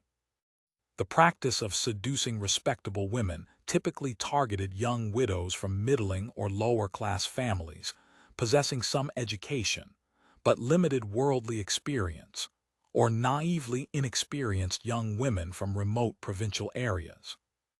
Employing sweet words and elaborate romantic deceptions to lure them into voluntary elopement, then selling them at an opportune moment for maximum profit. Because such trafficked women were mostly of deliberately unclear origin with no legitimate go-between or marriage broker involved, ordinary respectable households absolutely didn't dare purchase them for fear of legal complications. Only brothel madams backed by powerful influential forces and corrupt official protection would even consider seriously inquiring. This particular trade systematically ruined women's reputations and family honor, and easily attracted vengeful victims or their relatives seeking retribution. Without considerable backing protection, absolutely no one could safely pursue it. Wang Dong relied on his father's extensive connections throughout the Yamen bureaucracy, so naturally operated without fear of consequences. After the Australians entered the city and established new authority, he had prudently disappeared for a cautious while before resurfacing recently. Apparently, his reappearance related to his fugitive father Wang Daniao's situation. Wang Dong had been detained and interrogated by the Australians for several tense days, but since he genuinely didn't know his father's current whereabouts either, and the Australian interrogators couldn't extract anything operationally useful from him, they eventually released him as not worth continued detention. Since Wang Dong proved of no intelligence value to the Australians, he naturally didn't need to maintain hiding any longer. His family home had already been officially sealed by Australian authorities as confiscated property. With nowhere else to go, but observing that the brothel business was flourishing vigorously again under the new regime, he simply resumed his comfortable old parasitic trade, freeloading shamelessly at various pleasure houses as a charming social ornament, carefree and entirely content with this dissolute existence. More than 10 days previously, he had suddenly delivered a young woman to the ShanShaan house, demanding 50 taels of silver as payment. Because this particular young woman was a widow by marital status, yet still miraculously intact, a technical virgin despite her nominal married state, and came from a genuinely good respectable family background, possessed literacy, and demonstrated some refined skill in literary arts, she represented what pleasure houses professionally termed pretty goods of exceptional market value. Under normal commercial circumstances, such a premium acquisition could easily command 400 or 500 taels from wealthy patrons. After ritualized haggling, Madame Han settled the transaction at 50 taels. This category of woman possessing deliberately unclear origin, brothels invariably bargained with ruthless calculation.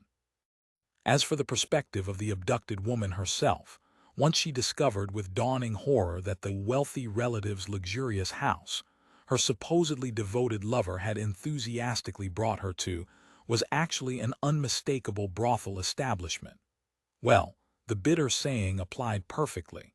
Scream until your throat tears bloody, no sympathetic person will come to rescue you. Abducted trafficked women naturally raised desperate fusses initially, suicide attempts, violent struggling, scratching, biting, kicking, all depressingly common predictable reactions. For someone with Madame Yao's extensive professional experience, absolutely none of this mattered or posed challenges.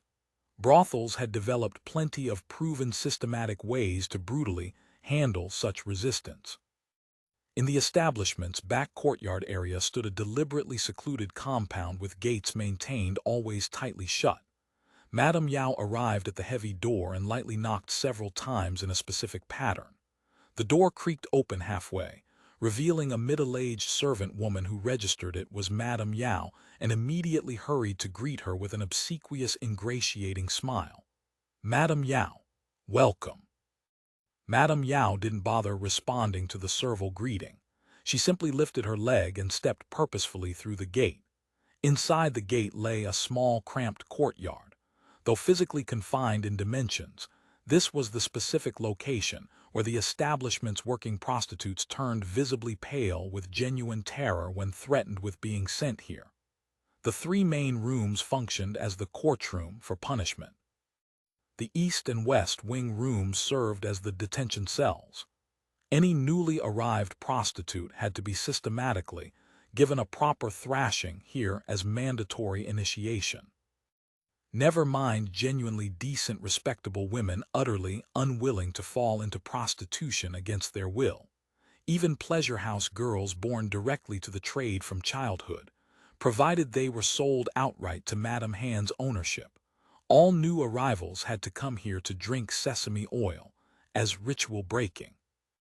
This so-called drinking sesame oil torture meant forcing them to hold cooking oil in their mouth while stripped completely naked and bent over a punishment bench for systematic whipping, 300 brutal strokes per standard session.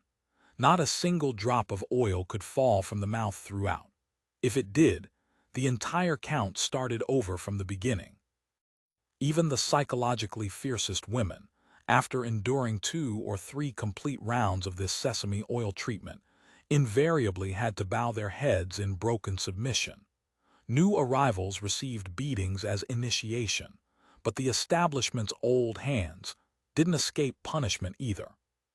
Those who broke house operational rules, those attracting too few paying clients and generating insufficient revenue, those foolishly contemplating going straight and leaving the profession, all would be brought here to face the court and receive corrective punishment, and naturally weren't permitted to scream audibly during beatings, lest they disturb the cultivated, elegant mood of gentlemen clients enjoying themselves in the front entertainment areas.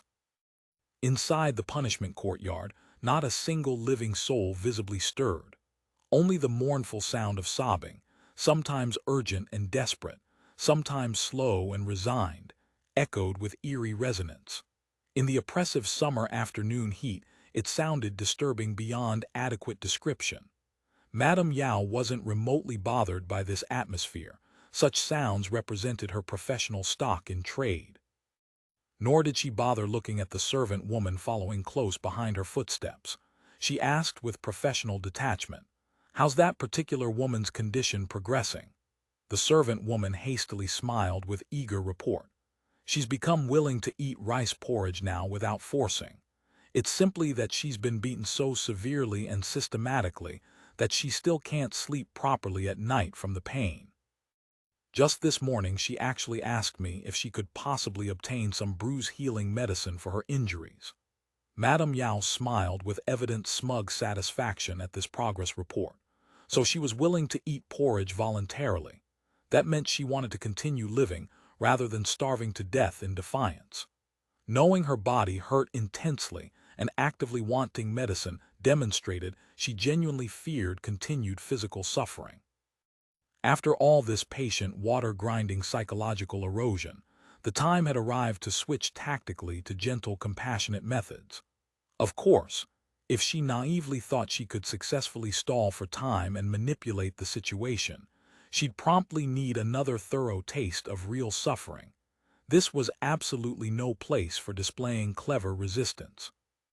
Since she's demonstrably softened in resolve, no practical need to force her onto the painful brick-kneeling punishment every single day any longer. Food quality can be moderately improved as well, but at night she still must wear restraining chains without exception to prevent her from successfully killing herself. Madame Yao instructed the servant woman with clinical precision. They'd experienced such cases previously. Desperate women feigning cooperative submission, then hanging themselves by improvised rope the very moment guards relaxed vigilance. Death of a captive meant not merely official legal trouble requiring expensive payments to smooth over with corrupt authorities. The establishment would also suffer from feeling psychologically unlucky. Everyone actively working in this trade was especially superstitious about malevolent ghosts and vengeful spirits. On stormy, pitch-dark nights, there would frequently be reported hauntings manifesting, disturbing the entire brothel atmosphere. For the madam, apart from genuine psychological terror, monks and Taoist priests had to be expensively invited to perform elaborate purification rituals. Yet another significant expense drain. The Fangchun house had experienced precisely such troubling supernatural incidents previously, so Madame Yao exercised particularly careful measured precautions regarding suicide prevention. Yes, this servant understands the protocols completely. Take me to see her current state directly. The servant woman obediently led her to the east wing room door, opening it carefully and fumbling with the heavy lock mechanism. The room wasn't large, remaining deliberately dim inside with minimal light penetration, containing only a few punishment benches and some scattered bricks distributed across the square-tiled floor. A wooden bucket positioned in the corner was soaking bamboo strips in water for increased flexibility when used for beating. In the room's center, two thick wooden pillars were studded with hand and foot shackles for restraining captives. One of them currently held a woman bound in place, still sobbing with hopeless constancy. The confined room reeked powerfully with an unpleasant accumulated smell, human sweat, urine stench, and rotting leftover food scraps all mingled together in nauseating combination. But Madame Yao wasn't bothered in the slightest. Such environments represented her professional workplace. She paused only momentarily to allow her eyes to adjust to the dim interior light. Then she sauntered over with casual authority. Hearing someone enter her prison, the woman chained to the punishment pillar raised her head with evident alarm. She appeared pale and severely haggard, looking no more than 17 or 18 years in age. Ragged torn clothes, disheveled matted hair, yet her skin remained tender and her physical frame delicate, clearly revealing a previously well-raised, carefully pampered household upbringing. Especially notable were the pair of her small feet visible beneath her skirt hem, bound correctly according to technique and fashioned daintily, obviously the skilled handiwork of an experienced binding master. Seeing it was Madame Yao entering, the woman's face immediately showed visceral fear. These recent days of relentless daily beating, daytime whips and bamboo canes, nighttime brick-kneeling torture with lit candles balanced precariously on her head, had systematically tormented her to the genuine point of living death. Seeing Madame Yao's approach felt like a terrified little demon suddenly encountering the king of hell himself. She couldn't help but tremble all over like scattered chaff grain. Madame Yao felt pleased satisfaction in her professional heart. She looked the captive woman up and down with critical assessment. "Miss He, these past days you've had time to think matters over carefully, yes or no? Have you reached the correct decision?" This brutalized woman was none other than Ziyu, who had daringly escaped from the oppressive Pure Virtue Hall facility during the earlier chaotic period. After following Liu San's refugee group back to occupied Guangzhou, She had been placed temporarily in a public charity hall for displaced women. Ziyu, originally from a wealthy merchant family in another province, had been forced by her birth family into perpetual widowhood after her young fiancé died of illness, then sent by her hostile mother-in-law's family to the Pure Virtue Hall to preserve her virtue in enforced isolation. After enduring half a year in the Pure Virtue Hall's suffocating restrictions, she had finally escaped during the wartime confusion. But she couldn't psychologically endure the charity hall's dreary institutional boredom either. Finding opportunities to sneak outside for walks and taste freedom, one thing led to another. She caught the predatory eye of that degenerate good-for-nothing Wang Dong. A sheltered, naive young lady, even if possessing somewhat spirited personality, knew absolutely nothing of the world's treachery and manipulative deceptions. Even with a bit of natural spunk, a few practiced coaxing words and romantic gestures, and she was thoroughly seduced. Then, callously sold directly to the Fangshan house for profit. At first, upon arrival in the brothel, she had struggled and resisted with desperate determination. But the brothel's proven systematic methods had also taught her that her bit of defiant spirit instantly transformed into pathetic wailing and begging under torture. Gradually, her iron resolve to preserve virtue had faded considerably. She now only wanted less immediate physical suffering, desperately buying time day by day, hoping for impossible rescue. Her heart overflowed with profound regret, needless to say. But circumstances had deteriorated to this point. Never mind successful escape. Even suicide couldn't be managed under constant watch. Ziyu saw this fierce, notorious madam enter, and couldn't help feeling several degrees more psychologically timid. "This servant greets you respectfully, Auntie," Ziyu said softly, with forced submission. "I humbly beg you for merciful compassion. Please let this servant send word outside to my family. This servant's family still possesses some accumulated silver savings. However much ransom you demand, they'll surely provide the amount to redeem this servant from bondage." "Ransom?" Madame Yao sneered with evident contempt. "You're still dreaming this pure delusional autumn dream. Let me inform you of reality. Your seducer sold you to this establishment for 3,000 taels of silver as the transaction price. Now you've been eating and drinking here continuously on the establishment's generous coin. This accumulated account hasn't even been properly settled with you yet. Bring out 3,000 or 5,000 taels of silver in cash payment, and Mother Hand might not even deign to glance in your direction." 3,000 or 5,000 taels of silver. Even ordinary wealthy households couldn't easily produce such an astronomical sum without liquidating major assets. Ziyu understood with sinking despair that this madam would never release her regardless of pleading. Her heart filled simultaneously with remorse and burning hatred. She begged softly with last desperate hope. "I humbly beg Mother for merciful compassion. I was originally a faithful widow keeping sacred faith with my deceased betrothed. Mother, if you could possibly spare me from this fate, I'm willing to serve as ox and horse laboring in the establishment for my entire remaining life." "Oh, I would never have guessed you claimed to be a virtuous, faithful widow," Madame Yao sneered with mocking cruelty. "If you're genuinely such a virtuous widow preserving sacred faith, how precisely did you end up willingly eloping with that worthless, seducing bachelor?" At this devastating question, Ziyu lowered her head in shamed silence, only continuing to sob with hopeless despair. Madame Yao recognized clearly that her psychological defenses were slowly crumbling under accumulated pressure. She struck while the iron was hot to complete the breaking process. End of chapter. Chapter 18:11. The carrot and the stick. Let me make myself perfectly clear. Abandon whatever fantasies you're still clinging to. Once you've entered this establishment, you can forget all pretense of virtue and propriety. Clean yourself up and prepare to receive clients. Be obedient, and Mother will arrange for a wealthy patron to properly comb you. Defy me, Madame Yao's voice dropped to something venomous, and I'll have some bachelors initiate you with thick candles first. Then we'll bring in dock workers and boatmen to service you daily, let you enjoy yourself to the fullest. No, no, please. Ziyoyu's wits had long since deserted her.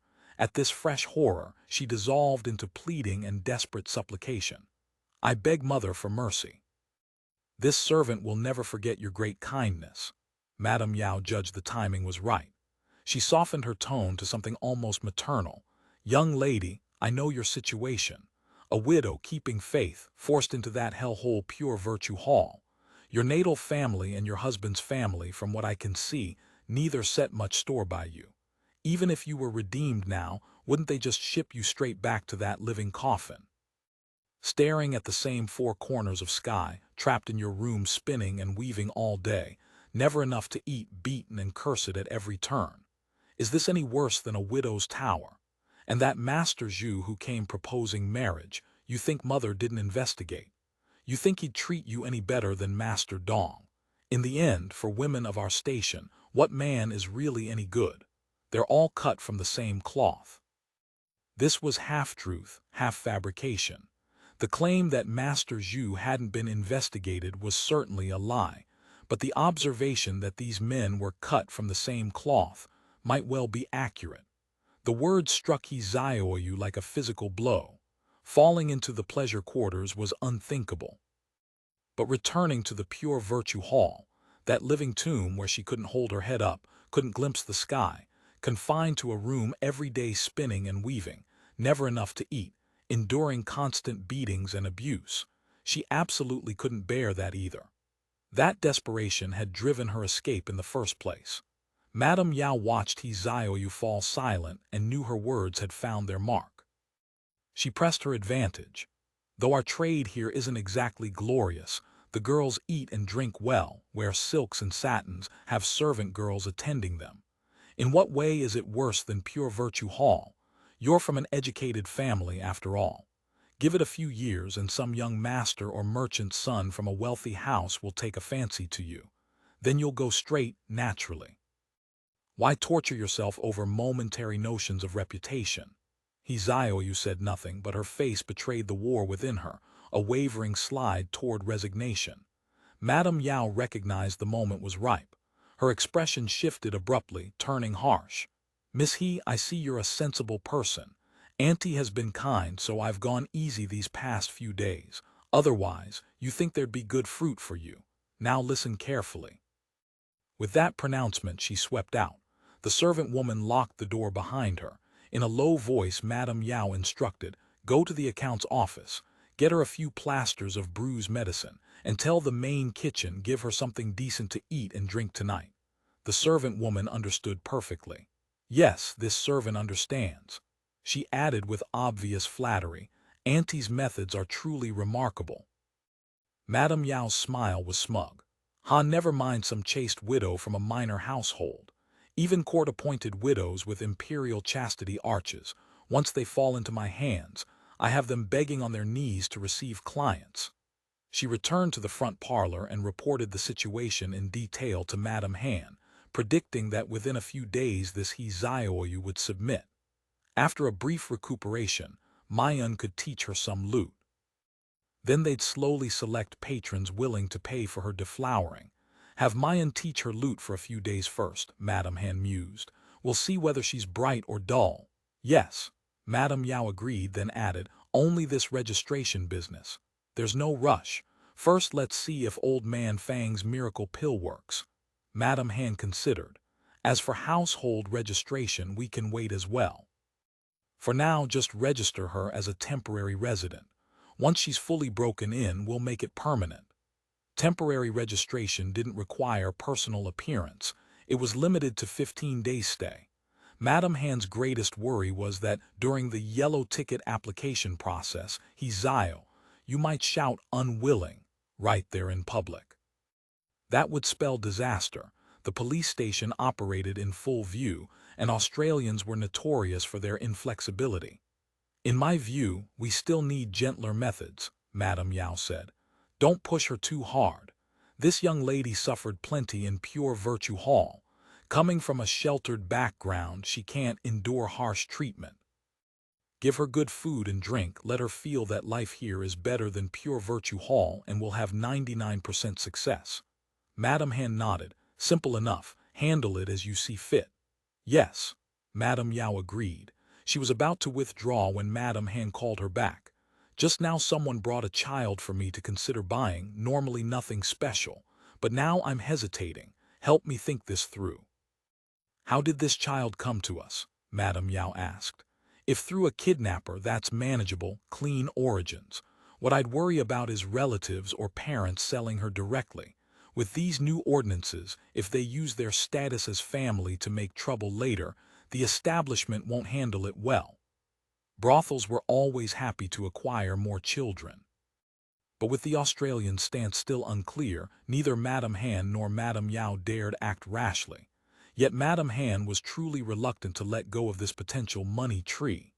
She had already examined the girl earlier, well-proportioned, a local and seemingly quite clever. She hesitated. You make a fair point, it's just, this child has excellent bone structure, and they're only asking 15 taels, such a waste to pass up. Madame Yao's instinct was against buying, but reading the Madame's expression and knowing she couldn't let go, she offered. If you want to proceed, why not follow old man Fang's suggestion? Register her as a foster daughter.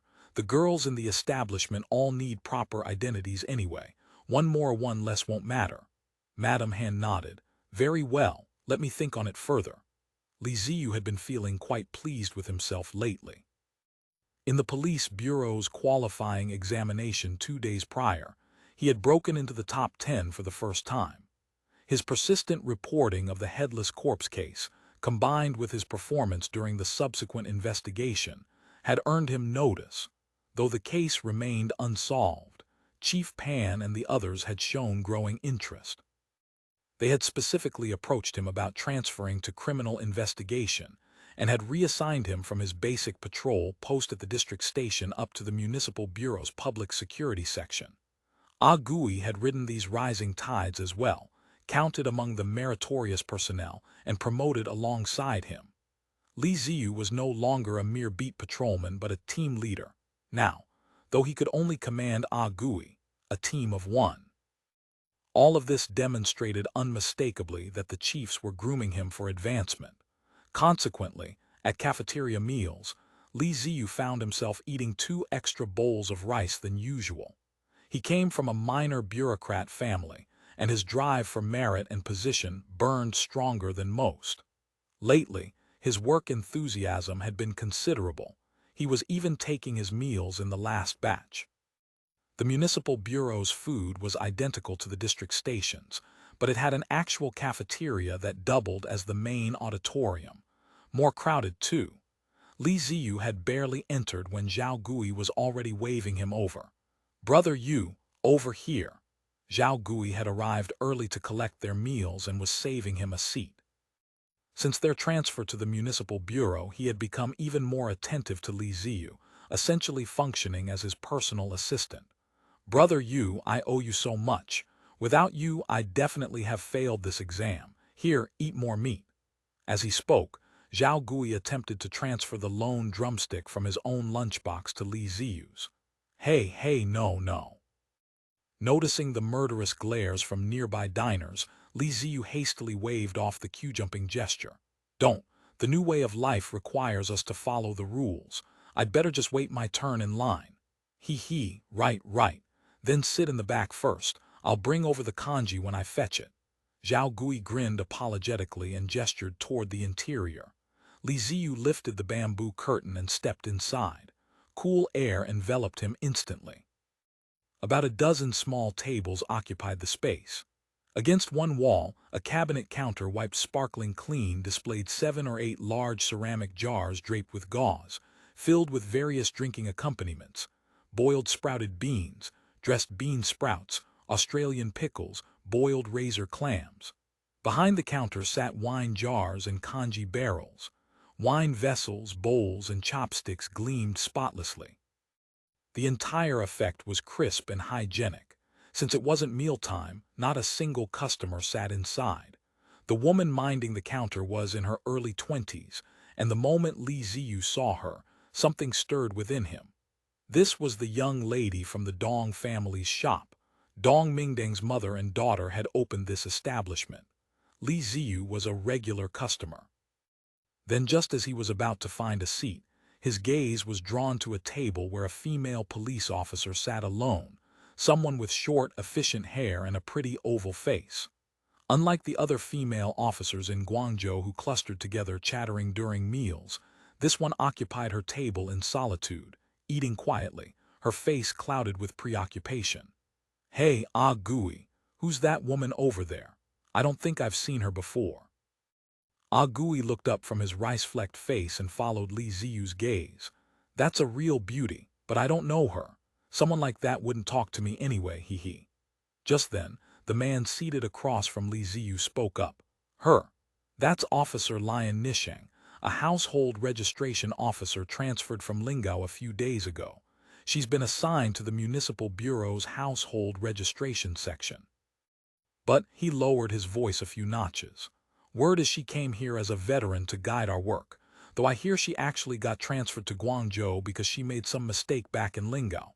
"Oh, I see. Li Ziyu wore an expression of sudden enlightenment. "Brother Yu, what do you see now?" Gui asked, bewildered. Nothing, just eat." Li Ziyu observed that the Dong family's business was flourishing and prosperous, and though this wasn't his own affair, his heart felt strangely cheerful. How peculiar! Ever since that adventure on the West River and their desperate escape back to Guangzhou, his affection for these younger brothers seemed to have grown ever deeper. End of chapter. Chapter 1812. Civil Service Examination. Li Ziyu peered at the bustling construction scene inside and said, "Never mind. Brother Zhang's family is doing renovations. I'll just stand here and chat." "Truly embarrassing. Please forgive me, Brother Ziyu." Zhang Yu's voice was heavy with exhaustion. "These past days have been absolutely grueling. The chiefs want us to expand our production scale. They're pushing us to take out loans to enlarge our storefront, to open retail outlets with this front shop, back factory model. Just reading through the loan policies is making my head spin. And our space is too cramped. We need to find a new location." Half a month ago, Zhang Yu's father, accompanied by Zhang Yu, had visited the Grand World, ostensibly to pay respects. The Zhang family's walnut pastry shop was thriving now, and Zhang Yu's father wanted to express his gratitude to Chief Hong. They never got an audience with Chief Hong, but they met Zhang Yikun instead. After a brief exchange of 3 or 4 sentences, something peculiar happened. By the time they emerged, the Zhang family had somehow signed a loan agreement with DeLong. Once home, father and son sensed something was amiss. They had harbored no intention of expanding production. Even the shop renovation had been reluctant. Yet somehow they'd signed a contract in a sort of daze, not merely for renovating the old shop, but for opening new stores and workshops as well. By then it was too late for regrets. They had no choice but to forge ahead. Finding land proved straightforward enough. Empty lots and vacant buildings abounded throughout the city. Zhang Yu reckoned that for a shop, location was paramount, and good locations were scarce. Achieving a front shop, back factory layout would prove challenging elsewhere. Their old family establishment boasted not only prime positioning, but also 3 generations of accumulated reputation. Better to keep the main store in place. Yet remaining meant expansion required additional space, plus living quarters. The current plot felt cramped, and none of the neighbors were selling. After much deliberation, father and son finally resolved to relocate the family itself, converting the entire residential shopfront into a combined front shop, back factory layout, retaining only simple dormitories inside for apprentices and workers. This was a major undertaking, finding a house, moving, demolishing structures. The whole chain of tasks had to proceed while simultaneously securing temporary production facilities to maintain supply. Fortunately, Director Zhang proved extraordinarily generous, lending them a vacant space in the Grand World for production. Beyond the transition space, the elder's solicitude was practically meticulous. The bank loan's procurement expenses came with designated suppliers. For instance, decoration and construction work was entirely arranged through DeLong. Precious few contractors in all of Guangzhou understood Australian building and decorating methods. This tile work for the floors and walls, for example, only 2 or 3 contractors with connections to the grand world and Ziyu possessed the expertise. Since DeLong was willing to make introductions, the Zhang father and son were happy to let matters proceed simply. Beyond construction contractors, equipment also had to be ordered from Lingao. One thing led to another, and this loan wasn't proving generous at all. "The loan amount is really substantial," Zhang Yu said, worry creeping into his voice. "Though the annual interest is only 18%, I keep fearing some mishap." In truth, he was somewhat puzzled. He hadn't actually seen the loan money itself. DeLong had given him something called a checkbook, resembling an accordion fold ledger. When contractors completed a job, Zhang Yu's father would fill in the amount according to the contract documents, sign his name, tear out the slip, and that counted as payment. The Zhang family, as petty merchants, naturally had never dealt with bills of exchange in daily life, though they roughly understood such instruments existed. What struck them as strange was that the monetary units on these Australian notes weren't liang or wen, but yuan. Speaking of yuan, Guangzhou residents had developed some familiarity with Australian circulation vouchers. Zhang Yu naturally knew of them too, and wondered if these might be the same thing. Whether they were identical or not wasn't too troubling, since contractors and suppliers all accepted the checks. The question was how to repay the loan. Where would one obtain circulation vouchers in Guangzhou? And what was the exchange rate between circulation vouchers and silver taels? Zhang Yu had absolutely no idea. You know how the Australians, no, the chiefs, they favor large factories and disdain small workshops. Naturally, these investments must be substantial. But since the chief selected your family for this demonstration, Ziyu broke into a grin. "Brother Zhang, your family is about to soar. Congratulations." The Australians never ceased extolling industrialization and scaling up. Magazines and newspapers invoked these concepts constantly. For the small circle of friends conversant with Australian learning, this was all too familiar theory. This last remark lifted Zhang Yu's spirits somewhat, and he managed a smile. "Ha ha, oh stop. Young Master Zhang, please come in a moment. Can you check where to put these tiles?" "Very well, I'm coming." Ziyu saw he was thoroughly occupied and quickly said, "Go on, get back to work. I'm going to find Zheng Huan." "Zheng Huan's been preparing for the Australian Civil Service exam lately. Your visiting is perfect. You can help him plan." "I'll have to be a poor host today. Next time I'll treat you to tea, Brother Ziyu." Zhang Yu clasped his hands in apology as he spoke. "Think nothing of it, don't stand on ceremony." Ziyu watched the family's flourishing business, and though it wasn't his own affair, felt inexplicably cheerful. How strange indeed. Ever since that adventure on the West River and their desperate escape back to Guangzhou, the bond between him and these brothers seemed to have deepened immeasurably. Zheng Huan sat in his room studying the Yangcheng Express's latest recruitment notices. Piled on the table were examination syllabi, and a copy of 1635 Great Song Civil Service Exam Question Bank. In Guangzhou's summer swelter, simply sitting on a bench constituted a form of torture for Zheng Huan. To escape the heat, he sat barefoot, feet soaking in a basin of cool water, slowly leafing through the newspaper while occasionally consulting the exam syllabus. The setback of his previous police examination had dealt him a heavy blow.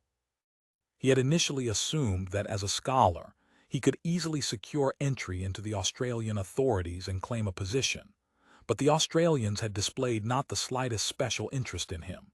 Meanwhile, Ziyu's news that the police bureau was staffed by instructors transferred from Lingao had instilled in Zheng Huan an acute sense of crisis. Clearly, the Australians preferred using their own trained personnel. Someone with his scholarly frailty probably wouldn't catch the Australians' eye. Just as Zheng Huan was sinking into despair, a Guangzhou municipal government civil service recruitment notice rekindled his hope. There truly is a path when all seems lost. I thought Zheng Huan, would spend the rest of my days making candles. So Zheng Huan purchased a stack of syllabi and question banks according to the notice's examination requirements. The complete set cost a full 4 taels of silver. Though not cheap, it wasn't significantly more expensive than the 13 classics and various essay collections used in private academies. Plus, Zheng Huan had pooled resources with former classmates to share certain books, so his parents' expressions hadn't soured too badly. They understood their son was seeking advancement and gritted their teeth to pay. At least they didn't have to take out exam loans from DeLong like some unfortunate exam friends. The books were purchased, but reading them proved challenging. They were printed in simplified characters. Even the text direction and book format differed from traditional volumes, not to mention the writing style. Many people couldn't even figure out how to read them initially. This was where Zheng Huan's previous exposure to Australian books proved invaluable. He read without difficulty and grasped the meaning far more thoroughly than others. The Australian departments and positions still gave Zheng Huan headaches, however. This Australian civil service examination was unprecedented. There was no tradition to reference, making targeted preparation impossible.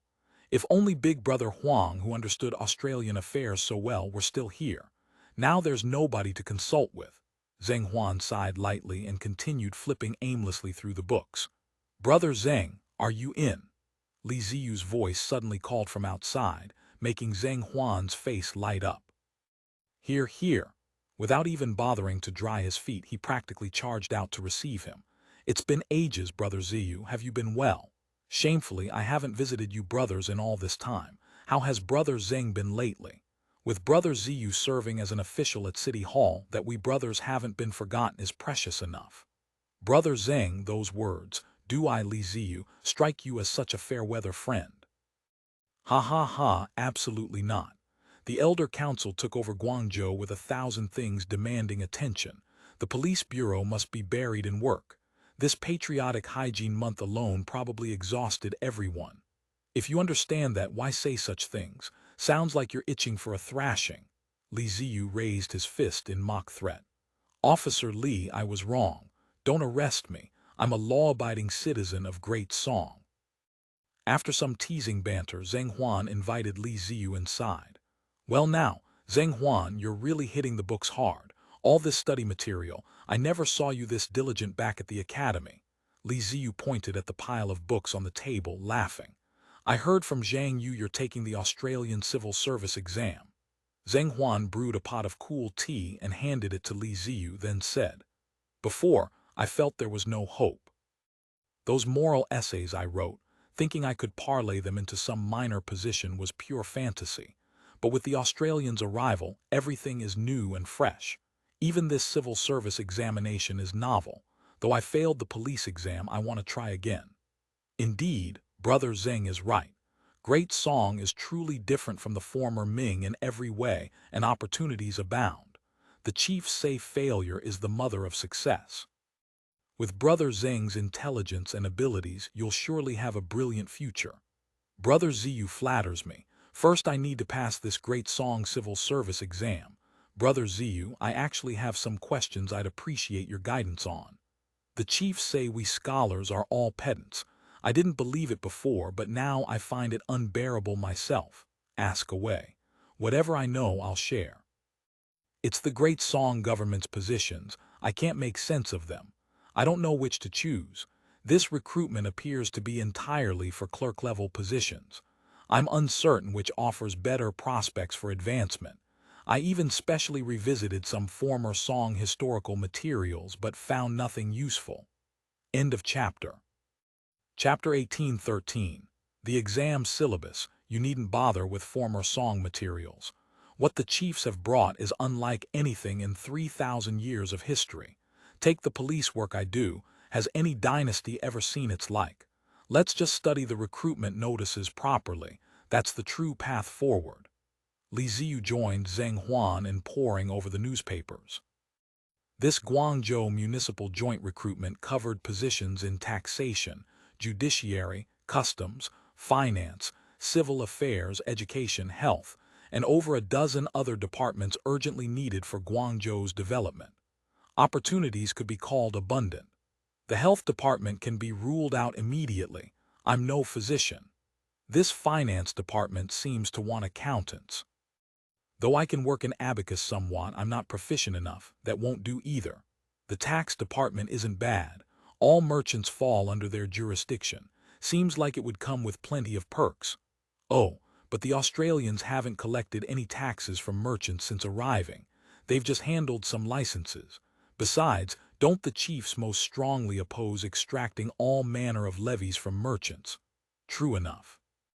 But securing a position in the tax department would be convenient for your family and for Zhang Yu's as well. And there's your worthless brother-in-law. He runs a shop too, under the tax bureau's purview. If you ever want to give him trouble, just audit his accounts a few times. He'll soon understand what's good for him. That does sound appealing. Zheng Huan's interest was immediately piqued. It's just that I know nothing about how the Australians collect taxes. You probably don't need to know beforehand. It's merely following regulations. Nothing more complicated than that. Tax collectors are despised. I can't put on a harsh face like that. Doesn't feel right. The education department, that means becoming a school teacher. You're probably not interested in that. Not particularly. The Justice Department looks like it wants lawyers. Great Song is founded on law, so they must value this department highly. But Great Song has so many laws. When I was training as a police officer, I had to study several Song law codes. I couldn't even memorize one Da Ming Lu before, and some Song codes are even thicker than that. Strict laws and severe punishments indeed. Are the chiefs truly descendants of the Song or heirs of the brutal Qin? Zheng Huan couldn't help exclaiming. Li Ziyu's expression immediately shifted. He leaned in and whispered urgently, Hey, never say such things again. If you speak like that outside, you'll end up in the station. The chief's eyes and ears extend beyond anything you can imagine. I misspoke. I'll be more careful. Actually, the chief's laws are quite different from the brutal Qin's. How do I explain? Never mind, you'll understand in time. Brother Zheng, the institutions of Great Song are intricate and elaborate. Outsiders can't fathom them. Even now I'm just peering through the mist myself. Why don't I return to the bureau and consult some seniors from Lingao? They might offer more accurate insights. What do you think? That would be excellent. Please take the trouble, Brother Ziyu. Tonight let's try the new Australian hot pot at the Grand World. It's not for your dinner invitation that I'm helping you. When you pass, Zhang Yu and I will throw you a proper celebration banquet. Who knows if I can even pass? Zheng Huan couldn't help but look dejected. Hey, what's this? Such gloom. Li Ziyu clapped him loudly on the shoulder. Now that the chiefs need personnel, as long as you apply yourself, you can always find a path forward. It's just these questions, I genuinely find them vexing. As he spoke, he opened a book titled Past Exam Questions Collection and turned to the Historical Essay Questions section. Discuss the propositions that Zhou and Tang were externally strong but internally weak, while Qin and Wei were externally weak but internally strong. Jia's 5 baits and 3 shows strategy was mocked by Ban Gu as superficial. Yet Duke Mu of Qin once employed it to dominate the Western Rong, and Zhang Hangyue likewise warned the Chanyu about it. The strategy was not ineffective. Discuss. Just these few questions alone, I'm completely helpless. At the academy we never studied the new and old Tang histories, nor the records of the Grand Historian, nor the former and latter Han histories. Li Ziyu nodded.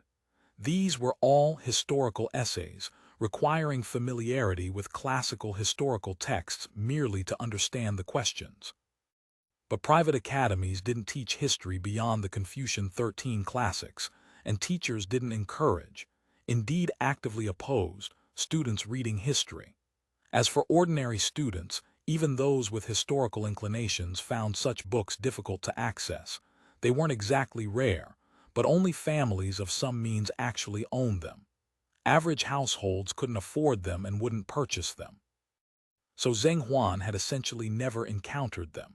His meager historical knowledge derived either from bookshop romance novels or scattered fragments gleaned from reading Australian books. Whatever question arose, I could only submit a blank paper. Zhang Huan smiled bitterly. My family does own a few history books. If you want them, I'll lend them to you. Li Ziyu was generous. Besides, Brother Zhang, you needn't worry excessively. According to the syllabus, historical essays don't count for many points. The main emphasis is on general knowledge and policy essays. These are all practical matters. Study a few more and you'll grasp the patterns. Li Ziyu had been paying close attention to civil service examinations lately, though he was already in public service.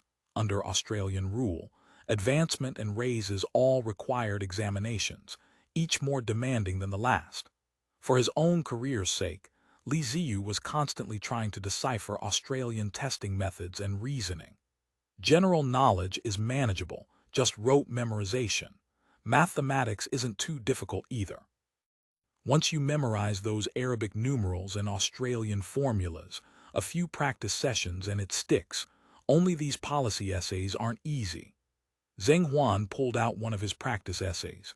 These policy essays were quite complex. First, several articles were presented, all describing phenomena without argumentative bias. Then below came several questions, some requiring summarization, some explaining certain passages, some asking about causes and solutions. Finally, there was a commentary essay. Honestly, if I hadn't read some Australian books beforehand, I truly wouldn't know where to begin. Zhang Huan sighed. Li Ziyu laughed. That's precisely the advantage of those of us who understand Australian learning. Back then, reading Australian books earned us endless scoldings from our teachers for neglecting proper studies. Now our futures depend entirely on this improper study. Isn't this wonderful news? Why worry? In all of Guangzhou, how many people understand Australian learning? Even the great Confucian scholars probably don't. This is our golden opportunity. His words struck Zhang Huan like clouds parting to reveal the sun. Indeed, though the questions posed some difficulty, as Li Ziyu observed, in all of Guangzhou, how many understood Australian learning? Rising tides lift all boats, falling tides strand everyone. His own level might not be poor at all, might even rank among the top few. Leaving Zhang Huan's house, Li Ziyu saw there was still time remaining, no need to rush back to the bureau. He turned down 6 Banyan Street. This street had recently seen a new Shandong pastry shop open, selling northern-style flour snacks and pastries. From steamed buns to an assortment of grain pancakes, everything one could desire. When the shop opened, it immediately attracted patronage from Bhopal army officers and soldiers and cadres stationed in and around Guangzhou. Many hailed from Shandong, others from various northern regions. Living in Guangdong required considerable dietary adjustment. They enthusiastically embraced these northern flavors. Those in the know, however, understood that the shop's popularity owed something to the fact that its proprietress, Miss Dong, was a northern beauty rarely seen in the Guangzhou area. Supposedly the daughter of the former Guangzhou prefect Dong, she had an unusual story. After Prefect Dong's suicide by poison, this Miss Dong, captured by the rebels but neither taking her own life nor retreating from public view, had brazenly opened a shop on her own, claiming she wished to earn her living through honest labor. Though Miss Dong's shopkeeping had drawn bitter derision from certain quarters, shameless, betraying her father for glory, loose morals, there were also whispers that the Dong mother and daughter had struck some dirty deal with a certain Australian elder. Some even claimed to have personally witnessed the pair being secretly brought to Prefect Liu's residence at dusk, returning only at dawn the following morning, both still, freshly bedewed, cheeks flushed with spring. Such rumors in the past might have shamed a woman into suicide to prove her innocence. But Guangzhou's social climate no longer much cared about such things. Australian female cadres and female police officers walked openly down the streets in skirts showing their calves, cursing them shameless, 100 times accomplished nothing. Moreover, These women all wielded varying degrees of authority. Offending them brought no benefit. Even the most orthodox moralists could only satisfy themselves with verbal venting. They couldn't stir up any significant waves. The Dong family shop didn't merely sell northern pastries. It also handled needlework and tailoring, doing mending and alterations. Bopal army uniforms, hastily manufactured, often fit poorly. Many soldiers came to Miss Dong's shop for sizing adjustments or repairs. More importantly, of course, clothes processed by Miss Dong were said to carry a special fragrance. But Li Ziyu knew these tailoring and mending jobs were actually performed by hired seamstresses. Miss Dong simply took in the work from her shop and distributed it to them. The roadside shops all had awnings extended over their entrances. Previously, these awnings encroaching onto the street had become commonplace. Now regulations existed. Awnings could only slant outward for shade without legs touching the ground. Furthermore, no goods or chairs could be placed beneath awnings. Since the New Life movement began, this 1,000-year-old city had acquired something of a fresh appearance. After all the illegally extended stalls were demolished, the streets became not merely wider but cleaner. Walking along, Li Ziyu felt refreshed, and this included some of his own contribution. Proceeding a bit further, he spotted a cloth banner by the street reading Dong Family Shop. This was the establishment run by Dong Mingding and her mother. The Dong Family Shop occupied a 2-bay storefront. After emerging from the Guangzhou Temple Review, Dong Mingding had sold some of her jewelry. Combined with her savings, she had purchased this property. At that time, with the political situation uncertain, property prices had fallen. She had secured a bargain, not just the 2-bay storefront in front, but also a 2-courtyard residence behind, ideal for both living and conducting business. End of chapter. Chapter 1814. The Dong family shop. Though mealtime hadn't yet arrived, quite a few customers had already gathered at the entrance. Judging from their dress, nearly half were eating Australian rice. Owing to matters of taste, local citizens of any standing rarely patronized the establishment. Instead, many laborers from the lower classes came to sample the novelty. At the shop entrance, beneath an extended awning, stood a large stove. Dong Xiang sweated profusely as he spread pancakes on the iron griddle. These pancakes were indistinguishable from the assorted grain pancakes of later eras, also fashioned from various grain flours mixed into batter and griddled. But the Dong family shop's batter came in 2 varieties.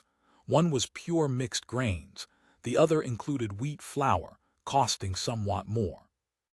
As for the fillings wrapped inside, since giant scallions didn't grow locally, cucumber served as the basic option. But the variety of other fillings was rich. Vegetables, pickles, crispy crackers, fried dough sticks, plus braised and sliced meats and organ meats. Take your pick at any price point. Large portions, cheap prices, the very definition of poor man's delight. Li Ziyu hadn't even entered the shop when Dong Xiang, busy at the griddle, called out enthusiastically, "Hey, Officer Li, it's been ages. Please come in. I'll grill yours as soon as I finish this one."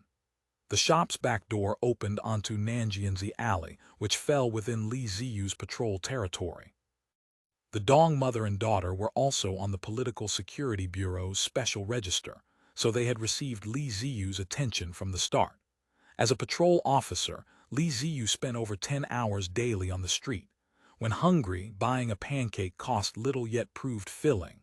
He had become a regular customer, and through this commerce had grown quite familiar with the family. Please don't. This new life emphasizes order above all. I'd better queue up at the back, huh? Noticing the murderous glares from those waiting in line, Li Ziyu hastily waved off Dong Xiang's offer to jump the queue. Never mind discipline, quite a few in line were genuine old Australian hands. He, a newly minted Australian hand, had best know his place. Right, then please sit inside first. I'll bring yours over when I serve it. Dong Xiang smiled apologetically while calling toward the interior. Orchid, get Officer Li a bowl of congee first. Li Ziyu lifted the bamboo curtain and stepped inside. The The whole body felt suddenly cool and refreshed. About a dozen small tables occupied the space. Against one wall, a cabinet counter wiped sparkling clean displayed 7 or 8 large porcelain jars draped with gauze, filled with various drinking accompaniments: boiled sprouted beans, dressed bean sprouts, Australian pickles, boiled razor clams. Behind the counter sat wine jars and congee barrels. Wine vessels, bowls, and chopsticks gleamed spotlessly. The entire effect was crisp and hygienic. Since it wasn't yet mealtime, not a single customer sat inside. The woman minding the counter was in her early 20s, Dong Xiang's wife Orchid. Seeing Li Ziyu enter, she hurried over to attend him, guiding him to a table with a smile. "Officer Li, it's been ages since you've graced our humble shop. I hear you've been promoted." Li Ziyu affected modesty. "What promotion? I've merely been transferred to the municipal bureau." "That's not a promotion," Orchid returned with a bowl of cool tea. "Our young miss speaks of you often. She said you suddenly stopped coming to our shop and wondered whether we'd been negligent somehow and given offense." "Not at all, not at all. I was transferred to the municipal bureau, so this isn't my patrol area anymore. Naturally, I couldn't come as often." Li Ziyu hurried to explain, anxious that anyone overhearing might misunderstand. The bureau maintained very strict oversight of relationships between patrol officers and the merchants and residents of their beats. "That relieves me. Let me go fetch our young miss. She mentions you often. Officer Li, have a few sips first to quench your thirst. I'll bring your congee shortly." Before she'd finished speaking, she had already headed inside. Li Ziyu took a sip of cool tea. To his Cantonese palate, this herbal tea was brewed quite wrong. Wrong ingredients, wrong flavor, wrong steeping time. But reflecting that Dong Mingdeng had personally brewed it made drinking it rather pleasant nonetheless. Before long, a young woman of 16 or 17 with a light, graceful figure emerged from within, pushing aside the curtain. She wore a blue-bottomed cocoon silk pleated skirt and an ink-green sleeveless jacket with a short-sleeved overblouse. Her hair was adorned with a kingfisher feather gold hairpin, both simple and dignified. Her expression was thoroughly self-possessed. With a sweet smile, she approached Li Ziyu and offered a curtsy. "Blessings to Officer Li." Though young, her bearing was calm, her speech practiced. Her presence commanded the room before a word was spoken. Li Ziyu sprang up, about to salute, then suddenly remembered he wore civilian clothes and hastily said, "I don't deserve such courtesy, my respects." "Officer Li is too kind." Dong Mingdeng smiled slightly. "Please sit." Once both were seated and initial pleasantries exchanged, Dong Mingdeng said, "A few days ago, thanks to Officer Li for driving off those ruffians and beggars. Otherwise, this servant's shop probably couldn't have operated. I wish to thank Officer Li properly when you came, but you've been absent so long. I wondered whether we'd been remiss somewhere and given you cause for anger." As Dong Mingdeng spoke, her dimpled smile and luminous glances nearly made Li Ziyu lose his composure. After all, she's a young lady from a great household. Every gesture is different from ordinary folk. Li Ziyu thought privately. Not at all, not at all. Cracking down on street hooligans and maintaining normal social order is the duty of us patrol officers. That day, I happened to pass by and naturally couldn't stand idly by. Li Ziyu proudly deployed the doctrine he'd learned at the police bureau, feeling quite the chivalric hero. Dong Mingdeng covered her mouth and laughed, momentarily leaving Li Ziyu dazed. Great Song police are truly unlike the constables and runners of the former Ming. Each one is a righteous champion. For us common folk to live in peace, we depend entirely on Officer Li and his colleagues. Dong Mingdeng's timely flattery struck precisely the right notes. Not at all, not at all. It's all thanks to the chief's excellent leadership. Li Ziyu knew that no matter the dynasty, keeping imperial favor and constitutional virtue on one's lips was never wrong. "I was merely a minor military household from Guangzhou Guard. Without the Elder Council's selection, I could never have become a police officer. All thanks to the chief's guidance and the Elder Council's enlightened policies." Li Ziyu spoke truthfully. In the past, without the Australians' stringent policies and comprehensive governance, who knew what might have befallen the Dong mother and daughter, whether seized by powerful lords or ensnared by scoundrels, by now they might already have been trafficked to some brothel. Just recently, several parties had harbored designs on the Dong mother and daughter.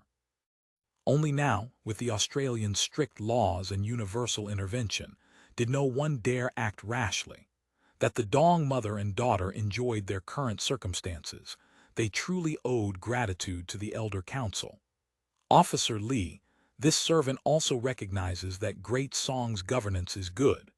This servant and my mother were once forcibly abducted from Shandong. The suffering of being helpless and stranded far from home, this servant understands all too well. Whatever I can do to assist, I shall certainly try my utmost. Officer Li, this servant knows Great Song regulations forbid accepting gifts. This is some dried Lonicera flowers from my mother's hometown in Pingyi. I noticed some for sale in town and purchased a bit. Just a small token for Officer Li. It's nothing valuable, please do accept. Before Li Ziyu could voice polite refusals, Dong Mingding had pressed a paper bag into his hands. Li Ziyu was about to decline when a fragrance, musky yet orchid-like, seeming present yet not drifted to his nostrils, momentarily clouding his reason. By the time he collected himself, Dong Mingding had already smiled and retreated inside. Officer Li, just accept it. This trifle doesn't count as bribery. Orchid laughed as she brought over a tray. Upon the tray sat a bowl of thin congee. Unlike the thick, sticky Cantonese variety, this was genuine thin congee, mostly water with rice grains settled at the bottom. Being summer, some mung beans had been added. Drinking it was cool and refreshing, perfect paired with the heavily flavored pancakes. Besides the thin congee, there were 2 small dishes of pickles. Li Ziyu's face instantly flushed. Too awkward to speak, too awkward to leave immediately, he could only drink his congee first. Holding 2 pancake wraps, Li Ziyu returned to the police bureau as the sun was setting. Today Dong Mingdang's gift had caught him rather off guard. What did it signify? A small packet of dried Lonicera flowers naturally wasn't worth much. Even Shandong imports cost only a few coins. Yet what set his heart racing was the paper bag itself. Thick Australian paper, nothing special in itself. But printed upon it were several stalks of orchids and fragrant grasses, the brushwork delicate and feminine, seemingly from a woman's hand. Could this have been personally painted by Miss Dong? Li Ziyu considered this possibility and felt his pulse quicken. Could Dong Mingdang harbor feelings for him? A young miss from an official's family like the Dongs, even if merely a concubine's daughter, in former times Li Ziyu wouldn't have dared dream of such a match. Even if someday he inherited his uncle's military commission, he'd have been merely a minor officer whom nobody valued. Impossible to marry the daughter of a 4th-rank magistrate, but now it was Great Song's realm.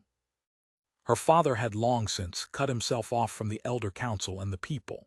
She, Dong Mingding, in the past she'd have been a criminal's family member, destined for the entertainment quarters as a slave, while he, Li Ziyu, was an upstanding official under the Elder Council's banner. Even thinking this way, he still felt he didn't deserve Dong Mingdang. Suddenly dejected, his resentment toward the great Ming deepened further still. The bureau was largely empty save for some duty staff. Li Ziyu headed toward the study room. He knew that naturalized police officers transferred from Hainan mostly killed time there since they had no homes to return to in Guangzhou. Because of the relaxed recruitment standards, many complete illiterates had joined the patrol force.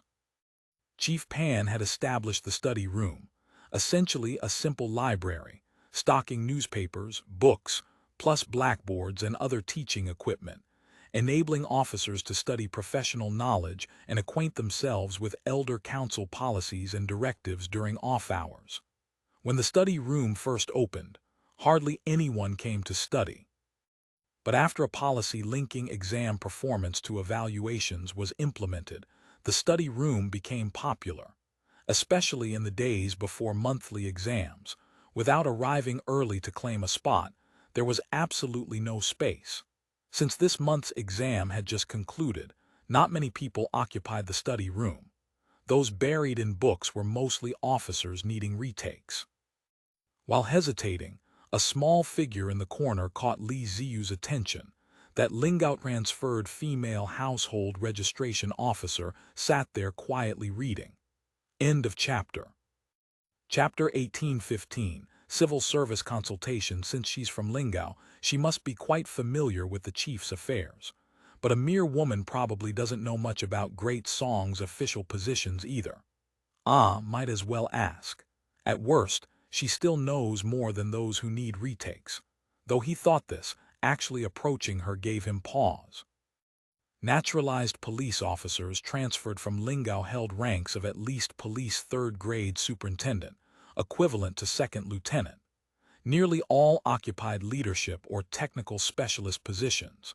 To newly recruited local police, they were practically figures in the clouds. Every word and deed radiated natural authority, inspiring awe. This Lion Nishang, supposedly demoted to Guangzhou, held the position of Deputy Section Chief of the Guangzhou Municipal Police Bureau's Household Registration Section.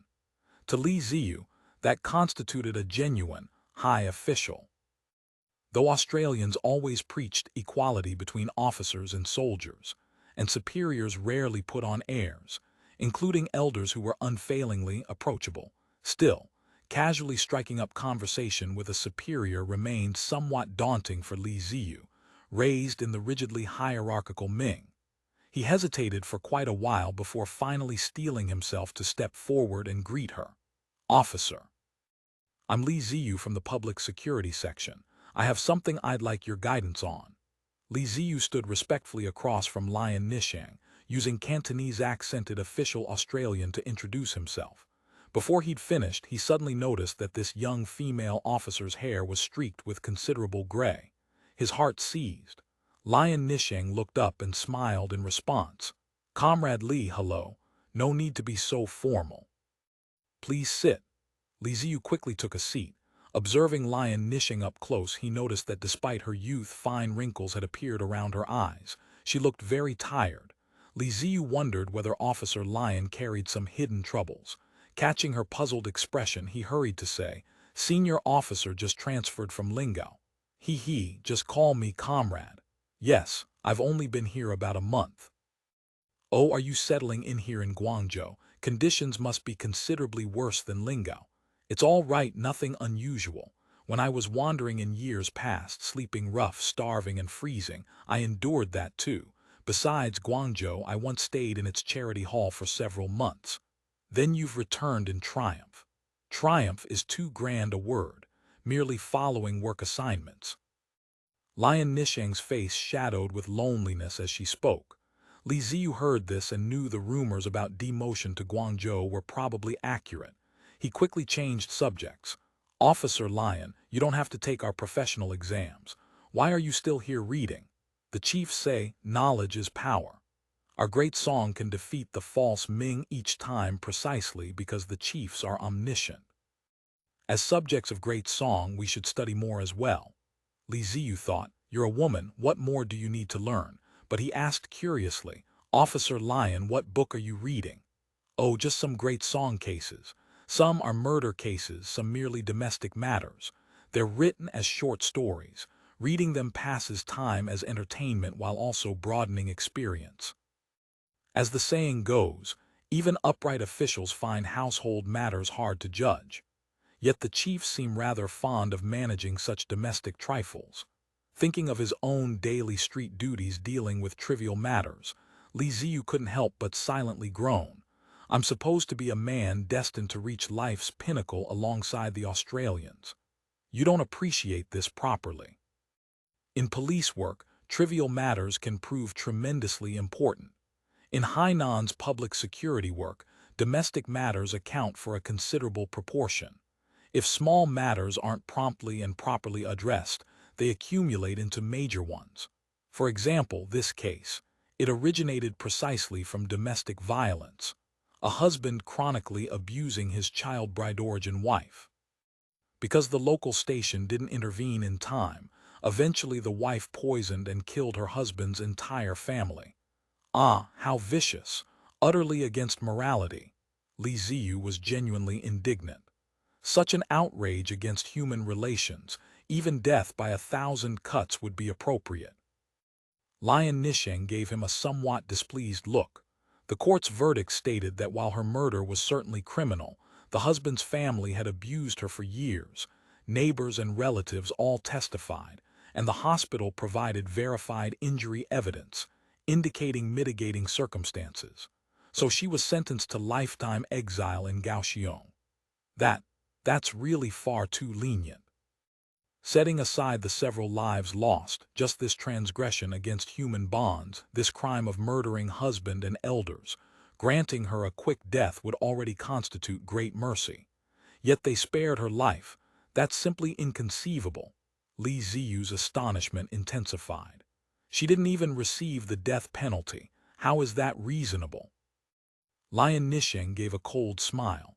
So you didn't personally hack her into 1,000 pieces to uphold moral order, quite a pity. Li Ziyu suddenly snapped awake. What nonsense was he spouting? Openly attacking the Elder Council's laws and precedents, and before a veteran Australian hand at that. This was practically suicide. Cold sweat instantly broke out as he rushed to explain. No. I merely felt that with several lives at stake, even with mitigating circumstances, sparing her life seems really quite too lenient. Only then did Lion Nisheng's expression ease slightly.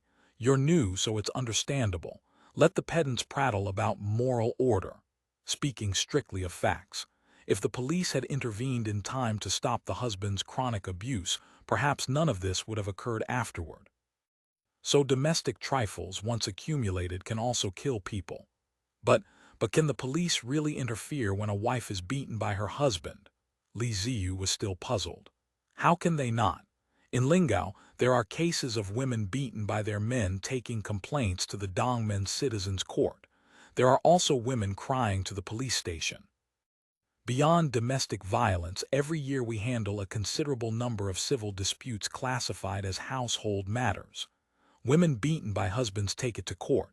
Li Ziyu was even more shocked. This was utterly unheard of. A shrewish virago, he couldn't help blurting out, "That's two." Then he suddenly remembered his earlier slip. If he said anything now that irked this cold-faced female Australian hand, things would go badly. If she whispered a few slanderous words to the real Australians, never mind promotion, his life might be in jeopardy. He quickly covered himself, diverting the topic. This is truly unheard of in the Great Ming. Even if a woman's natal family is powerful, they'd rather not make a public scene. They fear airing dirty laundry. Even in Hainan, not many women are willing to speak up. As for dirty laundry, that's the men's shame. If a woman gets beaten, is she not permitted to speak of it? Officer Li, your professional development still needs work. Why do you still carry the false Ming's old thinking? No, absolutely not. It's merely somewhat peculiar. Li Ziyu shook his head like a rattled drum, hastening to distance himself. He knew that continuing on this topic would sooner or later land him in trouble. He quickly said, "Listening to you, senior, is worth 3 years of reading. Great Song's laws are truly different from the false Ming's. I still need to study more. Please, whenever you have time, offer me more guidance." Lion Nisheng nodded slowly. "Guidance is too strong a word. I see you're still a salvageable person. Let us simply study together." Li Ziyu found her phrasing rather awkward, but he didn't dare give offense. He could only nod in agreement and move quickly to his main purpose. "To be honest, I have a friend interested in this civil service exam, but it's completely unprecedented, nothing to reference. Quite difficult to know where to begin. There are some questions I wonder if I might ask, senior. This exam is novel for everyone. Senior has long served under the chiefs. You must understand matters much more clearly. This civil service exam never existed in Lingao either. I can only share what I know. Whether it proves useful depends on your friend himself. Thank you so much, senior. I'm truly grateful." Li Ziyu relaxed inwardly. Li Ziyu's questions concerned mainly the selection of exam positions. "My friend studied at a private academy for a few years. He can read and calculate. His essays are passable too. Qualifications all match. It's only that there are hundreds of positions with different names, and he doesn't know specifically what each entails. He doesn't know how to choose the best option. Lian Nisheng examined the recruitment notice and explained each department's functions in sequence. She also described the general duties of each position. This opened Li Ziyu's eyes, who knew Australian official positions were subdivided so minutely. No wonder this civil service recruitment needed several hundred at once. Actually, if your friend wants to take the exam, he should consider what he wants to do and what he's skilled at. The specific work content, given the false Ming's educational standards, will be far from sufficient preparation. After passing and starting work, everyone needs retraining. So any exam is essentially identical in that regard. It simply depends on what he's willing to do. I see. Li Ziyu nodded. Speaking of the false Ming, positions naturally had distinctions between lucrative and lean, comfortable and hard. These civil service positions similarly carry such differences. Generally speaking, field work is harder but offers better income and advancement. Office work is relatively easier but lower in income with slower promotion, though technical positions, if you can develop deep expertise, also offer rapid advancement. If one is willing to work in outlying counties, conditions are harsher with some danger, but future prospects are considerably broader. So the Elder Council values practical work most. Lian Nisheng nodded. Exactly. Our great song selection of officials prizes practical talent above all, enduring hardship, working hard, achieving results. Such people naturally have unlimited futures. I understand. Li Ziyu nodded repeatedly. Regarding civil service testing, much more could be said, but since your friend has studied, as long as he conscientiously prepares from the exam materials, passing shouldn't prove problematic. As for future prospects, that depends on himself. She glanced at the study room's large clock. It's getting late. I need to head to the cafeteria. End of chapter. Chapter 1816. MotherDaughter HearttoHeart. Li Ziyu quickly said, I bought a few Shandong pancake wraps stuffed with braised meat. Quite fragrant. Officer Lion, won't you try one? Lian Nisheng glanced at the oil paper wrapped pancakes, frowning slightly. Eating such strongly scented food in the study room isn't quite appropriate, but thank you for the kind thought. Li Ziyu then remembered that the chiefs typically emphasized not eating pungent foods in public spaces. He'd actually forgotten in his carelessness. Thinking better of it, he quickly stowed the pancakes away. Watching Lian Nisheng depart, Li Ziyu thought to himself, this young woman is genuinely difficult to deal with.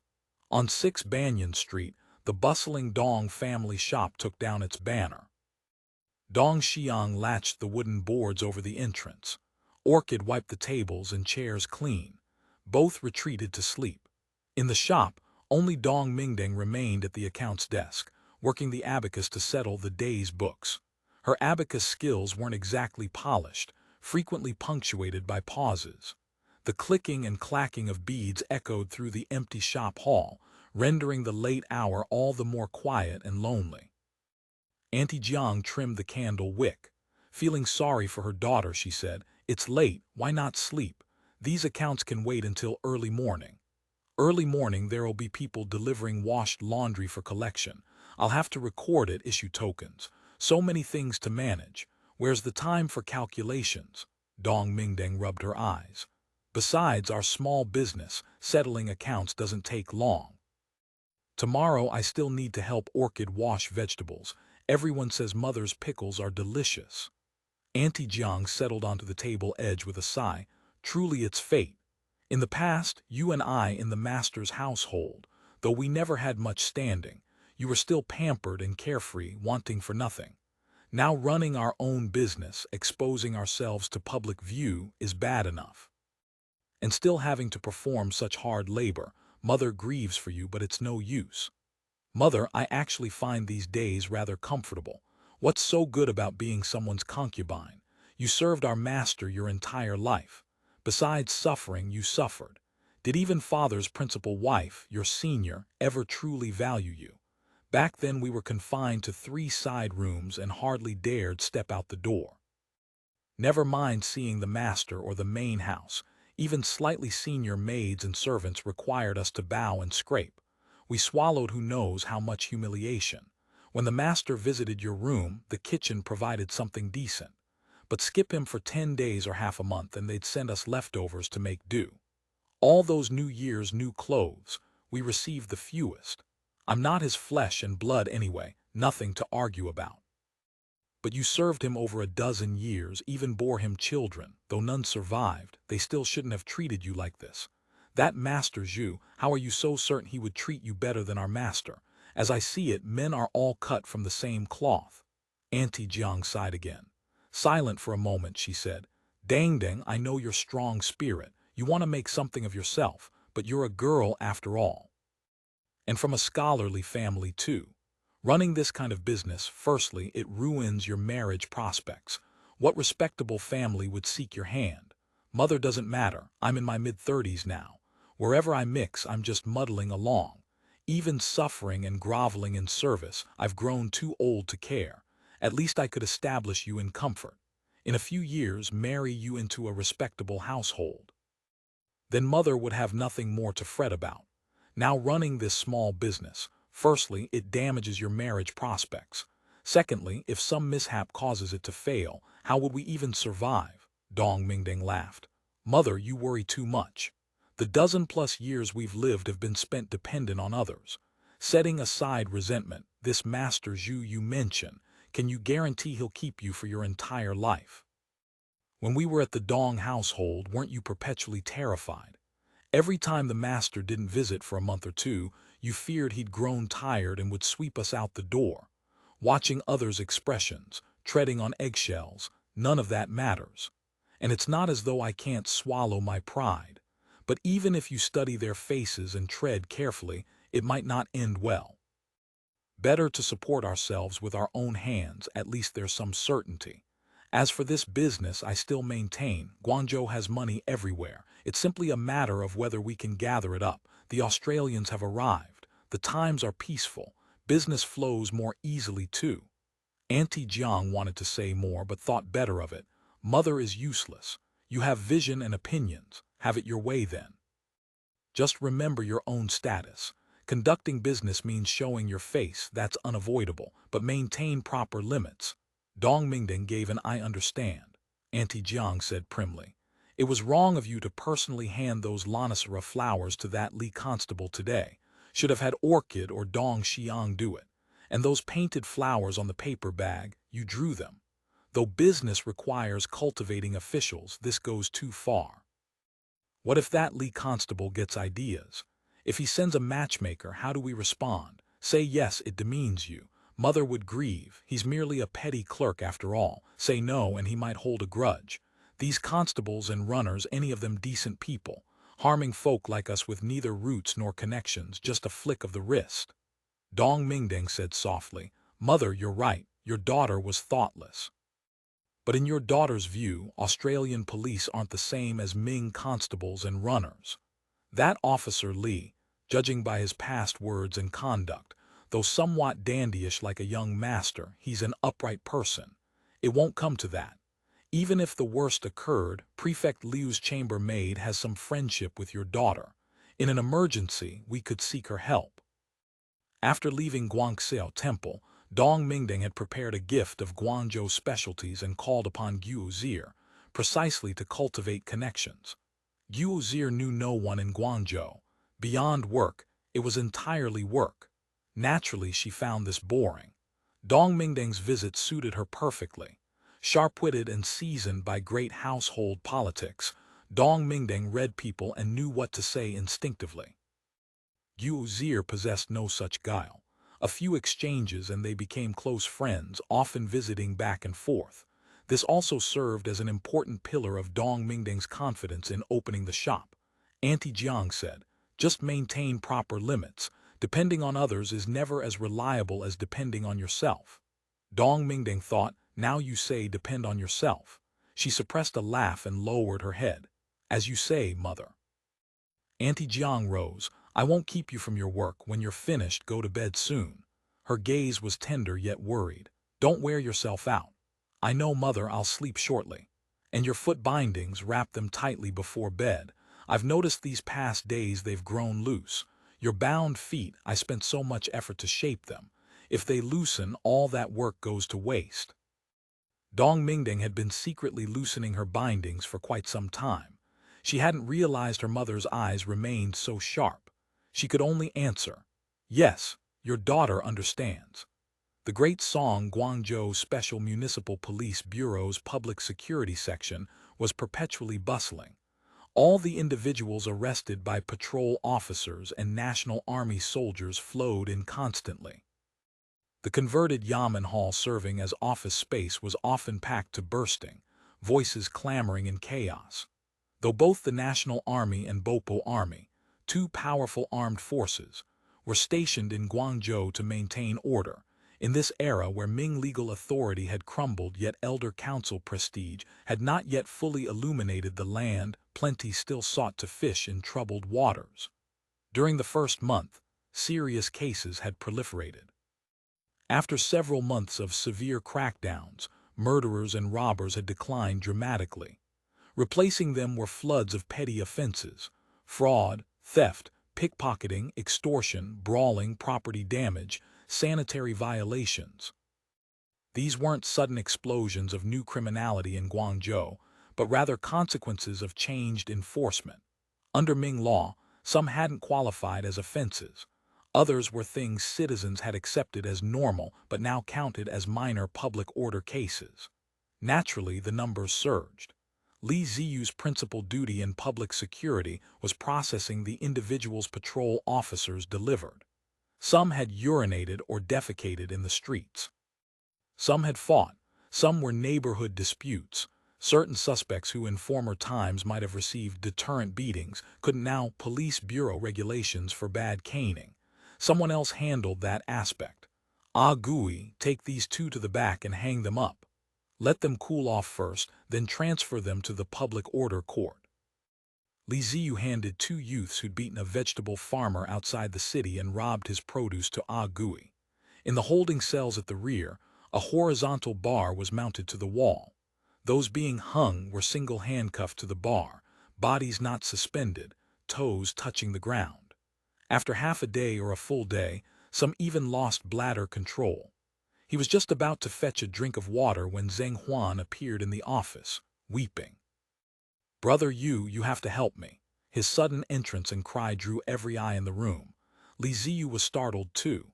Examining Zheng Huan's appearance, hair disheveled, face crisscrossed with scratches, some already oozing blood, clothes covered in mud, even torn with a visible rip.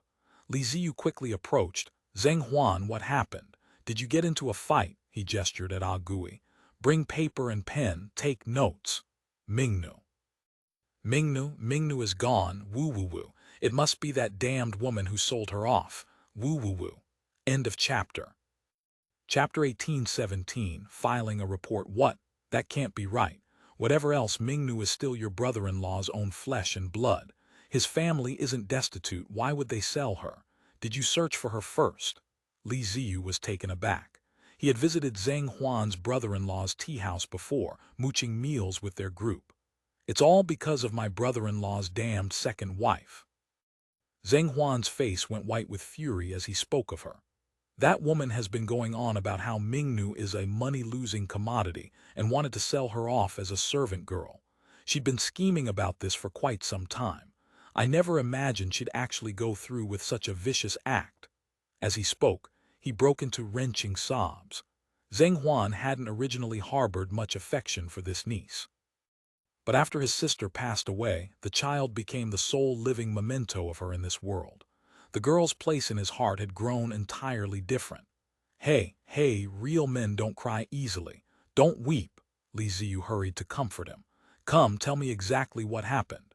2 days ago, I went to bring the children some snacks and clothes. Leaving the tea house, I happened to see Chengzi and Huazi, my 2 nephews. You've met them. I know them. Get to the important part. Chengzi and Huazi were just sitting on the street, not playing or making noise. When I spoke to them, they both started crying, saying Mingnu was gone. When did this happen? They said she wasn't at dinner the night before last. Zhang Huan said. If I hadn't gone to deliver snacks today, I still wouldn't know Mingnu was missing. The thought of what terrible people Mingnu might encounter made Zhang Huan choke up again. I hurried to find my brother-in-law and his wife. Brother-in-law hemmed and hawed. That woman insisted Mingnu had merely gone out to play. I pressed them repeatedly until brother-in-law finally admitted Mingnu wasn't there. I asked where she'd gone. At first they wouldn't say. When I kept asking, that woman started cursing me for meddling. Then she claimed Mingnu had run off on her own. Later she changed her story again, claiming Mingnu had been snatched by kidnappers. When I asked my brother-in-law to help search for Mingnu, she blocked us at every turn. That's when we got into a fight and I was pushed to the ground.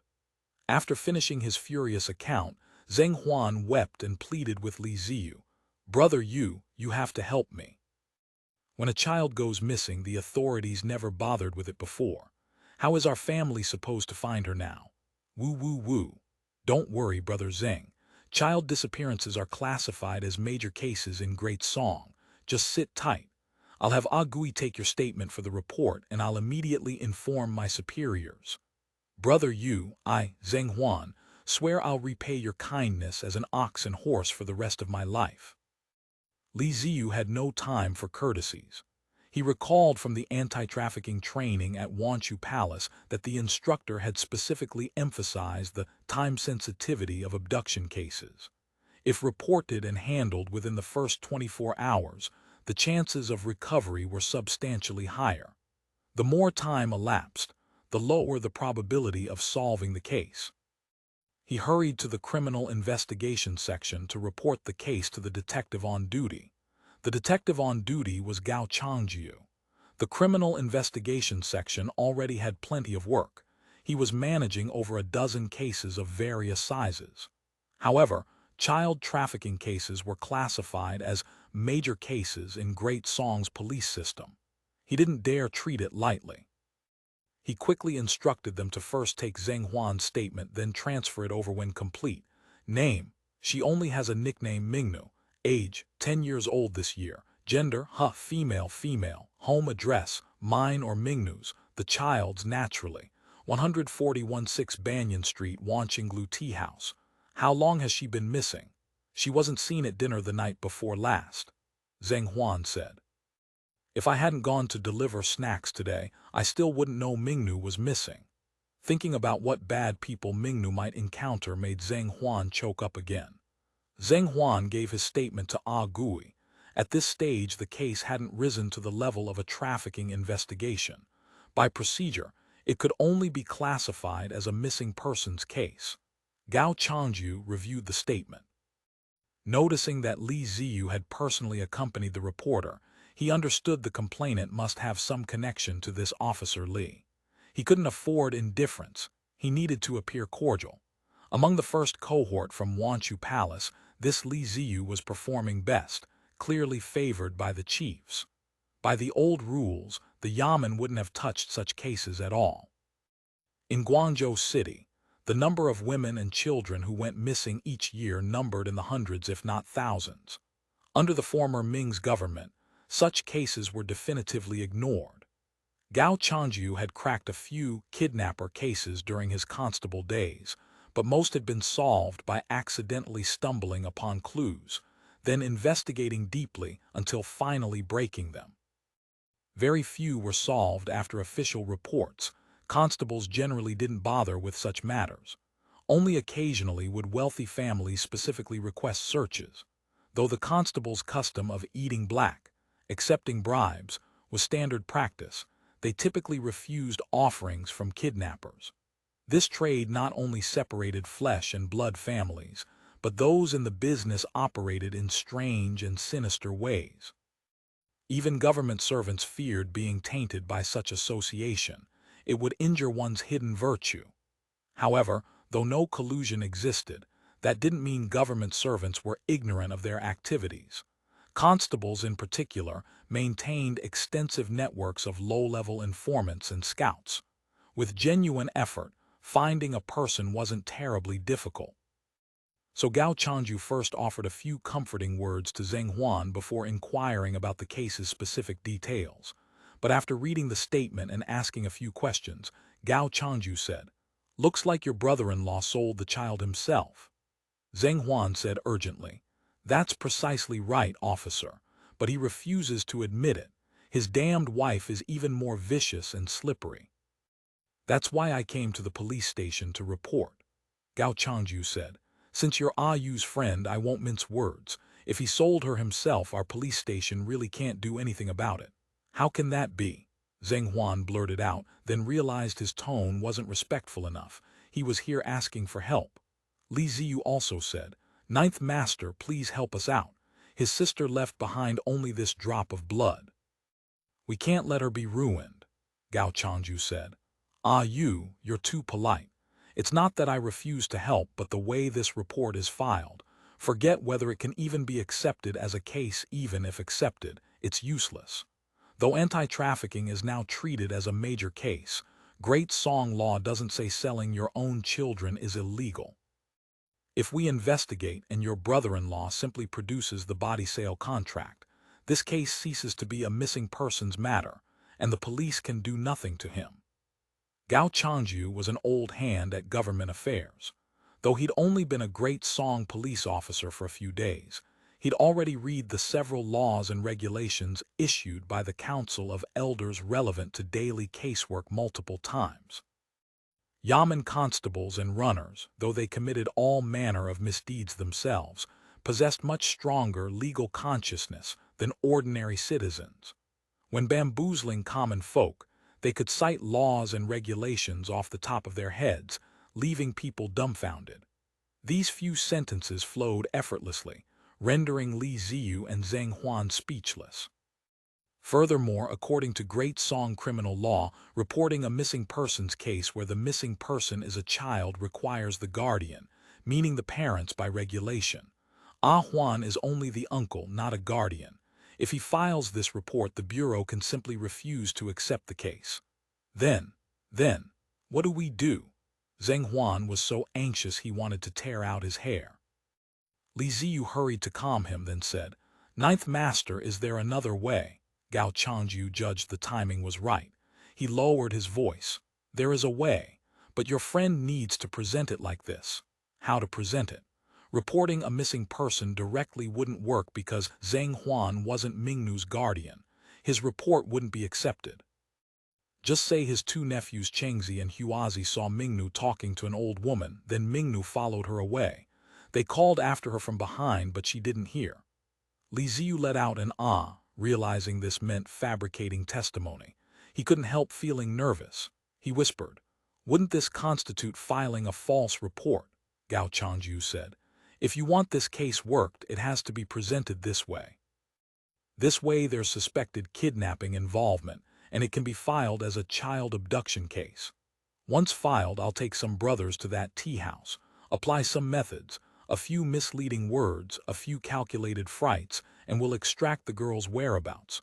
What happens next is your friend's business." Li Ziyu sensed something wasn't quite proper, but he knew the experienced Gao Changju had a point. The guardian hurdle alone was one they couldn't surmount. After much deliberation, Li Ziyu pulled Zheng Huan aside and explained the plan. Zheng Huan immediately agreed. As long as it could save Mingnu, he was willing to say anything. "Think this through carefully. When the time comes, if your brother-in-law produces the body sale contract, the police station can't do anything to him either. How to actually rescue Mingnu, you'll have to figure that out yourself. As long as I can discover where Mingnu is, I'll definitely find a way to rescue her." Zheng Huan was full of resolve. The two finished their discussion. Zheng Huan immediately filed the report according to the script Li Ziyu had coached him on. Gao Changju completed the statement and proceeded to handle case filing procedures. Trafficking cases were classified as major cases in the Council of Elders police system. The moment the case was reported, the duty officer didn't dare delay. He immediately reported to Wu Xiang, who was on bureau duty. The investigation commenced immediately. Before long, An officer from the forensics section arrived with a standard facial composite kit. Ziyu recognized this tool. Through the reporter's description of the subject's features, a likeness could be rapidly assembled. Extremely convenient. This wasn't exactly a modern invention. Ancient Yamen had employed similar methods, but portrait sketching skills in those days were poor, and the assembled images often bore little resemblance to actual persons. Nothing like these lifelike composite cards. The officer quickly assembled a composite most resembling Mingnu based on Zhang Huan's description. Ziyu carried the image to the copy room to request duplicates. The police bureau naturally possessed no photocopier. They used a photo reproduction method with cameras. The prints wouldn't be ready until tomorrow at earliest. Though the case was filed, Wu Xiang lacked sufficient manpower to assign. At this point, Gao Changju volunteered. "I'll handle this case.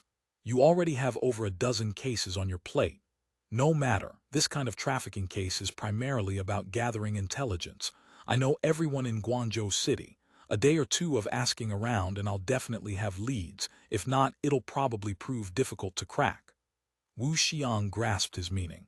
"Very well, you handle it. Find the girl's whereabouts quickly. If too much time passes and they transport her outside the city, she'll vanish like a stone in the ocean."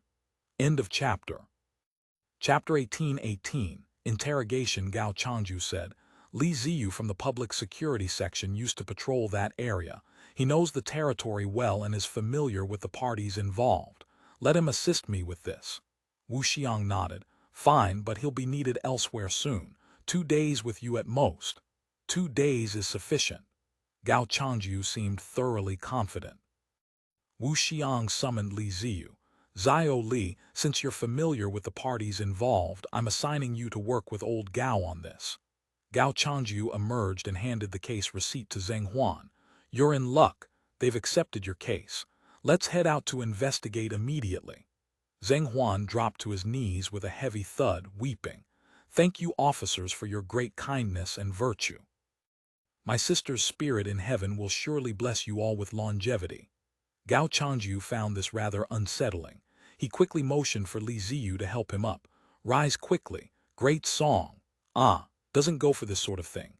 Child disappearance cases are all about time. The faster we move, the better our chances of finding her."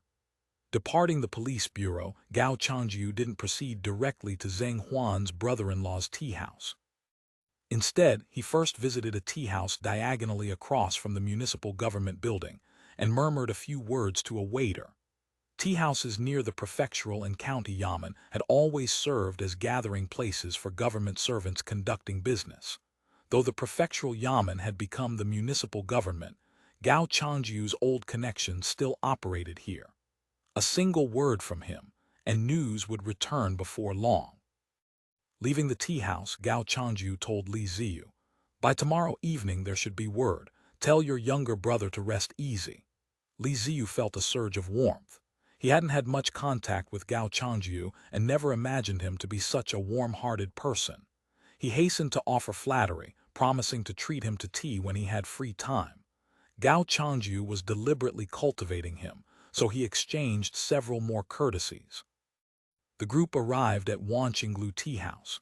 Morning was the tea house's busiest period. Used steamer baskets piled at the entrance. Waiters' calls rose and fell. A scene of thriving prosperity. Gao Changju swaggered in with Ziyu in tow, halted in the center of the floor, and cleared his throat with a conspicuous cough. A sharp-eyed waiter had already spotted police officers entering. He hurried over to greet them and, recognizing familiar faces, quickly said, "Ninth Master, it's you. It's been ages since you've graced our humble establishment. Are you here for tea today or on official duty? Let me find you a seat first. Shall I bring a pot of cool tea?" Gao Changju didn't deign to look directly at the waiter. With a smile that touched only his lips, he snorted and said, "Is your proprietor in?" "Yes, yes." The waiter noticed Gao Changju wasn't sitting or chatting, then spotted Ziyu and Zhang Huan standing beside him, both familiar faces, and sensed something was amiss.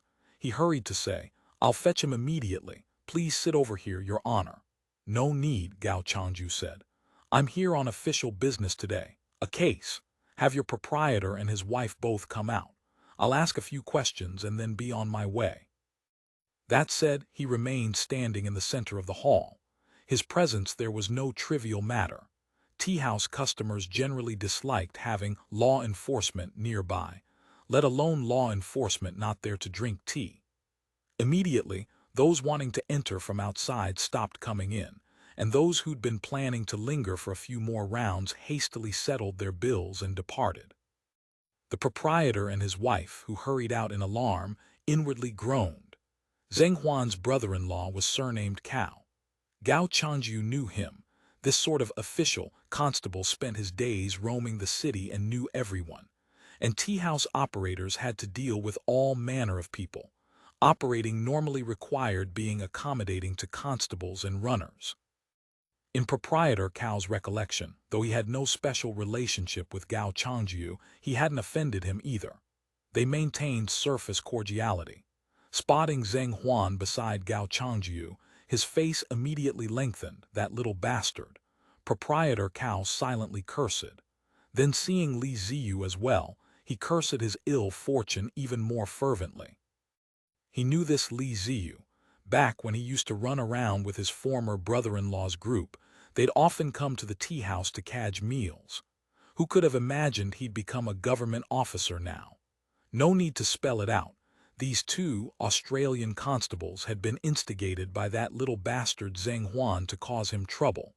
Thinking this, proprietor Cao's sphincter tightened.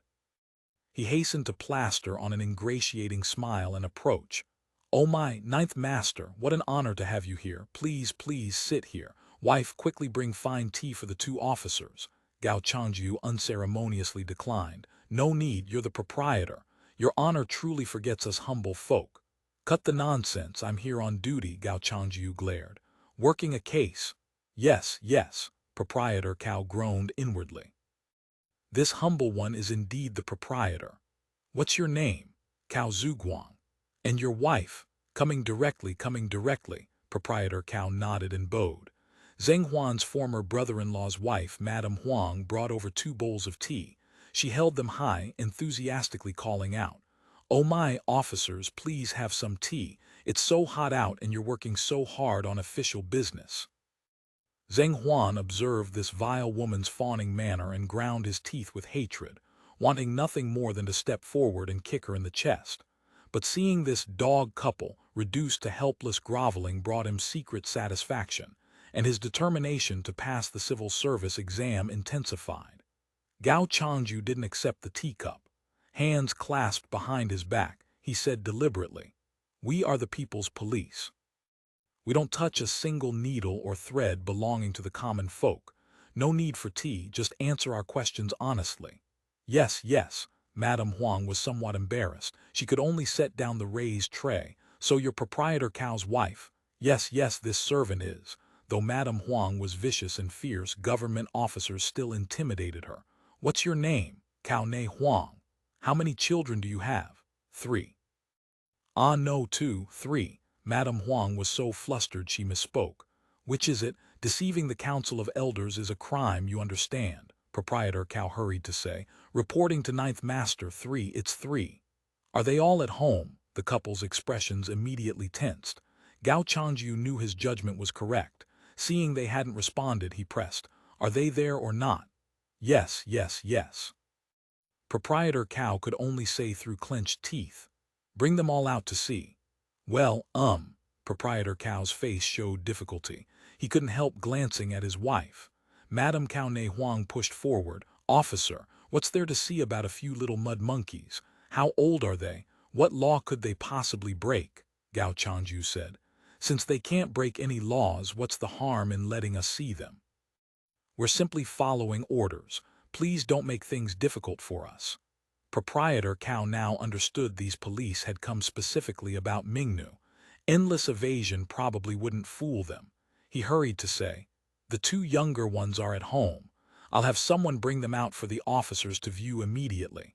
The eldest went to her grandmother's house and isn't home." Gao Changyu made an "oh" sound and nodded. "In that case, please have proprietor Cao send someone to bring the eldest back. Once I've seen them all in person, I can return and close the case. Well, it's a considerable distance. I fear she can't come back immediately, Proprietor Cao stammered. No problem. We came out today specifically to handle this case, Gao Changyu said unconcernedly. He pulled over a stool and sat down with a thump. I'll simply wait here patiently. He called to Li Ziyu, come, you sit too. Then to Proprietor Cao, no need to attend to us here, go about your business. When the child returns, we'll take one look, ask a few questions, and leave. Li Ziyu observed his entire performance, making difficulties for the Cao couple at every turn, yet flawless throughout, and couldn't help but secretly admire him. Two police officers in black uniforms seated in the center of the hall. Never mind customers outside not wanting to enter. Even those already inside would be driven away. Cao Zhuguang's complexion alternated between green and white. He didn't know what to do. He watched as nearby tea patrons either rose to leave or settled in with expressions of watching a show from across the river. Madame Cao Huang couldn't restrain herself. She said, what case are you two officers working? Why must you see a 10-year-old girl? She's no fairy, what's there to see? This is an official assignment, Gao Changyu said. We must see her, please understand. He called to a waiter, 2 bowls of tea on my own tab. He then said amiably, Madam, we can't drink your tea regulations. Don't take a single needle or thread from the masses. Don't drink a single cup of their tea. This is my own order. I'll settle the bill shortly. Proprietor Cao saw there was no escape. He could only say with a pained expression, Mingnu isn't here. Where did she go? To Fashion. You just said she went to her grandmother's house. Gao Changyu said, That's right. She went to her grandmother's house in Fashion. Gao Changyu laughed and said, Your Mingnu has 2 grandmothers. One is her blood grandmother, this young master Zhang's parents. He pointed at Zhang Huan. Did Mingnu come to your house? Zhang Huan said loudly. Reporting to 9th Master, no. As for the other grandmother, Gao Changyu said meaningfully, that would be your mother, Cao Huang. Your maiden name is Huang Ping. Your family lives in the Xiaonan outskirts. When did you acquire a family in Fashion? He slammed his teacup heavily on the table and said sternly, I advise you to be honest. Tell us, where did you actually send Mingnu?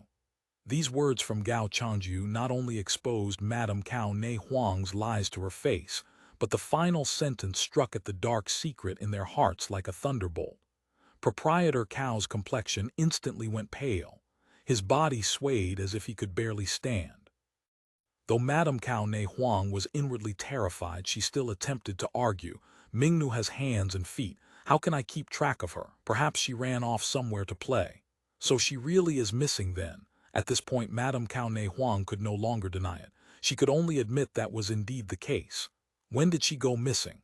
Today. Yesterday. Zhang Huan couldn't contain himself and shouted, You're lying. When I came 2 days ago, Mingnu was already missing. This morning when I asked again, her whereabouts were still unknown. Not only didn't you care, you cursed me for meddling. End of chapter. Chapter 18-19. Step by step, a buzz of discussion immediately arose among the tea-house customers. Gao Changyu raised his hand to silence Zhang Huan, then continued his questioning. Since she went missing, why didn't you go search for her? Why didn't you come to the police station to report it? Officer. This humble one, how dare we trouble the authorities with such household trifles? The shop is so busy we simply didn't have time to pay attention. Gao Changyu laughed and addressed those around them. Listen to this. This is his own daughter, missing for 2 days, and he says he didn't have time to pay attention. A wave of disdainful murmuring immediately rose from the assembled tea-house patrons. Cao Zhuguang felt as if he'd been placed upon a roasting rack, deeply regretting that he'd heeded his wife and sold Mingnu off as a servant girl. In this era, selling one's children and wives into servitude wasn't uncommon, but such transactions were mostly confined to the lowest classes of impoverished families, or those suddenly struck by disaster who had no alternative. The Cao family's tea-house business wasn't struggling, and they'd suffered no calamity. Selling their daughter for no good reason like this, once word spread, it certainly wouldn't reflect well. So Proprietor Cao hastened to say, Yes, This humble one was confused. I'll go report it immediately. Madame Caone Huang panicked at the mention of reporting. In her understanding, involving the government was an extremely serious matter. Not only would it cost money, but if things went awry, there'd be physical suffering too. Yamen had always operated on the principle of 40 blows for the righteous, 40 blows for the wrongful. She blurted out. She ran off to play. Not coming back for days is normal for her. This girl has grown wild. Who knows, maybe she was seduced by some good-for-nothing wastrel and ran off with him. How dare we trouble the authorities? Zheng Huan flew into a rage, pointing at her nose and cursing. You shrew, my niece is only 10 years old. How dare you smear her virtue and ruin her reputation? He rolled up his sleeves to attack. Li Ziyu hurried to restrain him. Madame Caone Huang remained defiant. She runs out constantly. Call her home and she won't listen.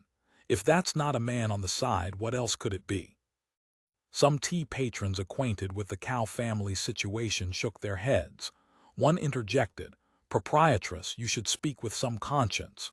Proprietor Cao was mortified. He understood that if this continued, not only would he face legal complications, but it would severely damage the tea house's business as well. He quickly shushed his wife and said, Mingnu is indeed missing. As for how she went missing, this humble one doesn't know either.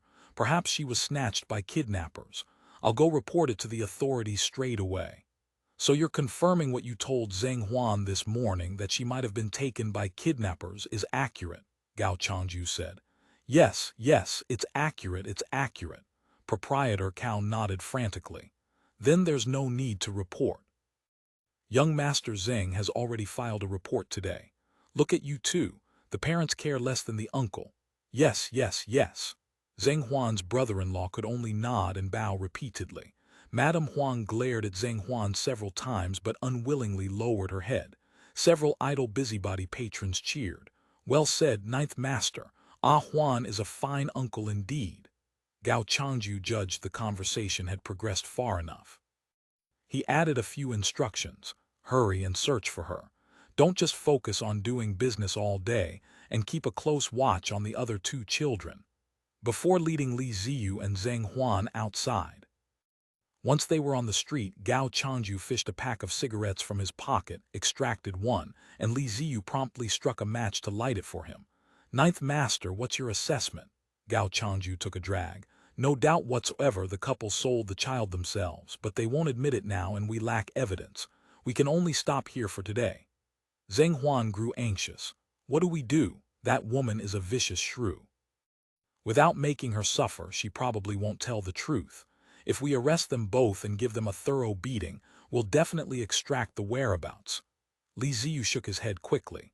No, absolutely not. Gao Changju exhaled smoke rings and said, Back when I worked under the Ming, merely being connected to a case was sufficient grounds to chain her in the lockup and make her kneel on the chamber pot.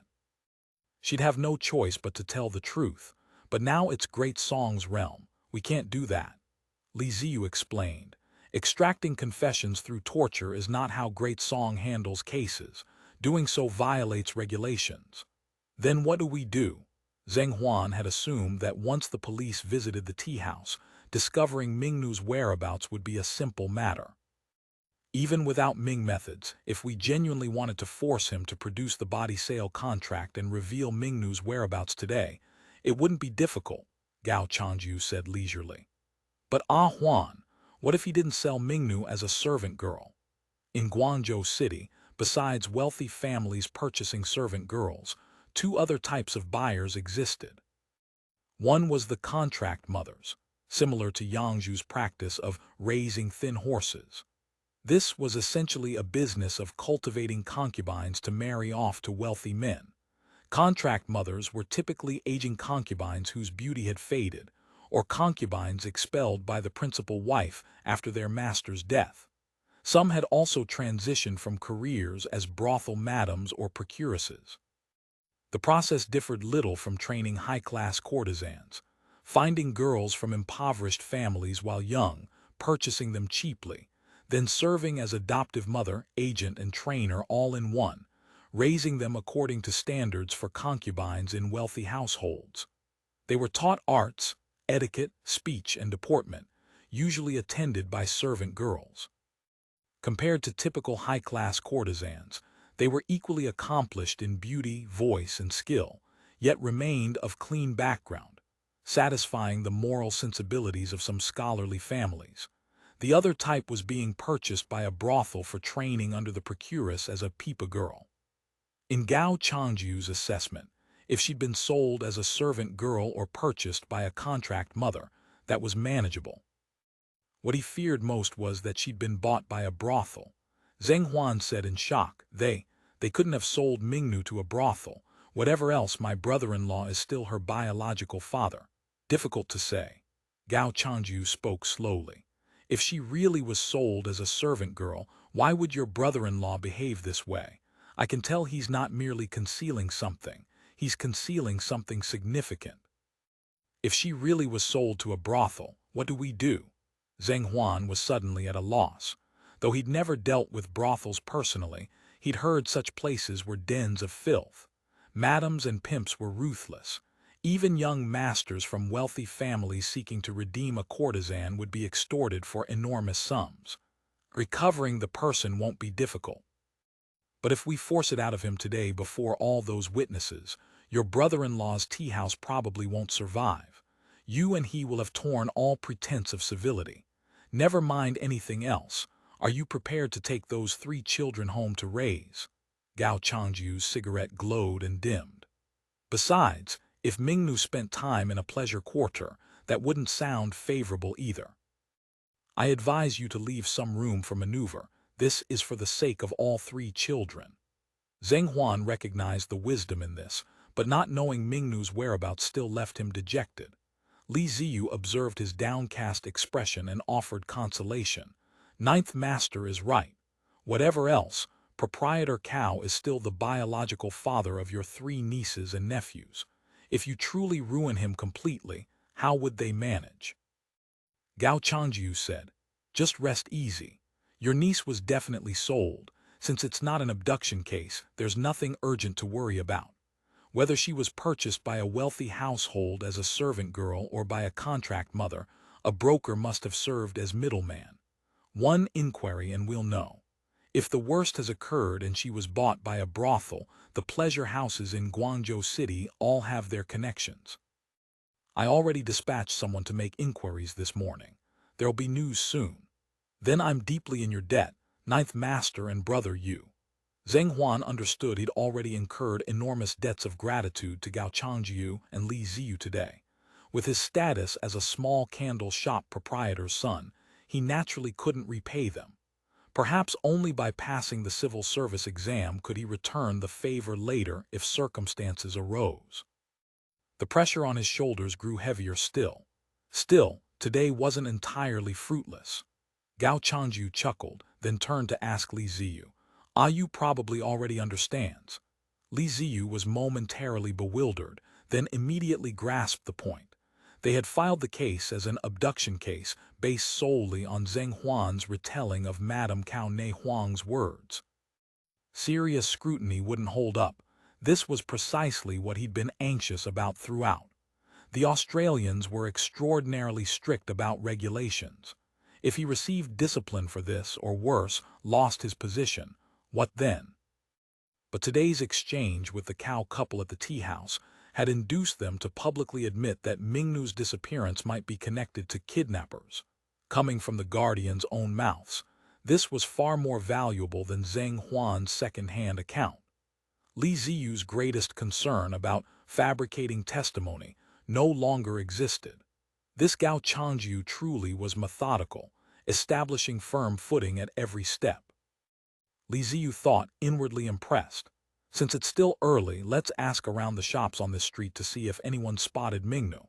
Li Ziyu said. This investigation, in Gao Changju's view, was genuinely unnecessary, but on reflection he realized Li Ziyu had his reasons. Since the case was filed as abduction, naturally they had to follow abduction case procedures. Whether useful or not, they had to go through the proper motions. A sensible person, he thought. The three distributed Mingnu's portrait along 6 Banyan Street. Several shop workers said they recognized Mingnu but couldn't provide any additional useful leads. Naturally, there were no leads to discover. Gao Changjiu and Li Ziyu alike were merely performing due diligence. Only Zheng Huan followed along, full of anxious hope. Soon Li Ziyu entered the shop operated by Miss Dong. I know this little girl.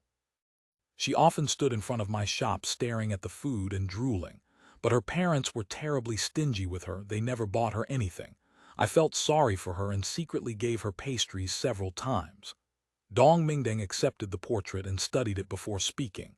Oh, have you seen her recently?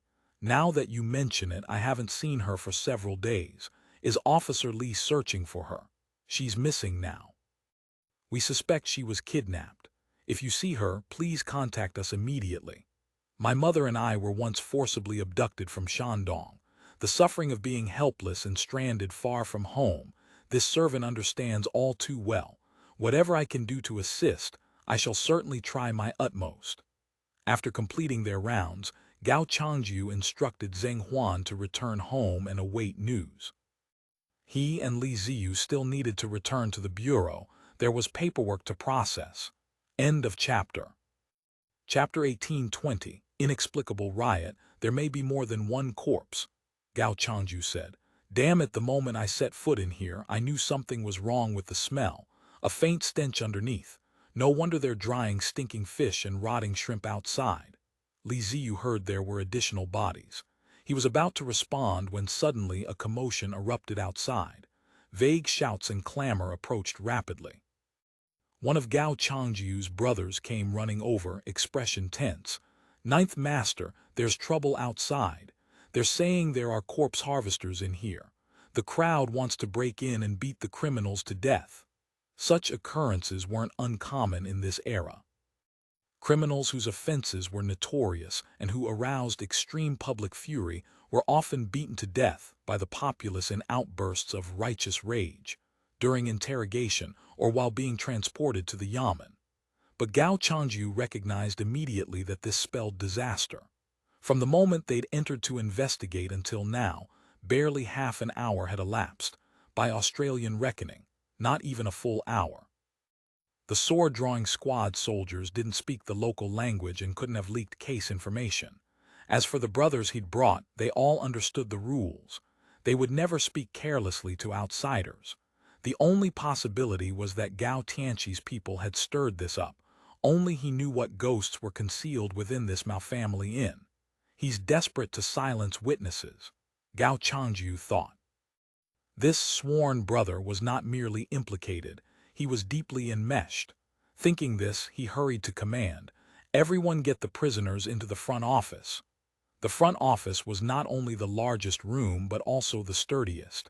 It could purchase some time. The National Army at Zhenhai Gate would certainly come to suppress the disturbance. Gao Changjiu understood this wasn't ordinary righteous public fury, but something deliberately orchestrated. There must be dangerous elements mixed among the crowd, poised to strike amid the chaos. He beckoned 2 of his brothers over. Watch the one surnamed Fu inside. Don't let him escape, die, or kill himself. Though the sword-drawing squad leader didn't comprehend the Cantonese being shouted outside, from the clamor and the shifting expressions of Gao Changjiu and the others, he grasped that something was gravely wrong. Without awaiting Li Ziyu's order, he barked a command in Japanese.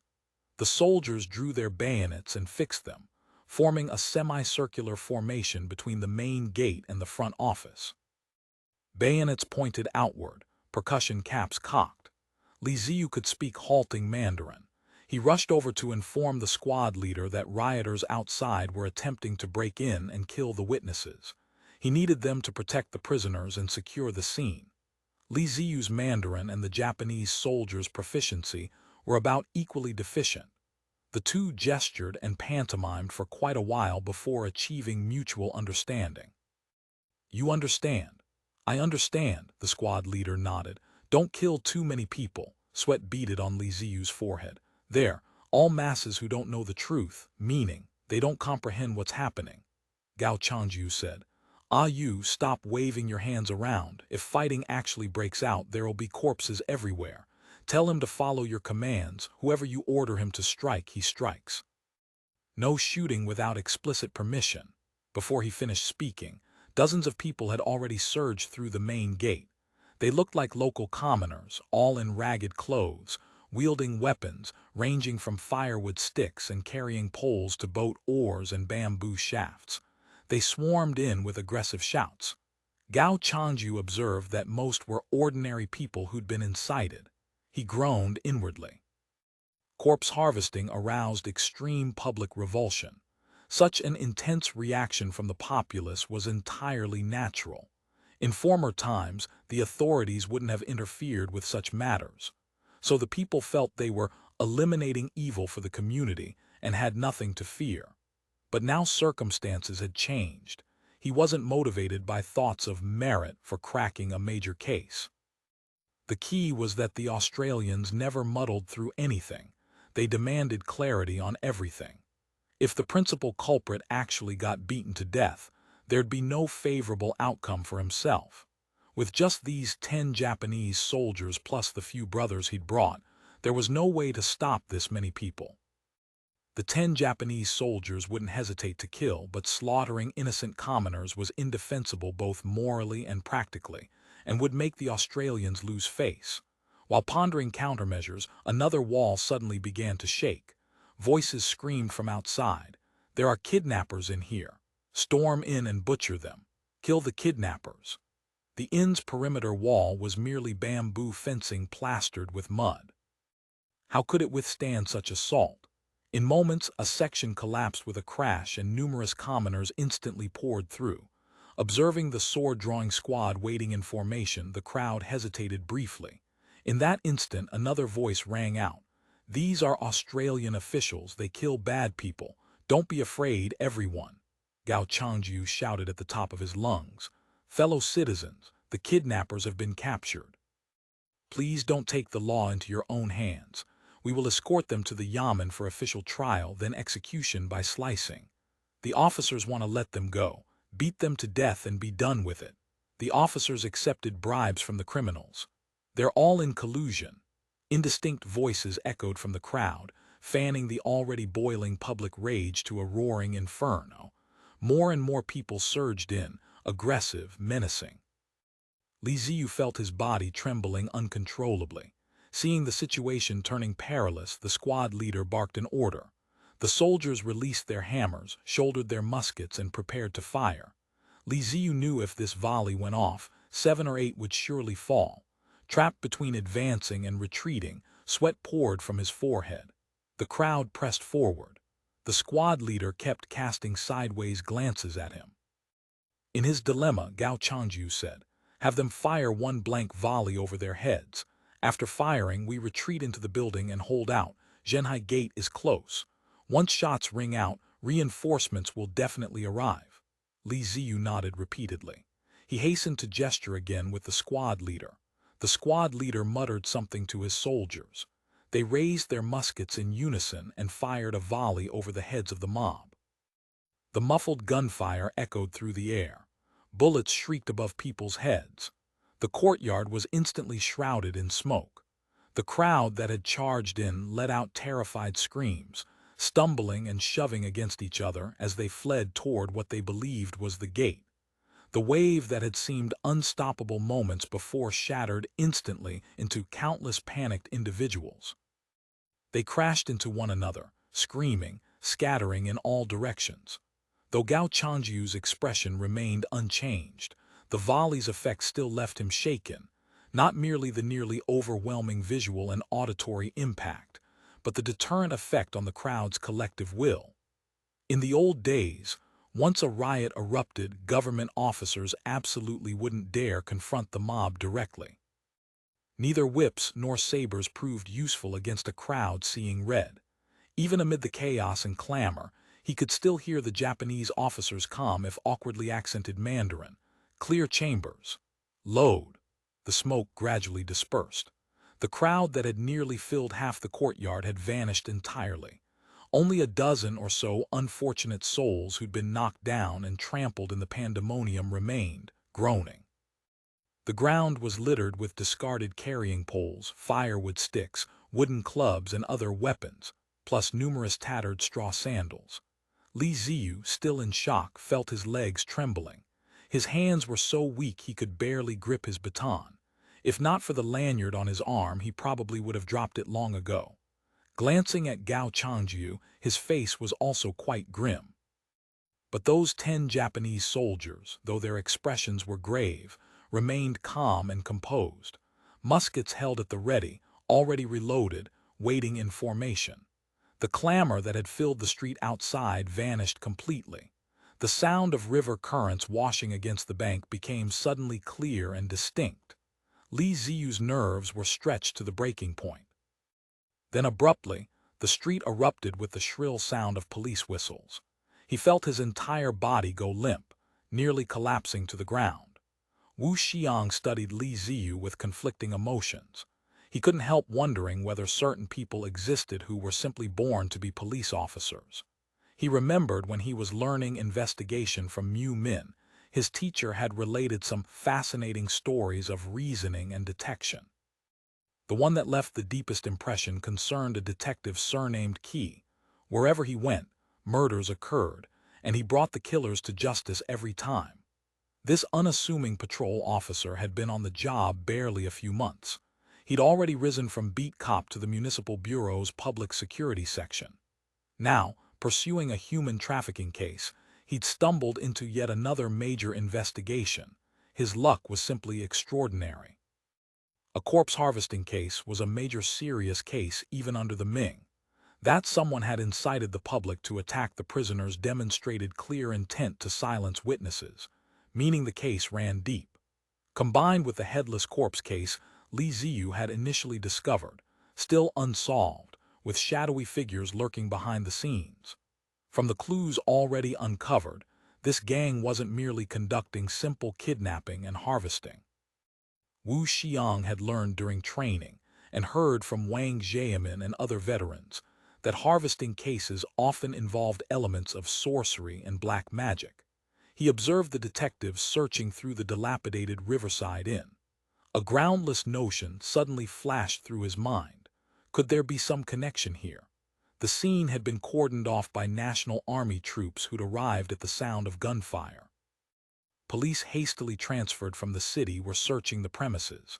Gao Changjiu had observed that the criminals had established such an elaborate operation on the riverbank. It couldn't be merely for the few victims discovered so far. There were likely additional victims' remains yet to be found. Just the harvesting gourds alone, they prepared no fewer than 20. 7 or 8 of them contain amber inside. 1 gourd, 1 soul. At least 7 or 8 people died here, and there are over a dozen empty ones. They were planning to continue, Gao Changjiu said from experience. Wu Xiang felt a chill course through his body, an indescribable cold, deathly aura, more terrifying than when he'd witnessed bandits publicly executing dozens of villagers back in the 18 villages as a child. Reporting, Section Chief. A police officer came running up, breathing hard. We've discovered what appears to be human remains. His face was filled with disgust as he spoke. Clearly, the scene wouldn't be pleasant. Wu Xiang nodded. Let's go have a look. End of chapter. Chapter 1821. Scene investigation. The front office was the most substantial structure in the entire inn, wooden construction raised upon a thick rammed earth foundation. Its interior layout was unremarkable, identical to any ordinary inn's reception hall. A central room with a wooden counter, a locked standing cabinet, a guest register, tea implements. Nothing suspicious. The east and west wings proved equally unremarkable. However, against the back wall of the east wing stood a cabinet concealing a hidden door. Opening it revealed a small courtyard thick with humid air, where the sound of surging river currents echoed ceaselessly. They had clearly reached the riverbank. The courtyard contained an open shed. Against the wall stood a brick stove fitted with an iron pot. Scattered nearby lay the various implements of an herbalist's trade: choppers, mortars of assorted sizes, basins, jars, baskets, and bronze and iron alchemical furnaces for refining medicines. The ground was strewn with unprocessed medicinal materials. At first glance, it resembled the compounding room of an apothecary. Yet a strange odor permeated this compounding room. The savory smell of cooking meat mingled with a nauseating stench of rot, overlaid with the scents of spices and medicine, all mixed with the watery, fishy smell drifting in from outside. The moment Wu Xiang entered the courtyard, his chest tightened and his stomach heaved. Gao Changyu, however, recognized immediately that this place held crucial significance. This was clearly where the gang had committed their atrocities. A single glance revealed the essential tools of such practitioners: cutting knives, iron needles, incense ash and herbs for staunching blood, bundles of lime. The river wind blew sharp and cold here, dispersing the various odors easily, while the quantities of sun-dried fish and the fishy smell of the river itself masked the scents emanating from this place. Gao Changyu stood in the courtyard, smoking in silence. Li Ziyu's face was uneasy, the look of a man who had been badly shaken. "Section Chief, look at this." A police officer lifted the lid of an iron pot. Inside was half a pot of white broth with bone-in pieces floating and bobbing. The surface was covered with foam. Clearly the blood had not been properly cleaned out. Wu Xiang kept his expression neutral. He picked up a nearby skimmer and stirred through the pot. A small foot immediately surfaced. From its size, it belonged to a child of 7 or 8. Several police officers who had been searching nearby could not bear to look and quickly turned away. Wu Xiang's face was grave. He set down the skimmer and turned to ask, "Old Gao, what do you make of this?" "Section Chief, this should be where they did their corpse harvesting. The human flesh isn't being boiled for eating, it's for compounding medicines." Compounding medicines. Wu Xiang had only heard that human blood could treat consumption, and knew of placenta, red lead, and autumn stone. But he had never heard of eating human flesh as medicine. In this era of widespread famine and warfare, cannibalism was not uncommon. News of such things came constantly from other regions, and even in Guangzhou's outskirts, reports occasionally emerged during times of famine. But that was all driven by hunger and cold. Killing people and boiling their flesh to make medicine was something he had never encountered. "That's right," Gao Changyu said. "Human flesh and bones, the internal organs. In their hands, everything can be made into medicine. Each part has its use. These murderous medicines could not be displayed openly, and naturally their uses could not bear scrutiny either. Mostly aphrodisiacs, abortifacients, and drugs for enduring severe torture. Prices were high, deliberately shrouded in mystery, so there was never a shortage of buyers. Wu Xiang found it somewhat hard to believe. He had been educated in the Council of Elders' modern scientific curriculum from childhood and had always scoffed at such supernatural nonsense. Does this actually work? If it didn't work, who would buy it? It probably has some effect.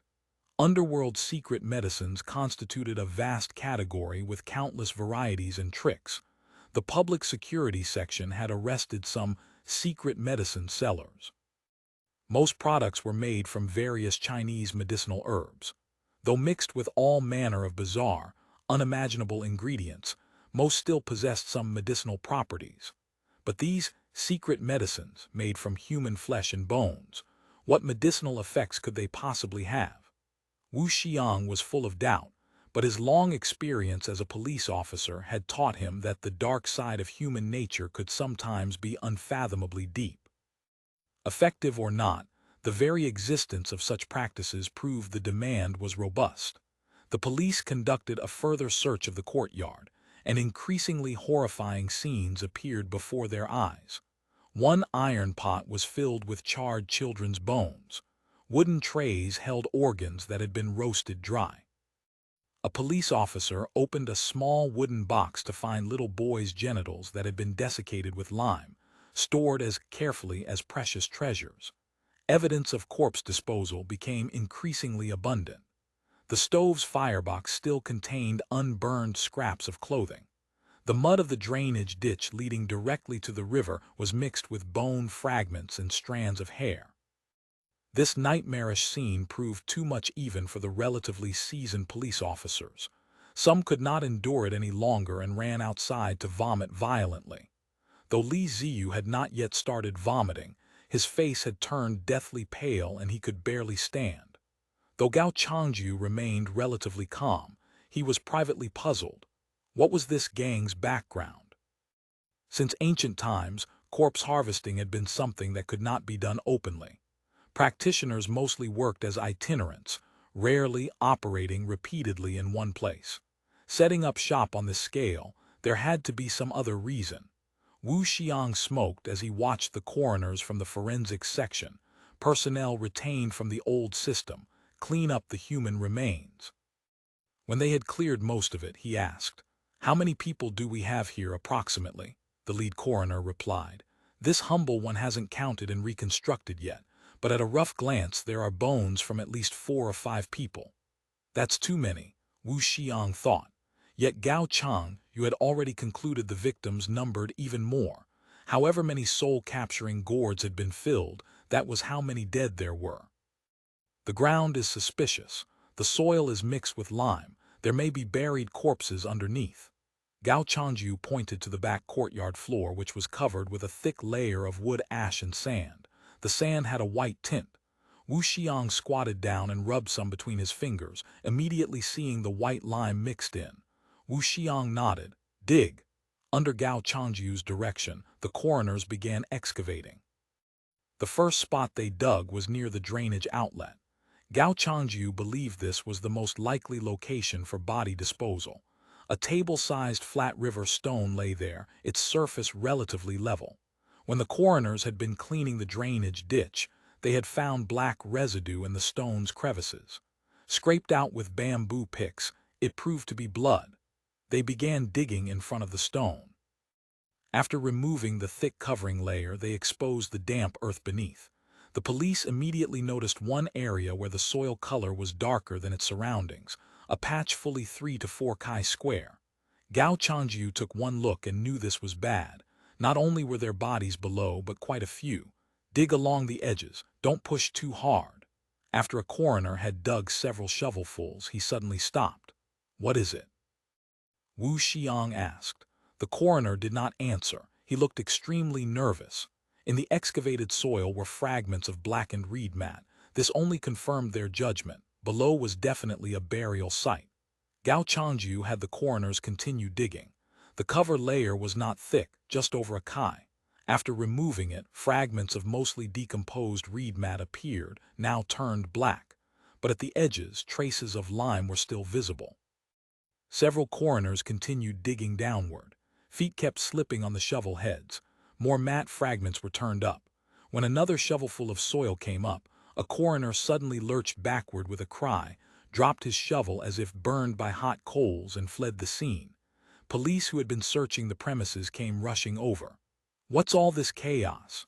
Gao Changyu went over to look and saw something stuck to the shovel blade. Looking at the freshly dug spot, some reddish-black liquid had seeped up, saturating the soil. The earth was mixed with many reed mat fragments. What had terrified the coroner out of his wits was a small blackened hand protruding from the mud. "Bastard!" Gao Changyu heard one police officer curse. "Face iron gray," he ordered. "Keep digging, quickly." As the covering soil was progressively removed, the reed mat fragments could no longer conceal what lay beneath. A small arm protruded straight up from a hole in the torn mat, rigidly pointing at the sky. The coroners quickened their pace. The mat was completely removed. Curious police officers and National Army soldiers who had stopped their work to watch took one look and instantly turned their faces away. Many of them had experienced the mountains of corpses and seas of blood on battlefields, or had walked over roads lined with famine victims' bodies. But no one had ever seen such a wretched, horrifying sight. At a glance, there were 4 or 5 naked corpses, stacked in the manner of piling firewood, very neatly arranged, heads and feet alternating for tight packing. But from the edges, 1 or more layers were visible beneath. These bodies had already decomposed to varying degrees and were mixed with mud and sand. Most were small in stature from their builds, either women or children. Some were quite young. More terrifying still, many bodies were missing limbs, similar to the corpse excavated from room 3 of the heavenly character wing. The commanders on scene could no longer maintain even a pretense of composure. They stared blankly at the burial pit, momentarily at a loss for what orders to give. After the initial uproar, the crowd fell silent. Everything inside and outside the scene seemed frozen like a film still. Even the air itself seemed to have solidified. Everyone had been paralyzed by the nightmarish scene. Wu Xiang nervously touched his hat and issued his order. Suspend the investigation immediately and report to Chief Mu at headquarters. Soon, another platoon of National Army troops arrived from the city, fully armed, completely sealing off the scene. At the same time, another company cordoned off the streets around the inn on the waterfront, strictly forbidding anyone to enter or exit. Police began going door to door, checking and searching for suspicious individuals. Wu Xiang's orders were simple: arrest anyone suspicious. Meanwhile, machine guns were set up at the riverbank, blocking the harbor. All boat people's small craft were ordered to stay in place. To reinforce the blockade, the Coast Guard dispatched 2 patrol boats and several small and medium-sized motorboats to monitor the river. The dark muzzles of cannons and machine guns had their covers removed, pointing directly at the boat people's vessels. End of chapter. Chapter 1822. Special case. The case was not only reported to Mu Min's desk, but also directly communicated to Liu Xiang and Wen Daisy. Less than an hour after the report went up, even Ran Yao in distant Lingao knew of it. He immediately made a phone call. Thus Su Wan, sprawled naked and sleeping soundly in her dormitory, was roused from bed by her secretary and informed. Bring your tools. Take the earliest boat to Guangzhou for assignment, emergency mission. At the same time, Liu San, already in Guangzhou, had no choice but to pick up his bag and serve as forensic examiner at the scene. At this moment, neither Gao Changyu nor Li Ziyu had adequately estimated the waves that the case they had inadvertently uncovered while tracking Mingnu would cause. But even by their standards, this case would have shocked the entire court even under the Ming. The entire Guangzhou Municipal Police Bureau's work seemed to instantly revolve around this scene. Li Ziyu watched as even Mu Min arrived. He knew this had become a major case. Amid his nervousness, he could not help but feel secretly excited. Mu Min surveyed the scene. The sight before her reminded her of the Shanxi Dragon case that her instructor had lectured on during her advanced training at the Public Security University. But the Dragon case had been mainly about robbery and murder, perhaps also involving some pathological personality disorder. It had nothing to do with cults. This case bore the distinct characteristics of sorcery and black magic crimes. The urgent priority was to determine exactly what the criminals had been doing here, and why they had so brazenly operated on such a scale, contrary to all normal patterns. But these details could only be clarified by relying on the old constables. The burial pit had been cleared. The corpses had been stacked 3 layers deep, 18 bodies in total. According to the preliminary examination by the coroners present, all the victims were women and children, predominantly children. Like corpse number 1, excavated from beneath room 3 of the heavenly character wing, the bodies had all suffered varying degrees of deliberate mutilation. Not only were facial features universally missing, but there were also deficiencies in internal organs, limbs, genitals, and muscle tissue. The victim's horrific state was difficult even for veteran coroners to view directly. Mu Min directed the coroners to log the discovery location and assign numbers to each corpse.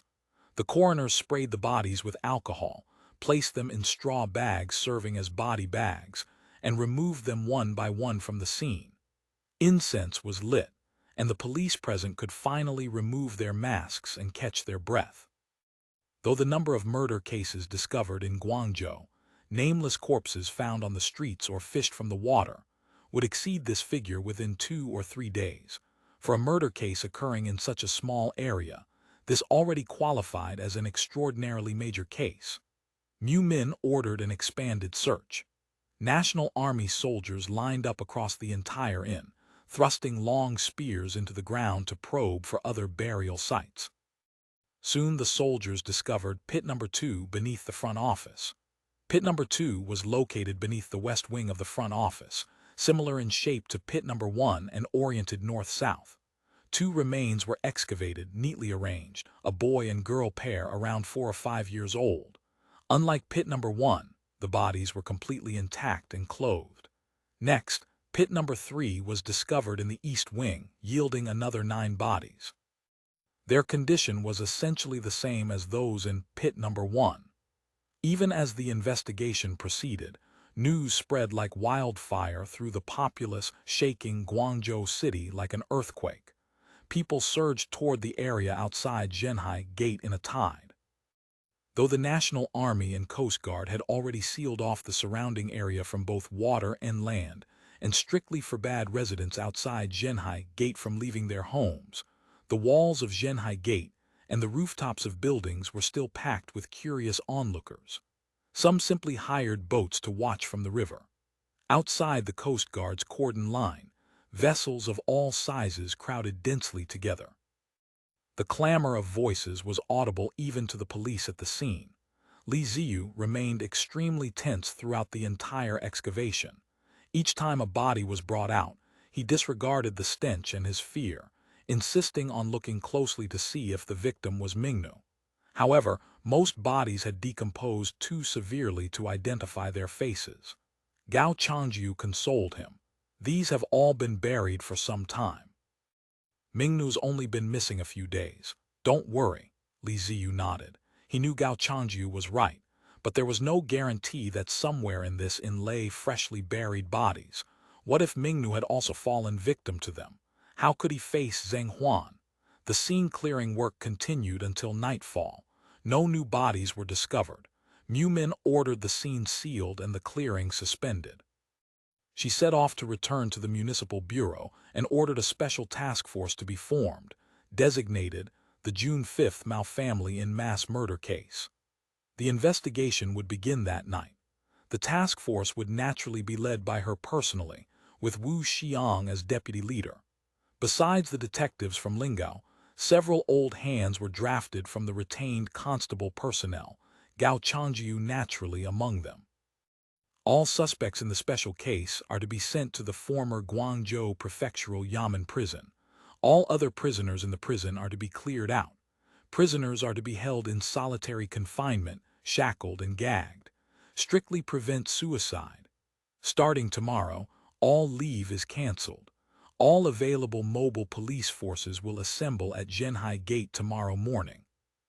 Tomorrow morning, with National Army support, a door-to-door search of the area outside Zhenhai Gate and the Boat People's small craft will be conducted. She issued a series of orders and assigned tasks. Then she personally spoke with Gao Changyu and Ziyu, asking in detail about how the case had been discovered. When she heard the case had originated from tracking a kidnapping abduction case, Mu Min nodded approvingly. It's good that you took such a case to heart. I know in the old days the Yamen generally didn't pay attention to such cases, but such cases are closely connected to the people's lives. Solving them doesn't just restore one family's happiness. More importantly, it gives the broad masses a sense of security. Gao Changyu agreed repeatedly. Ziyu was deeply moved. Though their diligent investigation had been entirely driven by personal motives, today's scene had greatly shocked him. It showed him what darkness could lurk behind the Yamen's past indifference and tolerance. Old Gao, you're a veteran constable of this city. We'll need your efforts on this case. Mu Min fixed her gaze on him. Our understanding of Guangzhou's underworld is limited. We'll have to rely heavily on your old connections. Gao Changyu hurried to stand and bow. Chief Mu, you're too kind, it's nothing. Whatever you need old Nine for, just say the word, Mu Min asked. I heard that when the case broke, Gao Tianqi immediately sent someone to ask you to silence the prisoners. That's true, Gao Changyu continued. I know the stakes. What kind of case is this? Never mind that now it's Great Song's realm where we speak of fairness and integrity. Even under the former Ming, I wouldn't have dared accept his request. A monstrous case of separating families, utterly deranged. Taking bribes and corruption in such a case, even if the authorities didn't see it, heaven is watching. The heavens wouldn't let it pass. Very good. Yunmi did not pursue this matter further.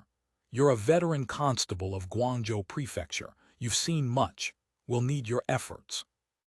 Don't say such things, Chief. One takes the pay, one serves the employer. I'll give my utmost. Gao Changju paused. For this investigation, I called on a few old brothers to help. This somewhat violates regulations, but these people are quite useful if the chief could approve. Yunmi nodded. All right, draft me a list of the people you need. Gao Changju hurried to give an awkward attention salute. Thank you, Chief Mu.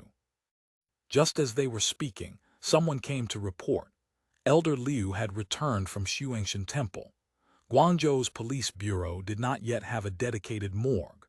Unclaimed bodies found on streets and rivers, as well as bodies awaiting examination, were all sent to Xuangshan Temple outside the Great North Gate for temporary storage. To preserve the bodies, all the ice blocks stored in the Grand World's ice house had been transported to Xuangshan Temple. Liu San had been there working with his apprentices since noon. Returning now, he reeked of disinfectant, his face ashen. Seeing his state, Gao Changju quickly withdrew. Liu San dropped into a chair. After a long pause, he said, "This case is too strange." He shook his head. "Too horrible." Yunmi rose, poured him a cup of water, and added a few drops of Zhu Ziliang's newly successful Victory brand gin. Liu San took it and drained it in one gulp. From D-Day until now, I've seen my share of mountains of corpses and seas of blood, but this, I've never seen anything like it. What kind of situation? Yunmi asked softly. From my preliminary look, this case has strong cult undertones. Liu San said. You know, traditional Chinese medicine itself has some yin-yang 5 elements theories. Though I haven't studied them deeply, some elements are interconnected. The mutilation of the victims' faces and limbs all seems to follow certain rules. These victims were very likely sacrifices for some kind of dark magic. The old runners all say this is a corpse harvesting case. It is indeed corpse harvesting. But don't forget, corpse harvesting itself has sorcery overtones. Liu San lowered his voice. The gourds at the scene, the report says some contain amber. I suspect it's not amber but artificially refined corpse pills. This kind of soul-harvesting dark art, I've heard of it. Besides being used for curses, it also has various uses like changing fate, extending life, and warding off evil. Looking at this in scale, their ambitions were probably not small. You mean? Yunmi had worked in the political department before and possessed that level of awareness. It's very possibly connected to our activities in Guangzhou, Liu San said. I can also say this, from certain traces, this matter also involves compounding great medicines and pill refining. Yunmi had encountered underground cults in the old spacetime but had never truly come into contact with murder cases of this type. Hearing Liu San's assessment, she could not help but draw a sharp breath. I hadn't thought of that, but scene exploration isn't finished yet. Why don't you go to the scene yourself tomorrow to take a look? All right, though I only have a partial understanding myself. End of chapter. Chapter 1823. The task force. My suggestion is to send a telegram and have the new Taoist order send someone to analyze this. I recall Taoist Zhang has done research on traditional Chinese cults and dark arts. The new Taoist order should have quite a bit of material on file. Yunmi nodded in agreement and asked when the autopsy report would be ready. The workload is too large. I don't have much experience with human dissection either, just what I did at medical school. Plus the bodies are badly decomposed and damaged. I can only do rough tests, not very accurate. I'll put together a preliminary detection report. For more detailed and accurate results, we'll have to wait for forensic examiner Su to have a look. According to Liu San and the forensics section coroner's preliminary examination, a total of 30 relatively complete bodies had been discovered, 29 from 3 mass burial pits, one from beneath room 3 of the heavenly character wing. They said relatively complete, because most bodies had partial deficiencies in facial features, limbs, or internal organs. Only the boy-girl pair excavated from pit number 2 were completely intact. Besides these 30 bodies, the remains found in various locations are very scattered. For now, I can't determine whether these remains were dismembered from the already discovered bodies or came from other victims. Liu San continued. I studied traditional Chinese medicine. My knowledge of human anatomy and histology is fairly average. Reassembling and comparing the remains is beyond me. Stop being modest, Yunmi said. Anything else? From the remains discovered, the victims were almost all women and children. I haven't done detailed statistics on the children's genders yet, but roughly it's about half and half. The females were all young women. I don't have the ability to do bone age testing, so I can't determine each person's exact age. I can only judge from bone fusion angles. Adults ranged from 16 or 17 to 30 years old, children from 5 or 6 to 12 or 13. Animals, Yunmi cursed. Animals couldn't do something like this. Liu San smiled bitterly. The evil in human nature, the dark side of the human heart, it's truly unimaginable. She suddenly asked, You just said almost all women and children, so there were adult male remains among them. Indeed there were. Among the human bones collected at the scene was one skull. Judging from the brow ridge shape, it's typically male. Only the skull, Yunmi's alertness sharpened. I'm not sure. Too many bone fragments were collected at the scene. We'll have to piece them together one by one to know. And the victims' causes of death. Haven't done autopsies on each one yet, so it's hard to say. The bodies have harvesting wounds and some had organs removed. It's difficult to determine the specific cause of death, but several bodies were strangled, that's certain. Just as the conversation with Liu San concluded, another report came. Liu Xiang and Lin Bagwang had both arrived at the municipal bureau. Wen Daisy had also sent a secretary to inquire about the case's progress. Please have the 2 elders come to my office. How are things? Lin Bagwang asked the moment he entered. Very complicated. Yunmi sniffed with distaste. The room still seemed to retain a lingering stench of rot. She took off her police jacket and removed her cap, tossing them into the laundry basket. Old Lin, you smoke, right? Today's special, feel free to smoke in my office. Lin Bagwang lit a cigar without changing expression. The scene was pretty horrifying, wasn't it? More than horrifying, utterly deranged. Yunmi dropped into a high-backed rattan chair. A killing spree. She gave a brief overview of the case. Both Liu Xiang's and Lin Bagwang's faces showed expressions of disbelief. Who would have thought this case would be so big? Liu Xiang exclaimed. A sorcery case. This is a case that shakes heaven. Though he said this, his eyes were shining brightly. Lin Bagwang asked, Are there any leads on the case yet? More than a dozen suspects were caught at the scene.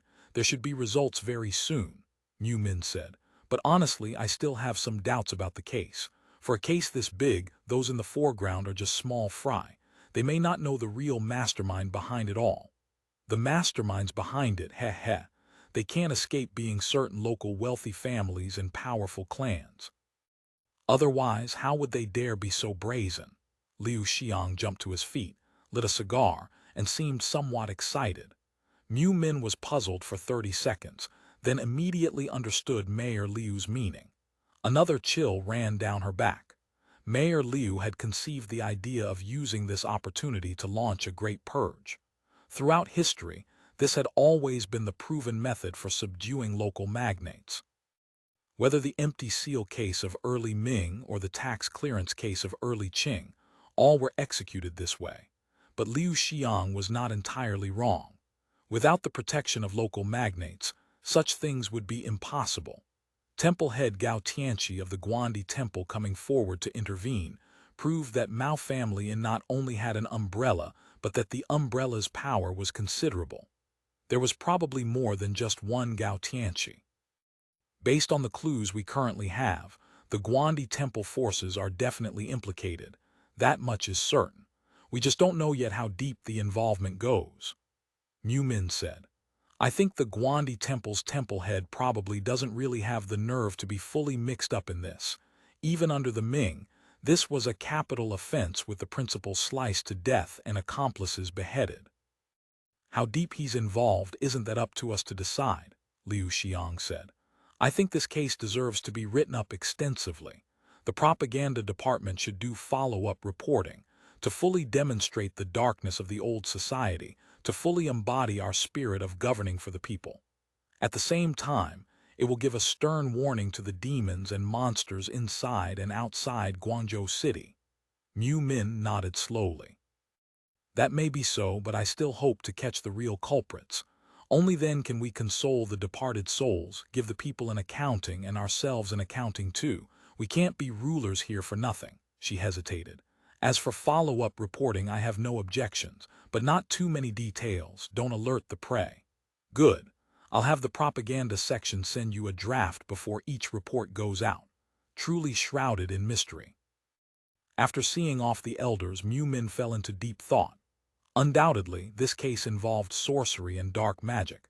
She truly did not know who was so bold as to dare do such things. Sorcery had been a capital offense throughout the dynasties, execution by slicing, even implication of entire clans. Even imperial relatives, even figures at the level of crown princes and empresses, once tainted by the word sorcery, could not escape death. Who was so recklessly daring as to commit such heaven-defying atrocities right here in bustling Guangzhou City? Fortunately, now they had both the people and the evidence. The criminals were all in custody. As long as they were still breathing, they would be made to talk. She rang a bell, and her secretary immediately walked in from the next room. Go summon Ziyu Liao from the interrogation section. Ziyu Liao had worked in the court runners section for many years. His character was not too bad. He had not done too many wicked things. Not only was he retained, but under his new employers he had kept his tail between his legs and worked diligently, earning considerable trust. The interrogation section had retained many court runner personnel. Naturally, these people could not do interrogation work. They essentially served as white gloves. The police bureau had retained them mainly for their psychological fortitude. Working in the interrogation section was relatively lighter. Unlike other sections, they did not have to run around exhausting themselves outside. Ziyu Liao had just today attended to some boat people operating ferry crossings suspected of robbery and murder on the river. Just finished with one assignment, he was sleeping soundly at home when someone knocked on his door. Before he could figure out what was happening, he was summoned to the municipal bureau. Middle of the night, what case needs handling? Ziyu Liao grumbled as he followed the messenger all the way to the municipal bureau, still somewhat groggy. Let me tell you, there's been a major case, the bureau's messenger said quietly. What case? Ziyu Liao instantly became several degrees more alert. Don't know the details, but today they carted several loads of corpses from Zhenhai Gate to ShanShaan Temple. Must be an earth-shaking major case. Hearing this, Ziyu Liao's mind immediately cleared. He drew a sharp breath. Good heavens, several cartloads of corpses. Arriving at the bureau, he learned it was not the interrogation section chief who wanted to see him, but the bureau chief, Elder Mu. He immediately understood the case's weight. Mu Min gave a rough overview of the case circumstances. Right now, we've arrested over a dozen suspects. I know these types of criminals keep their mouths tightly sealed. They've probably recited incantations and taken drugs, claiming they can withstand severe torture. Some, knowing their crimes are heinous and fearing the ordeal of official punishment, only seek death and will look for opportunities to kill themselves.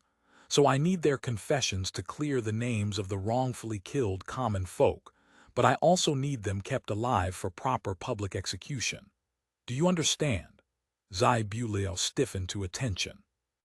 Unconsciously falling into old-style etiquette, he bowed with clasped hands. This humble one understands. Since you understand, don't disappoint the council of elders' trust in you. Get them to talk quickly, especially their purpose in killing people and harvesting, and who the mastermind behind it all is. I want the truth. No false accusations. Ziyu Liao bowed again. Yes.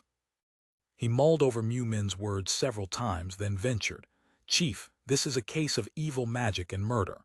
This gang probably all have evil spells protecting them. May this humble one be so bold as to ask, could we prepare some dog blood and menstrual cloths to break their spells?" Mu Min was startled, then could not help feeling both amused and annoyed. "You really believe they have magic powers?" Yes. This humble one was confused. Ziyu silently cursed himself for being foolish. The Australian's most disdained talk of ghosts and spirits. Opening his mouth to ask for spell-breaking materials was simply asking for trouble. Yet without preparing these things, he felt uneasy. Because in the past he had also tortured criminals from such evil magic cases. Some truly had shown calm expressions while being tortured. Every time, these polluting substances had to be used to break their spells and ward off evil. However, sometimes even with these things, the criminals still would not confess. Ziyu knew that criminals involved in such cases, knowing they could not be tolerated by the world, were often extremely tenacious and crazed, only seeking death. Sometimes even exhausting all torture methods could not make them confess. In the end, they were often tortured to death. To make them confess, the Yamen standard instruments and punishments were completely useless. Often, irregular punishments had to be employed before they would talk. Yet the Australians were extremely opposed to all forms of cruel punishment. Though they also used interrogation punishments, they had their own system. Besides the whip, paddle, and finger press, the retained court runners no longer used other old punishments. End of chapter. Chapter 1824. The haunted Yamen Dai said impatiently. "Old Q, what do you think this is about? This is a major murder case. Why are we dawdling with this nonsense instead of rushing to help? One thing at a time. Solving the case is important, but we have to focus on our profession too. Otherwise, how do we increase our visibility among the masses? This is a great opportunity to expand our influence in Guangzhou. We can't just preach in Hainan Island and Shandong. If we do this well, we can raise a large sum of money in Guangzhou and open a branch base here too. When that time comes, with popular support behind us, the Council of Elders won't have anything to say." Qi Hanteng explained.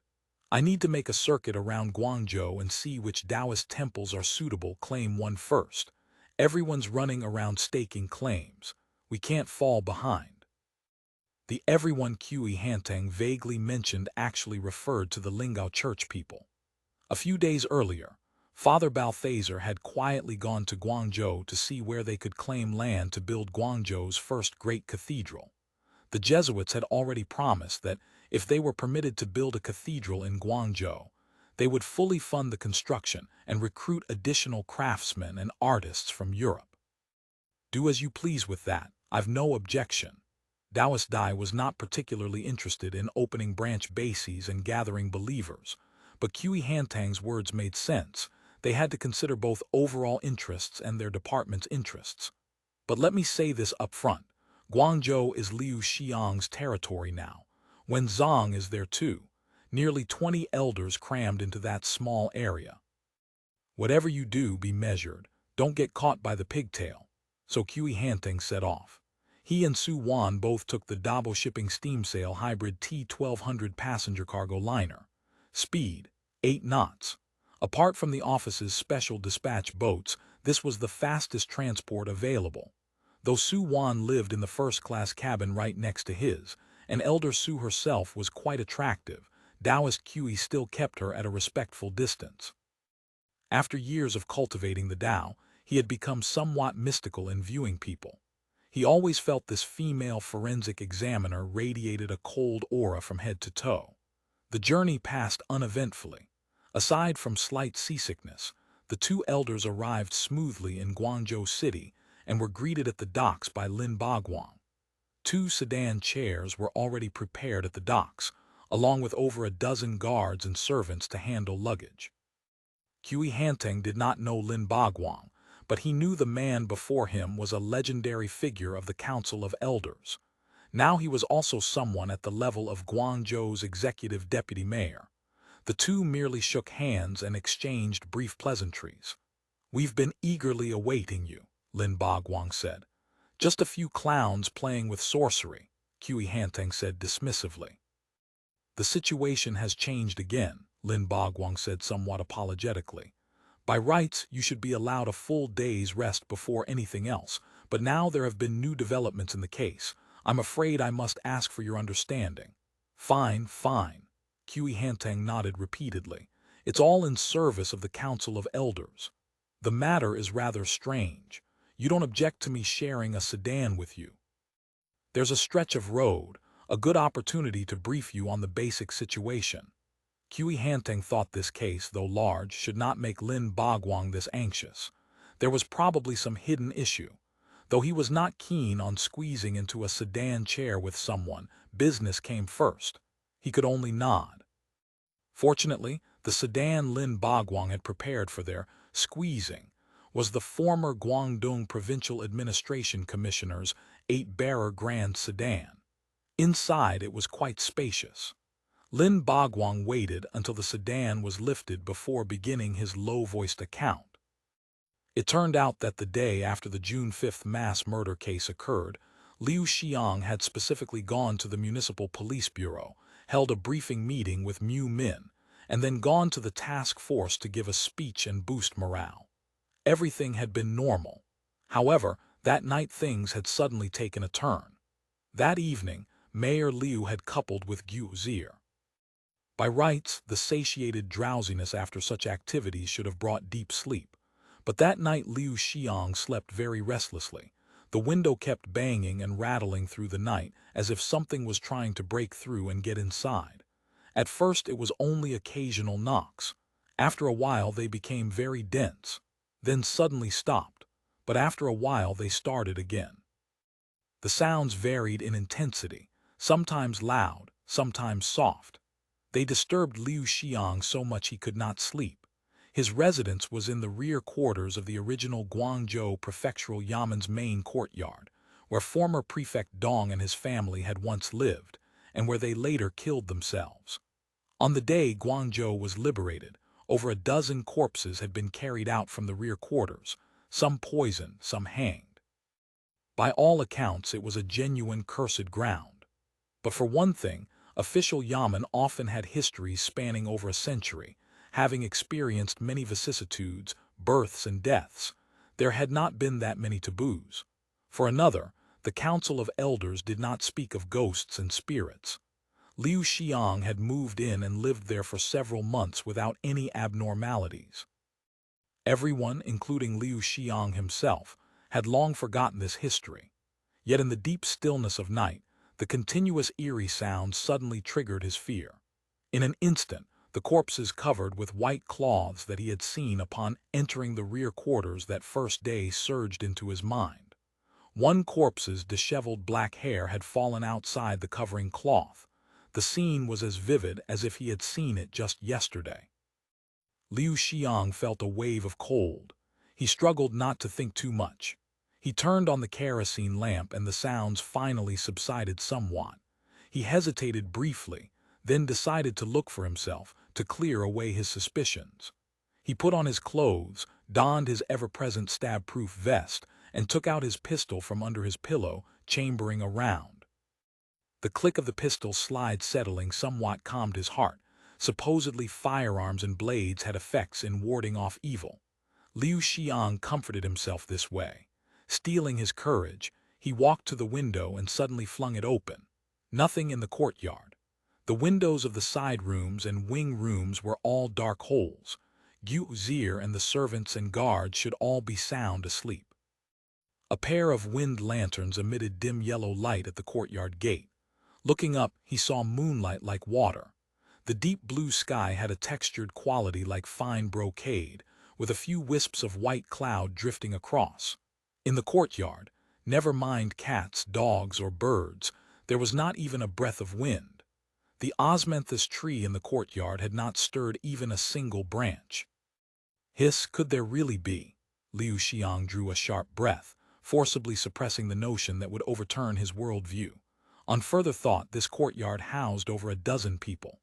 The entire old Yamen, except for a few buildings converted to large offices, was packed with cadres and soldiers all the way to the rear stables. Just outside this courtyard gate, fully armed guards kept watch day and night. What was there to fear? Fortunately, after turning on the lamp, the sounds of striking against the windows stopped. Liu Xiang had lost all sleepiness.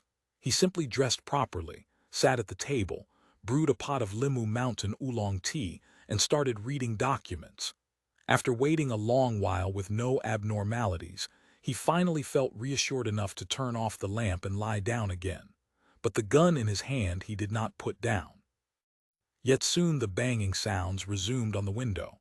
Not just the window, even the door panels seemed to be struck by something.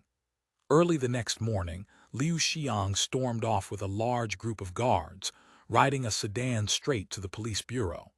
All the way, the sedan curtain stayed tightly closed. He did not even dare pull open the window curtain. Only when the sedan was carried into the municipal bureau's courtyard did Liu Xiang alight under 2 guards' escort, then headed straight for the task force. The task force was crowded with dignitaries. Lin Baguang, Liu San, and others were all in the task force office holding a meeting to study the case. Liu Xiang did not bother with greetings. Seeing Mu Min, his first words were, "Someone is trying to kill me." These words startled everyone in the room, not because of the words, "someone is trying to kill me," but because of Mayor Liu's haggard face. Mu Min hurried to say, "Mayor Liu, don't be anxious. Yesterday Director Wu personally led people to investigate. He's already assigned the mission. This is political assassination, and it involves an elder. The Political Security Bureau will investigate with all their might." Liu Xiang's voice trembled. "They're useless." End of chapter. Chapter 1825. Playing at ghosts, the party departed by sedan from the Municipal Police Bureau and soon arrived at the municipal government. To avoid alarming anyone, the sedans did not use the front gate. The front half of the Yamen had been converted into various department offices, packed with naturalized cadres and local citizens conducting business. Instead, they went through the rear gate. For convenience of entry and exit, Wang Sangu had opened a rear gate in the back wall of the Guangzhou prefectural Yamen several months earlier, large enough for sedans and carriages to pass through.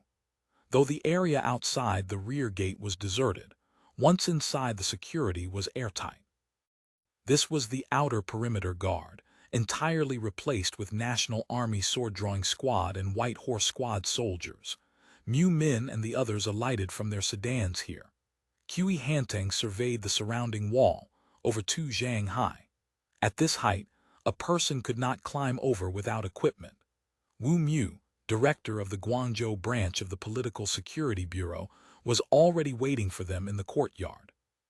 Seeing Qi Hanteng arrive, he showed no surprise. Before Qi Hanteng had even left Lingao, Taoist Dai's coded telegram had already reached his desk. The new Taoist order and the Political Security Bureau might seem completely unrelated, but in reality, the new Taoist order actually handled the Political Security Bureau's work regarding folk religious sects. Their cooperative relationship was far deeper than it appeared on the surface. "This is the scene of the incident," Wu Mu introduced. "Mayor Liu is waiting for us in the conference room." "First, let me take a look at the she here," Qi Hanteng said. Everyone remained silent, watching Qi Hanteng look around, all secretly puzzled. Qi Hanteng surveyed the area. He saw this was a side courtyard of the rear quarters. The courtyard was small, but the buildings were neat and refined. The ground was paved with flagstones. In front of the main building, 2 flower beds held 2 osmanthus trees. The main building had 3 rooms. The center was Liu Xiang's office. The left and right were his and Guo Zier's bedrooms. Liu Xiang had poor nighttime sleep and usually slept alone. The wing rooms on the east and west sides of the courtyard, judging by the plaques hanging on them, had been converted into offices, a secure room and an archive room. A conference room had even been specially set aside. Qi Hanteng studied everything carefully. The environment was quiet and secluded, without any aura of evil or malevolence. Not to mention that, at this moment, 8 personal guards sent by the Elder Protection Bureau were standing in the courtyard. They wore the standard dual-crossed revolver harness. Some held double-barreled shotguns, others had twin swords thrust through their belts. Every one of them radiated killing intent, armed to the teeth. "Let's go see Mayor Liu," Wu Mu said. Liu Xiang had not come out to greet the elders because a few days earlier Mu Min had already given the Protection Bureau personnel strict orders. He was not permitted to appear outdoors in public. Guards were to provide 24-hour close protection. Apart from essential personnel, no naturalized citizens were allowed to contact Liu Xiang without permission. Though the sorcery case was still classified, news that someone had attempted to assassinate Liu Xiang had already spread through the municipal government. Some anxiety naturally pervaded. To prevent further information leakage, the Political Security Bureau had sealed off the rear quarters from both inside and out, strictly forbidding personnel from entering or exiting, and launching investigations of all who came and went. The naturalized citizens retained in the rear quarters area were already somewhat nervous.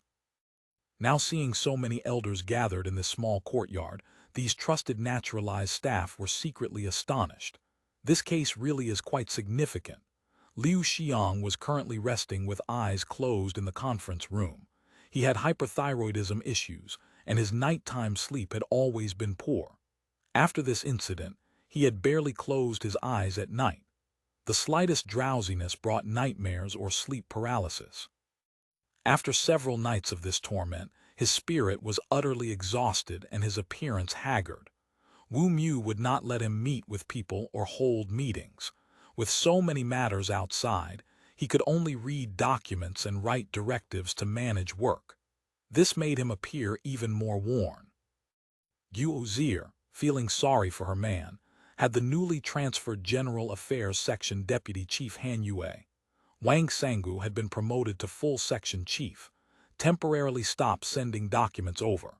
She personally prepared some tonifying foods to nourish vital energy, served them to him, and had someone bring in a screen so she could attend him as he rested on a bamboo couch. At this moment Liu Xiang felt his mind was confused, neither sleeping nor awake, neither dreaming nor not dreaming. He felt only restlessness and unease. Even reclining on the couch, his whole body felt uncomfortable. Just as he was hazily about to drift off, he suddenly jerked awake with a start. He saw Guo gazing down at him. Seeing him awake, she said softly, Chief Mu and the others have arrived." Liu Xiang nodded slightly. "Help me up." Guo hurried to help him up. Seeing his haggard appearance, she quickly wrung out a towel from the nearby wash basin and brought it over. Liu Xiang wiped his face with the towel and felt somewhat refreshed. He drank a sip of cool tea, then walked out from behind the screen to greet them. After exchanging pleasantries, everyone sat around the conference table. Mu Min made introductions. "Old Liu, this is Kui Hanteng, a comrade from the new Taoist order here to assist with the investigation. He heard about your situation and said he'd come here first to take a look, see if there are any problems, to clear away your doubts. Dr. Liu says you haven't been sleeping well these past nights and often have sleep paralysis." Liu Xiang nodded. "Dr. Liu is right. These past nights I haven't slept well." Kui Hanteng studied Liu Xiang without speaking. He scrutinized him from top to bottom for quite a while, then suddenly reached his hand toward Liu Xiang's eyes. Liu Xiang, already dizzy from being stared at, quickly raised his hand to slap away the fat hand, saying irritably, "What are you doing?" "What am I doing?" "Heh heh heh heh heh." Kui Hanteng let out a lecherous laugh in a voice quite unbecoming of his build, then spoke a line familiar to all as a street charlatan spiel, leaving everyone thunderstruck. "This patron, I see your yintang has darkened, your eyelids have turned black. Sooner or later, misfortune will befall you." Liu Xiang's face immediately darkened. He was already in a foul mood, feeling he had made a fool of himself and badly damaged his reputation. Kui Hanteng, though not exactly a close acquaintance, was at least someone he had shared meals and drinks with in Lingao and Qiangshan. They had exchanged tips on life secretaries and cursed the executive committee's mothers together. Yet here he was opening with such an inauspicious fortune-teller's patter. Face hardening, Liu Xiang pointed at him. "Fatty Qi, we're discussing serious business here. You better be serious." Qi Hantang was not offended. He chuckled and said, "Hey, don't get upset. This is exactly what I mean by serious business." He coughed twice, his expression turning grave. He said to Liu Xiang, "Stand still, stand still. Let me turn your eyelids over and look. I suspect someone has placed a goo curse on you." Ah. Liu Xiang was alarmed. He forgot to correct his language and hurried to ask, "Dead fatty, don't lie to me. Is there really such a thing?" Stay calm, stay calm. It's just a little goo insect. At worst your whole body's skin will ulcerate, or a lump will grow on your belly making you fatter than me, or parasitic worms will crawl all over your body." Qi Hantang spoke with a perfectly calm expression. Lin Bagwang, seeing Liu Xiang's face turning green, hurried to smooth things over. All right, Taoist Qi. Let's not do this feudal superstition routine. No one's questioning your abilities. Just stop playing at ghosts and tell us what's actually going on." Only then did Qi Hantang drop his lazy act. "Of course, but this can't be explained clearly in a moment. Let's go to the scene, that way I can make a more accurate judgment." "Chief Mu, I take it you've already examined the scene." Though the investigation was the Political Security Bureau's responsibility, Wu Mu had no experience in criminal investigation. The actual scene examination had been conducted jointly with the Police Bureau. "Yes, but we only found some strange things, limited help for solving the case." As she spoke, she brought out a tray from the adjacent room. In the center was a glass test tube plugged with a small piece of thin cotton paper. "This is a stained sample taken from Mayor Liu's window. There were flies gathering on it. It's probably some kind of animal blood, excrement, or rotting substance. The specifics will have to wait for analysis back in Lingao. Also, on the rear windowsill there's a very small scratch mark, smaller than an ordinary cat's claw. But it doesn't look like a feline animal, rather it looks like..." At this point Mu Min paused, looking as if she wanted to say more but hesitated. "Like an infant's footprint, right?" Qi Hantang said with a cold smile. Mu Min immediately fell silent. Liu Xiang's face paled several more shades. "Honestly, I don't believe in these things," Mu Min said. "I've roughly heard from Liu San and some old runners that this might be a little ghost. All the evidence left at the scene indicates these people were harvesting souls and refining ghosts, but these are all deceptive tricks. There can't possibly be any real little ghosts in the world." Qi Hantang shook his head. "Chief Mu, what you say certainly makes sense from our perspective, but you should also consider this.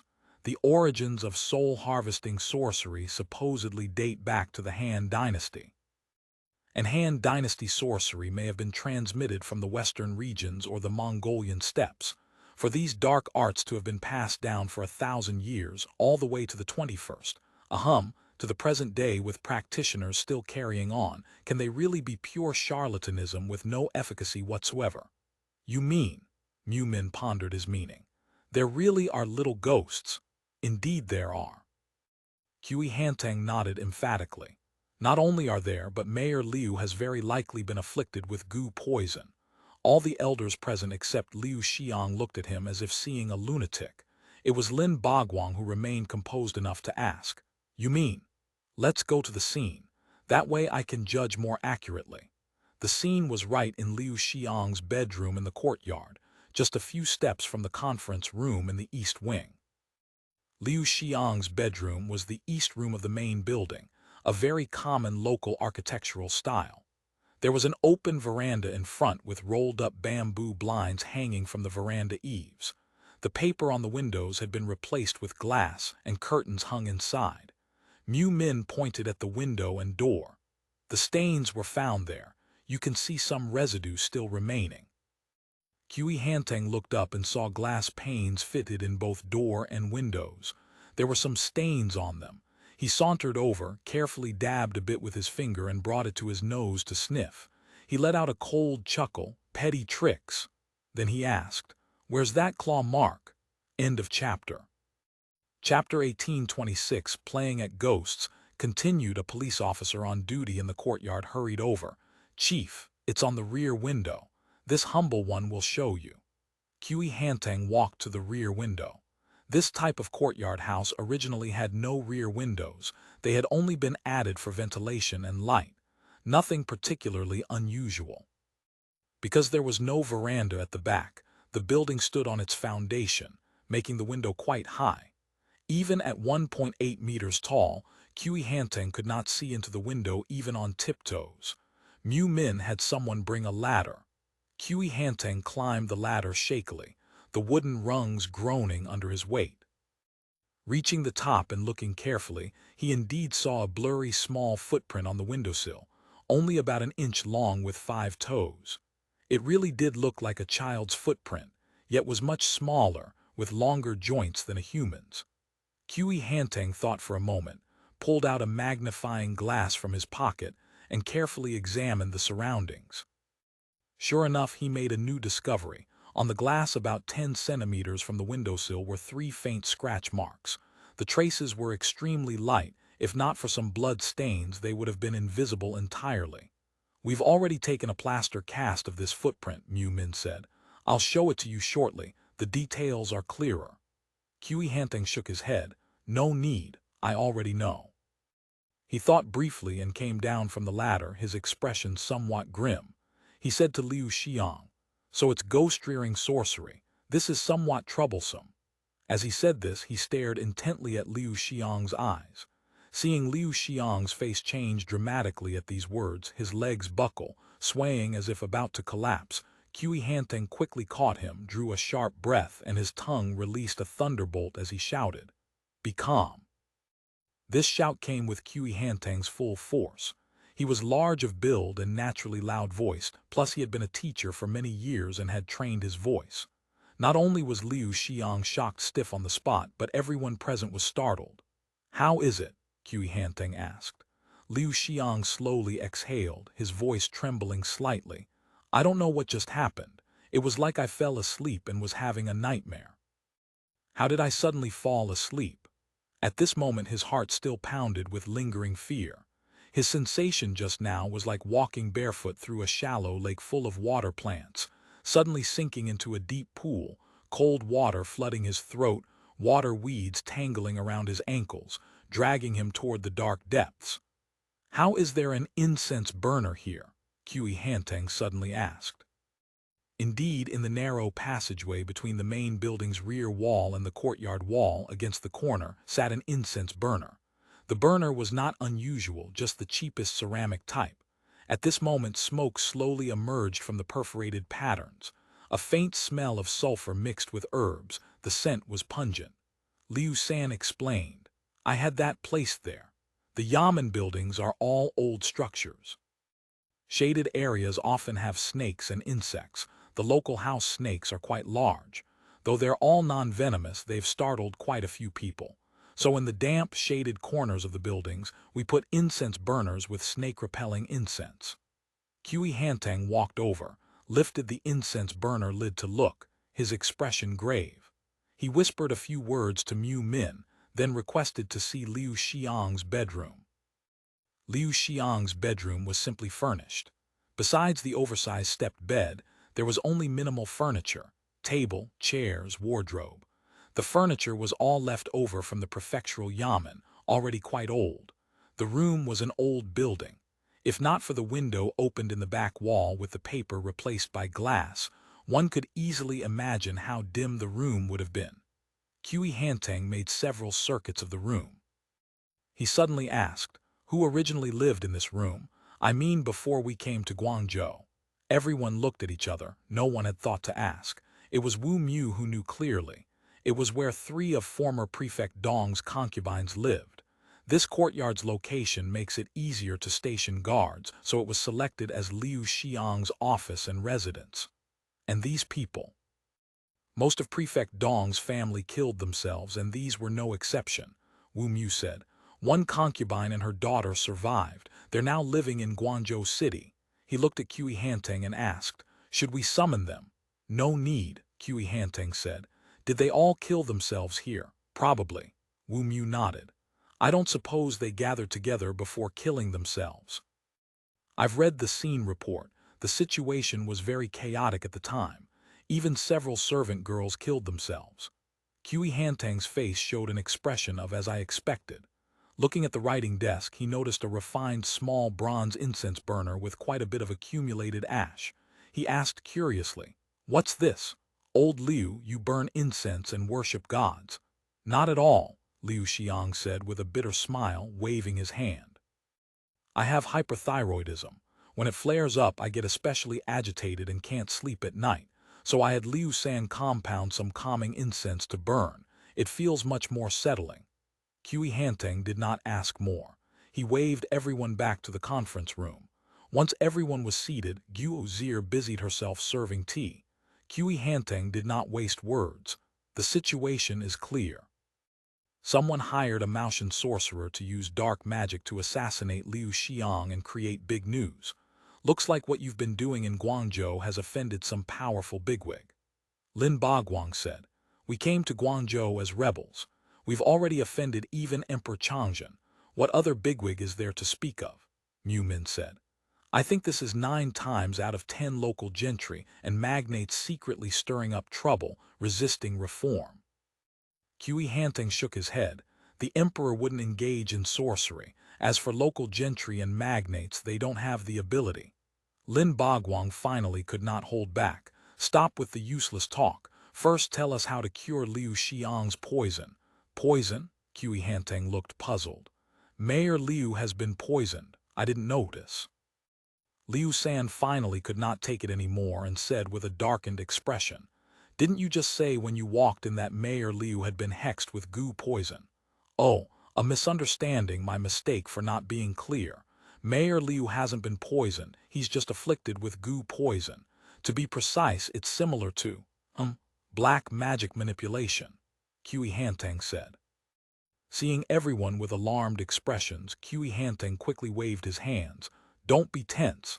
Liu Xiang hasn't been infested with the kind of venomous insects you're imagining.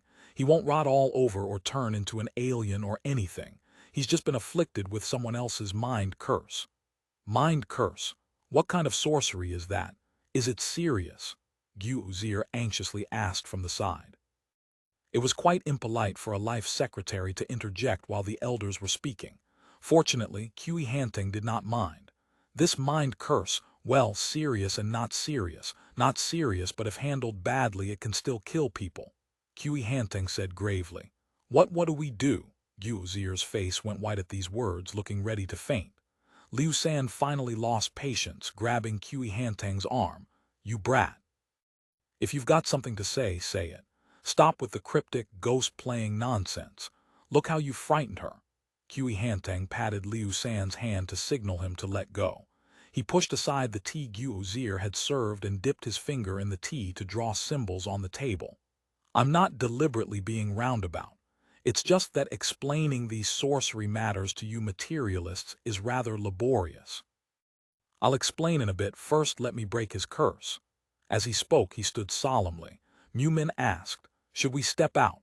"No need," Kui Hantang said.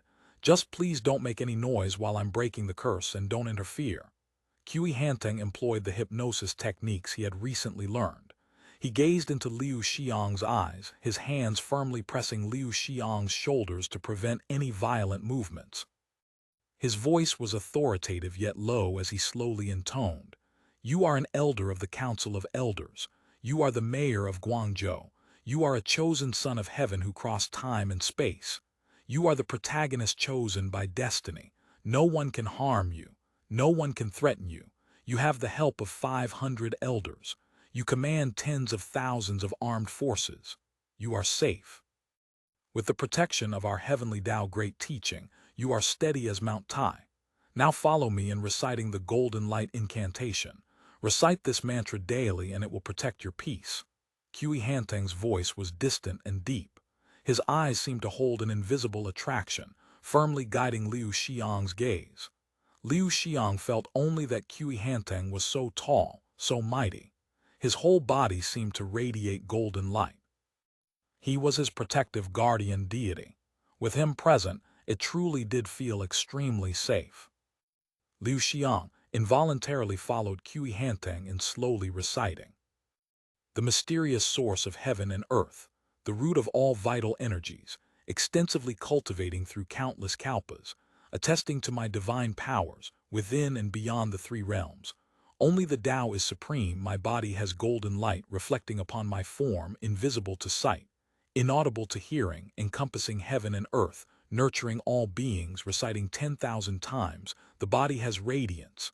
The three realms stand guard. The five emperors receive us. 10,000 gods pay homage. Commanding thunder and lightning, ghosts and demons lose courage. Spirits and monsters forget their forms. Within lies thunder, the thunder deity's hidden name. Wisdom penetrating and illuminating, the five energies rising. Golden light swiftly appears, protecting the true person.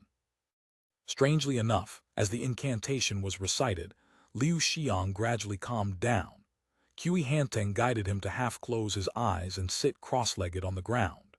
After reciting the golden light incantation 10 times, Liu Xiang slowly opened his eyes. The redness in them had faded. He had returned to his usual composure. Even an outsider like Lin Bagwang could sense that the previously muddled Liu Xiang had become entirely clear-headed. Mu Min, Liu San, and the others exchanged glances, feeling some doubt and some dismissiveness. But seeing Liu Xiang actually calm down like this, they all felt an inexplicable respect. They could not help but regard Kui Hanteng with heightened esteem. This ghost fire Taoist actually has some skills. Lin Bagwang suddenly understood why a deputy provincial-level leader in their home province had worshipped a master who seemed to everyone else like a mere street charlatan. Kui Hanteng sat with eyes closed, resting for a while. Then he cupped his hands to the group. "Please excuse my poor performance before all of you." Everyone thought his speech rather inappropriate but held back laughter, all expressing "not at all, not at all." End of chapter. Chapter 1827. Sorcery. Before Liu Xiang could speak, Guozir dropped to her knees before Kui Hanteng, overcome with gratitude. Immortal Elder Grand Master. Though Kui Hanteng did not know Guozir, he understood she must be Liu Xiang's life secretary or similar. He quickly helped her up. "No need for such courtesy. This is just a small matter." Liu Xiang's spirit had improved considerably by now.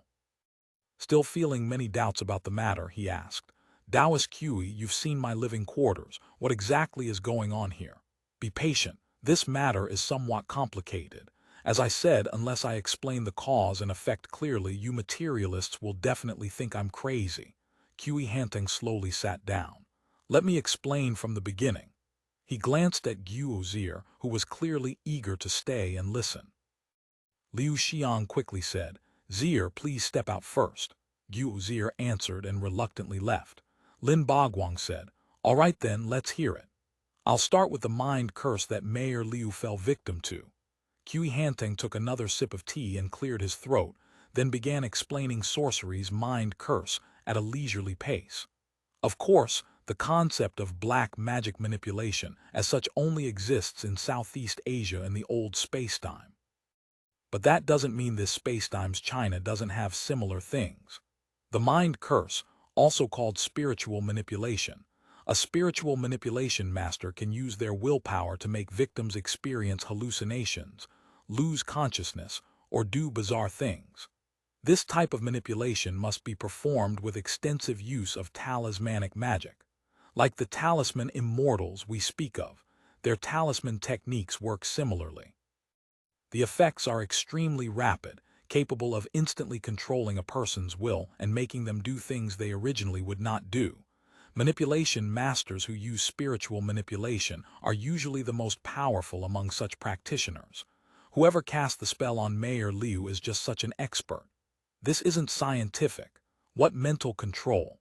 Lin Bagwang felt his worldview about to collapse. It seems to exist. Some advanced hypnotists apparently can do it. I've seen it on television. Liu San offered. Yes, it's similar to advanced hypnosis. The principle is giving the subject a psychological suggestion and making them believe it's real. The effect of mental hypnosis naturally occurs, achieving the goal of controlling life and death. Qi Hantang smiled. You all remember the premise of the Matrix, right? Fighting in virtual space, even though the body is still in a cultivation pod without any harm, the various stimuli the brain receives in virtual space feed back to the body. When they realize they've died, the real body, even though completely unharmed, will believe the person is dead and cease functioning. This is somewhat mystical, but not without basis. Similar things have occurred historically. When Southeast Asian tribal shamans curse kill people, they only need to perform the ritual in front of witnesses, then have the witnesses tell the intended victim, "You've been cursed by a shaman." Then this person will die after a period of time, even if medically there's no detectable pathology. This is the power of belief. The moment the victim learns the news, their upbringing makes them believe, "I'm definitely going to die." So they die. After this lengthy explanation, everyone finally understood somewhat. Liu San tentatively said, "The other side used haunting to suggest to Liu Xiang, 'You've been cursed.' Liu Xiang believed the haunting, so he was in danger." "Exactly." Qi Hantang nodded. Lin Bagwang offered a different opinion, but this kind of mental suggestion actually requires certain environmental factors for support. In other words, rather than being hypnotized, it's more that one subconsciously believes these things. You're right. To achieve the goal, first you need an internal cause, second you need environment. Qi Hantang spoke eloquently. First, the internal cause. Black magic manipulation is popular in Southeast Asia. Fox immortals are most efficacious in the Northeast. Many British people today still believe the king's touch can cure disease. Fundamentally, there's a mass foundation, a faith. From emperors to beggars, everyone believes this. Even if you've earned a master's or doctorate degree, won a Nobel Prize, as long as you grew up in this social environment, these traditional beliefs will be rooted in your subconscious. If you use certain techniques to properly trigger them, you'll get twice the result with half the effort. He looked at the elders with a half-smile. Everyone present here is a materialist, right? But if you examine your hearts honestly, every time you pass through some not-so-romantic place late at night, don't you still feel a bit nervous and fearful, involuntarily thinking of supernatural things? After watching horror movies at midnight, don't you feel uneasy going to the bathroom? The reason we can disbelieve is because we have reason as a weapon to suppress our inner fear of the immaterial world. Lin Bagwang cut him off. All right, stop rambling on. We understand what you mean. Get to the point. Next are the external causes. Qi Hantang continued. Since everyone has such seeds in their hearts, all a sorcerer needs is to find the right means to make those seeds sprout. There are many such means. Words, actions, objects, symbols.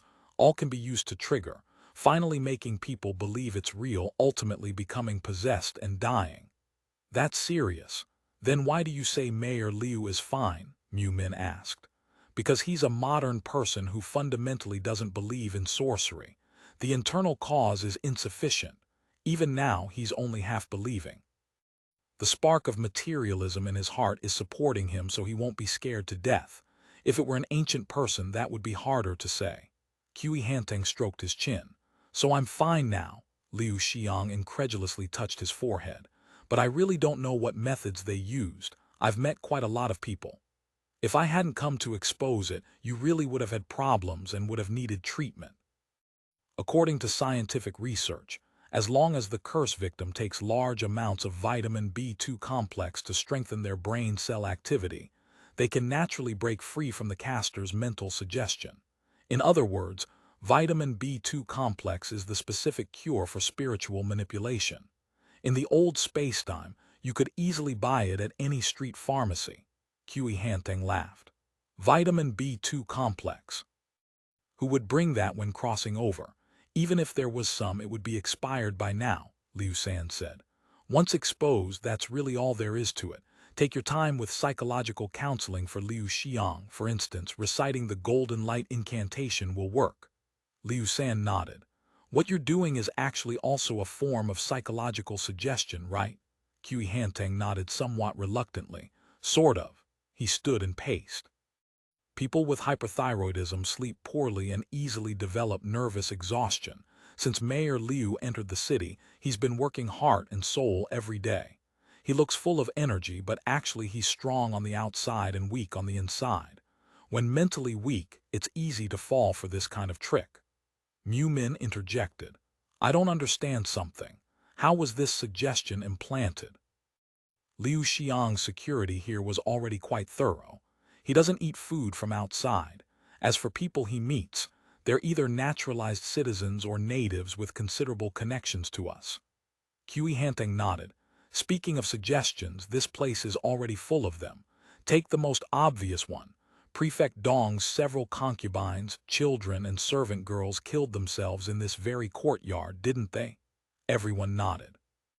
Perhaps these rooms converted into offices and bedrooms. The roof beams may all have had people hang themselves from them. I looked carefully just now. The conference room's beams also have several worn spots. Liu Xiang said hesitantly. I'd thought of that too, but I didn't see the scene. By the time I came in, the bodies had all been collected and carried out through the main gate. You didn't see it, but you knew it happened, didn't you? Mental visualization is sometimes more terrifying than real scenes. Kui Hanteng shook his large head. I think ever since Mayor Liu entered the city and saw those corpses, you've been subconsciously somewhat afraid. You naturally knew where they killed themselves.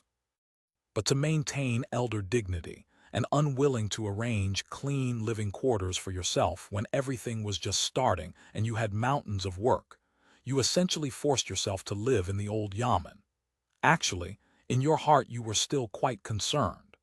After entering the city, you were consumed with a myriad of affairs and naturally didn't think of these things. But subconsciously, the seed had already been planted. Seeing Liu Xiang nod in acknowledgement, Kui Hanteng continued.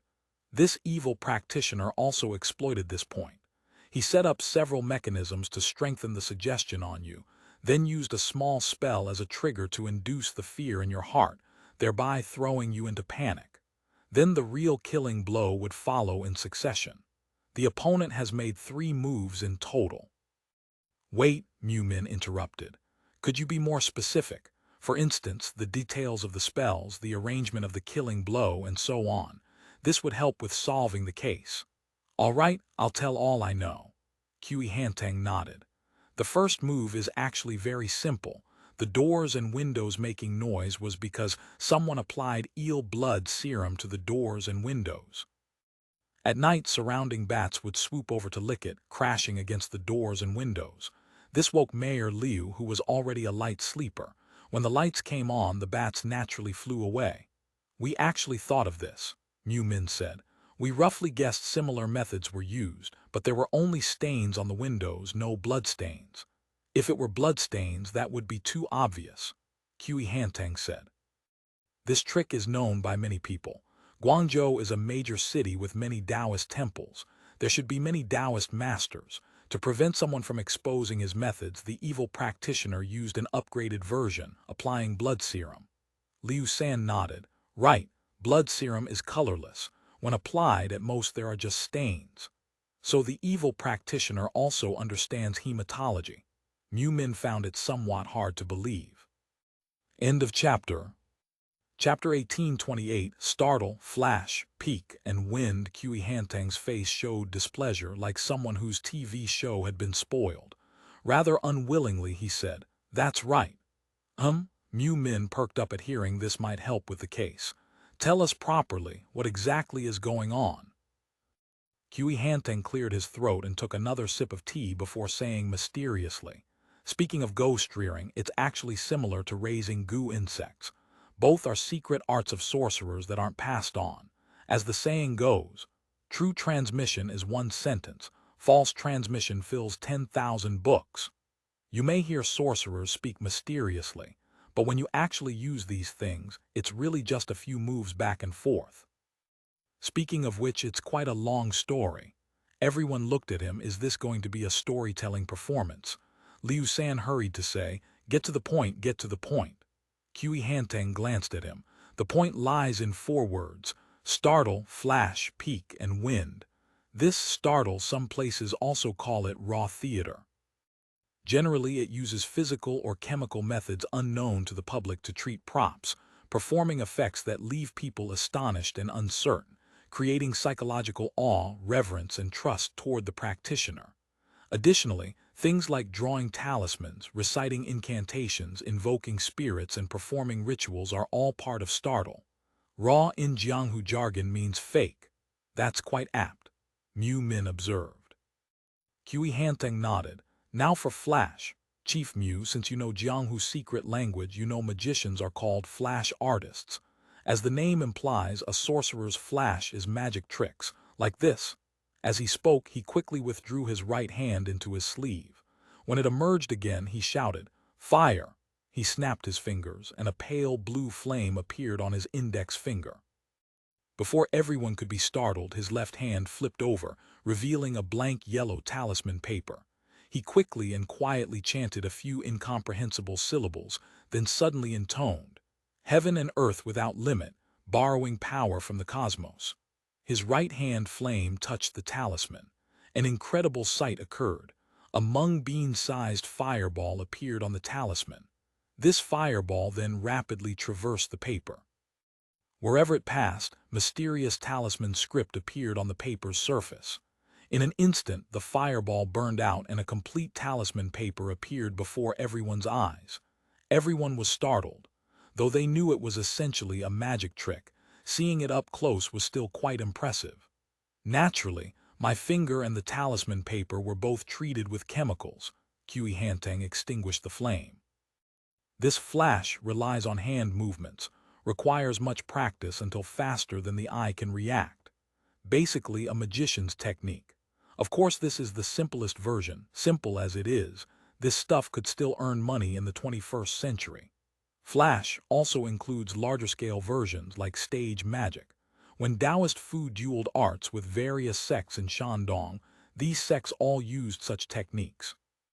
Of course, those are more complex and harder to crack, but they can all be categorized as flash. You should become a magician, Lin Bagwang laughed. With that hand speed, stage performance would be no problem. Please, please. Actually, my skills don't compare to Zhang Bio from the Intelligence Bureau. At least with magic, I'm purely an amateur enthusiast. Kui Hanteng showed rare humility, because though he understood the theory of flash, most of the actual hand techniques were taught by the quasi-magician Zhang Bio. Betraying one's teacher would not do. This peak is the most powerful, the sorcerer's core skill, their true abilities, generally including martial arts, techniques, goo, poisons, hexes, stars, hidden weapons, and so on. Broadly speaking, astrology, navigation, dragon vein geomancy all count as peak. These are each school's closely guarded secrets. Itinerant sorcerers without proper lineage transmission can't learn much peak and mainly rely on flash. Finally, wind refers to reading the atmosphere, observing words and expressions, scouting locations, and gathering information. These are personal skills. There are also matchmakers, meaning shills, who help arrange the scene, deploy props, feed lines, and so on. When several methods are flexibly combined, the variations are truly endless, reaching almost unimaginable levels. Everyone was so engrossed in his explanation that they forgot to interrupt. No one urged him to get to the point anymore. Fortunately, Kui Hanteng brought the conversation back on his own and began discussing the secret arts of ghost-rearing. He continued, "This so-called ghost-rearing has all sorts of terrifying rumors. The production process is extremely disgusting and horrifying. I won't go into details here. It's just ceremonial stuff, mostly belonging to the startle category. It makes people who see or even just hear about it feel afraid, serving to throw their minds into disarray. But the peak element genuinely has its secrets." Kui Hanteng took another sip of tea, even smacking his lips, seemingly somewhat enthralled. Everyone had initially found him rather mystical, but listening further, they actually found it quite substantial. They could not help becoming absorbed. Actually, for sorcerers, ghost-rearing and goo-rearing are basically the same thing.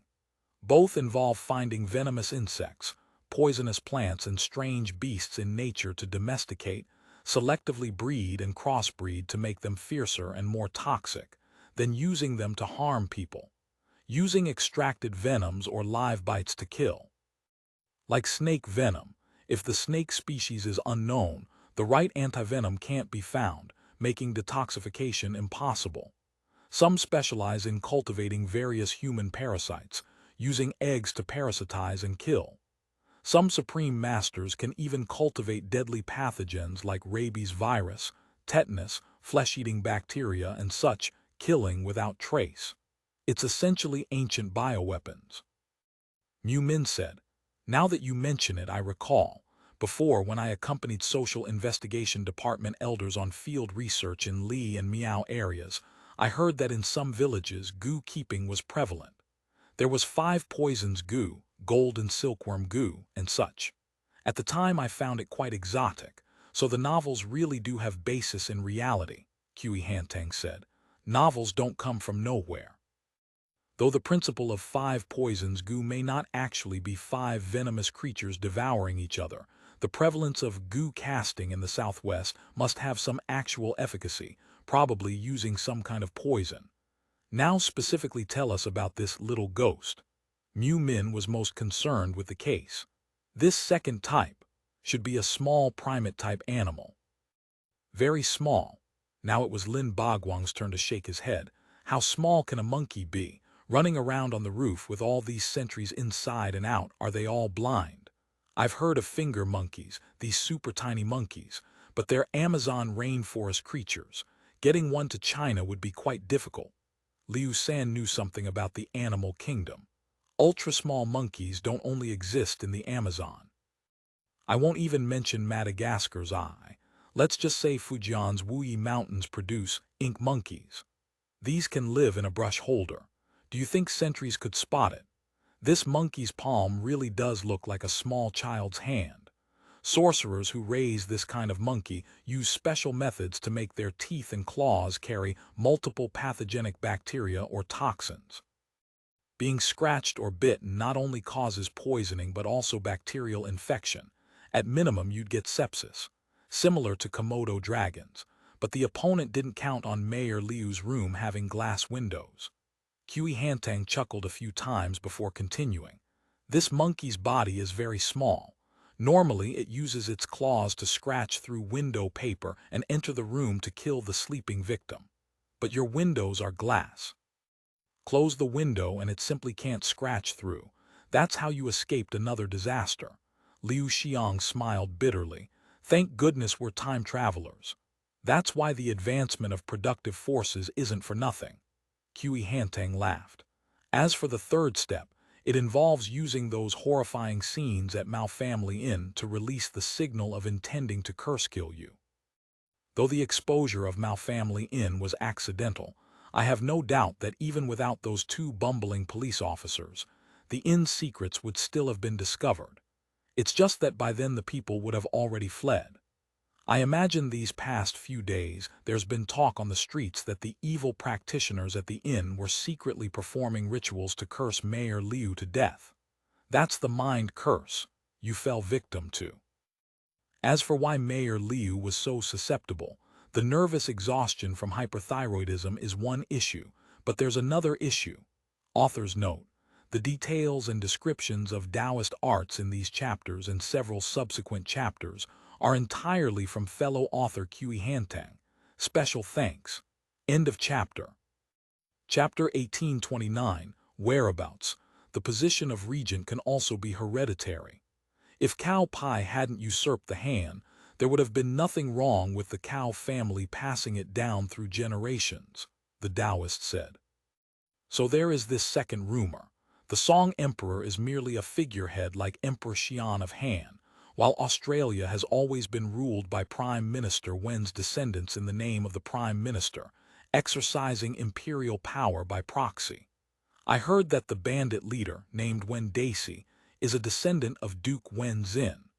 Steward who pondered. But you, old sir, also said this matter isn't reliable. The claim that Wen Daisy was a descendant of Wen Tianxiang had existed for several years.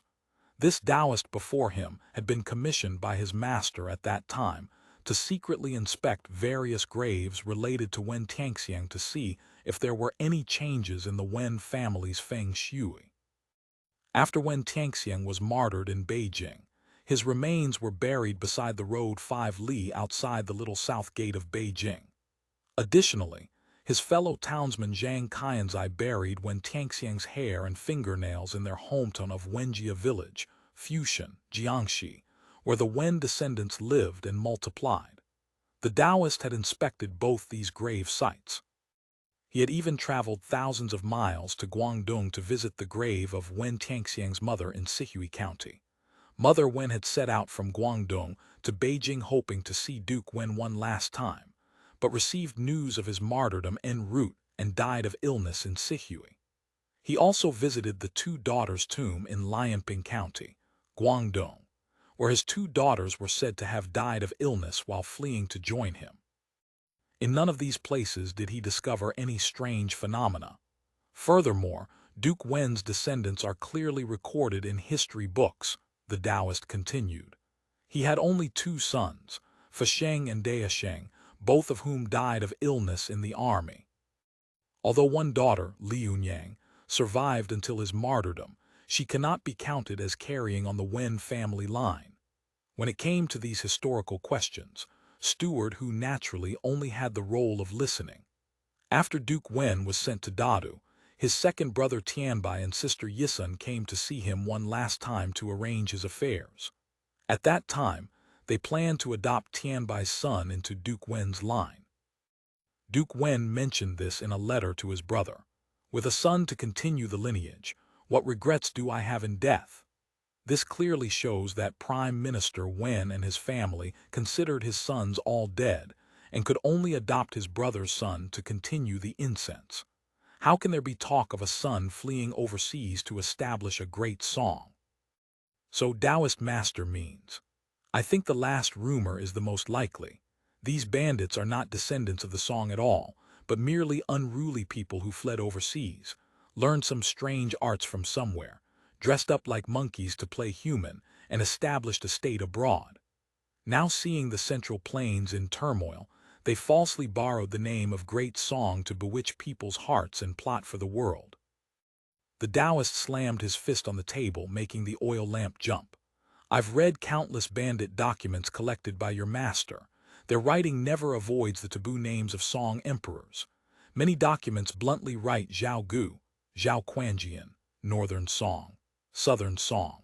If they truly honored the Great Song as the legitimate lineage, how could they be so rebellious and contrary to ritual? In that case, Steward, who stroked his beard in thought, we need to investigate where exactly this Wen Daisy is from and where his ancestral graves are. Precisely. That is exactly what this poor Taoist wishes to report to your master. Then, Steward, who paced the room with his head down, was all our previous work in vain? The Taoist picked up his compass again, identifying carefully for a long time, then said, perhaps. But this poor Taoist feels that the previous divination and spellcasting weren't entirely wasted. At least, the chief fortune of the Zhao family has not risen. That is certain. Li Ziyu had been in a daze these past few days, as if walking through a dream. While searching for Mingnu, he had inadvertently cracked the major case of the Mao family in.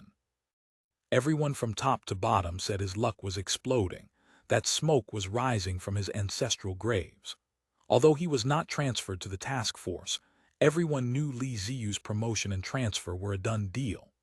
Although not transferred to the task force, the huge waves caused by the Mao family in case still dragged him in. The entire Guangzhou Municipal Bureau's police system was revolving almost entirely around this case. Li Ziyu was busy day and night for several days, utterly unable to attend to Mingnu's case. Gao Changjiu had been transferred to the task force and had simply vanished. Even if Li Ziyu knew where he was, it was not convenient to disturb him right now. However, he still had to give an account to Zhang Huan. Li Ziyu had just started police work. His seniority was low and experience scant. Unlike the retained old runners, he did not have his own eyes and ears. He could only use his off hours to ask around in various tea houses. He now had the tiger skin of authority and had shown his face following Gao Changjiu on the case, so people everywhere were very perfunctory with him. Yet he received no useful news. Sometimes when he got a lead and rushed over, it turned out to be irrelevant people. After tossing about like this for 10 days with no news in sight, Ziyu thought about whether he should simply use some means, find an excuse to slap a suspect label on Zhang Huan's former brother-in-law and his wife, drag them to the bureau, and entertain them properly. They would naturally confess Mingnu's whereabouts, but doing so carried significant risk. Ziyu was a newcomer after all, and he was quite fearful of the Australian's omniscience. He hesitated for several days and dared not act.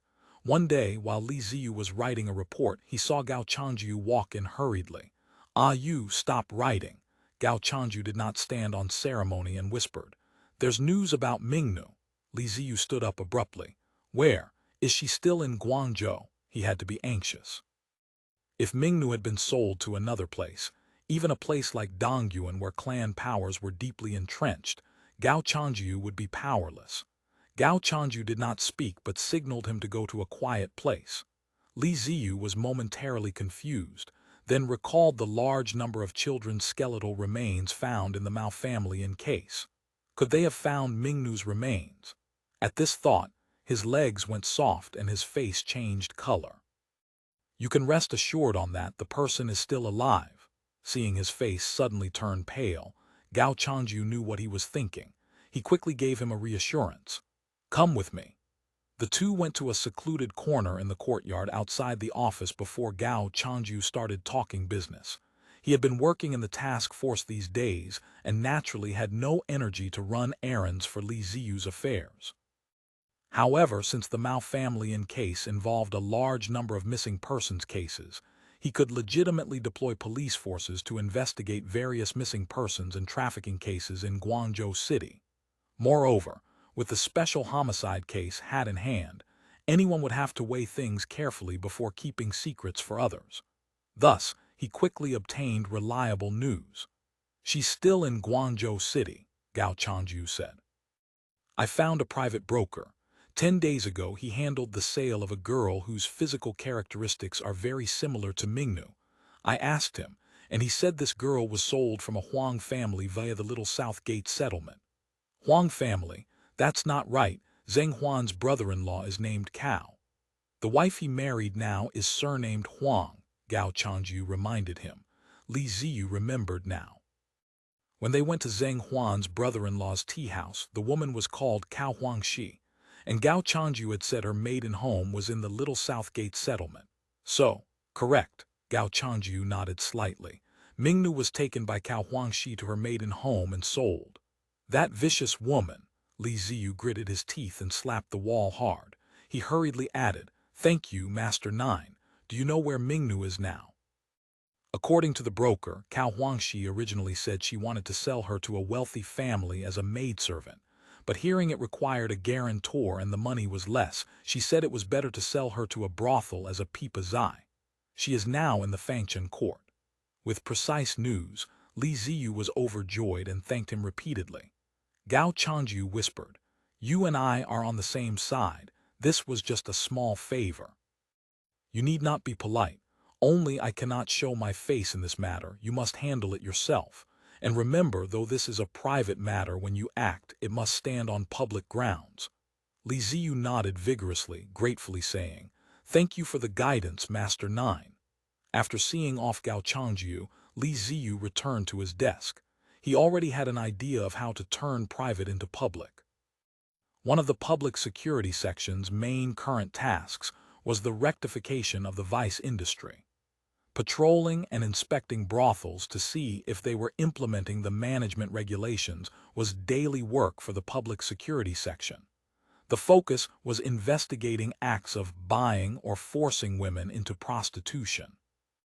Although the first article of the management regulations prohibited buying women for prostitution and required practitioners to follow the principle of voluntariness, Policy from above always met countermeasures from below.